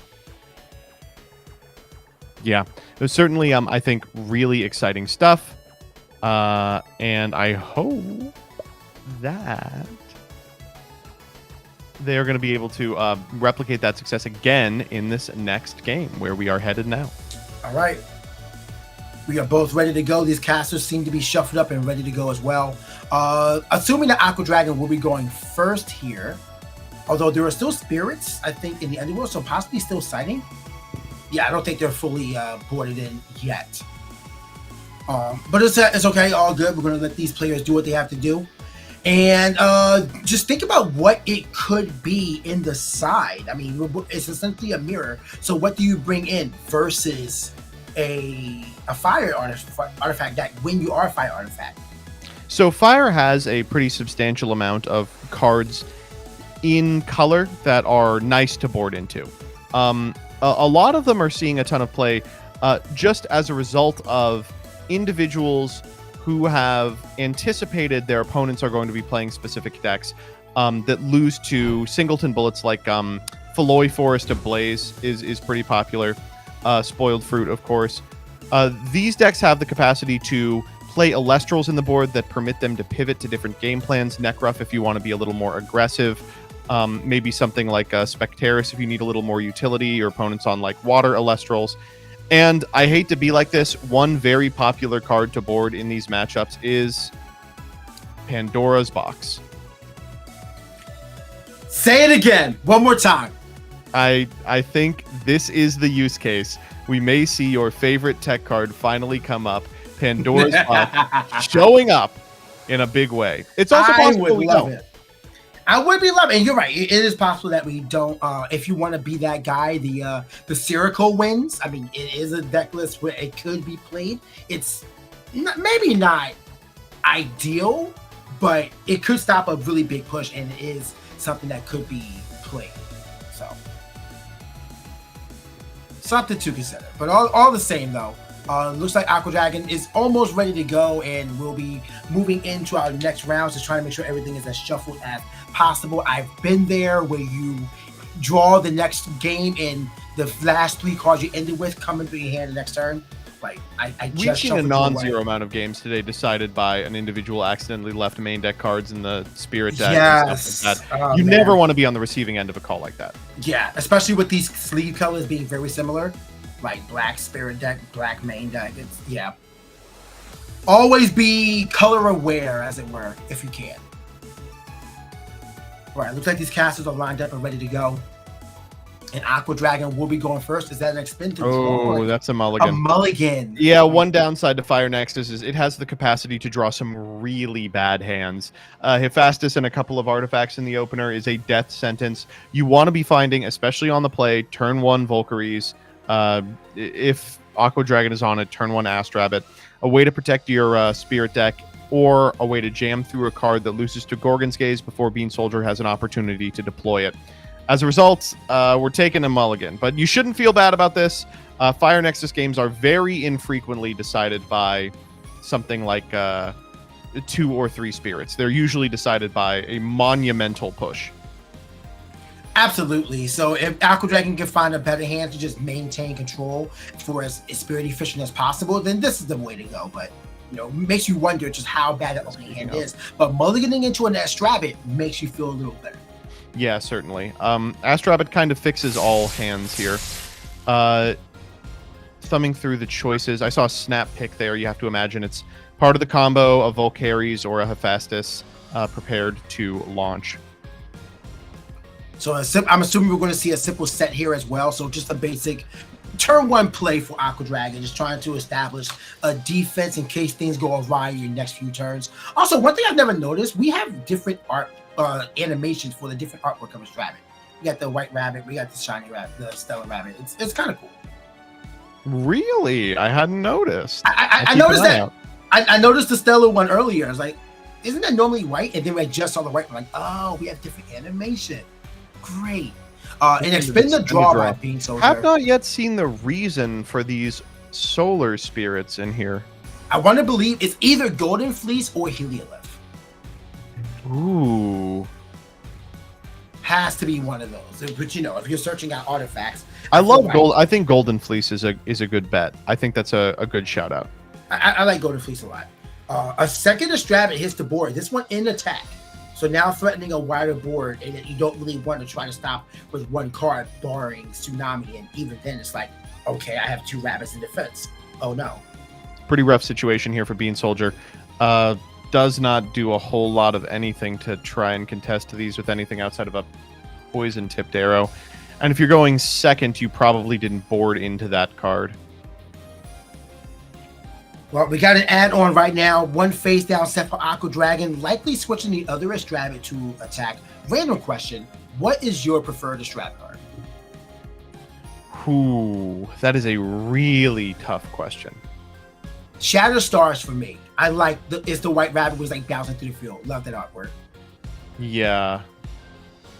That is a good call. I think I'm going to say Founders. I'm going to say the old Founders. Stellar. Yeah, good artwork as well. I love seeing it. I play the Clash full art just for intimidation purposes and because most of my deck is also full art. But I think I do like the old Stellar a little more. And as you called out, we are playing some nonsense. Cypramol coming down. Cypramol being able to get a cast out from the deck with spirits from the underworld. So I'm assuming we have 2 solar spirits. It's basically proto-Valkyries when you think about it. It really is. That's Gorgon's Gaze just like Valkyries would have. Yeah. So I mean, it makes a lot of sense because now you can just have to destroy it once. But still a really good play for Bean Soldier. And I love the Cypramol being in the list. So we're seeing a fire artifact solar list here.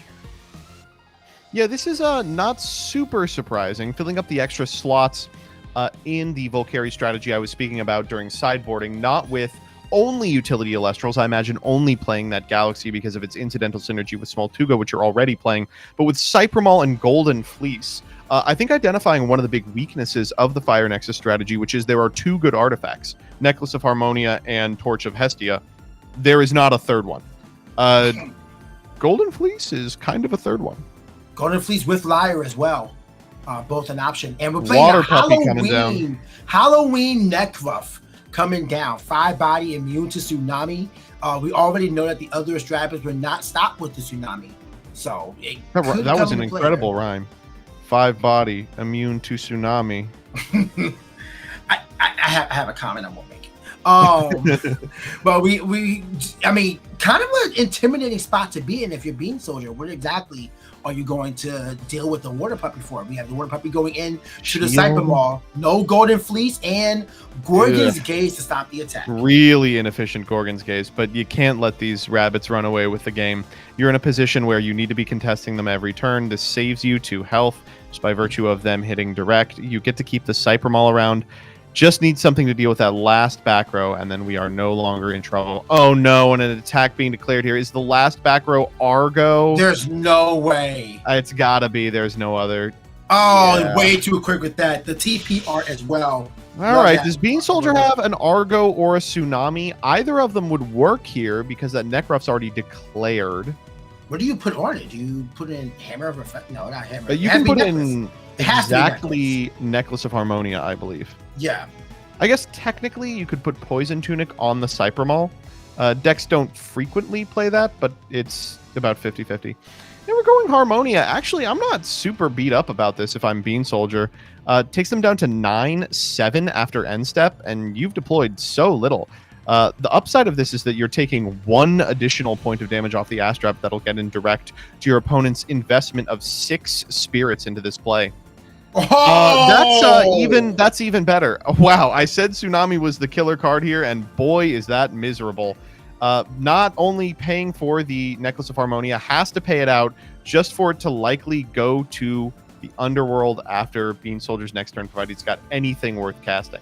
Yeah, that is really good for Josh at this moment. But does need to draw an Elestral worth its salt to try to do anything to this board. You have a 5 attacker and 5 defenders on the field, while we have Aqua Dragon expending a Fire and Water Spirit to the Underworld. So 13 spirits in Bean Soldier's favor. Not far out the realm of possibility, but really needs a potent draw to get back into this game here. And there's so many that do it. Without any other back row, jamming a Valkyries here does it and feels really good. Any artifact plus like a Kindleo. There's a lot of 2-card combinations that almost automatically win the game. There's even a lot of 1-card combinations that are incredible. Earthquake here, not bad. Does out the Rabbit and the Necklace of Harmonia, but maybe telegraphs that we don't have something powerful like a Valkyries, which would otherwise get to eat it for free. Yeah.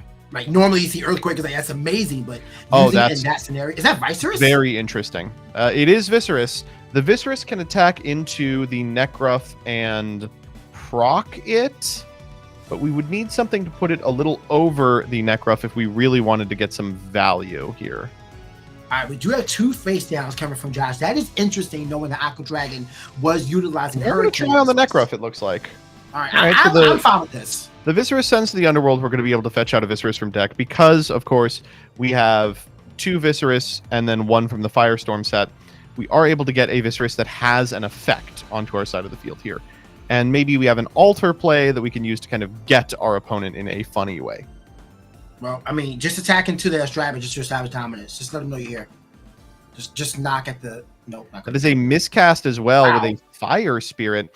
Kind of interesting. I think I would have expected to see the Firestorm Viserys if it isn't already in hand. If he was to miscast it. I feel like that he's just out of Earth Spirits. It's very possible. Here, the Fire Spirit telegraphs a Kindleo play for on a following turn, and I think that's pretty likely if this Viserys doesn't leave the field. But right now, the play is on Aqua Dragon, 1 Astrabbit left on the field. Not out the realm of possibility, but really needs to knock these Elestrals out to really get back into this. As we have Torch of Hestia going onto Astrabbit, making it a 4 attacker. Do not love this. This is a really rough play. It can get over the Viserys. There's that. And we have a... Oh, we are playing Heliolith. Oh, wow. I love this play now. He's rubbing his hands. He's like, gotcha. Absolutely. But what do you bounce back? I mean, I kind of don't want to bounce back the Vicerys, but I don't want to give you a chance to cast out Golden Fleece again. You may bounce back nothing. Just cast it as like a mechanism to get another body on board and beat like a shield on the Astrabbit into the Viserys. The secret third option, nothing. Forgot about that. Yeah, you don't have to. All right, giving back the Cyper Maul here. All right. Yeah, maybe Aqua Dragon didn't remember his secret third option. All right, absent Tsunami, I think we are going to get over this Viserys. And that's going to be a declaration of the torch, hopefully. It does need to be active. I'm assuming it was. Okay, we do have a foretell. That's a shield. Ash Rabbit. And a Hephaestus? Volk. It's a Hef, yeah. I think that might have been an Elestral. I can't quite tell that one. But I mean, it definitely was a fire Elestral. So it kind of looked like Shattered Star's Scavacole, but I hope it was not that. That card is not particularly good. Not in this scenario. No, I wouldn't want to be drawing that right now. But I am a fan of, like, it's essentially a mirror match. Like, I wonder if Bean Soldier's playing Heliolith in his list as well. I mean, we saw the Solars already. You know, Yes. We know they're for Cyper Maul, but you could also just be playing Heliolith. Really curious about the spirit math on his list. And after the attack right there, we do have Heliolith going in for 2. And I mean, this game is a pendulum just swinging back and forth. Board control now in the control of Aqua Dragon. All right, we've got no back row to protect this Heliolith and Astrabbit. Any Elestral with 6 attack completely walls this, including a Volcaries that has Torch of Hestia on it. Going for a Galaxy here? No, a Water Enchanted Cyper Maul. Why are we doing that exactly? We must be out of solar. Are we just crashing into a Strabbit? That seems really bad. It could be Argo. We could go like... Argo is really expensive right now. Yeah, Cyper Maul, Argo, Torch over Rabbit, or over Heliolith. That costs 3. Ugh. Yeah, really wanting for a Champ Volcaries right now. Being able to get Festus out, start recovering spirits for artifact casts from the underworld. But we do have an attack being declared. It looks like it's going to be Argo. Yeah. Yes. I think there's an argument to not even attack and force your opponent to go into an Argo, but it loses to so much. The follow-up Heliolith, etc. Have we always had an Argo animation? Well, we've got one now, regardless. Beautiful. Well, hey, Torch of Hestia is going to be it. I don't think the effect can be declared, though, with Torch of Hestia. No, it doesn't work this way. Yeah. Still can't get the attack buff, though. A 6 attacker on board for a 1 cost is not the worst spot to be in, but also not very comfortable. But it did bring you down to 3. Yeah, it's not comfortable what you're dealing with right now. Cyper Maul going to go in and get over the Heliolith. Put Aqua Dragon on, have a second Heliolith. I think you have to imagine that the boy math is really bad at this point for both of them. Fires and Solars and Thunders, oh my.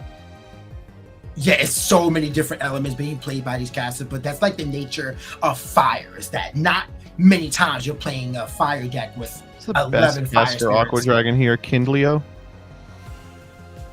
Yep. Kindleo! Wow! As expected. Oh, that is miserable. That face down needs to be Gaze. Yeah, it's got to be Gaze. You got to let the Nexus happen. Gaze onto the Kindleo off of the Torch of Hestia, and then get a 2-for-1. That's the only scenario in which Josh gets to continue to be in this game. Is it Gaze?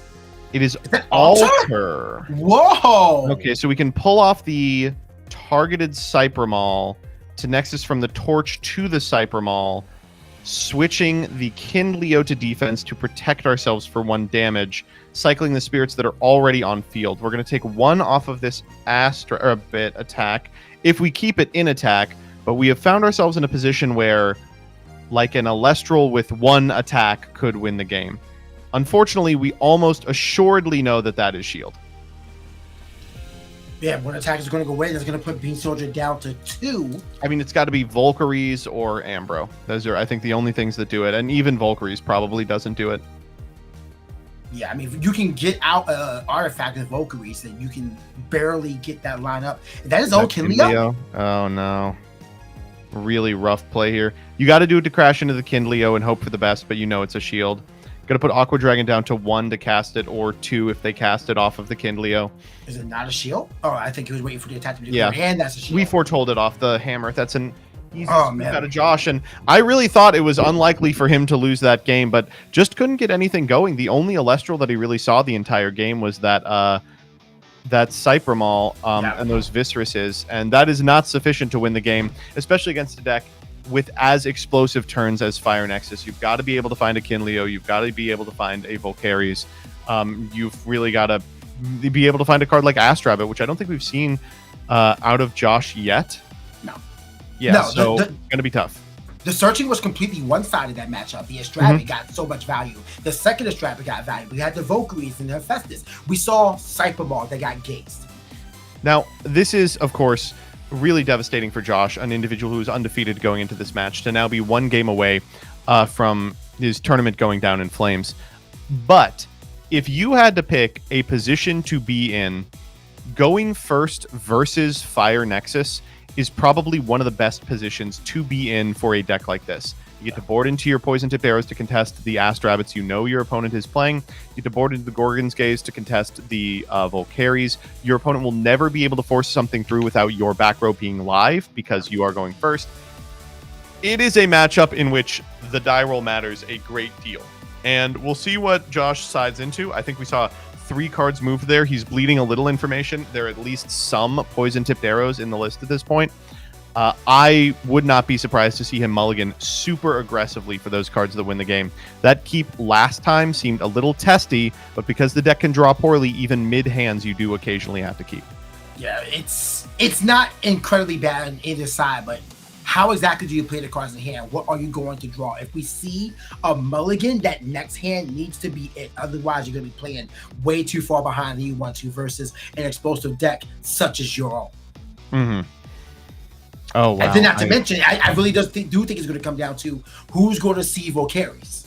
Like, Volcaries allow so much more value out of your artifacts than you will otherwise. That Argo play to get down Torch of Hestia turned out to be his undoing. Like, it was only 3 spirits, but it still just put him down low enough to where there was no option for recovery. And of course, as you said, the shield is sealed the deal. I'm super excited to see where this ends up going. I hope that Josh is, of course, able to take it home, but it would also be a really great story for Aqua Dragon to sneak into top 8 as the final seed and knock out the undefeated, unkillable God Elestrals player on a 14-game win streak. Josh's understanding of Elestrals is beyond most mortal men. But right now, we're going into Game 3. We're going to see if that understanding can help him cinch out this top 8 clash. All right, we're heading there now. And Josh says, I'm taking the mull. I am not going to let this happen again. Again, when you are going first in this matchup, you can mulligan very aggressively. We saw Aqua Dragon go to half Josh's life total in the last game and be rewarded for it. These big swingy turns are what matter in decks that are as capable as Fire Nexus, not heeming and hawing over individual spirits. Well, at this point, it's all about what the next cards are going to be doing for Josh. I assume that no matter what, he's going to keep his hand. Like, he's not really the type to try and mulligan twice. If he can find Volcaries or Astrabbit, we're going to. Okay, so we are on the bunny. We're your favorite going with the Founders. You're right. There's a different animation. Yeah, that's so good. Love that. But yeah, the Astrabbit here, just a good way to shore up. Not Smotuga to make Volcaries live, but if you found Volcaries off of the Astrabbit, then all is well. It's essentially the same thing with the recurable effect. Yeah, one of the really impressive things about the more pure builds of this strategy is just how many tutors you get to play. Astrabbit finds you combo pieces. Volcaries is the card you want to see. Smoltuga finds Volcaries. It's just so consistent. Here we are expending to draw from Aqua Dragon. That is a really rough position to be in. Yeah, I mean, Aqua Dragon knows that this isn't the greatest spot to be in because, I mean, he did this just last game. He was just being beaten down by Astrabbit, and now Bean Soldier's in that same position to do the same, especially if he can build wide with Astrabbits. Aqua Dragon's in a bad spot. 2 face downs, though, to cover up what could be coming for him. So let's see how this plays out. All right, time for the Hurricane. Well, that would be the one card we haven't running seen. it back. Astrab again says, you want to Gorgons this? I'm totally fine if you want to Gorgons this. Aqua Dragon says, yeah, I want to Gorgons this. Wow. Actually, where do you land on Gorgons the Re-Enchanted Astrabbit? It feels bad, but if your hand cannot deal with the powered up Astrabbit, and if you're going to take the damage, you might as well stop them from getting advantage. It's not what I want to do, but it is a little different when you have no Elestrals on your side of the field, and like they would just switch it to attack and do the same thing. Mm-hmm. Like you're losing the Gorgon's Gaze, but boom, big Lavalith here. That's why you stop the Gorgon's Gaze, because now you get a lot of advantage and can get rid of the Astrabbit. Pulling a PTA off the bunny here, really scary, means the Lavalith is going to walk directly into the bunny and then just get eaten at the end step. Then because Lavalith is limited, you don't have to worry about it for the rest of the game. Boy, do I love the full art Lavalith, by the way. I'm actually not a huge fan of the Stellar. I love the full art Lavalith. He puts his hands up in the air sometimes. Say an Ayo. Pop your back row. Thank you very much. But Lavalith is not going to be able to get over the Astrabbit and goes down to the Underworld for its troubles. Unfortunate use of a one-cost limited card. What if we re-enchanted Rabbit again? Yeah. I know he's thinking about it. Might as well. No, we're building wide. Yeah, like, this at some is point I am going to have to resolve a card that wins me the game. This is essentially a Astrabbit, but it gets you more directly to what you want. Searching any one-cost fire, we know it's going to be Volcaries. We get a little bit of information here based off the pick. If it's Kinleo, we have Volcaries already, probably. Or a Nexus Bank. I think probably what we're doing here is struggling over the choice, not because it's an obvious Volcaries, but because we have a Nexus Bank in hand already, and it's maybe worth getting Kinleo on the assumption that deploying that in one turn is more valuable. I do agree with the ultimate conclusion Josh has come to, which is that Volcaries is just too good to not get here.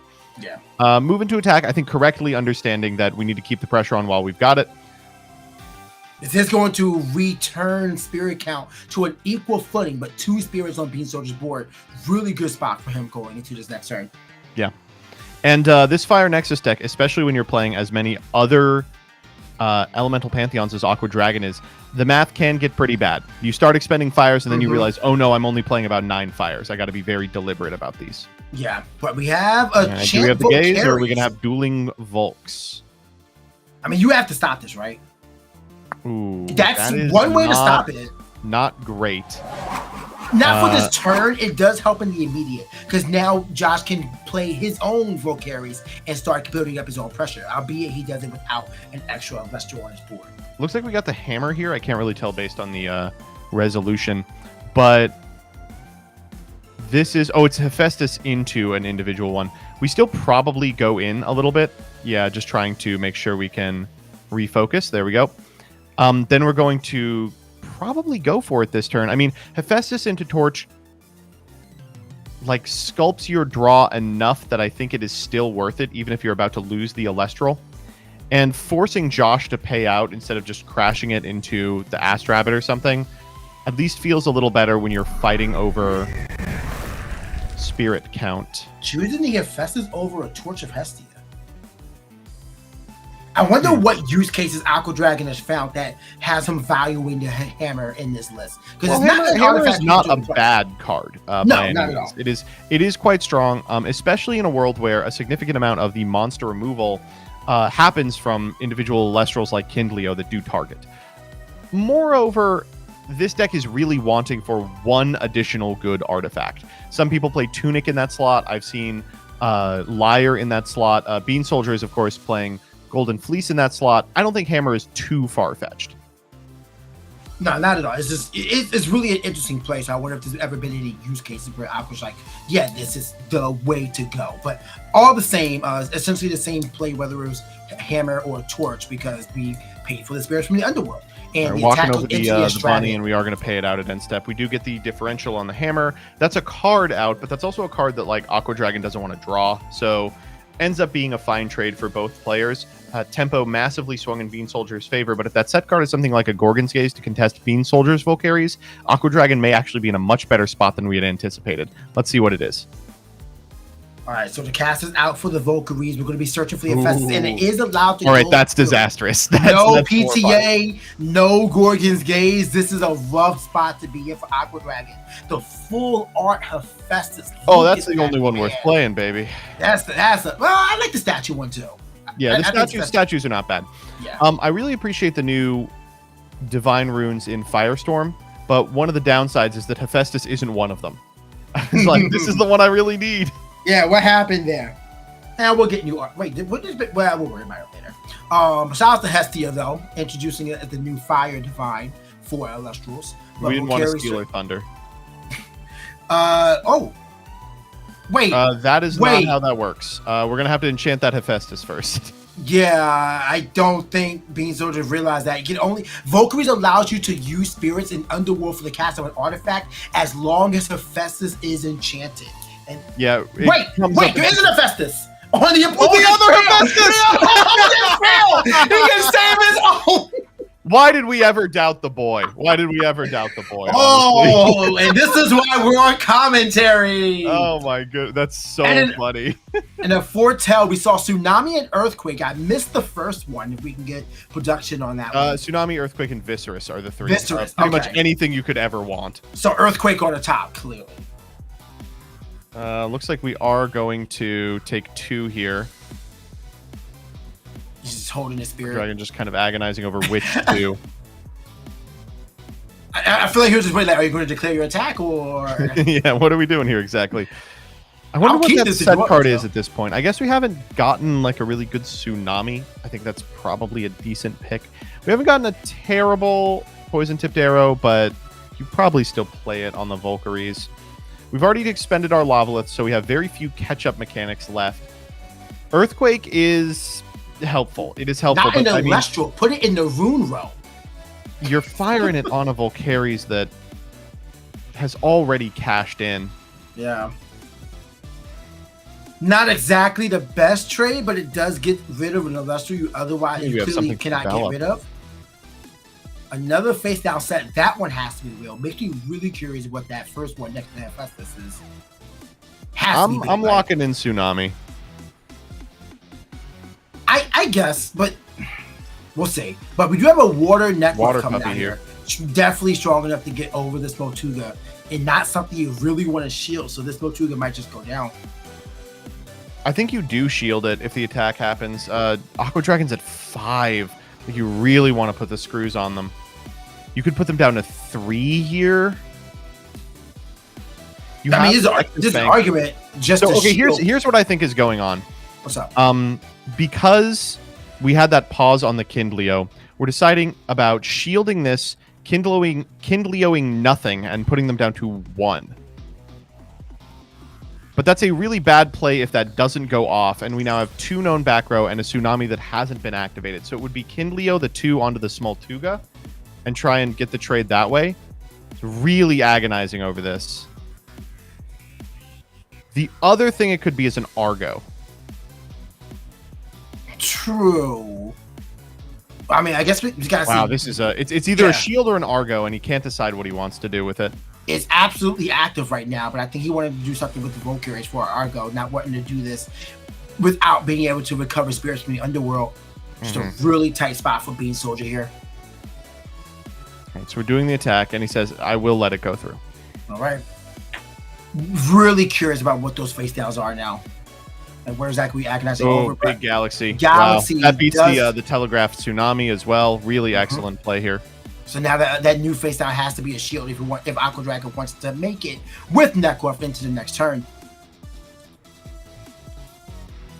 A new face down set. Sorry, not a new. Another one looked at. Go for the Hef here. I wonder if we actually enchant with a water, because we've seen an altar out of Bean Soldier. A water here would enable you to Galaxy on your opponent's turn and make the Nekroth unable to get over. Oh my God, your brain is large. So that's definitely an altar set. But we wouldn't have been considering the altar closest to the deck last turn. So it's got to be altar in the column under the Galaxy, and I'm still putting him on shield for the one closest to the deck. There's a shield out of Aqua Dragon, which if you're Bean Soldier, you're pretty happy about. Pulling off the Hephaestus is just as good here. You're going to go down to 4. The Necruff can still only get in for 1. You're taking 2 here down to 6. Your opponent's at 3. You're very happy with that in a position where you can alter to win any trade on a future turn, and the Galaxy already contests everything. Yeah, at this point, you want to pressure them for whatever that face down is to use that as well. So, I mean, not the worst spot. Worst case scenario, you're just taking 1 point of damage. It's a toughie. But Hephaestus is definitely not on the field, by the way. It's been a long day. Oh, this is an interesting game. Love that one. Is that an expensive draw? Oh, very late to be doing that. But that just means what we're telegraphing here is we don't have an out to the slam down the Galaxy a second time. And honestly, who does? It's such an incredible play. Set 1, but if the 1 is like a shield, you go down to 1 to make this happen. To Bean Soldier is 7. Like, oh, sheesh. Yeah, at this point, you just Galaxy again. Like, there's nothing stopping you. You want to stop this one from going off? Like, go on. I have Ultra set. Do you see what I have set up right now? It's actually really impressive how little of the Valkyrie's game plan Josh has done. Mostly just playing Valkyries as a value engine to get a Nexus Bank. Oh, is that an EQ? We did finally draw into the EQ after foretelling all those turns ago. Would that not have been valuable to save right now, though? Oh, well, we're doing something completely different. Maybe it wouldn't have been valuable because we are out of waters.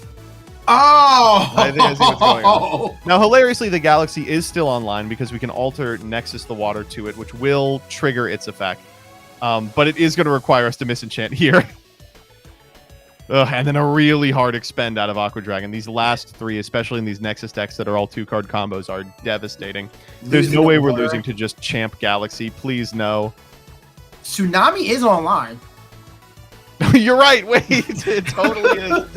Tsunami Chain Alter is kind of crazy, though. Right. I mean, you have 2 spares, and looks like no Ambrosia, because if you did have Ambrosia, you probably would have just landed down by now. We have a cast of a Kindleo. Attack Kindleo. That does technically out the Galaxy, but it just loses to the altar you have to imagine is already sitting there. What are we considering here, Soldier Josh? says, yeah, why not? Nothing to really Nexus. What do I care? Worst case scenario is that the last card is a Nexus Bank, a Hephaestus or something. Oh, well, a PTA is going to meet it regardless. Are you kidding me? Oh, I mean, my God. If this goes through, it does so deliberate. He gave off crazy battle trick non-verbals with that one. He was like, it's Argo, it's Shield. It was PTA the whole time. There was never a question of if he would activate it. Yeah, just thumbed it for 2 minutes. Psychic damage is real. Okay, worst case scenario has come to pass. It is, in fact, a Nexus Bank. We're going to Nexus to the Kindleo here. That's it. That's going to enable Aqua Dragon to pop the Galaxy. We can use Alter to switch the Kindleo to defense, then pay out on the PTA at end step, putting them to 0. Yep. Unless we have a set copy of Ambro out of Aqua Dragon, which I think is the last thing we really need to be worrying about. Paying here so that we can keep the Hephaestus online, by the way, is pretty funny. Oh, wow. That's actually really good. Big brain plays. But yeah, fantastic play here. Just giving yourself another option. But this is just like the minute details that Bean Soldier is so good at end step, and that's going to be it. Bean Soldier pays down to 2, and from this position, Aqua Dragon can no longer win the game. We are about to go into time, but not soon enough. The Viserys, foretold several turns ago, will get in for lethal, and Bean Soldier continues the undefeated streak through the top 8 match. Can someone please stop this undefeated man? Absolutely great play. Congratulations to Aqua Dragon for his performance. Did not look bad at all. Yeah, that was fantastic. I liked the list. Their play was tight. Just so happened they matched up really poorly against exactly Champion Galaxy. I was going to say Champion Bean Soldier. Champion Galaxy legitimately carried games 2 and 3. There's just no other card was more impactful. No, you're right. Like it was Fire Artifact, but like, where was the Fire Artifact? That was the Galaxy Champion Poseidon list, but it's not even a good stuff list. I feel like it's a really refined, tight list that Bean Soldier is playing. I mean, we did not see Helios from them, but we did see Cyber Maul, We know Golden Fleece was there because the effect was activated. We did not see it though. Viceroy was in the list. We have Volcaries for efficiency and the artifact searching. Just Smotuka to search out whatever fire you may need. Really tight list from Bean Soldier in this premiere. Yeah, I mean, I liked both of them. I think I will be net decking one of these two at the end of today's event. We are about I'm still to getting that solo list. Right?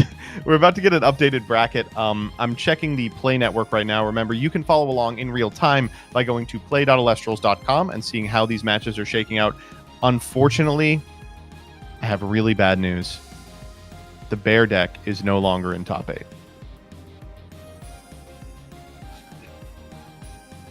I know. It's hard for me too. I wanted Kay to have that one. She's coming back to cast and is not going to be able to cast it. That's so painful. We wouldn't have watched it anyway. It's the same match with Bean Soldier in it. I imagine we'll be watching the other table. But big ups to Cards and Coffee, who was able to take it to a top 8 finish and get one win off Adam, who will be moving on. Really, really exciting stuff. Excited that deck is even remotely playable. Top 8 is exciting right now. Yeah, we are, I think, almost ready for semifinals. All we need is the report from Bean Soldier and Aqua, and we'll be able to move on. Wow, I think it is actually 4 different decks in the top 4. That's so awesome. That's the cool thing about Elestrals right now, is that we keep getting a huge variety of decks in the top cut. The last time we had a familiarity was 2 fire artifact decks, but even then they were different enough to be completely different decks. Like, Elestrals is such a very diverse format right now, despite the consideration of cards being too similar and whatnot. A lot of cards and deck types have a lot of viability into these top cuts. So excited to see this. Bean Soldier, Adam, Cobalt. Players out here are insane with their play. I'm really excited to see how this one works out. Yeah, me too. I certainly hope that we are able to cast some more exciting games for the rest of today. I think we have seen everyone remaining except for Adam, who will be playing Bean Soldier, and for that reason, we will not see him again until finals. So you got to win the whole thing if you wanna get cast here. Or do we? I mean, if we have a player go undefeated twice, like that's what we're on the verge of. Someone going undefeated twice. I'm pretty sure. Has that happened in the history of Elestrals? I don't think so. I know someone has won 2 Premier Tournaments back to back. I don't know. It was Justin. It was Justin. Was it Justin? Yeah. Justin, have you ever gone undefeated in a tournament? In those 2 tournaments, beginning of Moonrise? Wait, is Bean Soldier the new Justin? New tournament goes back to back. That's again possible. History is on the verge of repeating itself. I believe in the strength of the other casters. I think everyone remaining in has either won or come very close to winning a premier event. Any of them could knock the boy out. And I hope one of them will, so that we can have some variety. No, I agree. Like Search Tractor and Cobalt is going to be a really interesting matchup. I did not get to call either of the matches, so it will be new for me for commentary. So I cannot wait to see what that's going to be like. But I think we're going to take a quick break to get Kay in here. MBT, we will see you in the finals, sir. See you then. Everybody else, you stay tuned. We're not done yet. We're going to be right back with Kay and I to bring you guys semifinals.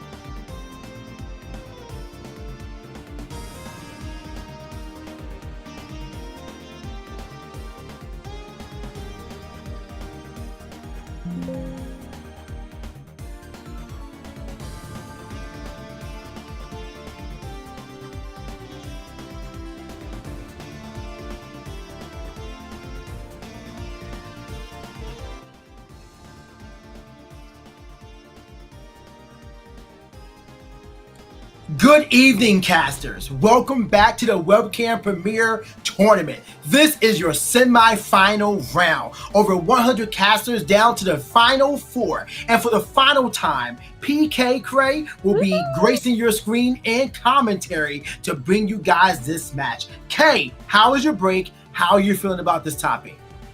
The break was great. I had a great time. I was very much at the end of that last game, anxiously pacing around, wondering how that was going to end. And I'm loving the top. Well, I'm a little devastated. I gotta be honest. I know. I wanted that for you so bad. I'm sorry. I really do appreciate that. Bears not making it into the top 4. Obviously not the best news. However, we have an incredible lineup of casters. And I think we might be ready to look at that right now. Ooh. Wow, okay. This bracket is insane. Look at the names that we have up here. Cobalt Sanderson versus Sir Tractor. We saw both of these casters earlier on. You guys casted them. I did not have that pleasure. And I believe this is a rematch from round 7. So amazing that both of these casters are meeting again in semifinals. Who won that match? Do you remember? It was Cobalt. It was Cobalt. So yep. We might have redemption, or the story may already be written. But talk about a story already written. We have a rehash of the Blast Premier Tournament with Bean Soldier currently undefeated in semifinals, looking to repeat as the second Firestorm champion. But Autumn Adam, the progenitor, the creator, the one who put Tornigen on the map, is standing in his way and looking for glory on his own. One of these casters will be earning themselves a trip to Worlds, or getting another trip to Worlds. Can Bean Soldier enter twice? 2 brackets, 1 round? Let's find out what happens. But incredible position for both of these casters.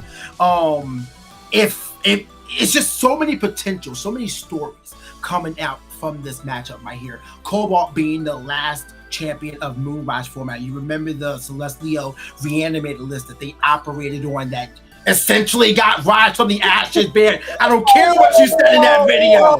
This is I don't care what you said. All right. I am not liable for any possible kidding. Jokes aside, Rise from the Ashes is a card that is absolutely on everybody's mind. So it being hit does not shock me. But we're going to be getting another matchup right now.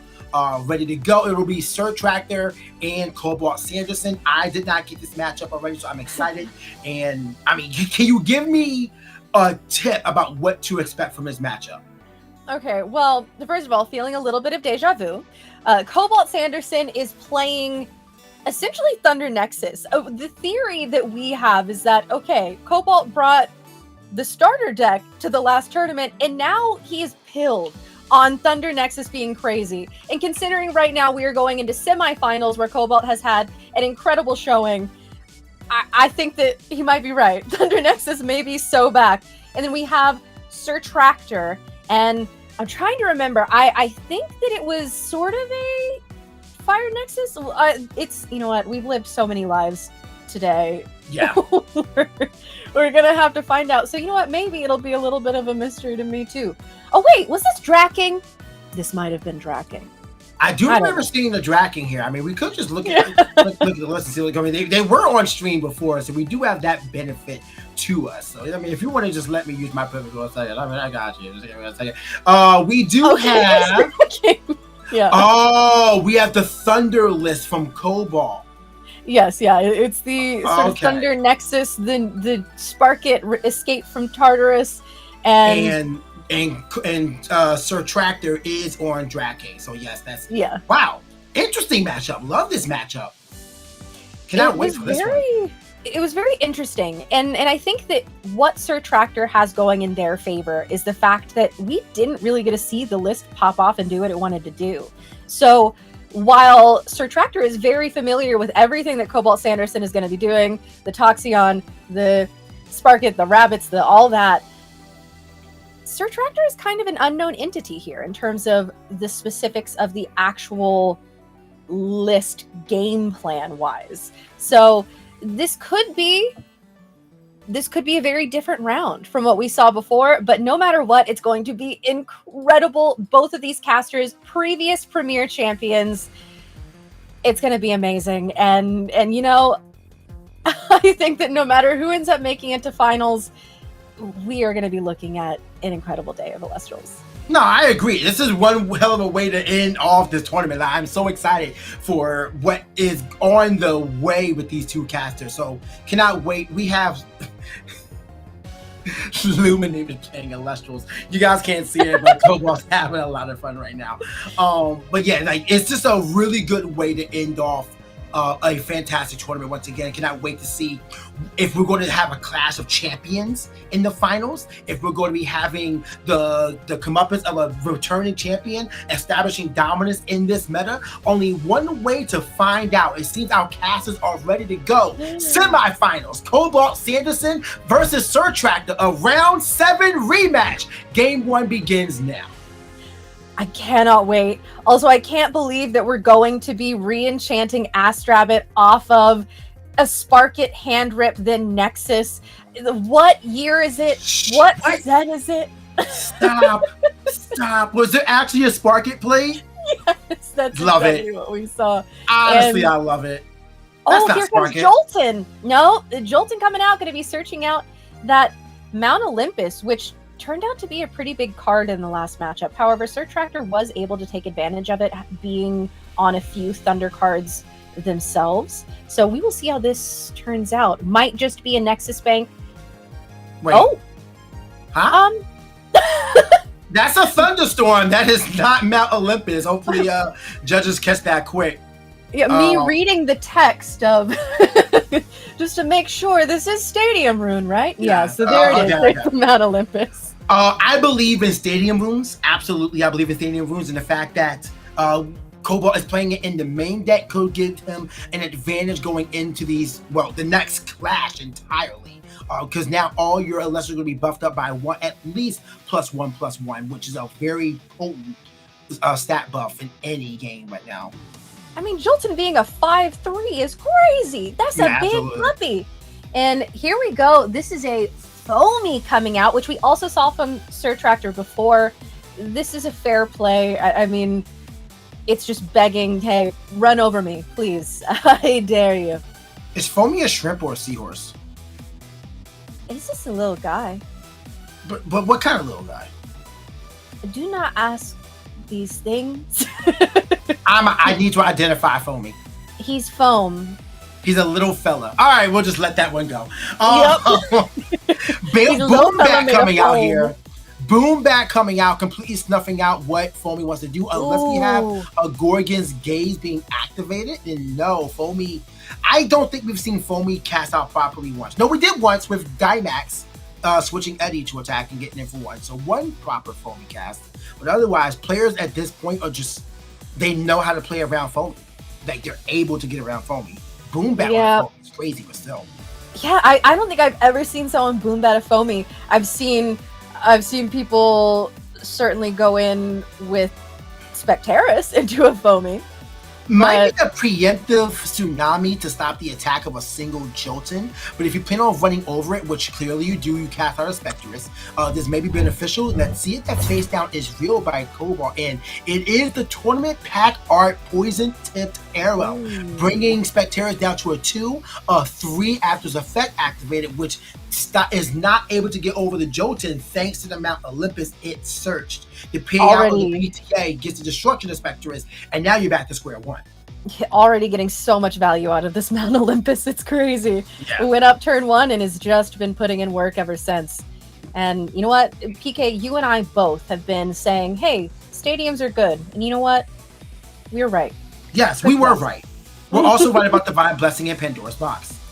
Thank you. And speaking of PTA, here's another one, this time from Sir Tractor's side, onto a Quackle, which feels terrible because it still gets to heal. It does get to heal. It doesn't get to deal damage. Yeah, at least it doesn't get to attack, but still. And just dropping those spirits onto the field. Here's a nerf for the pay. Here's the damage. I think you... Wait. Did we just pay an extra spirit? I don't think we paid. I think that's also the damage. Oh no! The Mount Olympus makes Quackle a 3, so it did do damage. Mount Olympus is paying dividends right now. So true. Oh, that poison tipped arrow did feel terrible. I feel vindicated on this one. Oh my goodness, we need to get this Mount Olympus out of here. Yeah, here comes Foamy. Unfortunately, as we know, just so many answers to be had between Boombat. I think we saw Cobalt had Specterus. It's been a long time, but might be the case. Just passing the attack position Foamy as Rabbit does come out. And, I mean, do you run into the Foamy? You just don't, right? I'm not sure. Depending on what we get off of this Rabbit, you know, who's to say? Although, I don't think that Cobalt is running any dense fogs in there, if I were to guess. No dense fogs. Definitely a few Gorgon's Gates. Every caster is playing Gorgon's Gates today. Congratulations to y'all. 100%. It is June. Happy Pride, everybody. I can keep getting away with it. I'm sorry. We have just a stalemate of Sir Tractor, not being able to do anything. I feel like Foamy does deter attacks, but unless it is attacked, you cannot further your game plan. I don't think Foamy is the way to go in the future. Foamy has been kind of dead on field for everyone who we've seen play it today, as you mentioned. It's a known entity. People know how to play around it. We even saw the same with my beloved Calfmel earlier. And it breaks my heart a little bit. I like the option, but suppressing, there are sometimes where suppressing just isn't enough, and sometimes where suppressing is more than enough. And Specterus being played so much because the Werepup package exists, I feel like Foamy just isn't in the environment where it can thrive as much as it wants. Which makes me sad because I'm such a Champ Majesty believer. And we're making moves! Okay, here comes Sparkit, escape from Tartarus. We're gonna be hand ripping. Let's go. Okay. Reveal a Specterus and is that a full moon? Full moon? Wow. Big reveals right there. You take out the full moon. Yeah. You take out the full moon, you take out the entire Werepup package. Yeah, that's a devastating hit. I bet Sir Tractor is kicking themselves for not setting that. Oh. Phew. I don't know. I probably wouldn't want to set it if it wasn't viable, but who would have expected Sparkit? And then you Nexus away from the Sparkit to the Estrabit for more advantage, keeping the Jolteon for the attack power and giving the Estrabit to astronomical benefits. What did I tell you, PK? I said we are nexusing from Sparkit to Rabbit. We are hand ripping. Oh, that is the way. That is it. That is the way to go. Honestly, that's so much value. Wait a minute. Send Sparkit back to Tartarus. I'm sick of this already. And an earthquake! And then an earthquake. No! To get rid of the Foamy! To add insult to injury, not only are we Sparkiting, not only are we re-enchanting Rabbit, but we're earthquaking! It's Frostfall all over again! It kind of feels like home. I feel a little comforted. I don't know about you, PK. Let's go back to season 2. I'm down. 3 spirits. Oh, that was a wind, a water, and a thunder, it looked like. Huge expenditure by Sir Tractor. But Specterus does come out. I mean, you already know Specterus exists. I might as well get it out my hand. Yeah, I mean, no surprise here. Like you said, might as well. It is fortunately going to be able to do something about this Rabbit, except for the fact that that is a Tsunami, which has been sitting there dead against Foamies and the like. But here, unfortunately, very devastating. Yeah. What can you really do? You needed to properly enchant it so it can withstand an attack from the Jolteon. But now you're at a point where Jolteon can be re-enchanted itself and just be a 6 attacker. Imagine that. Or we can send out Titana Strike. That artwork is so good. Big fan of that artwork right there. And I think that's a scoop. Yeah, just saw this like, okay, I cannot keep up. But man, Cobalt, just a consistent play. Jolteon did everything. MVP is Jolteon. I'm glad I traded from out of Reverse Stellar. Oh, that's such a beautiful card. We love Jolteon stocks being up. We love Stadium Runes finally getting the respect they deserve. That is the card that made that game. I mean, Sparkit, all respect. But the fact that under the stadium runes, these not really significant statted Thunder cards were able to sit there and be giant threats that really couldn't be dealt with that entire game. It was just a jolting that just a 5-3. Who would have thought 5-3 is all you needed? But man, it stopped everything Surtractor wanted to do. The first play was the best play. And it comes down to the question of, does Surtractor have a way to out the stadium? Any way at all? Like, hear me out. Monsoon of Urus could be fantastic on an attack declaring Jotun.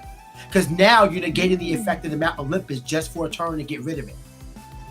Okay. It is playable in this list. I don't know if it's in the side, but it is playable.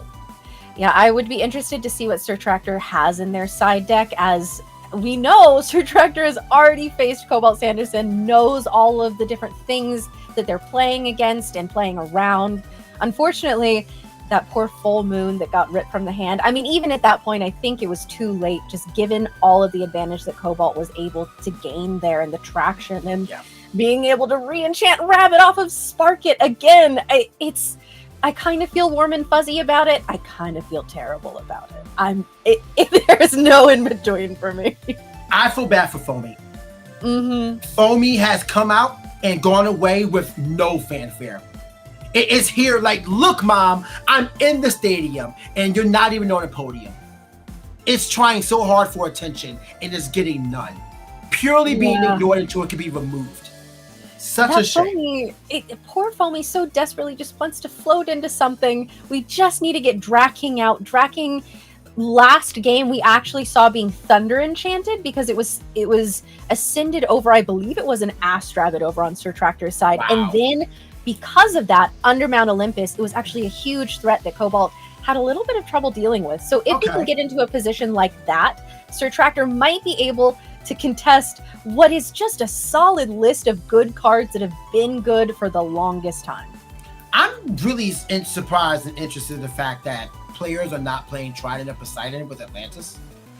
Like it's a way to get around a lot of things, but I don't know. But it looks like our players are ready to go. So let's get into game 2, where we have Surtractor taking a mulligan to start this game. Not where you want to be. Already. I mean, if you're we have a double mulligan. Okay, so free. Basically, no one mulliganed, and hopefully Surtractor is able to get into a better hand, able to start off strong, and really show what this deck can do and why they're here in Top Cut today, because we know that both of these casters are incredible. I always feel better when my opponent mulligans in the first turn. Like, I always ask them if I want a mulligan. Are you going to mulligan if they're going first? Because if they don't, I will reconsider keeping mine. But if you're going to, I'll join you. Let's do it together. That's fine. Yeah, both mulliganing kind of feels like you're holding hands and skipping a little bit. It's an incredible feeling. We have Werepup coming out. Werepup Engine, turn 1. Is it finally happening for Surtractor after that? This is a really good start. Yeah, if we can establish a wide board here with Like a Void, that is going to very much help get some momentum. You mentioned holding hands and skipping a wonderful feeling. I can't remember the last time I skipped. I might need to frolic for a little bit. Oh my gosh, PK, go do it. I cannot recommend it enough. As someone who frequently frolics through flowers, it's invigorating. Speaking of invigorating, nothing feels better than draw phase full moon into Like a Void champion and then getting 2 Werepups suppressed on the field. Big fan of the camera just beatboxing right now. You can hear it. It's celebrating. It's like, yeah. Like we are making big moves here, using the Firestorm artwork of Champion Lycaris, Like a Void. We are going to be just setting up this board, and now we're going to see if Cobalt has what is necessary to break it. We've only seen this package when it come out on draw phase turn 1 thrive once, and the Thunderstorm comes out immediately. It takes out the shield, so that's one step towards what you want to get to. Oh my god! Oh my god! It's an Archilith! Do we have Mount Olympus? If not, it's just no Mount Olympus. It seems like that is still massive damage on the Werepup. That was a perfect turn by Cobalt. Oh my gosh. Listen, like a Void Djinn cast on the very first turn, you know? Wait, I'm sorry, what? Like a Void Djinn cast on the very first turn. It's been stuck in my head, I've got to tell you. Oh, man. Astrabic comes out by Surge Tractor. Huge swing of damage and paying out. Not able to get over the Arcalith by damage. But if we can get into Drat King right now, or actually we don't because Astrabic was cast out, but if we can get rid of Arcalith some way, somehow. Man, I cannot believe it was Thunderstorm breaking a shield and then Arcalith for 5. You're so right. If we had been able to get Mount Olympus up that turn, oh my god, what do you even do? However, Zeus coming down over on Sir Tractor's side. Cobalt, I hope that back row is real. Otherwise, this is about to be a sitting Duckalith. It's turn 1. It has to be real. Let's see how Cobalt defends themselves. I mean, a Tsunami goes so far right now. Tsunami is maybe one of the only answers here. Well, I mean, you could shield the Like a Void, forcing the Aware Pup to crash, which would deal 4 points of damage. And seeing as how you have 6, you don't want to do that. Oh, and it just goes down. Oh my goodness. And Like a Void is still a threat on the board, despite Arcalith being an insane card to just cast out. Oh my goodness. Yeah, we've seen both Lava and Arcalith. They are at 1 and are still being an imposing one. Boombat comes out, easily being disenchanted to get rid of the Like a Void, but now is staring down Astrabic and Werepup with the Zeus active on the back row. You have to have something set to protect yourself. You have to have a Tsunami down. Otherwise, I don't know where your next turn goes. I mean, even with the Spirit advantage, 12-6, we have an Ambrosia, Sir Tractor on the come up. Stocks are rising, but ours isn't going to rise quickly enough. Spending a Leviathan to bring back a Zaptor, and a Zaptor. Oh, well, okay. well. Apparently, I mean, with the knowledge that Mount Olympus could be coming at any point in time, I mean, Sir Tractor might be saying, hey, forget what I was doing all those other games. I'm just gonna make all my guys Thunder Enchanted and punish you for playing this stadium. I wonder what that side is looking like for Sir Tractor to prioritize all those Thunders like that. It could have been a complete switch into another strategy. A re-enchantment of the Astrabic to get it out of the top 3. Really good situation right now, because now you're threatening 3 points of damage. Do you really want to spend, well, actually your face down is clearly fake, because otherwise it would have stopped the Like a Void attack. Yeah, so now you just go into it. Yeah, we would have protected. However, they're going to be swinging in, just taking 3 damage here. This is feeling like a very different game from last time. And it just goes to show how powerful Like a Void Champion is, because, oh my gosh, the momentum that you're able to gain. However, Toxion coming out, we're burning. Okay. So, not a bad spot. You are getting a little bit more damage off, and you do threaten the destruction on the Astrabic, which, you know, could be easily stopped with whatever Sir Tractor's face down is. But I can't expect the Toxion to thrive another turn. There's a Tsunami that Cobalt needed in his possession. A new face down is set for Cobalt, so that could save this Toxion for the next turn, but you're still behind the 8 ball. You're still on the back foot, trying to figure out how to really push forward in this game state. Arcalith and Thunderstorm was a huge swing, but you could not keep that momentum. So now is the whole idea of like finding your groove back. And what do you do to do that? It needs to be rooms, right? Well, even with all of that, Sir Tractor has played a very expensive game so far. And even with, I would say, board advantage right now, 8-5 in terms of spirits, this is still a tricky position for Sir Tractor to be in. And that is like Titanic Strike. Water Enchanted Titanic Strike. Love that artwork. Well, yeah, Water Enchanted stopping, so that way Tsunami cannot stop it, and now we're just running over it. It has 3 more points of damage, despite the explosive turn 1 for Cobalt.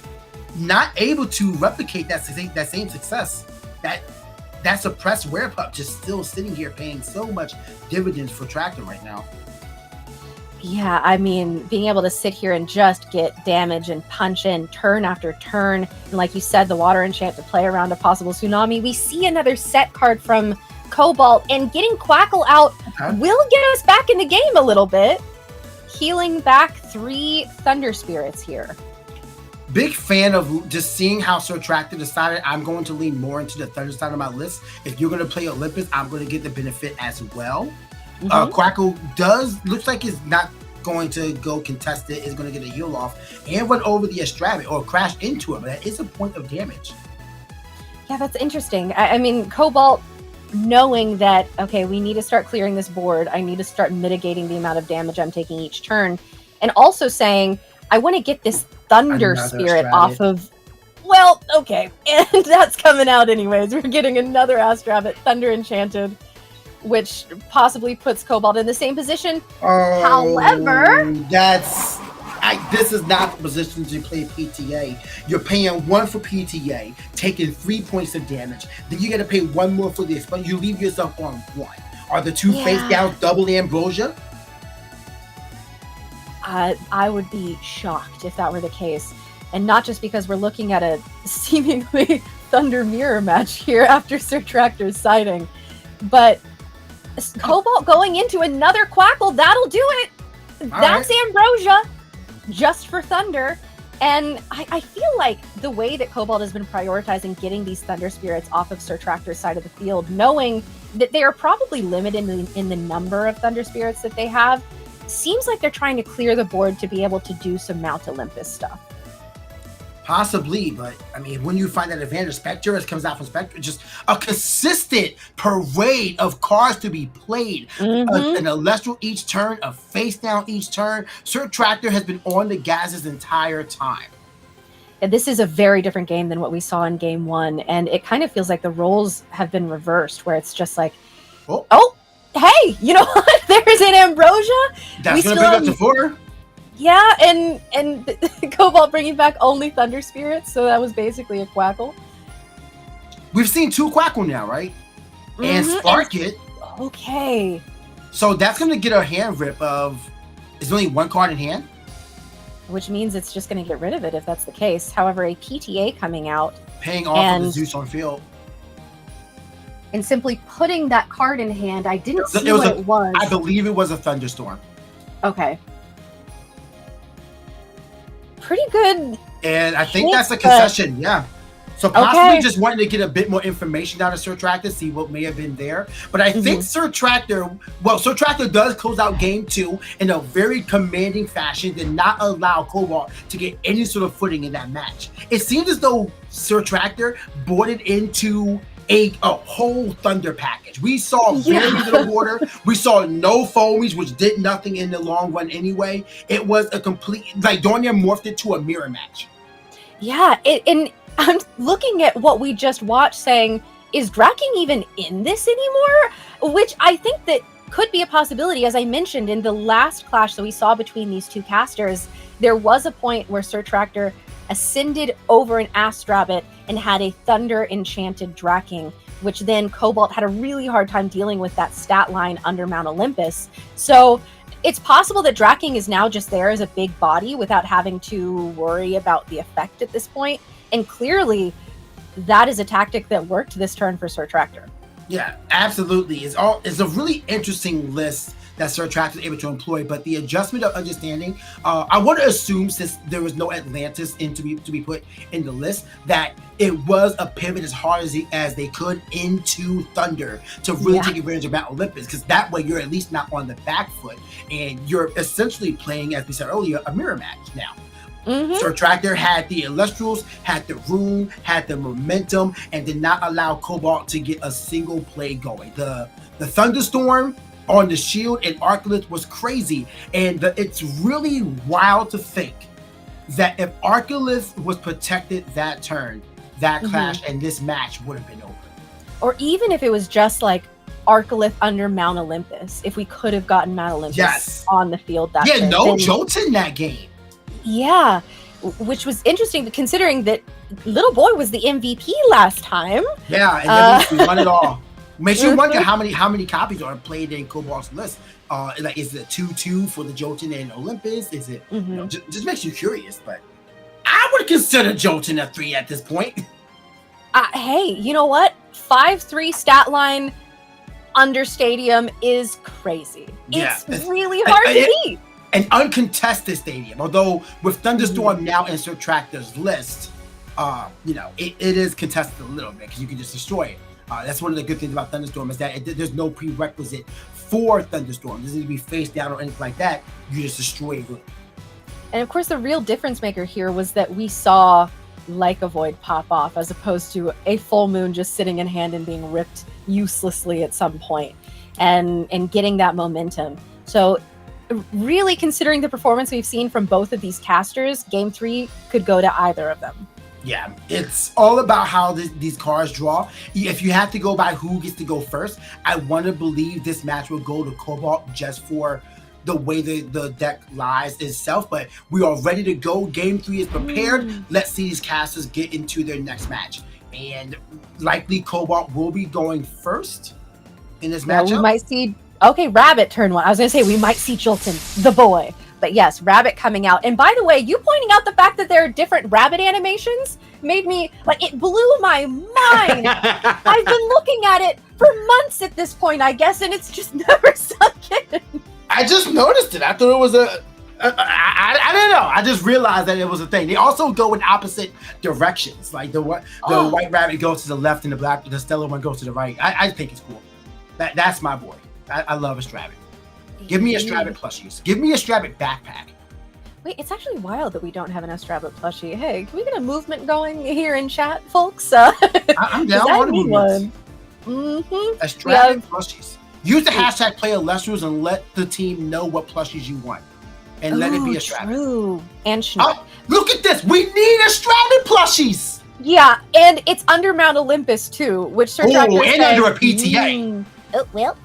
Yeah, and that's it. That is right there is why Cobalt is in advantage right now. Being able to snipe a PTA on a Strabbit while your own Strabbit is on the field is such a good way to keep momentum because we already know the next play. You're either going to build wide with the second Strabbit or you're going to build up with a re-enchantment on your Strabbit. That's how this always goes, and it should because this board state has so much advantage for you as the player of a Strabbit.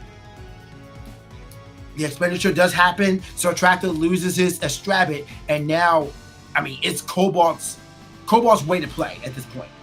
Gets to dictate the entire game. Yeah, and you're so right. PTA at the beginning of the game feels so insane. And we do see Titanostrike coming out, going to be searching out a Thunderstorm. Those back row are not safe. I like it. Being able to get a direct search for a card that you know you need. It's still a searching, so you're adding a card from deck to your hand, except instead of a random add to the top 3, it's a direct add for that, and you get a 4 attacker on field. Also, I don't know when this happened, but Mount Olympus is up. Yeah, it happened turn 1. I missed it. Under it. Yep. I missed it. Yeah, you were too focused on the fact that the PTA was flying at Sir Tractor's Rabbit. So that makes Titanostrike a 5/5, and it looks like we have a bit of a judge call here. So we're going to let the judges do what they got to do, and we'll get back to the action in just a little bit. But just a crazy opening for Cobalt right there, and just an amazing matchup that this one has gone. You can tell that Sir Tractor has truly learned from the first match, and just how to apply things going into this upcoming one. This is how to adjust going forward. So. How do you see this one playing out, Kay?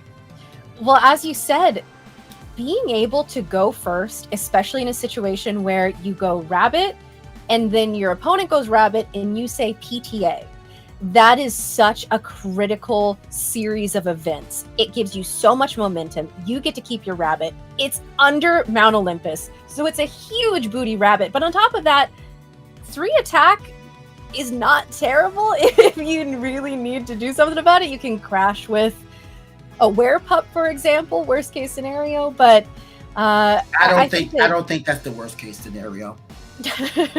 I think that Cobalt is clearly taking the momentum here. Really unfortunate news. Unfortunately, Cobalt's PC crashed and turned off. Oh no. Okay. The semifinals match does go to Sir Tractor for technical difficulties. huge congratulations to Sir Tractor for going to finals here. This was so well played by both casters. You hate to see it go that way because, I mean, both of these casters were so well deserving, whoever moved on. But of course, you want to see them play it out. You want to see the way that they get there.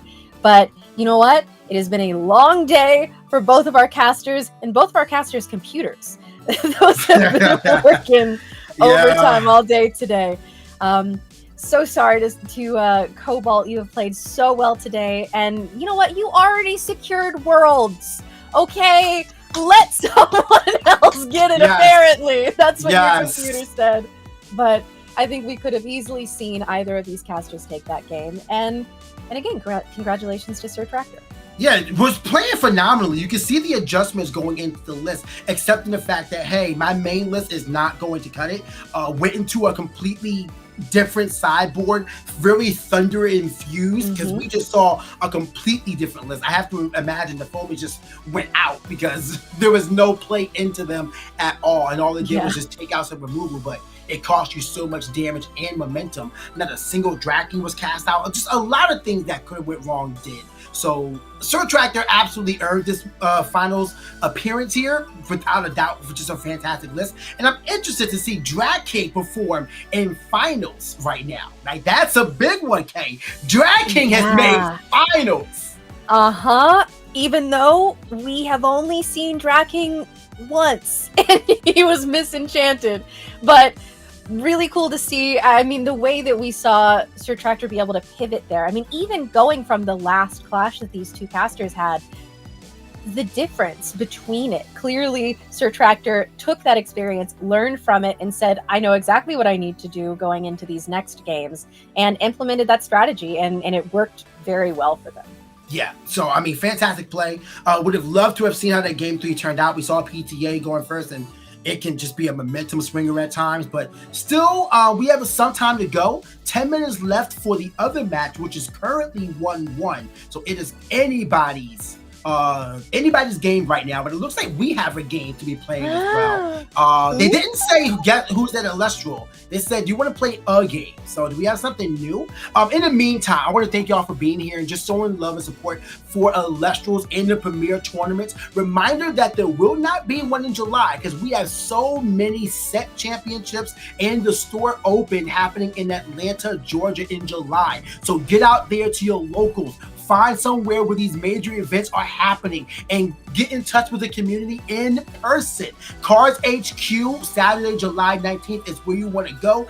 A-Drive is going to be there. Over 100 casters is going to be there. It is going to be a first of its kind event that is going to be amazing. So if you guys want to be a part of that, make sure you guys do so. The info is on your screen. The address is in the bottom left corner, and the QR code to register, bottom right corner of it. So make sure you guys come through and take your chance at winning that original, love that Cards HQ stamped Stellar Torching Champion of Heston.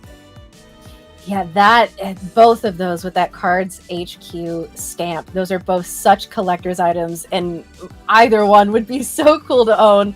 And I know that I personally would like to try my hand at winning one of them. I don't know. Who's to say? Well, I'm ready to try my hands at beating the champion of who's not Elestral. I'm locking in right now, PK. I want you to know, no matter what happens over the next 5 or so minutes, that I love you. You're my pal. You're my bestie. I apologize for what I said when I was competitive, but we got to lock in. I can tell you this. The feeling and sentiment is mutual.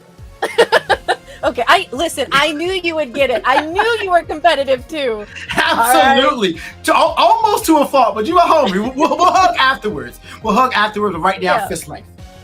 Oh. Fist length. Okay. Touch gloves. Listen.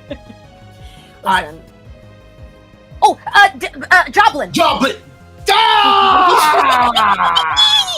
I didn't even see it pop up. I was like a half second off. Man, Joblin. Yeah.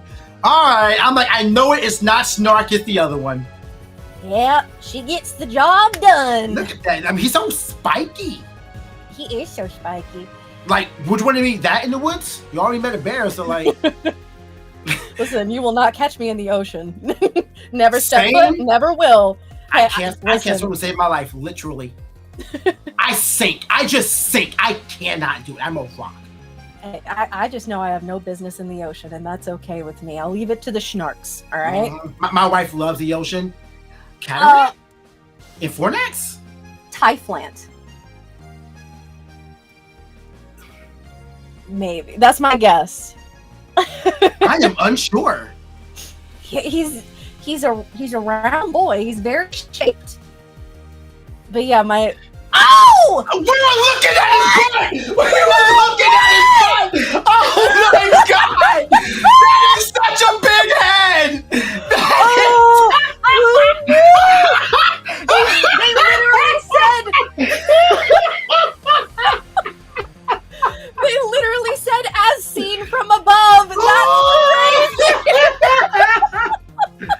No one clipped that. No one clipped that. Oh my gosh. An El Diablo as seen from above. Oh man. Okay, all right.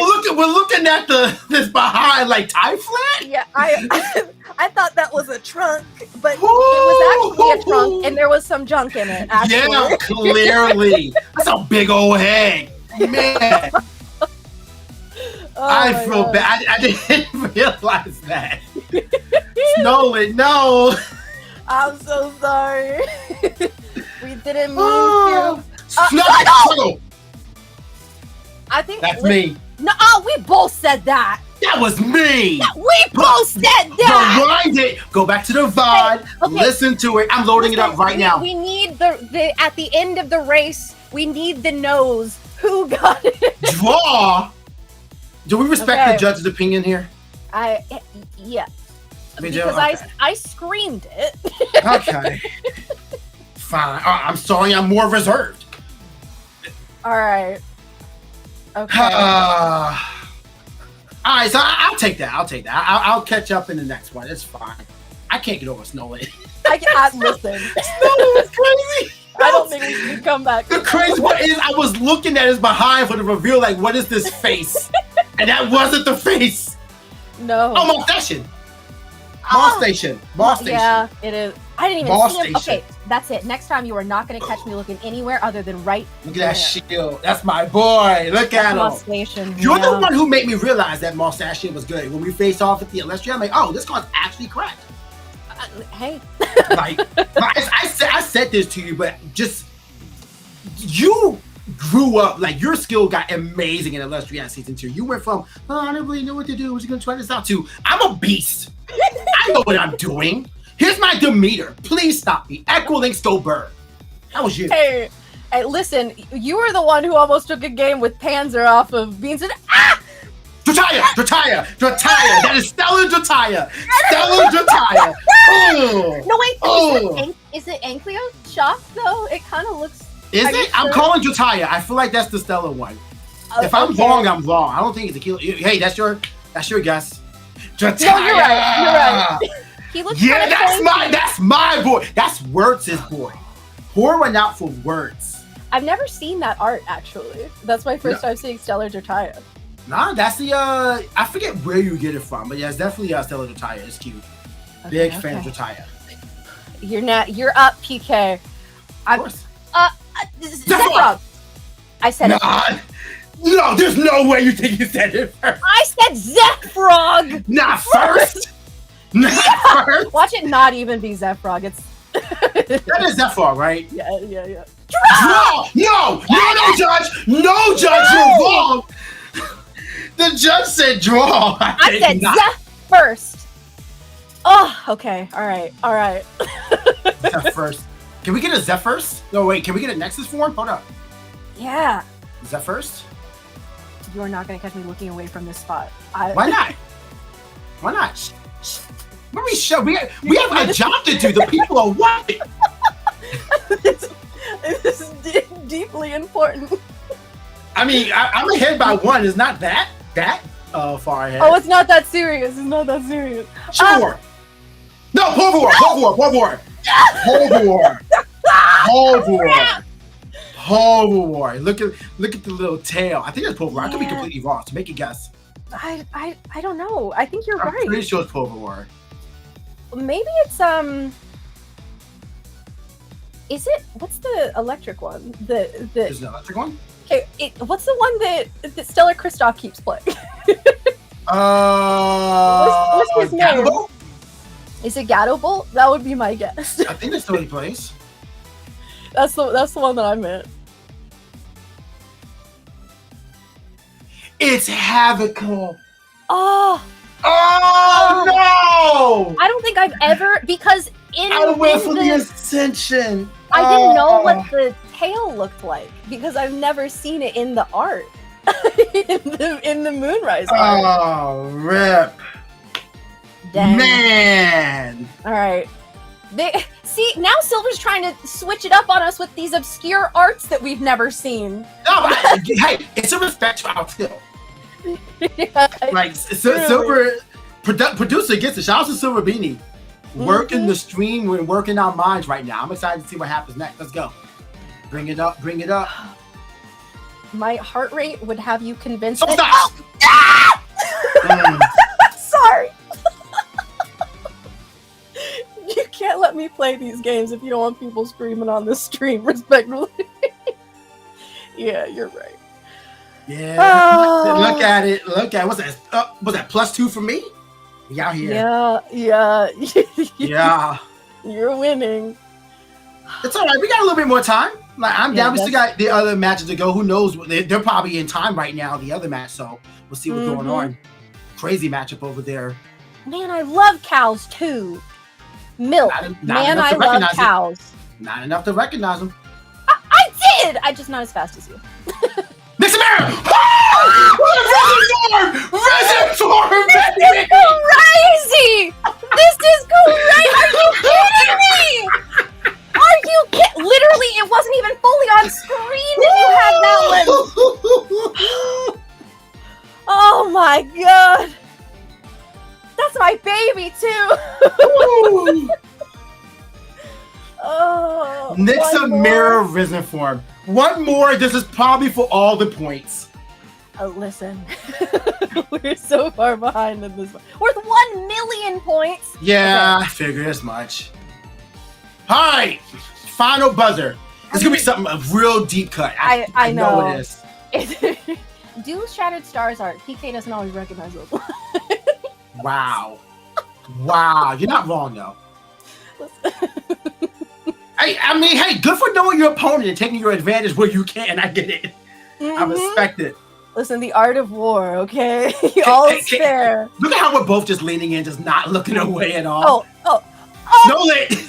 There's no way they put Snowlit again. You did not put Snowlit twice. There's no way that we got There's no way you did Snowlit twice. I'm not looking at the button. Oh. Yeah, it's incredible. That's the Stellar Snowlit. That's the mix-up. That's the mix-up. We were not going to let that happen again. It's the big old head. We're never going to forget that shape. No. Those eyes, I'm going to see them in my dreams. Oh man. Good game, PK. Good game. Very well played. I enjoyed that. Absolutely. I cannot believe that Nixa Mirror call when only a wing was visible.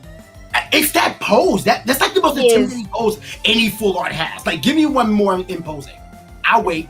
Go on, chat. Use #PlayElestrals. Tell me a full art that has a more intimidating pose than Nixa Mirror Risen Form. Also, you have to tell us. Yeah, if any of you were able to guess before us, I have to know that too. Okay, let's be honest. If you were able to guess before PK, you gotta let us know. Man. And if you guys are enjoying who's at Elestral, let us know. These are the type of things that we definitely want feedback on. So if this type of stuff brings entertainment to y'all, let us know, and we'll keep the stuff up like that in the future. At the end of the day, we're just trying to make things exciting for y'all. And of course, include the #PlayElestrals.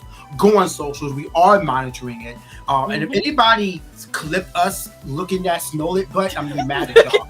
Yeah, please don't. Like, don't tweet that one, but everything else is fair game.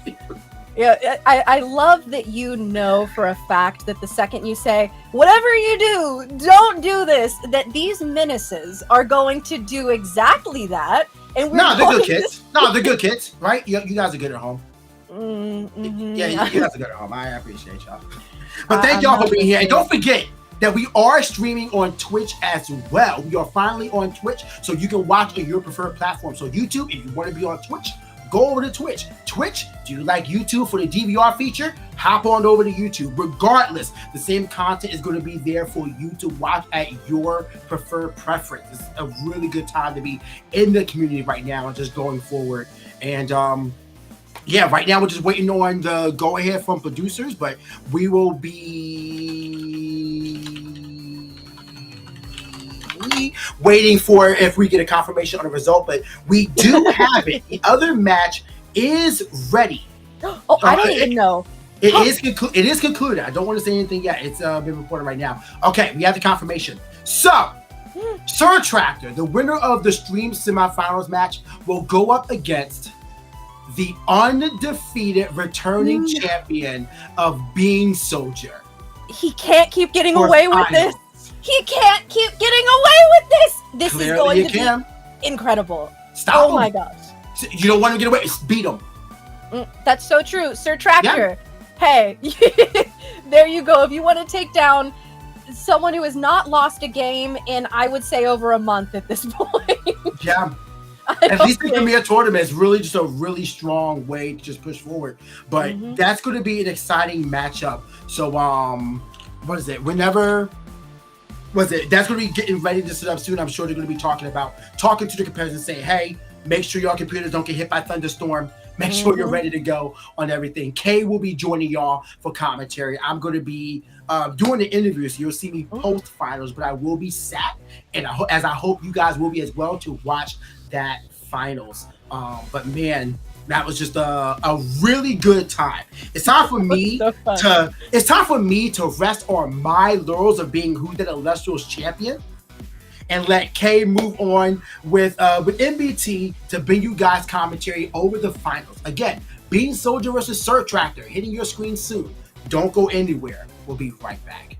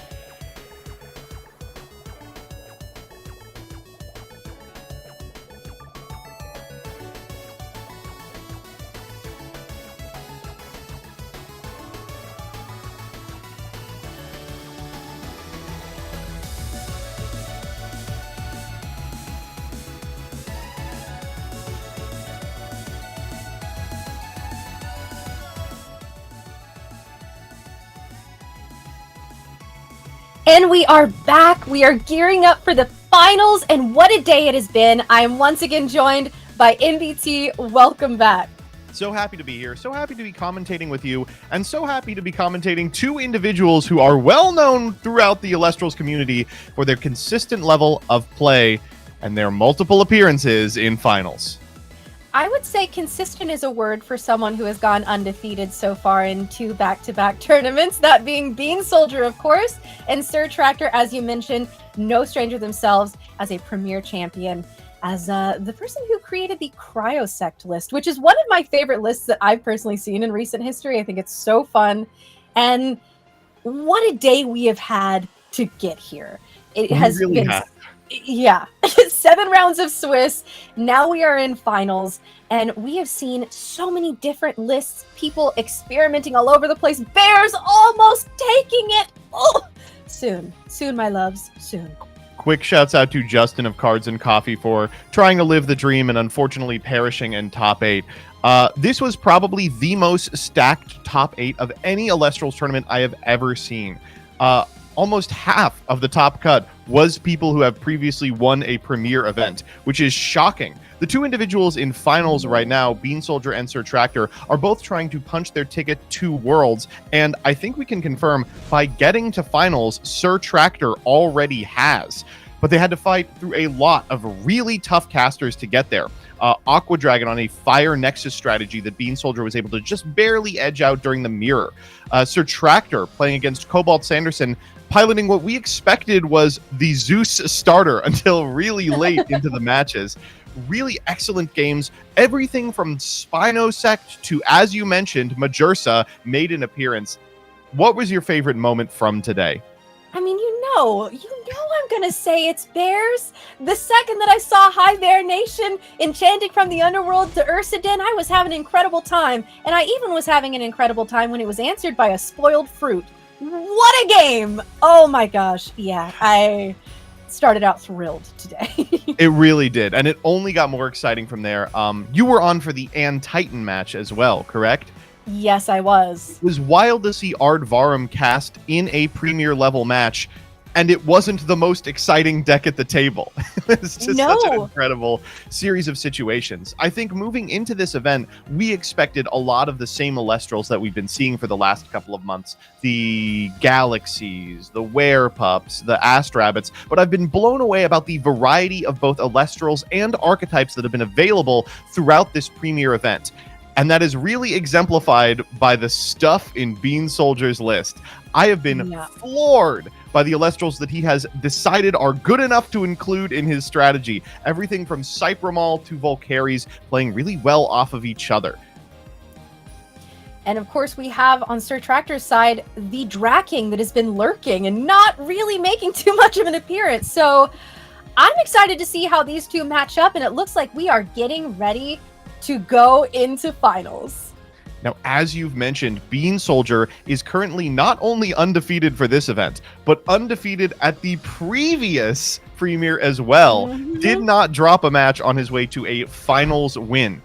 So this is the match that will determine if he goes, and I am not joking here, 20-0. What an insane stat line. Genuinely, what do you mean? Someone must stop this man, but I don't know if it's possible. Sir Tractor, that falls on you to do. Now, my money is on Sir Tractor. As you can see, Sir Tractor has 2 of the Poison Nectar Monthly Field Centers, where I believe Bean Soldier has only won 1 Poison Nectar Monthly. Really slacking in that department. You see a Smoltuga turn 1 coming down for a Volcaries, Champion of Hephaestus. Probably the breakout card from Firestorm. Available a little bit early thanks to Shattered Stars distribution. We knew early this card was going to be a problem, and it has been a really exciting addition to the list of most played Elestrals, able to enable artifacts to be playable despite their incredible cost, and really turning the screws on a lot of these archetypes that otherwise aren't willing to consider Argo. So Tractor leading with the best play in Elestrals. Astrabbit, look at the top 3 cards of the deck. And we are off to the races. As you mentioned, so many new cards available, and you wouldn't know it based on what we're looking at right now. This Smoltuga, Astrabbit, both in defense, staring each other down, saying, well, where do we go from here? You know, Smoltuga used to get neck rough. Mm-hmm. All right, down comes the Volcari's Champion of Hephaestus. This card eats Gorgon's Gaze like nobody's business, almost as much as Elechik used to back in the day. Looks like Sir Tractor is ready to deploy it. Yep, there it is. One of the most gazeable cards in Elestrals. I will say, though, Bean Soldier has been playing this Volcari's in a very different way than I'm accustomed to. Frequently, you'll see the Volcari's come down, followed up with the Hephaestus. The Hephaestus will detach to grab a Torch of Hestia, and then the Torch will attach to the Volcari's to make a 6-attacker on cast that threatens more value as the game goes long. But Bean Soldier will just keep the Hephaestus in hand, trying to pair it with something like a Galaxy Altar Play or maybe a Kindleo. No reason to invest into something that's just a 2 stat line. Very true, and that goes to show. I mean, even just slight changes in play like that can catch opponents off guard and can make all the difference. And we have a Spectaris coming out, or yes, there we go, Spectaris coming out. Got my bugs confused for a second. Yeah, I mean, I truly do value every single bug, but they all kind of look the same to me. Going for an Argo here on the attack declaration that's going to attach to the Volcari's.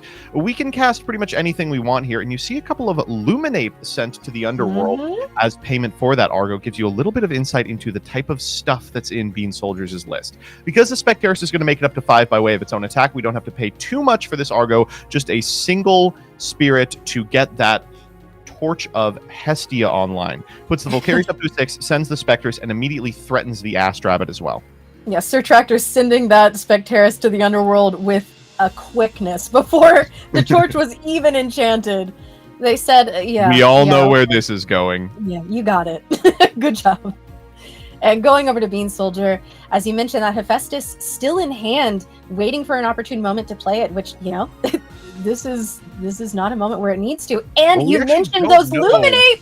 We don't know if the Hephaestus has been added or is in the hand at present. Oh, true. It did get Gorgon's Gaze. Volcari's was Gorgon's. But it's funny, Volcari's isn't the only card that allows you to spend spirits from your Underworld on a powerful artifact. Cypremol allows you to enchant a Golden Fleece from your deck using spirits from your Underworld, which is why we paid the 2 Luminate for that Argo. Getting those in the Underworld early makes sure we can recycle them here. And even though we're at 14 spirits, they are currently all represented on the field. Yeah, I can't believe Argo was free. That's that's incredible. And Cypremol is one of those cards that for the longest time people said Cypremol bad.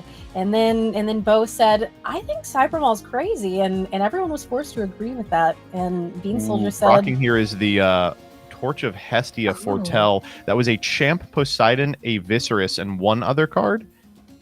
Yeah, that Champ Poseidon, as we have seen in Bean Soldier's hands, is a dangerous, dangerous card. If you thought that Eddie was duh Astrabbit killer, you haven't seen nothing yet. And just a miserable shield coming down from Sir Tractor. Bean Soldier, of course, has equipped his Elestrals in such a way that the only profitable shield would be on the Volcari's, but deploying the Volcari's again next turn is just as frightening.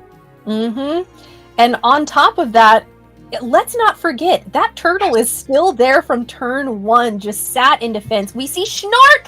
Finally! Schnark coming out! Okay, after 100 it's years, happening. We've made Schnark happen. Oh, and there is Draking. The search allowing you, of course, to get a card that is exactly water, lunar, enchanted. There are a few different targets for that. This one being... You see Tsunami High Tide occasionally. We saw a player playing that with Javalantis, of all things. Rocking a hard place. Joblin, of course, but Draking has been the go-to for the last couple of events, just because it pairs up so nicely against a lot of the threats in Firestorm format. Things like the ever-present Like a Void champion just don't stand up to it. Here, unfortunately, it looks like the Cypremol is not going to stand up to the Zeus activation, sinking it down to 1 attack, so low that even the Astrabbit can get it, wiping that fleece off the field, and suddenly Bean Soldier's on the back foot. If that set card is Gorgon's, I think Sir Tractor is good, but if not, it's time for the Volcari's half of the deck. Yeah, this could be rough, especially knowing that Draking is in hand, threatening an Ascension just going into this next turn. Bean Soldier really wants to get rid of that Schnark here, and as you said, that recast of that shielded Volcari's, he is coming back out, this time not to be met by a gaze. We will see. A little frightening then. You have to imagine the set card isn't a poison-tipped arrow, because a poison-tipped here would trade really well, prevent the Schnark from going to the the underworld without trading for the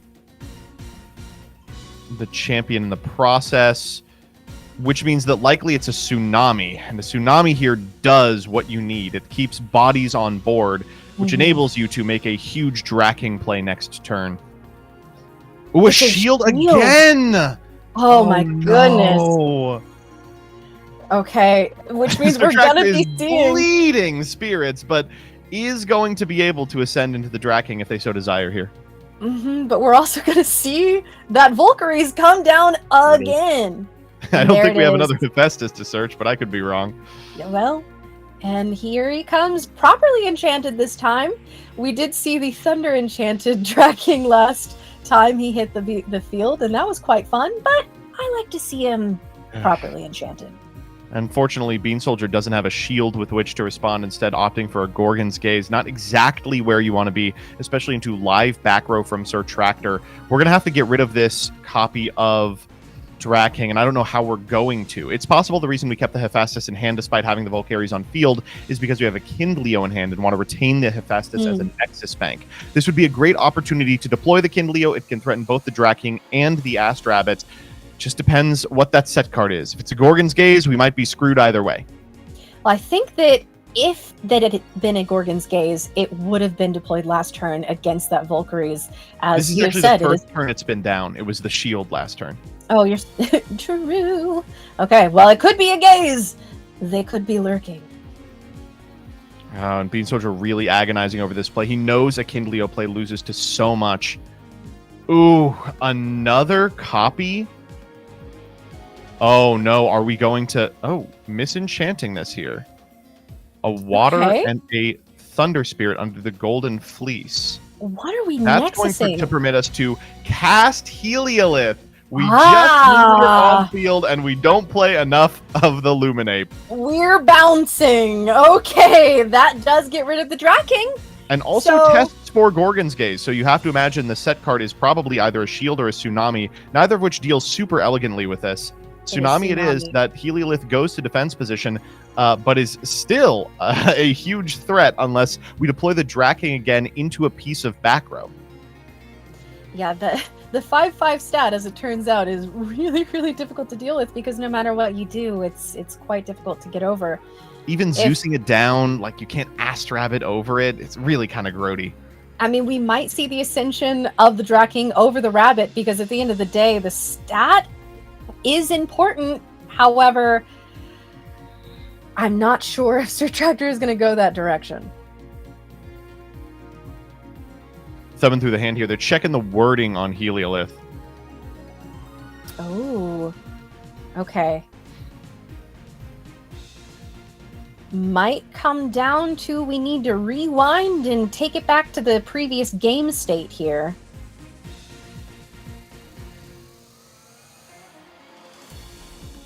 We are going to ascend into the... Oh, we may be rewinding here. Yeah, I think we're going back here. It seems there is some question about the wording on Heliolith, which I'm sure our judges are there dealing with and figuring out, making sure we can get back to where we need to be. There's a significant amount of frustrating things about Heliolith here. It doesn't exactly do what you want. You know what it might be? Did we pull the tsunami off of the Draking with the understanding that the Draking would be returning to the hand? If that's the case, we may need to recheck if Heliolith targets or not. I'm not sure. I feel like the tsunami came out after Draking was already gone, but I could be wrong here. So at present, we're just rewinding the board state so that the judge can figure out what's going on. And then we will determine the outcome of this. Okay, so it looks like Heliolith is going back to hand, and we are really reversing this.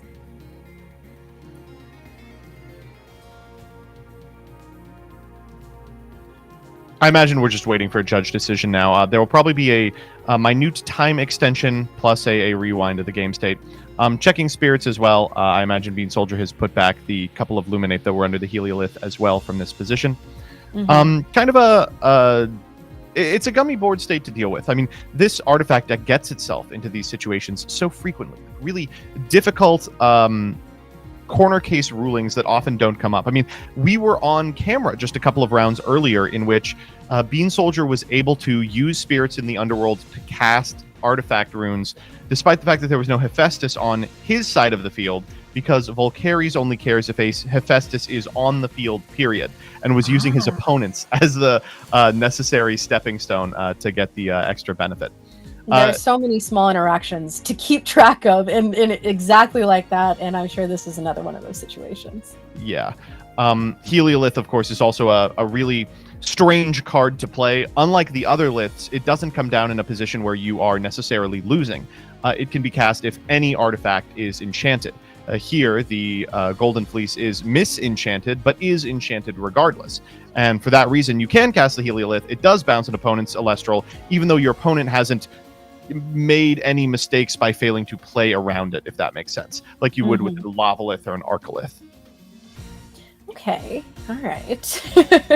We will find out for sure and be able to let you all know as soon as we have gotten it sorted here. This is a lot of information to know as well, I will say. Regardless of how this settles out, knowing the back row is a copy of Tsunami, knowing that Heliolith is Bean Soldier's functional out to this copy of Draking means that both players get to play with a little more assurance than they would be able to otherwise. So I imagine this has got to be something pretty major if they're rewinding this far.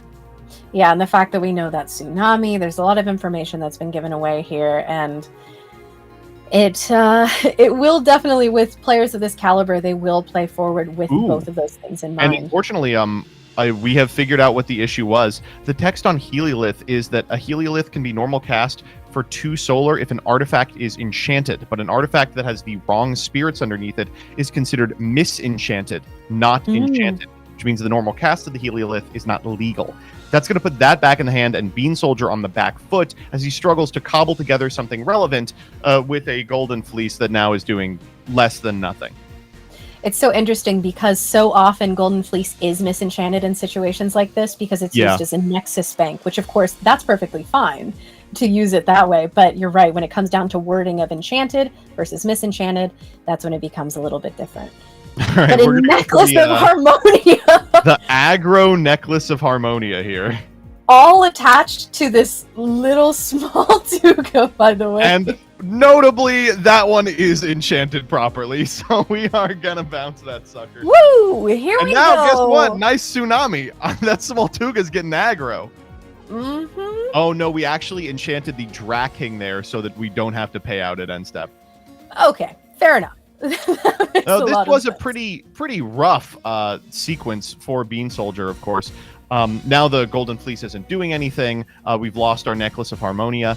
But as far as misplays go, it's wild that this was a recoverable one. Yeah, we were able to back up, and unfortunately Bean Soldier has invested a lot of spirits to get rid of that Draking. And this is a trickier position, as you said. That Necklace of Harmonia is a big thing to lose here, especially because a lot of these lists are only playing one. Ooh, oh my gosh. Yeah, Earthquake on the Heliolith. Now we simply have our 2 beginning of the game Elestrals still sitting here, the Astrabbit and the Turtle, both 5 booties, saying, oh, hey, come here often? Yes, now, actually. Quite. Of course, it's terrible on this board state. But maybe Sir Tractor won't realize that it's misenchanted, will cast the Draking, attack into the Smoltuga, and then not take it because he thinks it stays on the field. Or maybe because the Draking is misenchanted. With a Thunder, so hard. All right, and we are simply just... See it. No, down goes the Smoltuga and its associated spirits. All right, we're down to just a Draking. Do we have a removal spell for it? If we do, we can still win this game. Otherwise, we probably can't. Sucks the Volcaries and the Hephaestus are in hand because it would be really fantastic to be able to cast something like a Necklace of Harmonia from this position. Yeah, but that is in the underworld, as we know. And ending to draw here, that's rough. Yeah, Can we looking make it for past this Draking? It's so huge. And a scoop out of Bean Soldier. Unfortunately, it looks like that misplay was game determinative. Too few spirits to go on. Too little, too late. Unable to beat the premier format threat Draking that has absolutely astounded us every time we've seen it cast today. it just goes to show that no matter what level you're playing at, there are always things to learn, and there are always things that come up that it's like, oh, this is brand new information, and hey, we're all learning here together. And Sir Tractor being possibly one of the first people, depending on how Bean Soldier's games have gone, to take a game off of Bean Soldier in who knows how long. I think we know Bean Soldier's record in Top Cut. He's won all of his matches 2-1, which is a little frightening. I'll say this about playing against Josh. I've been in a lot of situations where I've played against him where I thought I was going to take the set. I don't think I ever have. It's always the first game where something like this happens. I get off to an early lead or am able to mount an incredibly consistent offense that he just can't keep up with. Game 2 is always a really, really close one that comes down to something as minute as spirit management. And then Game 3, he'll blow me out. So this is exactly where Bean Soldier wants to be, and it's a place that he is comfortable being. That said, I mean, you can't, if you're Sir Tractor, look at this as anything other than an absolute win. You'll take these W's where you can get them, and you really want to take one off of the boy who is gunning for 20-0. Yeah, I mean, this is a great position for Sir Tractor, just needing to get one more game. We've seen Sir Tractor be able to go into that side deck, completely transform this list, even though Josh knows, hey, we're dealing with Draking, we're dealing with this. We know this is a very transformative kind of list, and that Sir Tractor knows how to do that. So this will be interesting going into this next game, seeing how our casters adjust. And yeah, you can't count Bean Soldier out ever, really, but especially in a situation like this. So the two of them are siding. I think Josh is going to be able to side with a sense of familiarity. Sir Tractor's list isn't particularly shocking. Josh is in a testing circle that includes Dimax. He knows that Draking is a threat that he needs to be prepared for. And when you're playing against a deck with a lot of water Elestrals, there's a lot you can take out. You know, the tsunamis are a lot less impactful.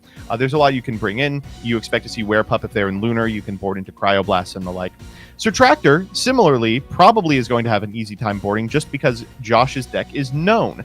You know what you want to board into against these artifact decks, these Argo decks, these decks that are playing Volcaries. Go ahead, say it for PK. While I don't want to get PK too excited, one card that's not bad against this deck is Pandora's Box. It's not terrible. Listen, he can't keep getting away with this. You know that he's somewhere. If we see a Pandora's Box cast and it's game determinative, I will hand it to the boy. I will recognize that he was right. I will order more Pandora's boxes from ShopElestrals.com. It's so true. That actually is so true. And I will have a great time. All right. The two of them, it looks like, are done siding. They're about to present their decks. We're going to draw some cards, see if we mulligan, and Bean Soldier will be going first in game number 2. Okay. As you said, this is a position that Bean Soldier is not unfamiliar with, and is not unfamiliar with coming back from and dominating. So here we go. It just goes to show that there's no way to predict how these clashes can end up. Yeah, I'm going to see if we mulligan first. The thing about Bean Soldier's deck is it is very possible that it draws poorly. It looks like we are just going for the first turn expend a draw. This Fire Nexus deck has a lot of cards you don't necessarily want to draw, but aren't terrible to. Hephaestus, Torch of Hestia, like we saw last time, Golden Fleece, and copies of Necklace of Harmonia, of course, aren't fantastic. But for that reason, it needs to mulligan pretty aggressively in a strategy that really wants to keep as many spirits in the spirit deck as possible. You want, a million Vipyros, so you can always be Nexusing with your Kindleo. So you can play totally ignorantly with Lavalith. So there is a little push and pull that I'm sure that Bean Soldier is familiar with. Foamy coming down, eating a poison-tipped arrow. That's optimal for Bean Soldier TV. Let's see what this Smoltuga adds. Okay. It's going to be Volk again. Yep. Unsurprising there. We're going to get this engine started. And I'm glad that you caught what happened with that foamy, because I was just looking at it like, there are cards happening. But yes, we are here. Unfortunately, foamy is a card that we have not seen do anything. It has been in a lot of decks, but it sure hasn't done anything. Not one thing has it done, actually, but, you know, it's kind of good in the same way that Smoltuga is. It's kind of just a good guy that protects your spirit deck, because no one wants to attack into it. That doesn't mean it's, like, good. Schnark coming down, gonna grab a Draking, I'd imagine, although, you know, we could always get High Tide. True. Rock but we are going to get that Draking. There are so many options. Schnark, we love him. And it looks like both of these decks are, at the beginning, able to go and get their game plan. We're able to start doing the things that we want to do. And we're going to be able to see, honestly, how these two decks match up here. All right, Zeusing down this Smoltuga means that the Schnark's going to walk over it. If you're Bean Soldier, you probably don't fight over this. It's not a really important piece of your game plan. The Galaxy is. Galaxy here, so absolutely incredible. Will perform the flip. That's going to switch Schnark from a 3-attack Elestral to a 3-attack Elestral. Put the Galaxy to a 5. It plays well around pretty much everything, including a Shield of Achilles. A Gorgon's Gaze here is going to, I imagine, be activated on attack declaration and just function as a fog that you had to pay 2 for.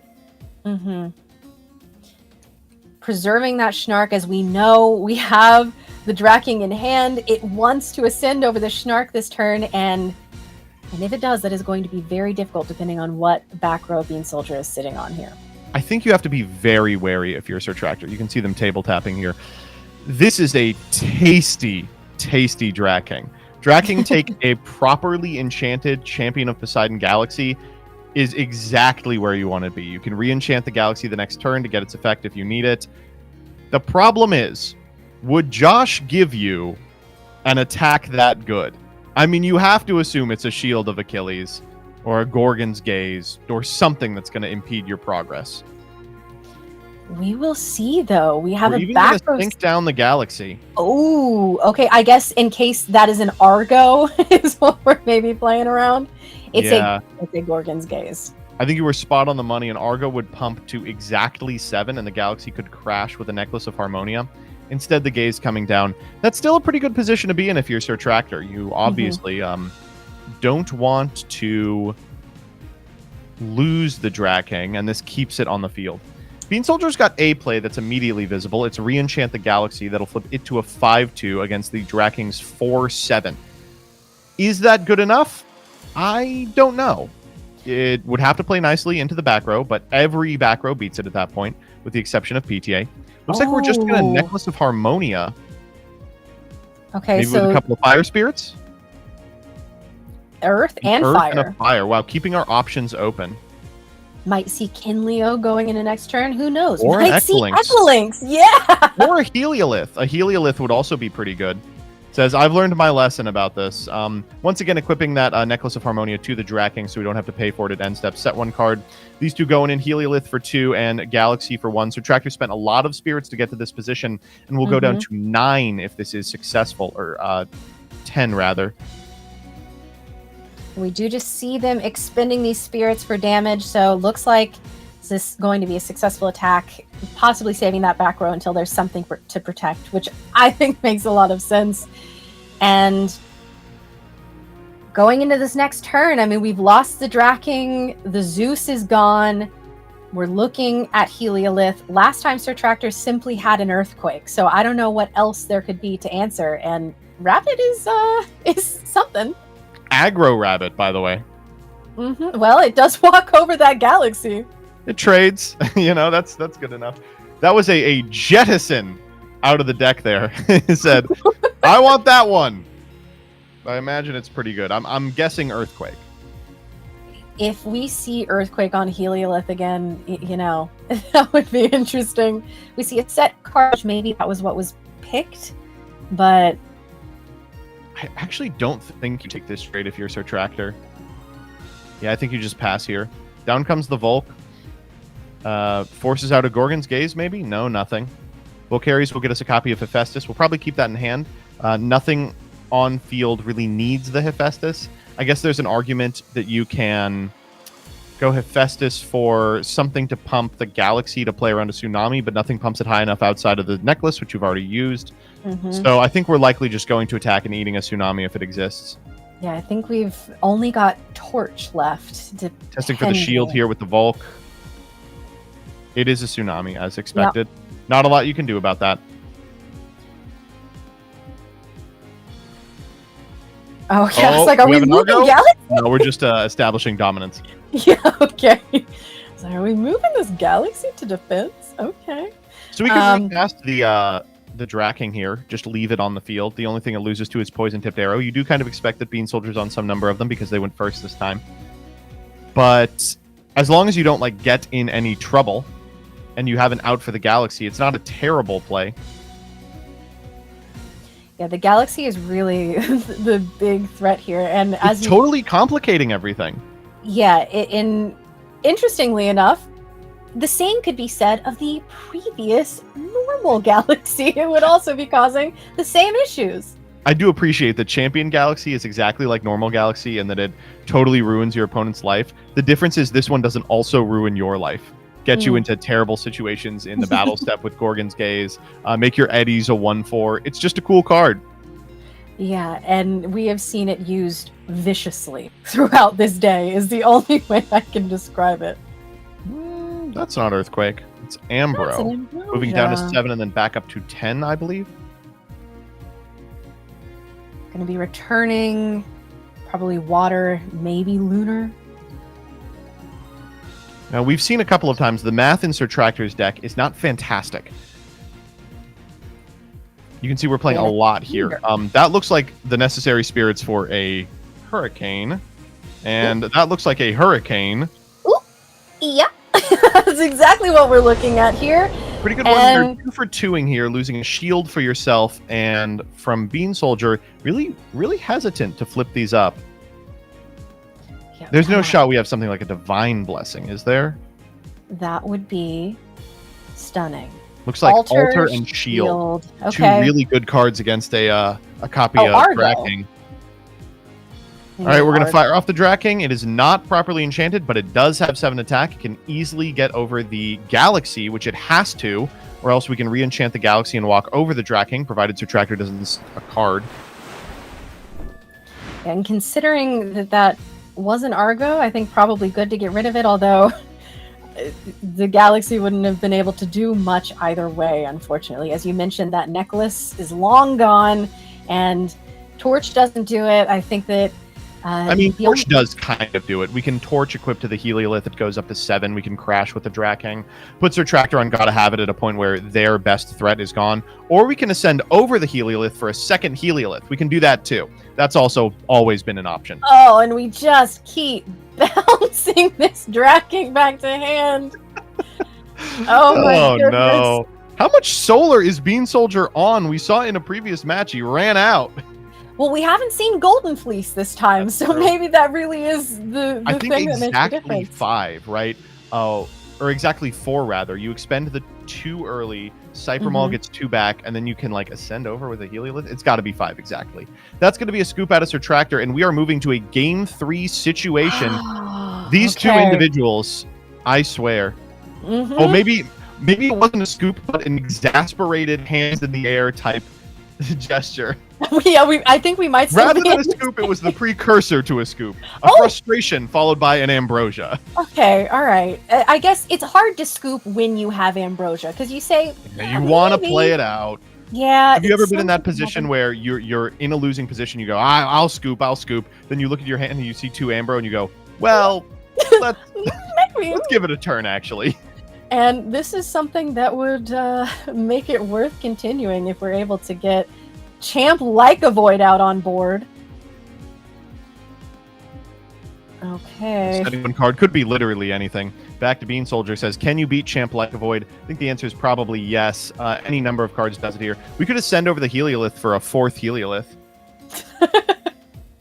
I think I would concede at that point, no matter how many ambrosias were in my hand if that happened. We don't see the draw phase activation of that full moon, which is interesting. Yeah, it elects to not play around spot removal or cryoblast. I think correctly. A deck like Bean Soldiers that's playing main deck Heliolith, that's playing Kindleo, that's an opportunity to shave some of the spot removal. So you'd rather deploy it in the battle phase where it can maybe save you some damage.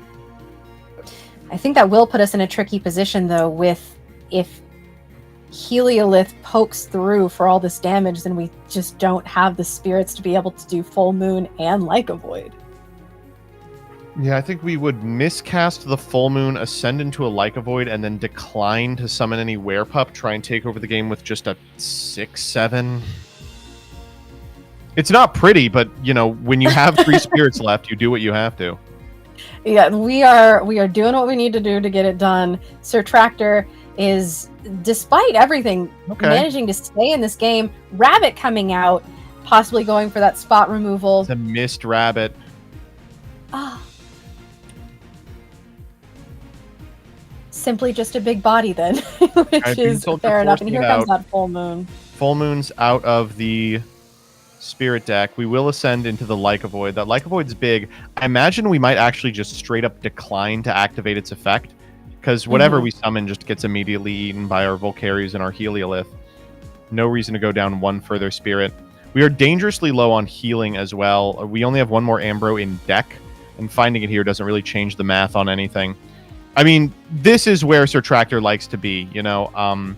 One powerful Elestral against the world. Sometimes it's Drakking, sometimes it's Like a Void. But either way, Bean Soldier's going to have to find an out.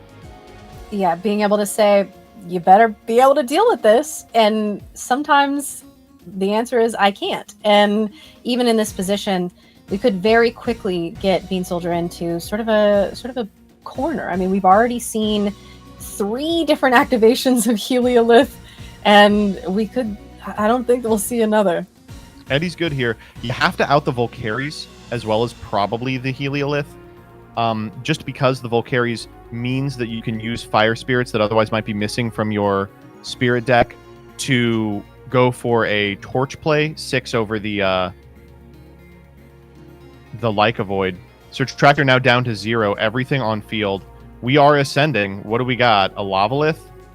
Oh no. Oh, it's Champ Galaxy again! It's just Champ Galaxy. We're going to hit over the Eddie for 1 with a 0 Spirit deck and walk with it. Miserable. I mean, if you're Sir Tractor, you have to be thinking, what if I just didn't play Eddie? But absolutely played that correctly. There was no better option there. You do have to eat as much of the board as you can to prevent anything like that from happening.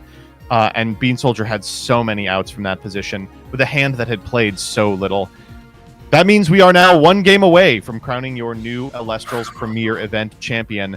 And it could be the boy back-to-back. What did I say? A really close game 2? Yeah. Are you ready for the game 3 magic? I was going to say, you might have the gift of prophecy a little bit. That or you've just gotten I consider myself a champion of Apollo. Yeah, that or you've just gotten your took is handed to you by Josh one too many times, and you know the pattern. Who's to say which it is? It could be the gift of prophecy. It could be lessons learned in the trenches. I don't know. This guy powers up. That's the important part of this individual player, and I don't want to play against him when he's at full power. We're boarding now. You can see Bean Soldier's boarding out a couple of cards. I imagine we're just seeing those. Poison Tipped Arrows come out, though there's an argument to keep them in. Poison Tipped Arrow has a lot of utility when your opponent is playing Astrabbit turn 1 and you're on the play, which means that you can contest theirs and they never have a defensive wall that prevents you from accessing their Spirit deck. But it's also pretty good against decks like Sir Tractors that aim to, on turns 2 and 3, cast something like a Drakking or maybe a Like a Void. You're going to take a lot of damage in the process, but if their whole game plan is to get this Elestral on field, well, cutting them off it permanently is probably worth 4 or 5 Spirit Steel. Sir Tractor, inversely, is now on the play and is going to be able to board into a lot of the negation that makes this fire archetype really, really suspect going second. The Gorgon's Gazes, the Poison-Tipped Arrows, the like, all of that is immediately coming in and definitely going to ruin Josh's day if he can find it. It is interesting because we have seen Sir Tractor has things like Thunderstorm and Titanostrike in the sideboard. I don't know if those are worth bringing in at this point, but there are lots of options that we have to play with here. And I'd be interested to see what Sir Tractor decides to stake this game on. Because, I mean, this is the one. This is the one that's going to determine our next champion. It is, and importantly, we've got a ton of time. This is 24 minutes left on the clock with a 4-minute time extension for that judge call. Means that we are not going to get into a turn situation. This is going to be won or lost based on the quality of play over the next 30 minutes. And these two have been playing out of their mind all day. Let's transition now to the final game of your Elestrals Premier event. I cannot wait. I love seeing... That's a pretty good turn one play. Yeah, oh my gosh. Bringing out Werepup and getting that full Here we go. moon. Now, if you're Bean Soldier, there's a lot of ways that you can prepare against this. Boarding into something like Cryoblast is pretty powerful. I don't think we've seen the Flare Mine out of Bean Soldier, but could always be skittling the Spirit deck in such a way to keep it online. We know that Sir Tractor hasn't been firing it in draw phase much, so a piece of removal here could do really well if we're allowed to make it to main. You can see I think we have an Argo in grip already, but that's all I can see. Bean Soldier asking about draw, and it is coming down right now. We're going to go for the full moon. I don't think we are going to enchant it very much, if at all. Yeah, we're even missing the moon, but that does trigger the Werepup, which enables it to ascend into Champion Like a Void. Real quick going, oh, well, hold up. We don't want to miscast it. And we are going all the way in, says, I know you are not playing Spectrus in this deck. Yeah, I think that's probably safe to assume. Although, if anyone was going to be hiding Specterus for this many games and not revealing it until the finals, it would be Bean Soldier. But I think pretty safe to assume that these puppies coming out and having everything properly enchanted is a safe bet. All right, Bean Soldier going for a copy of Astrabbit here. This is pretty powerful. Hopefully that we will we'll be able to find something valuable here. Yeah, if not, I mean, we've talked about this a couple times so far today. Astrabbit is starting to feel a little slow, especially when you're looking at things. Look at what just happened! Yeah. 15 Elestrals worth of material on the field, said, I will attack you to death if you permit me. Bean Soldier's like, well, this bunny might find me a tsunami. And unfortunately, I don't know. We're not looking at any back row so far. Okay, there we go. 1 is set. 2 is set. I don't know. You gotta go all in. There's no other option. You gotta go all the way in. Oh my gosh. Can't play around anything. If Sir Tractor has set 2 back row, including a copy of Tsunami, you just get got. And the whole team is here. Down comes Draking, Like a Void. This is as aggressive as Sir Tractor can be. Said, I am not going to give you the space to breathe. Let's see what Bean Soldier's got to respond with. It's got it. There has to be an answer. I am shocked we didn't see Only Hurricane. shield works here. Okay. Already touching those back row, we know it's got to be coming. There is an answer, and it is Argo. Okay. How interesting. We can use the Argo here to cast something like a Golden Fleece to prevent the Astrabbit from being destroyed. Then when the Like a Void attaches, we can Tsunami, which maybe does something. Alternatively, I wonder if we have a Liar. No, it is going to be the Golden Fleece. Golden Fleece enchanted with 2 solar and then means that we can protect the rabbit from the Draken attack. But we still need to have something to prevent it from dying to the Like a Void, right? We will see. I mean, is this about to be... Again, we've seen Heliolith so many times come back. This poor Draking has not stopped bouncing since the beginning of this clash. Oh my goodness. Can I really not do math? Golden Fleece just buffs the butt on Astrabbit sufficiently that the Draking can't get over it. It's exactly 7. And an... What is that? Viserys coming down. Trying to walk over this suppressed Werepup here. Oh, and Sir Tractor's thinking if it's worth it. I mean, do you really care if Bean Soldier goes wide on this board? Your entire strategy is predicated on the Draking getting there. We are going to go ahead and... Oh, the Draking doesn't flip, don't worry. We are going to go ahead and fire off this Tsunami here. If you're Bean Soldier, I think you're really happy with that trade. Nothing on the board threatens the Astrabbit yet. And Viserys for a back row is a trade you always want to make. Your win condition is to resolve a Heliolith from this position, bounce something like the Draking, and just hope against hope. Now, we haven't seen Heliolith so far, and as it turns out in the previous games, it's just always been present. But without these big cards being removed immediately like we've seen, they are really backing Josh into a corner here. That Golden Fleece really putting in a lot of work here. I think Sir Tractor is kind of wondering how they're going to actually out the rabbit. It's going to need a hard removal spell. Not too much in Sir Tractor's list can get over it. Sans Zeus. So maybe we load up on a Divine. Maybe we load up on a hard removal spell. But no matter what we do, it's going to feel really bad. And that's a Thunder Spirit. Oh, it's an extended draw. Oh, okay. Ooh, could have fooled me. I know. I really thought that's what we were going into. All right, we're going to at least use the Draking to eat the Viscerus. I wonder if we're going to cast it here. Probably. Just nice to go wider, even though it doesn't actually change anything. And we're using Poison Nectar Monthly Field Center in order to represent that Viscerus. We'll have to remember that it's got 4 attack. Yeah, it is misenchanted with water. And I think that is Josh reminding himself that there is, in fact, a Viscerus over there. Just being puppeted by Draking. Okay. Sir Tractor looks like they're in total control of this game, and make no mistake, at present they are, but Josh is hardly out of it. Like, this Ast Rabbit has put in a lot of work just as a defensive body, and will continue to do so. Even re-enchanting it here isn't the worst thing in the world. You do kind of want Sir Tractor to have to go for it, especially into a back row that could conceivably contain like a Shield of Achilles that could blow him out. And we see Champ Galaxy coming out. This has been the most dangerous card that Bean Soldier has played all day.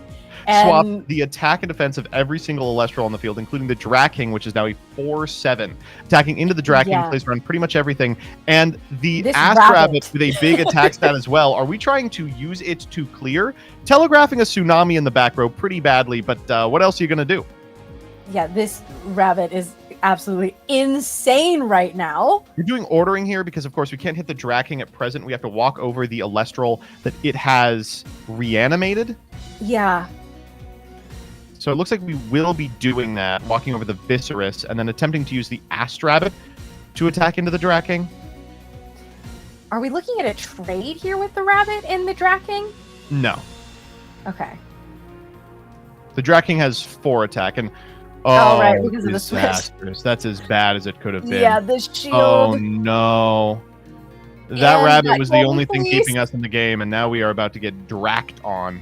Yeah, the number of times that I have seen a game be thrown just because someone says, maybe I do need to attack with this rabbit. I honestly... Well, in this position, he had to. Otherwise, the Draking would have absolutely been on field. Expending to draw here says, there's really no reason for me to go any further. I've got everything I want on the field already. The only thing I'm fishing for is back row. Yeah, and that is something that, as we just saw, can make or break. And we did get it. We get 1 back row set here.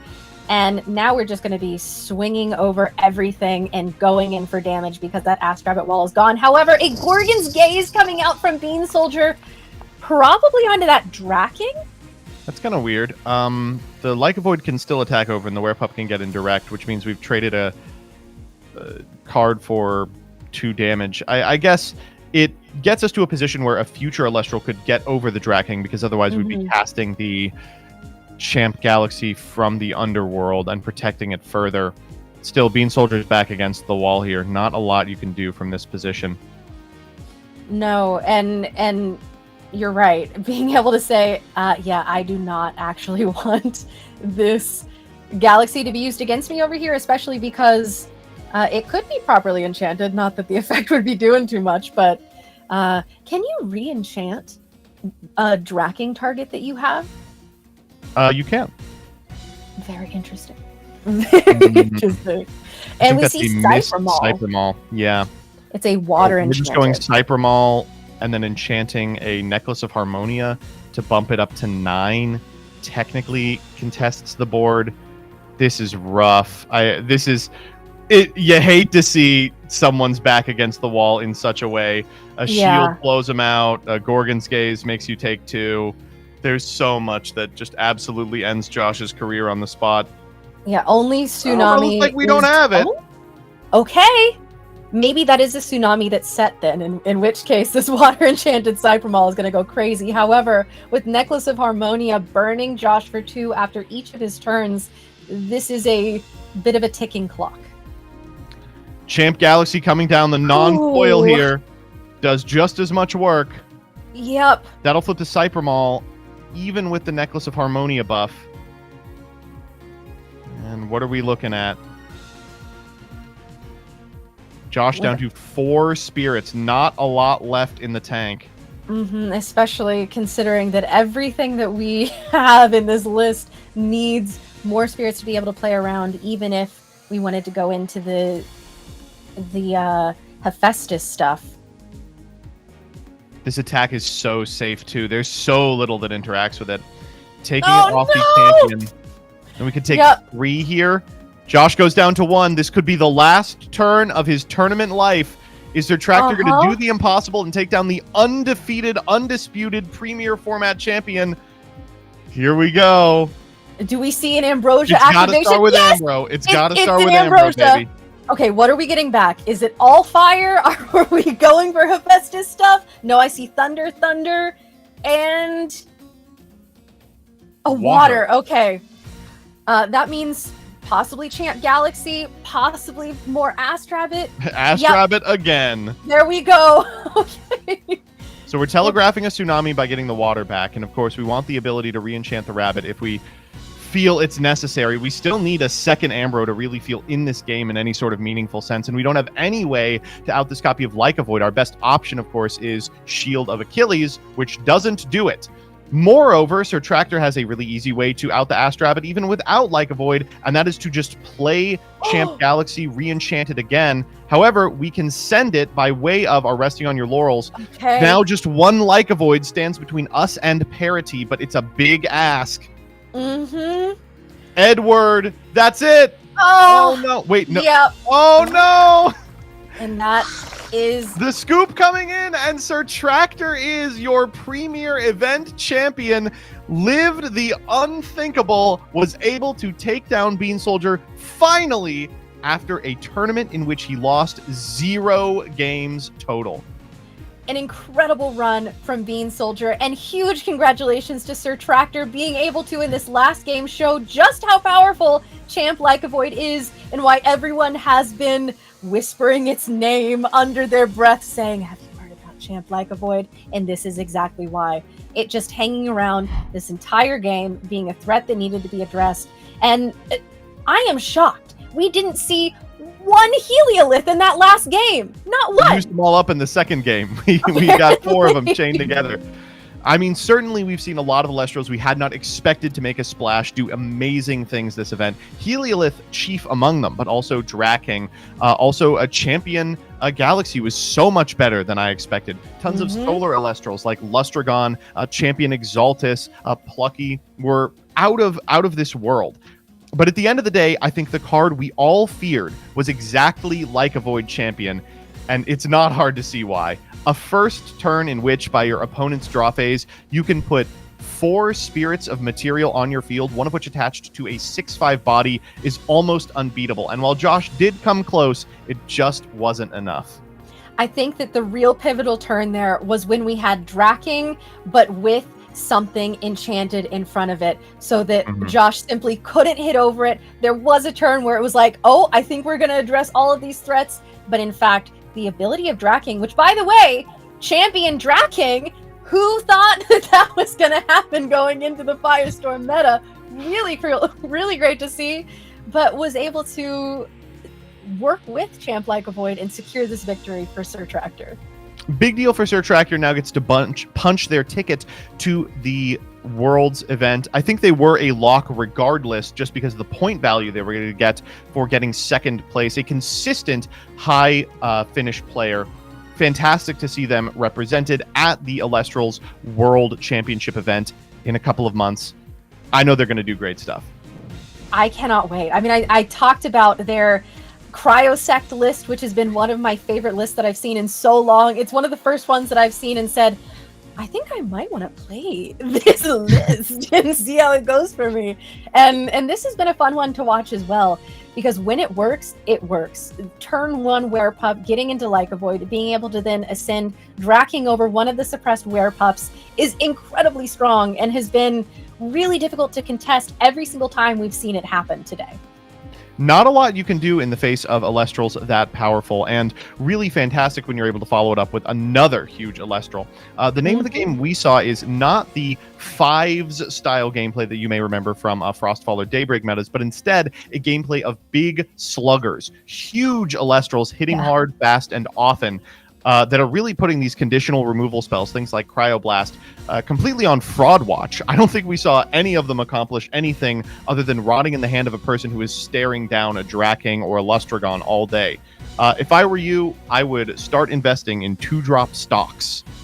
Yeah, and you know what? We have been talking for so long about wanting to see these bigger bodies be more viable. We've been slowly moving away, as you mentioned, from this sort of 5s type meta, and now it's apparently 7s. It's 8s. It's even 15s is around as well, as we saw represented from Pantera, who has been here a lot today. And I think it's really, really cool to see Draking be a champion here. And not only that, but Sir Tractor has shown us all day today that even when the game doesn't go exactly according to plan, even when things get bounced back, even when things get shielded, being able to then turn back around and, for example, ascend over an Astrabbit into Draking again and say, you know what, I'm not down and out yet. That's exactly why Sir Tractor is here and is our champion today, and has just been able to tackle every single challenge that has been thrown at them all day today. Well, I mean, it's still a 7, you know? Even with no effect, it's a very large guy. Yeah. Yeah, especially if it's under Mount Olympus, which is something that we were able to see. And who knew that Thunder Draking went crazy?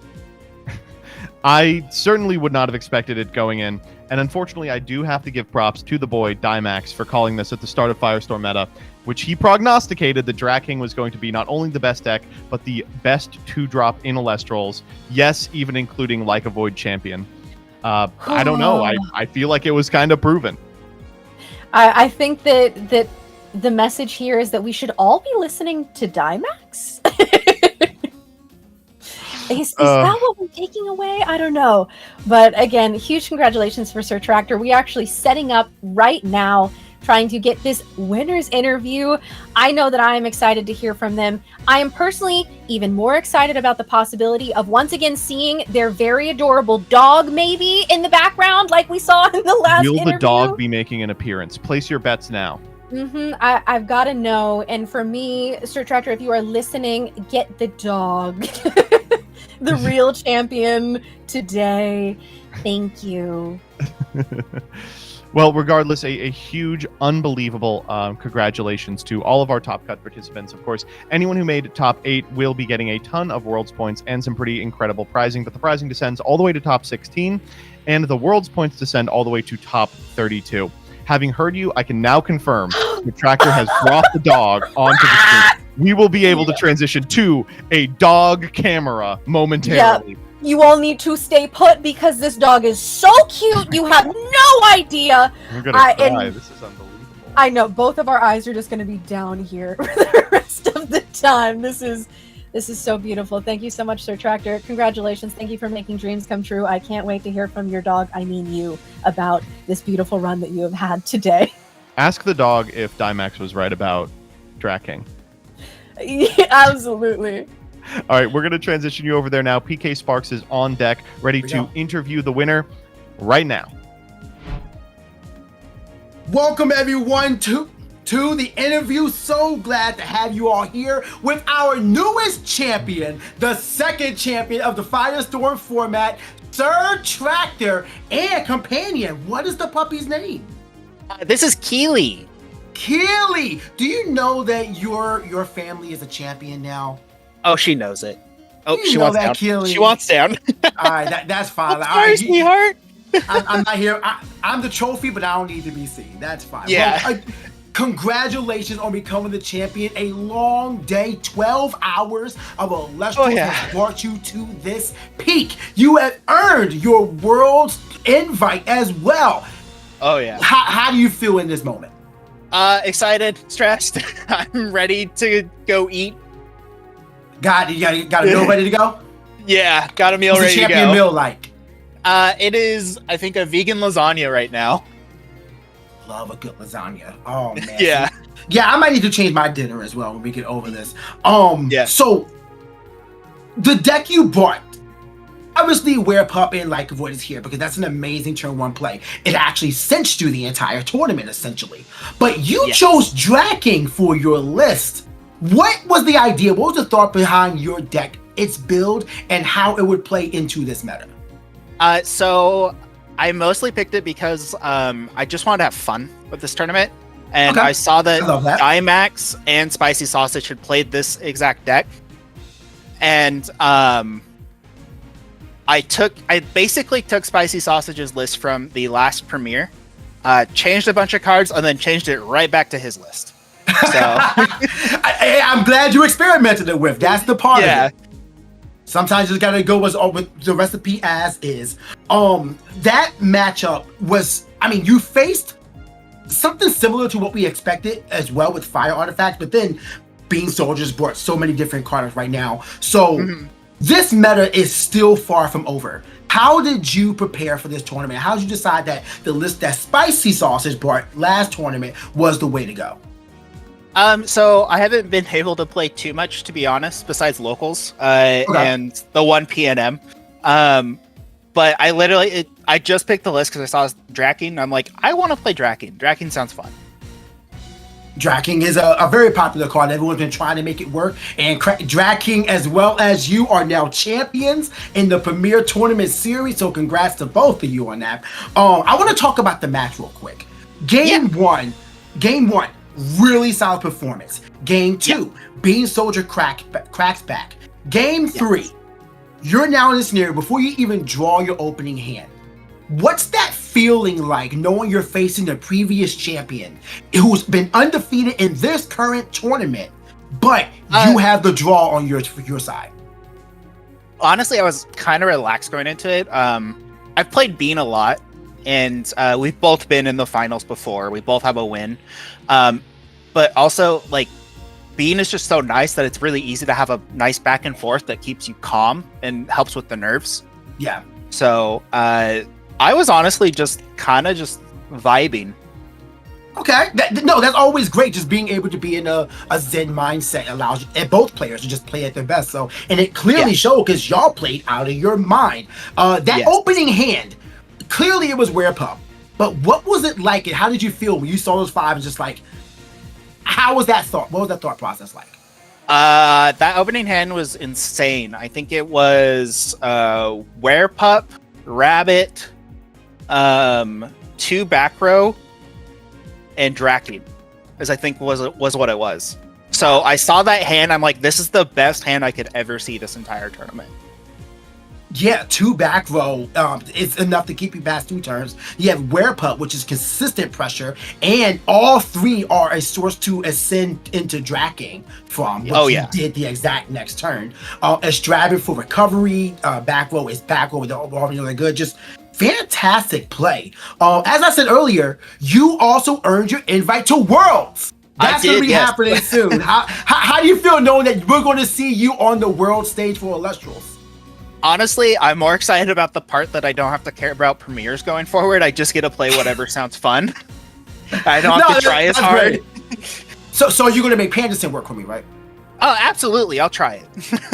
That's why you're my dog. That's why I appreciate you. So clearly you've been playing well. You have been to tops before. You have had amazing performances before. So those people who are looking to get to your level, to make it to this stage, do you have any words of advice, encouragement, suggestions for them? Yeah, so make sure you go to your locals as much as you can. And then I think the biggest thing for me all tournament was trying to not tilt or reset after being tilted. The mindset is very important. Make sure you're able to either not tilt or reset immediately after becoming tilted. Always very good. One bad mindset switch and your entire misplays can just start piling on like that. So you're absolutely right. And regarding your locals, the store locator on shopelestrals.com is how you can find it. And if you do not have one near you, let us know. Contact us via support, and we'll try to make it happen for you and everybody else. So before we let you go, is there any shout-outs you have that you want to give to people who helped you make it to this point? You already mentioned Spicy Sausage and no less. But any practice plays or anyone in particular you want to give thanks to for reaching it here today? Yeah, big shout outs to my wife. One, she keeps me fed during these. It's the biggest and most important part of it. Yes. And then big shout outs to my local players, Adam. I know he's not local anymore, but he was local. I still play with him a lot. Hockey Sure. Grandma, and then A-Team as well. They're my local players I play with a lot.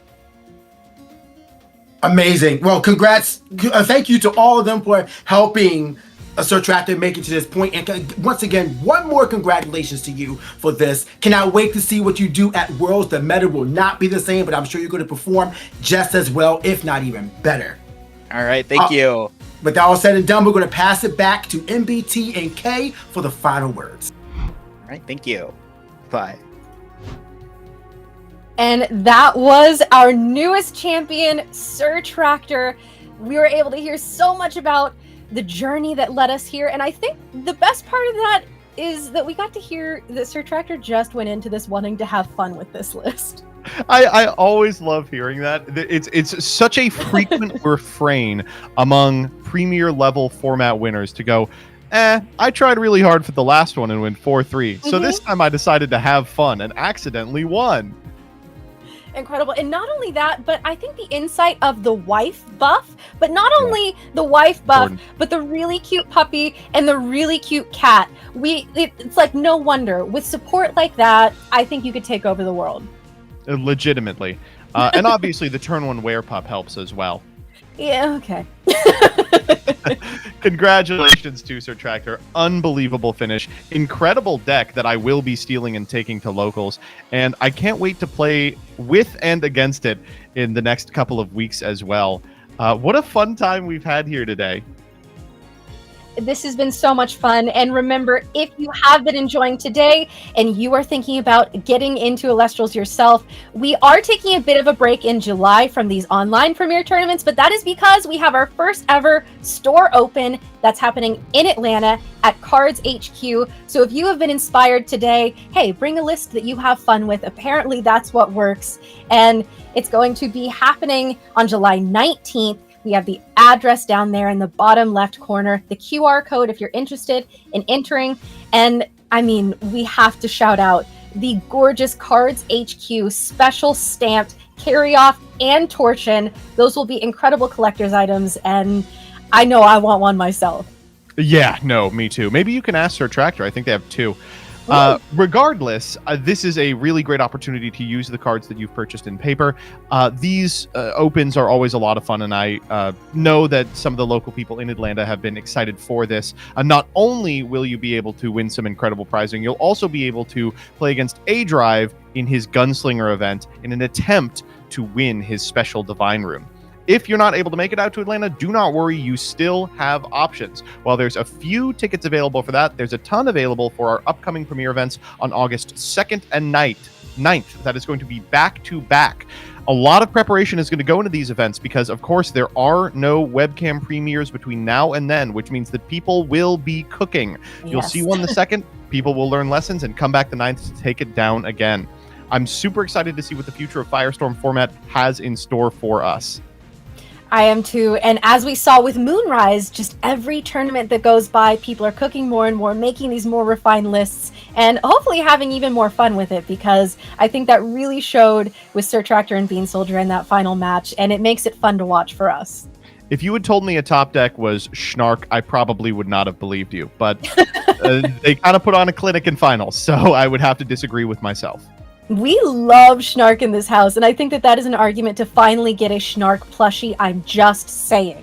Yeah, I mean, you're saying, I'm listening. And I hope you're all listening at home. If you enjoyed today's broadcast, I want to give a huge thank you both to my co-casters, K. Cray and PK Sparks, who've done such an amazing job all day, all of the directors and staff behind the scenes who have made this work as smoothly as it has, and to you, the viewers. If you enjoyed this, would really appreciate whether you are watching on YouTube or on twitch.tv, either following or subscribing to the stream, depending on where you're watching. All of those socials will be below. It's at Elestrals almost everywhere you are online, and you can share your own tournament experience, polls, and exciting Elestrals moments with the hashtag #PlayElestrals. We do look at them. We check them over the course of the event and shout them out when necessary and appropriate. Yes, absolutely. We are expanding every single tournament. The community is growing. It's so much fun to be a part of. So if you want to get involved, all of these are excellent options. And personally, I know that we've got a bit of a break on these online Premier tournaments. I can't wait for that store open, and I cannot wait to be back on the mic in the near future, hopefully. Me too, me too.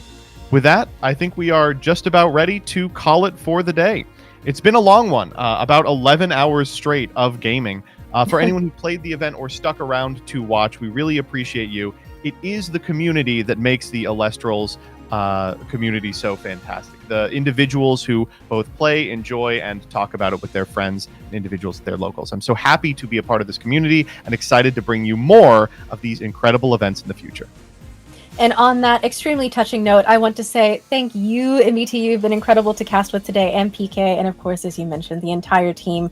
And I think that we are all probably ready, us, the viewers, the staff, all ready to take a bit of a lie down. So thank you all so much for being here today. Stay tuned for so much more Elestrals action, and happy casting.